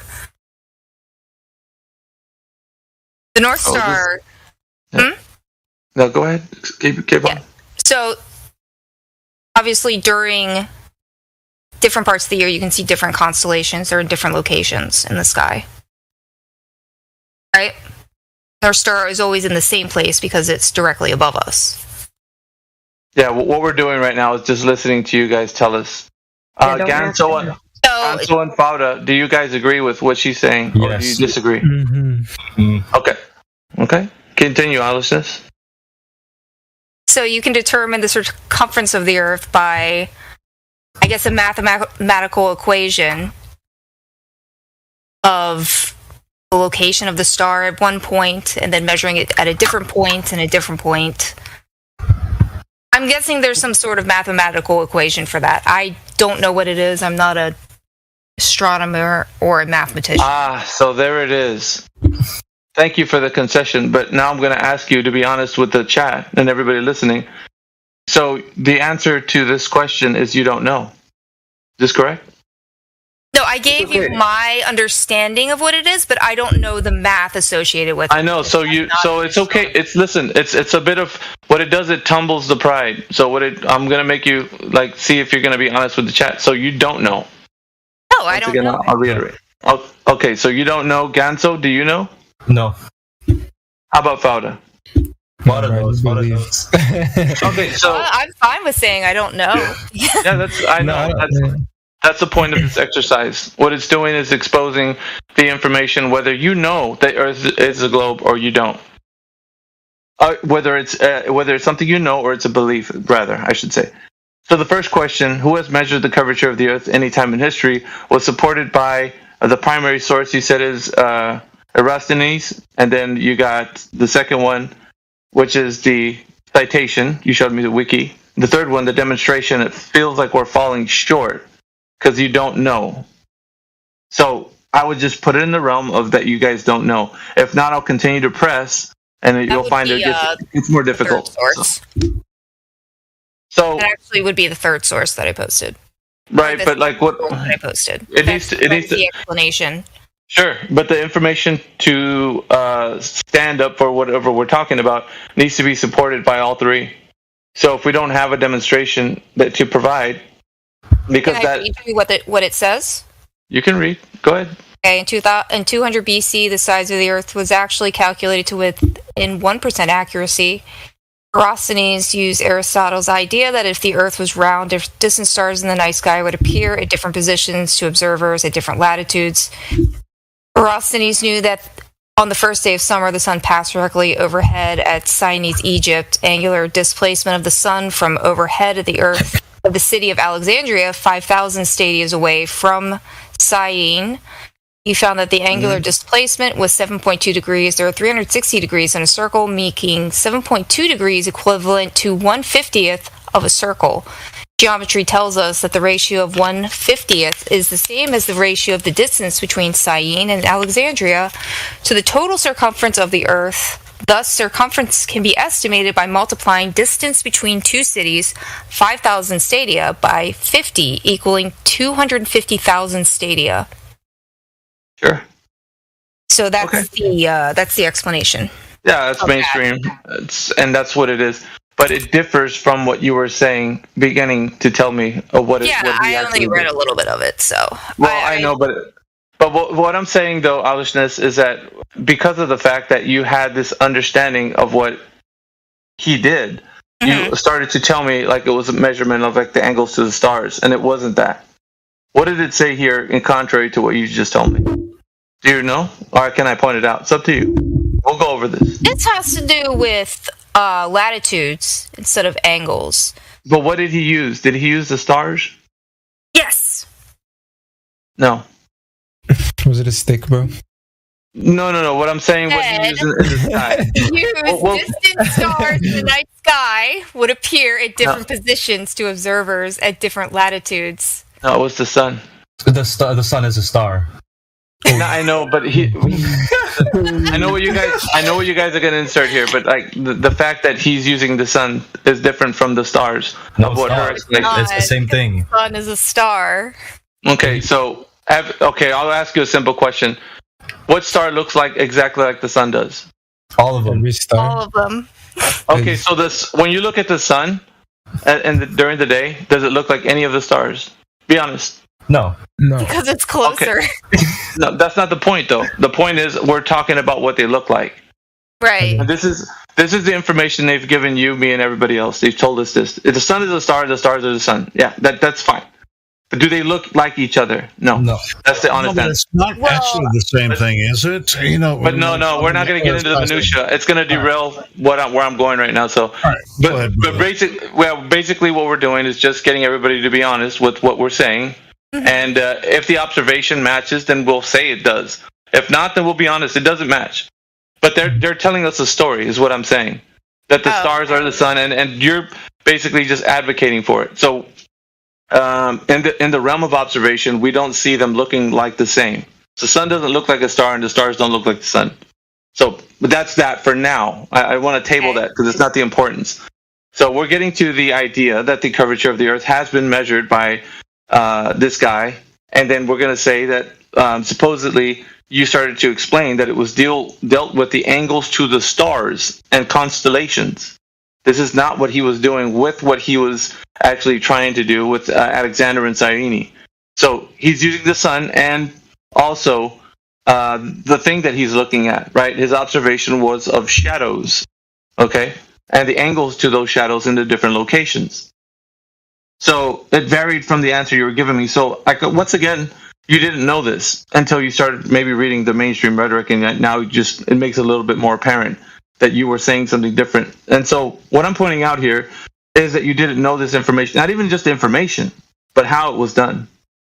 So the demonstration is kind of the bit where you're starting to fumble around, and that's fine. You don't know, nobody does, I would say. But if you want to continue down this path, it's going to get a little bit more difficult for everyone. So I would just rather take the concession that you don't know, because I'll ask more leading questions, and it's going to get, like I said, a bit more harder to answer. And it's just basically your information. So I'd rather hear you say you don't know versus me actually expose all the reasons why you don't know. It's easier that way for everybody. So would you want to continue and use him as an example? Because I can continue to show you why it's not the correct way. Up to you.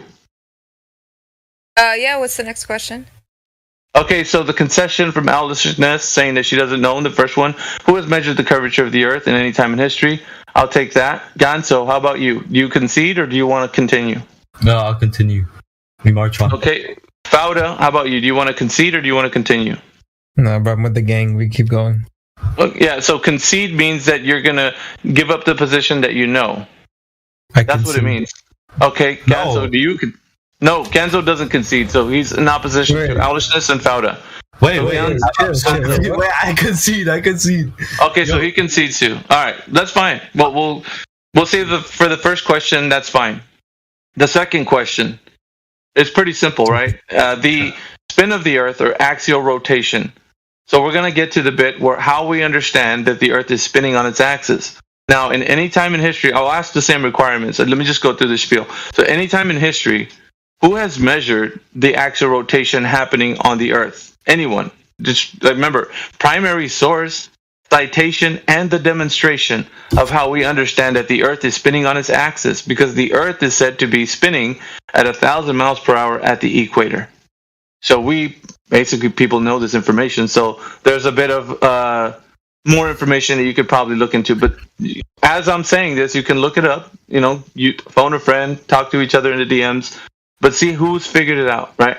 Who has measured the spin of the Earth or axial rotation any time in history? And then let's go through how it's been done that we figured that out. The spin of the Earth. Go ahead. That would be what I mentioned earlier, the Foucault pendulum. Okay. Ganso, would you agree? Yeah. Or would you have a different answer? No, it's the pendulum, yeah. Auda. Yeah. Okay, so everybody agrees a pendulum is what's the apparatus or the device that's used. Mm-hmm. So how does a pendulum provide evidence? So I need primary source, citation, and then demonstration.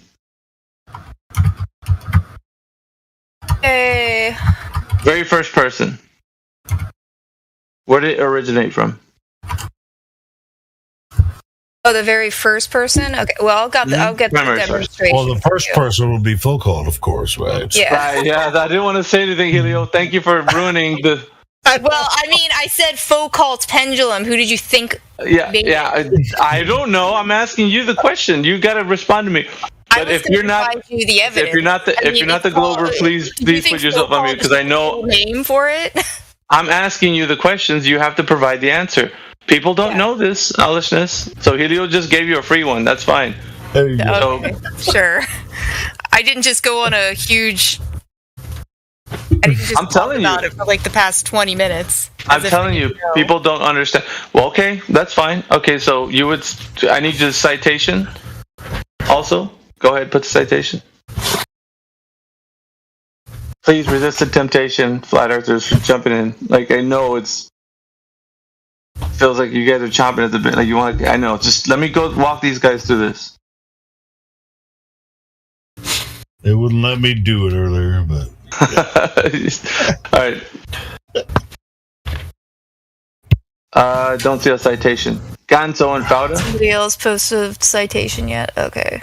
No, they're waiting for you to do it, Alishness. So I guess you're doing the heavy lifting tonight. Yeah.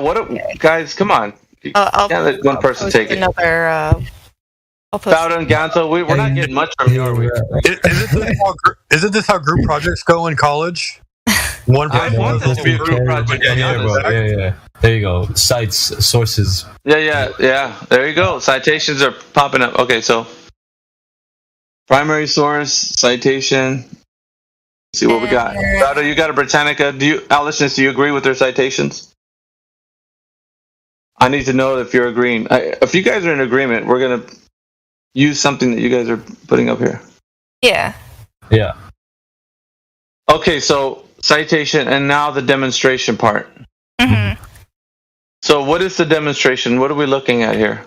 There's a video. It's a time lapse. There's a time lapse video. Okay, go ahead. Are you watching the video? No, I meant go ahead and explain. Like, what do you mean? Like, there's a video here, but what I'd like you to do, because you've seen it, right, and it supports what you're saying, go ahead and tell us why.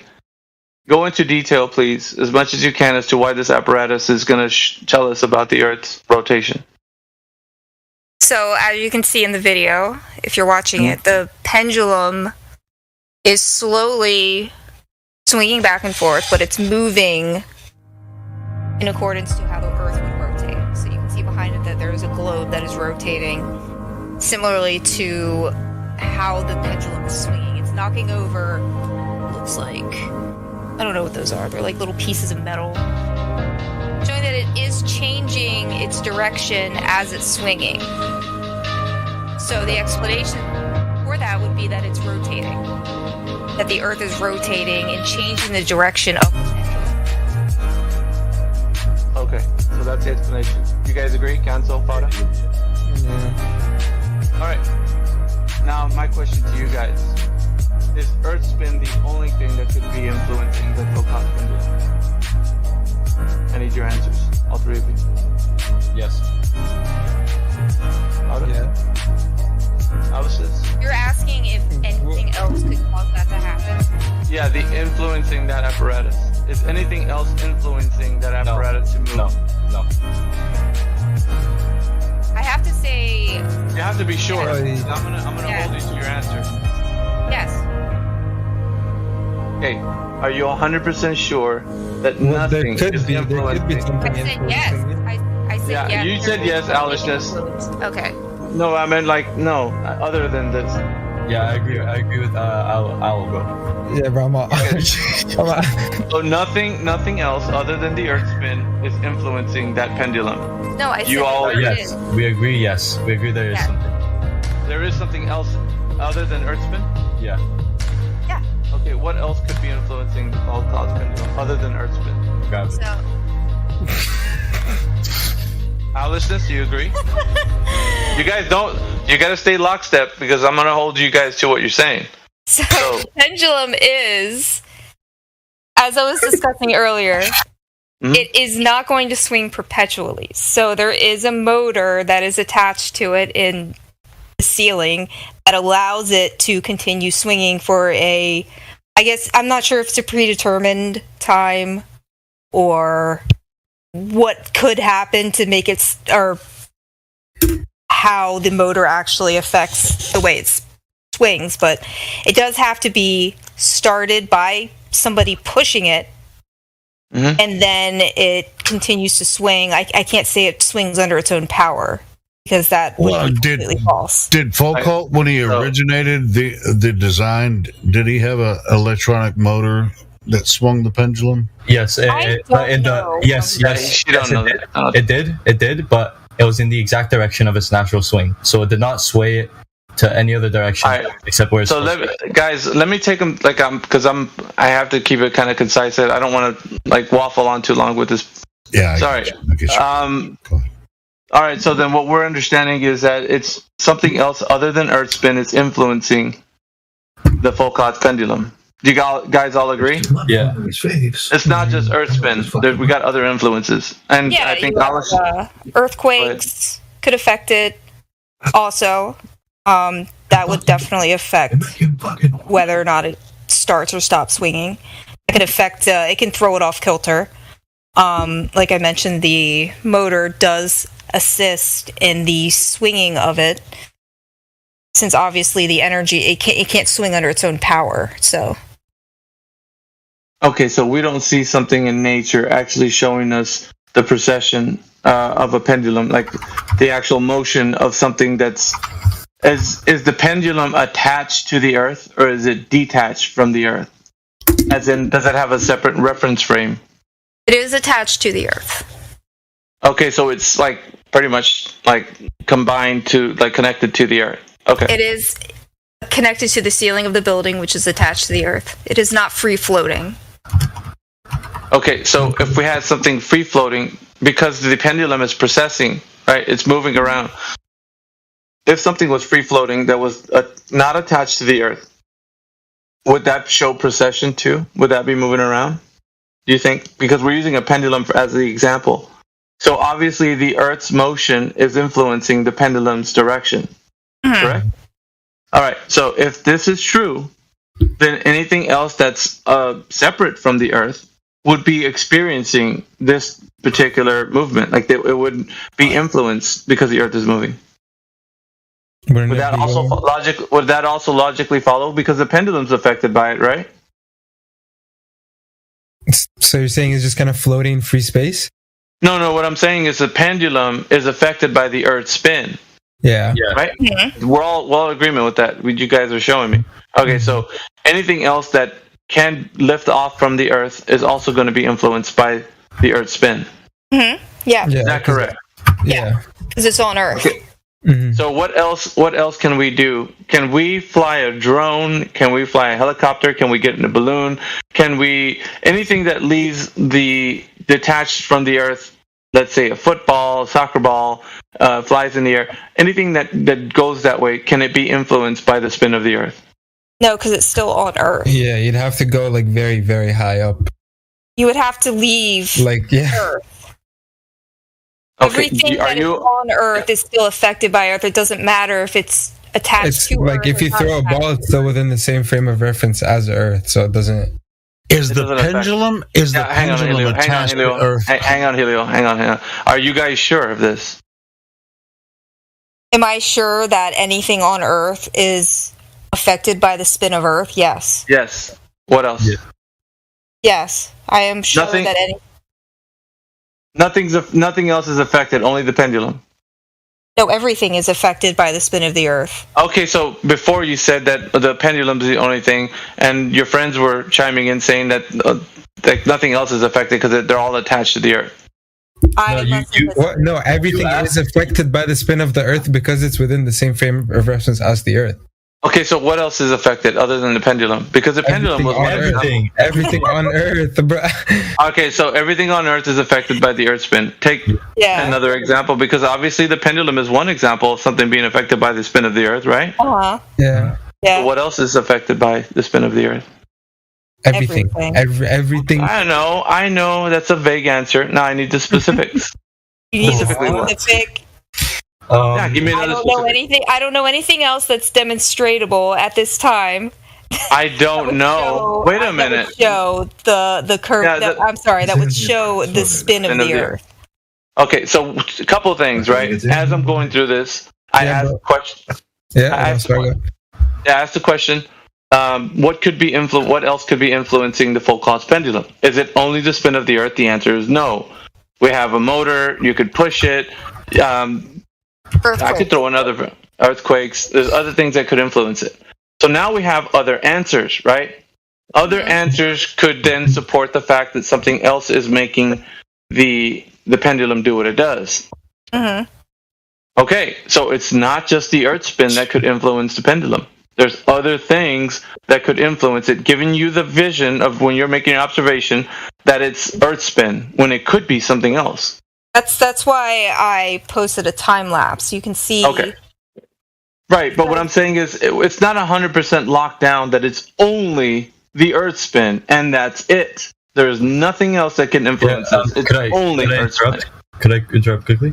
Are you getting the emphasis now of what I'm trying to do? Go ahead, Yeah. So if you put the pendulum on the equator where it would be the axis of rotation, the pendulum does not rotate like it does in other axes, like other lines or whatever. Yeah, that's fine. That's what you're asserting. Yes, your so it's like you're removing the variable. Yeah, that's and your it changes- assumption. No, And it's been done. Yes, I know it's been done, but it's an assumption. The assumption is that because we're moving in a different location and we see the pendulum do something else, it's still the Earth spin. What I'm telling you guys, an assumption if it's it's an assumption. Right, you're observing a device. You're observing a man-made contraption, and that observation is saying, well, I see this pendulum moving. This is called affirming the consequent.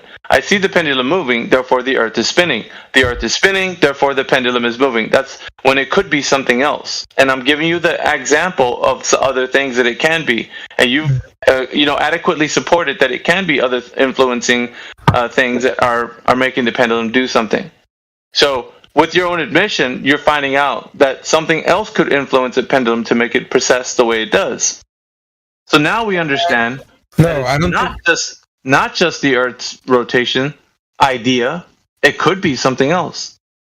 So we cannot say with we're not saying that it's the Earth's spin. You understand? No, but she's saying it doesn't. It assists it in moving because it can't move on its own for too long. So they have motors that assist it to move. Yeah, but what we're getting to, Fauda, is that it's not just only the Earth spin. So if it's something else, then it throws off the idea that it's only the Earth spin. I'm putting an emphasis on only, as you might hear. So this is what you guys are being sold. You're told that it's only the Earth spin. There is nothing else that's influencing that. And as you correctly stated, there's other things that could influence the pendulum. You have influence it in what form? Like influence it in a way that like it changes its direction or like its motion, or influence it that it assists it to keep going. Anything. It doesn't matter if it starts up, if it moves in a different direction. There's other influencing things that could cause it to do such a thing. You've just named a few. Right. You've just named a few. When you, I don't have to say it. You stated when you it already. observe the flatness of Earth, right? Yeah, but we're not getting to ask me questions. We're finding out if you I'm know. not asking questions. I'm making a statement. But still, even if it's rhetorical, what we're getting to. You use your eyes. You also use a laser. So you are also using. Let's not detract. Let's not detract because we're not gonna go. Well, I will suffice answer any questions, but like this has to be correctly stated. So we're understanding this from all three of you guys. And you all stated that other things could influence the pendulum other than the Earth spin. So now we don't know if it's only the Earth spin. Yes, we do. There's other influences. No. Yes, we do. As I said before. So it says here. Look. I know what it says, but go ahead and read. No, it's Okay, fine. We'll just give him the dub on this one. No. Don't give up if you don't want to. No. The precession or whatever you say, I don't know, like the fancy word you use, of the pendulum depends on the angle between the rotational axis and the horizontal for the Earth, right? So this was like our theory, you could say, whatever. You can't prove it, whatever. So then, the way that they proved that it was the rotations because if you put it at the equator, it'll be zero at the equator. So therefore, the pendulum would just move straight forward, straight backwards, straight forward, straight backward. And if you move it anywhere else, it'll start spinning in circles. So the force that is causing it is one force that is the rotational of the rotational spin of the Earth. Could it be another force? No, because you removed the one variable. You removed one variable. Yeah, but you're okay. So what you're doing here is you're saying the only thing that it can be is this one thing that I'm saying. Yes, because it's the only variable that changed. Yeah, but you don't know that. Experiments. Did you create the Earth? No. Okay, so do you know? Listen, hang on a second, Bung. If you can't pinpoint what exactly is the cause of the effect, then you're going to make an assumption as to what you think it is. And we don't want to hear assumptions. We need to know the exact cause of the effect. But does that not prove the exact cause since you removed the cause and it changed the effect? Does that not? No, it doesn't. Because you're making an assumption as what you think it is, giving the cause to the effect. When the cause could be something else, another force or another influence. And I'm telling you, there could be variables that you're not thinking of. And so what you're doing is you're making a logical fallacy. It's called affirming the consequent. Once again, I go over this. So now I could say it in the logical statement. I moved the pendulum to the equator. Mm-hmm. The pendulum is showing a different precession. Therefore, the different precession will show that the Earth is spinning, when it could be something else influencing the pendulum. Did you really move it to the equator? Did you understand what I just said in the logical statement? This is called affirming the consequent. It's a logical fallacy. And the reason why you guys don't know this is because when I asked you the question, is it something else influencing the pendulum? And you correctly stated yes. There's a motor, there's somebody pushing it, there's an earthquake, these are your answers, not mine. Okay, they're just minute changes or like effects to the. I know, but it's still an influence. It's still an influence on the pendulum. And so if something else can influence it, what we're understanding from this is that you're not correctly stating that it's only the Earth spin. Has anyone done it though? I mean, demonstration. I need their concession. Either you're going to concede that you don't know what the cause to the effect is, or we're going to continue to spiral into a place where you're going to continue to give me your assumptions as what you think is the cause of the effect. I can keep going. Trust me. Okay, but there's a lot of gas in this tank. But these assumptions are what we believe in. By moving through like the different parts of the Earth, it'll change. It'll be the same. Yeah, that's great. That's great. But is the cause of the effect the Earth spinning or another influence? Do you actually know that to be 100% sure? Because I can talk about it the same. It's been demonstrated many times. Yeah, listen, guys. Listen, I know, but I need them to be there. Listen, if you're going to be honest, then you're going to tell me the cause of the effect, and we're going to investigate the cause of that effect. So continue if you think you know. So now we went to a different location, as you said, the equator. And yeah, we see removed the one variable that you said was supposed to, like that's the one variable that we removed. That would be No, it wasn't one variable. It wasn't. Yes, the other. yes. No, Gonzo. Didn't you hear what Alisson said? That other things affected or whatever? Yes. Okay, no, but like they take those things into consideration when they're building it. They're not stupid. They're not just gonna build it. They're still okay. They're not gonna like watch it as an earthquake is taking place and be like, look at the motion. Well, I don't know why you made them to be Jamaicans, but like, listen, like the thing about this is the information that we're getting from what they're telling us is an assumption. So you're believing a story of what they're telling you that the cause of the effect is. No, because every other variable is still in place. What variable? Like these other forces that are affecting it is still in place. It's people are pushing it. There's the electromagnetic thing, whatever, the magnet pushing it. It's the same thing as there, right? Yeah. So it shouldn't change. Other things. So if it wasn't the spin of the Earth, it shouldn't change, right? No, but you're only stating. Yeah, you're only stating that it's only the spin of the Earth influencing it, Gonzo. And this information, you don't know this. You don't know the cause of the effect. The assumption has been made. When the contraption is moving, they say, the Earth is spinning, therefore the contraption is moving. The contraption is moving, therefore the Earth is spinning. That's a logical fallacy. I've been telling you this. Now, you saying that because you move it to a different location and it spins differently or it processes differently, then we start to see that the cause of the effect is actually the Earth spin, and it's not something else. But I'm telling you, even when you move it to a different location, is anything else a possible influence on that device? No, but he's saying those possible influences are the same thing carried on to the different locations. I know that. That means it should act the exact same way. The same. No.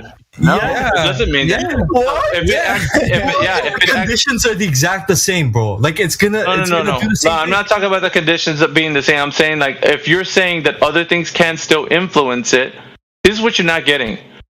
If other stuff can still influence the contraption, then you still have the same variables that could influence a contraption. It's gonna be other things. Except the one that we removed, and that changed everything. What did you remove? We removed the rotational axis and the horizontal from the Earth because that's what made the difference. You didn't remove that. Yes, we did. We moved it by moving to the equator. How did you remove the axial rotation? You didn't remove anything. It's not it's the rotation axis and the horizontal that makes the. But you didn't remove it. Yes, we did by going to the equator. Okay, put it into because you're thinking. Miggy, listen. You're thinking. No, I'm not. You need to listen. You need to listen. No. You guys are getting this incorrect. So the part of this is that you're trying to say that this is something scientific, and it's not. You can't say that the variables that you're removing are not variables that are controlled. You cannot control. They are controlled. Can you control the spin of the Earth if it's actually a globe and it's spinning? Can you control that? You can. By moving other places. No, dude. That's falsifiable. It's not an independent variable. How did you manipulate Earth spin? How did you manipulate it? No, it's not Earth spin. It's not the Earth spin. Spin of the Earth. He made it spin backwards. Hang on. I'm trying to figure out. So you guys are trying to say that you moved to a different location, therefore you manipulated the variable. You did not do such a thing. If indeed the Earth was a globe and it was spinning, then you'd have to manipulate the independent variable to understand, like slow it down, speed it up. That's what I'm saying. You didn't do any of that. The idea is that it's processing differently, so then you're asserting that it's your assumed cause of the effect. This is your fallacy. You're thinking that because it's doing something else, then therefore it's the Earth spinning. It's like you didn't manipulate the Earth spin. And in a controlled scientific experiment, you'd have to manipulate the independent variable, which would be the thing that you're trying to figure out if it's causing the effect that you're seeing. Do you guys understand? Because the natural phenomena that you're seeing the Earth spinning has not been done. You're looking at a contraption man-made that's built. Hold on, Miggy. Was he saying that you can put? Hold on. Please, can I say something? Please, Miggy? Yeah, go ahead, man. Like, I just don't want them to detract from what we're saying because we're going to fall off the rails here. What I was hearing is that he was saying that you could put these contraptions on different parts of the Earth and experience the same phenomenon. No, different phenomena is what he's saying. Different phenomena. Yes, different. They're saying different phenomena because of the latitude. Yes. Yeah. Because okay, so where is this observed? You guys have been talking about it. Where do we observe at the equator? They're saying the equator, Helio. That's what they're talking about. No. Where? That's what they're saying. I'm not saying. Where did Foucault do it? What? Where did Foucault create? No, Foucault started it, bro, and then other people experimented. Okay, where? They're using the word experiment wrong. Yeah, I'm getting to it, Helio. That's the reason why I didn't want to detract. Go for it. I'm listening. It doesn't matter where he started. It does matter. It does matter. No, it doesn't. All right, Helio, guys, please let me continue down the path. So what we're figuring out is the independent variable is the Earth spinning. We can't slow it, speed it up, or stop it. There's nothing that we can do. The independent variable is the angle between the rotational axis and the horizontal. It's an angle that you could change by moving locations. It has nothing to do with the rotational axis of the Earth. You do not change it. It has everything to do with the rotational axis of the Earth. Yeah, but that is constant. We're not changing it. You guys are acting like we're trying to find. Listen, no, you're trying to find out what the cause of the effect is. The cause is the Earth is spinning. The effect is we are processing within the Earth. Like things on the Earth are we're seeing contraptions move and all kinds of stuff. So the independent variable would be that the Earth is actually spinning on its axis. Now you need to manipulate that to slow it down, to stop it, to actually know if it's the Earth's spin influencing the device or not. You're not doing that. You're just going to a different location. The device. So you don't understand. The device. Okay. Yes. The device is not only like the rotational axis is not the only thing that affects it. It literally says that. I know that. Yeah, it's the idea behind it. It's the angle between the rotational axis and the horizontal lines. You're missing it, right? So when I asked you the question, how many things can influence this device, and you stated correctly how many other things are possible because of the motor, and you didn't answer this, but I'm going to insert it because it's another part of it. The air turbulence. There's other things that could possibly be an influence to the thing that you're seeing. Yeah, but in an enclosed room, there's not really much of no turbulence in a room. Yeah, I'm giving you. Close the doors, you're good. Yeah. Oh, so there's no wind happening where they pendulum. No, have you been in a room before? Not wind.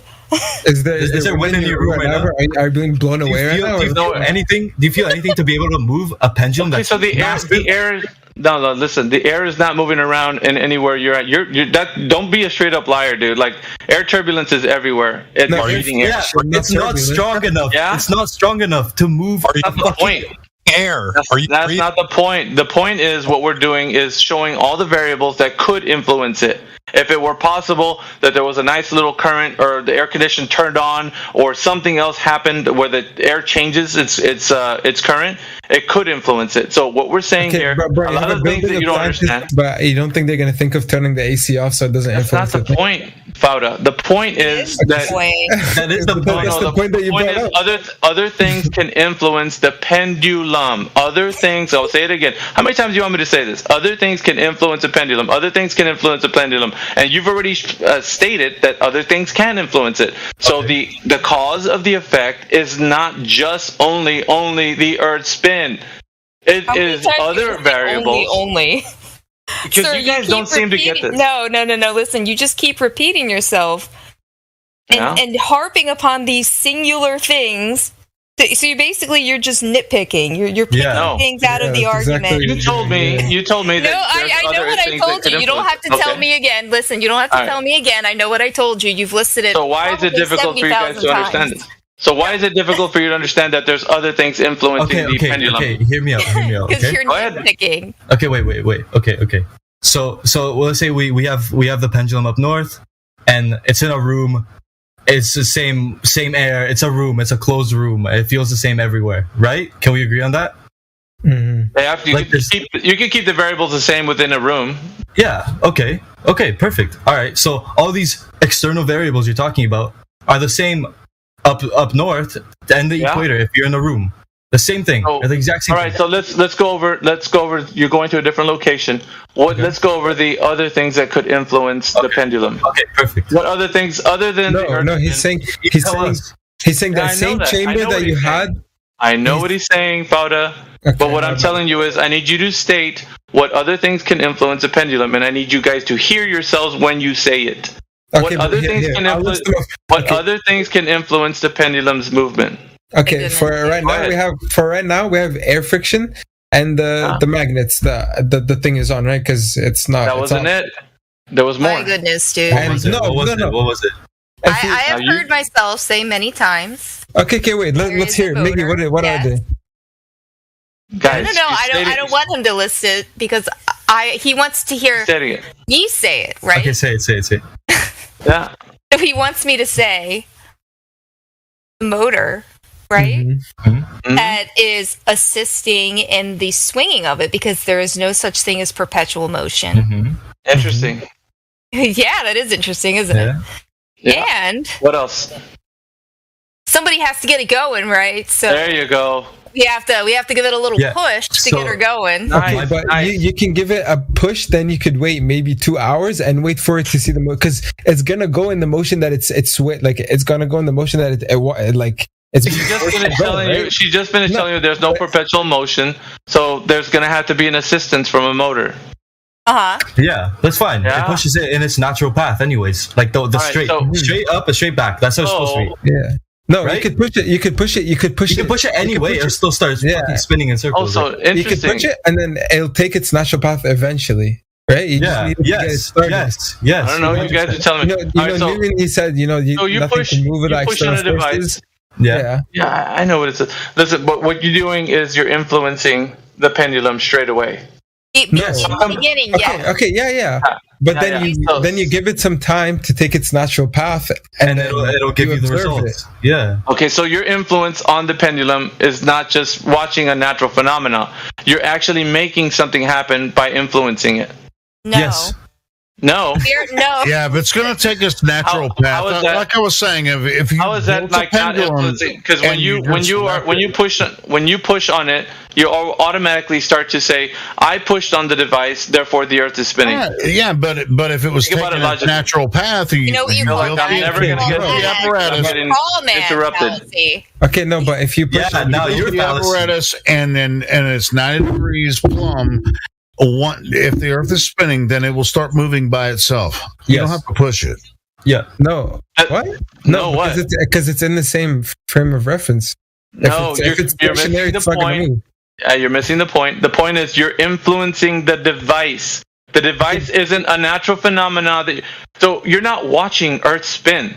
You're not doing that. That would be the observation of a natural phenomenon. And in the scientific method, that's what you'd have to do. The observation of a natural phenomenon to see what the cause of the effect is. And then manipulate the variable and then see if the cause isn't what your hypothesis is.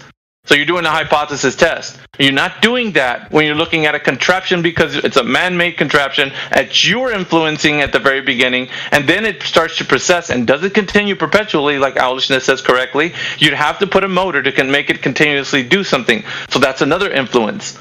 Okay, so you are influencing the pendulum all the time, even to get it going, and then also to keep it going. So you're not isolating the cause of the effect. You're just making an assumption that it's doing something, therefore the Earth is spinning. Okay. Your assumption and everybody else's is that it's the Earth spinning. And I've already told you it doesn't matter where you go because this type of device will have to be started by everything starts with a hypothesis or theory. Like the computer you're sitting on was hypothesized to be possible, and then it was made. We're not talking about that. We're talking about the pendulum. Okay, but listen. If you were to push a swing, it would go back and forth, right? But the pendulum that you're seeing is not going back and forth. It's going back and forth, but it's also spinning. If you were to push the pendulum, say north, it's going to swing north, south. Who cares? South, right? Listen, you are the one. You're the one that influenced the pendulum. Yes or no, Fauda? Yeah. Okay. But the Earth didn't influence it. You did. Okay. But if you push it straight, If you push it straight, it's going to come straight back at you, and then it's going to go straight forward, and then right back at you. Did you influence the pendulum? Did you influence the pendulum? Right back at you. Did you influence the pendulum? Yeah, but that doesn't matter. Yeah, but then you give it 2 hours, and then the Earth is going to start influencing the pendulum. So you're asserting that there's no other influence, only the Earth spin, only. And I just finished saying, you correctly stated, you started the influence on that pendulum, and you also added that since it doesn't keep perpetual motion, you have to put a motor to make it keep going. So there's another influence. And on top of that, there's other influences that could keep it going. So but you guys don't realize that. So how come the same influences happen at two different places with different results?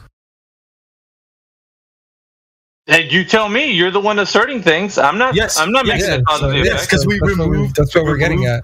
We removed the one thing that we thought would make a difference. Yes, we changed. We changed the angle. You didn't remove it. We changed the angle between. We changed the angle between the rotational axis and the latitude line that we are on. Okay, you know what? Like, let me take you back to the reason why I asked the first question. And the very first question was, who measured the curvature of the Earth? So now you've all conceded that you don't know. Let me put you on the spotlight here. So you didn't know if the Earth is curving or not. Right now, at this current moment, you don't know if the Earth is a globe or no. And now the second question, the reason why I have layered it this way, is because of the fact that the Earth, being a globe, has to be doing something, right, in the vacuum of space. We haven't even got to the third question yet, but the second one is that it's doing something. The Earth is a globe. Now it's doing something with this second question. But we don't even know if it's a globe or not. Concession by you guys, happily. So now we're in the second question, asserting and assuming that it's processing because the Earth is spinning on its axis. And you guys don't realize that you didn't prove the Earth to be a globe in the first place. Now you're asserting that it's doing something, and it's an assumption even.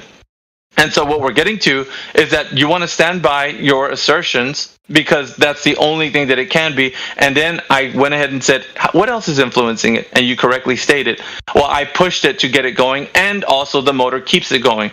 So there is influence on it all the time. It is not just only the Earth spin, guys. This is what's happening here. No, but listen. They had we agree. They had smart engineers build it. So that the machine that it's on, so that the engine that it's on, he tagged on the word smart. The way it rotates, it just assists it in the motion. It doesn't change its motion. I know you're not watching the chat. I know you're divining. You're divining somebody's thoughts. Like, you don't know that's what they thought when they made this thing up. You're just you're going off. You're making up a story right now. How do you know what they thought? You don't know what they thought. Well, then no one would be building the pendulum, right? Why would they waste so much money on building the pendulum? I don't know. Like, dude, this guy can't even speak English I don't know, anymore. But you're the one divining their thoughts. Words. Like, as if you knew what they were thinking at the time they were thinking it.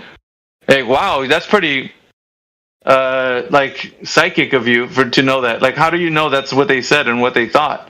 You don't know that. You're just asserting this because you want this to be the key to give you the answer that the Earth is actually doing something. It's consistent. It's not. Every experiment they do, everyone, yes, like different people make different pendulums and it had the same result happen. Who cares?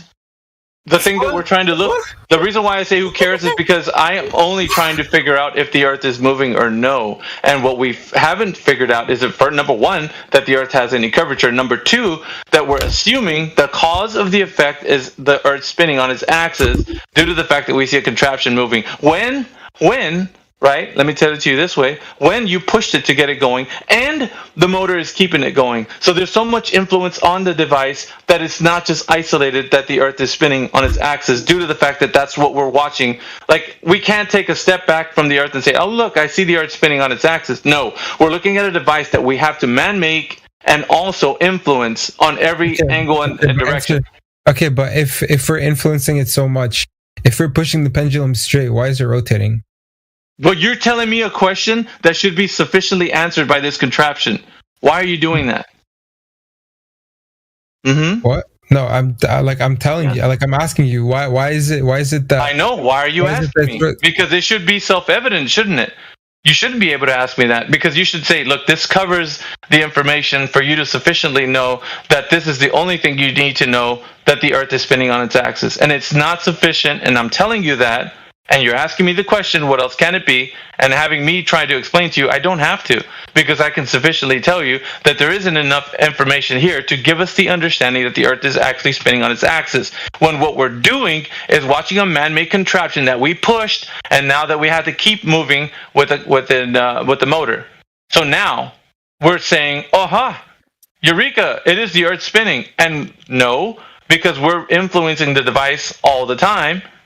So now we're giving our assumptions. We haven't isolated the cause of the effect. We're only telling people that because the pendulum is doing something, now we're saying that the Earth is spinning. Voila. Well done. You just affirmed the consequence. No, well, it would show the same. What's it called? It would show the same like motion if you moved it from. You don't understand, Pato, what I'm saying. It doesn't matter what you do to the device. It doesn't matter where you go. The only thing that matters is that the influence put on it is you, sir. That's it. Okay, well, if the same influence is the same... That's what I've been trying to tell you. That's exactly what I've been trying to tell you. So what would be enough evidence for you? Like a picture from outer space, or like maybe a live stream that NASA does on YouTube? No, okay, so what I would need is an observation of the natural phenomena of Earth spin. Yeah, we have satellites, we have images. That's not what I'm talking about, man. So I'm talking about when has, in any time in history, a person ever seen the Earth spinning on its axis? Now. Go ahead. Now, we have videos of it. No? Yes. Okay, wait. If you were to take a flight, that's the third question. We'll get to that. But so the Foucault's pendulum didn't sufficiently answer, because now there's a whole bunch of questions, right? Asking me, well, what is the cause of the effect? And don't ask me. This thing should sufficiently answer the question if the Earth is spinning on its axis or not. And it doesn't do such a thing because of all the influence that it gets on other ways that people can actually have this thing moving around. And so we can't use this to isolate the fact that the cause is actually Earth spinning on its axis all by itself. We have to make a contraption, put influence on it, and then say, oh, yeah, that's great. Now the Earth's spinning. Voila. No, you just made a contraption up and then did something to it and then made your assertion and assumption. That's all you did. That's it. Okay, question three. All right, so I need a concession from all three of you. If not, we're going to keep going. Yeah, we give up. Bauda? What happened? We give up. Do you concede or do you want to continue? Because we can. Because trust me, this gets juicier as the questions keep rolling. Nah, bro. I tap out, bro. I gotta go to bed, man. What say you, Allison? Go ahead. No, I need a concession. Just tap out. Yeah, sure. You can have your concession. Yeah. Okay, but don't give it to me just because I want to hear that. You have to do it because you actually don't know what the cause of the effect of the pendulum is. If you actually know, then we have to stay here until we figure this out. We don't leave. That's what we don't do. We have to stick with this. Listen. Mm-hmm. We've given you the cause of the effect. You just... No, you didn't. You're assuming. Okay. No, I have no idea. Okay. No, you stumped us, bro. You stumped us. Way to go. No, you got it. I didn't stump you. What happens is I was able to answer your question. I'm presenting the information that is not sufficient to give us the information that the Earth is spinning on its axis. It's a man-made assumption, contraption, and influence on this thing that we're saying that, we're just going to say that it's the Earth spinning. Because there's other variables. Anyway. Okay, I'm really excited to hear question 3. Yeah, we give up. All right, question 3. Question 3 is that the Earth is said to reside in a medium called the vacuum of space. Now, let me just finish with my spiel so you guys can get the gist of this. So the vacuum of space, the vacuum of space is the thing that's surrounding the Earth, right? According to the heliocentric notion, the Earth is said to reside in this vacuum of space. So now we have a differential pressure. So what we have is a very super low pressure, right? We can put it in a mathematical term, 10 to the negative 17 or whatever, if you'd like. But it just means that it's really close to zero. Not all the way at zero, but it's really close when you get to the furthest parts of the atmosphere. So what is happening here is that we have gas pressure here on Earth. You and I, everyone in this room are breathing at like 14 psi here on the Earth, like at ground level. So as you go up in elevation, you can see a differential in pressure. It gets thinner, it gets harder to breathe, and so on. So what we get, though, is a gradient air pressure. Now, we still have pressure in the first instance. So gas pressure is here on Earth. So the question is, the Earth is said to be an open system where rockets and satellites and other things can leave the Earth, right? Matter and energy can transfer back and forward from the Earth to, space and whatnot. So we have matter and energy transfer in this open system. So what we have to understand is that if it's an open system like they say it is, the question here it comes, how does gas pressure here on Earth stay here without a container? Gravity. Okay, Ganso? Gravity. Oh, Fauda? Gravity. Alishness? Gravity. Okay. Now, primary source, citation, demonstration. They just could drop an apple on the floor. No, I mean, you gotta actually give me the... second. Yeah, we gotta walk through this. Don't look at that. What the heck? Oh, look at that. That looks like your homework. No, it was a HTML code instead of an image. Are you a hacker? Yeah. Okay. Anyway. Alright, gravity. Go on. Primary source. You guys need to help she's doing the heavy lifting tonight, bro. Right, so seriously, step it up. Here's the periodic table of elements, right? Mm-hmm. So if you look at the periodic table of elements, this one actually, no, it does. Every element has a weight, right? Mm-hmm. So that means compounds, they also have weight. So when you combine the elements together, they have a weight. The gravitational pull in each element... Oh, these are some nice reactions. We got a clown and a little nail care one. That's cool. I will continue. Don't get distracted. I want to hear your answer to this. So, when the compounds also have their own weight, they're pulled down by the gravitational pull of the Earth. So, as you go up higher, obviously it's thinner because, the air gets thinner. The gravity is not pulling as hard. So, once you keep going up, yeah. You can't go up any higher. The end.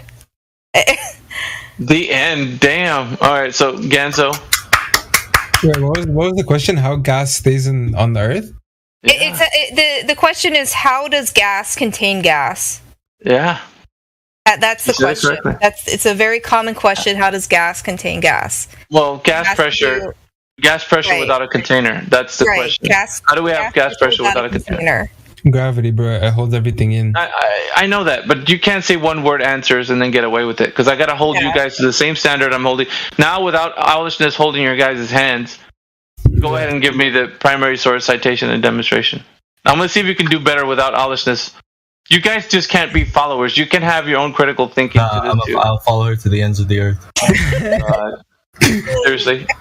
Yeah. So you wouldn't have an answer to this? No, it's just. There's a force pulling everything towards the Earth. Okay. Therefore, nothing is. That's basically what you just told me earlier. You drop something and it falls. That's not what she's saying. Okay, she went a little in depth that is with what I'm saying. No, that is what she's saying. That is what I'm saying because the. Yeah. Did you talk about elements, Ganso? It doesn't matter what. Everything is elements. Just everything is I can say elements and atoms and. All right. So Fauda, let me go to Fauda now. Compounds. Yeah. Go ahead. Do you want to just say exactly what they said verbatim, or do you have something else to explain? Yeah, bro. Whatever Alice said, bro. Word for word, I take it. Seriously, dude. Nobody. You guys don't share a community brain, man. You have your own critical thinking mind. You could say however you want. This is your own. This is your time to shine. On a speaker mind, bro. Inshallah, speaker mind. No, maybe so. All right, ladies and gentlemen. Okay, because, bro, you know how as you go up, there's less pressure. That means gravity, because there's less gravity acting on wherever you are, right? So if you're close to the Earth, there's higher pressure, correct? Because there's more gravity, correct? Yep. Yeah, that's all there is I can't help. Bro. I'm only listening to your guys tell me. All right, that is all there is to say, bro. I don't know. So there's the idea. There's the idea that gravity is holding everything down. Yeah. All right.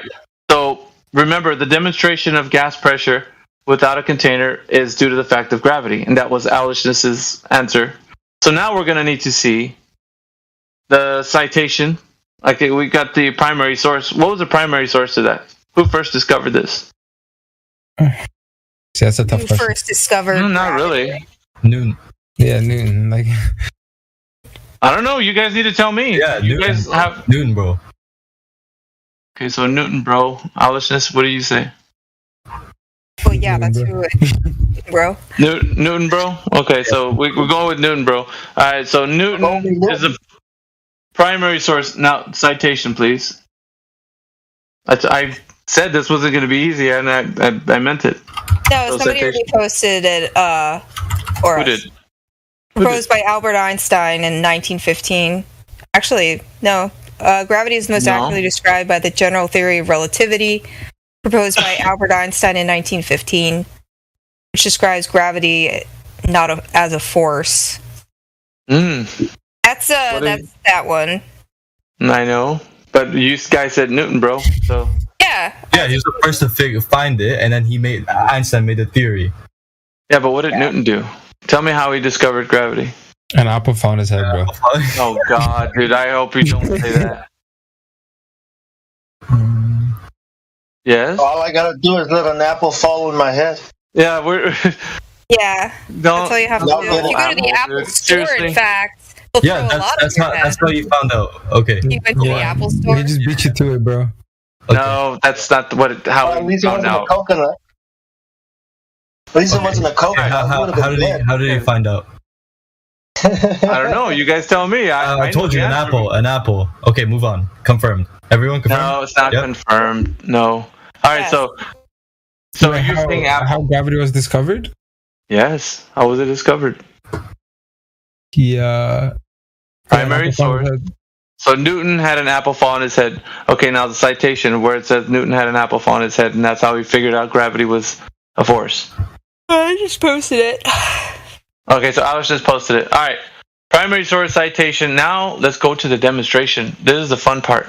All right. The fun part is how are we gonna get gravity to hold anything? Let's figure this out. Gravity's holding the gas down, the air that you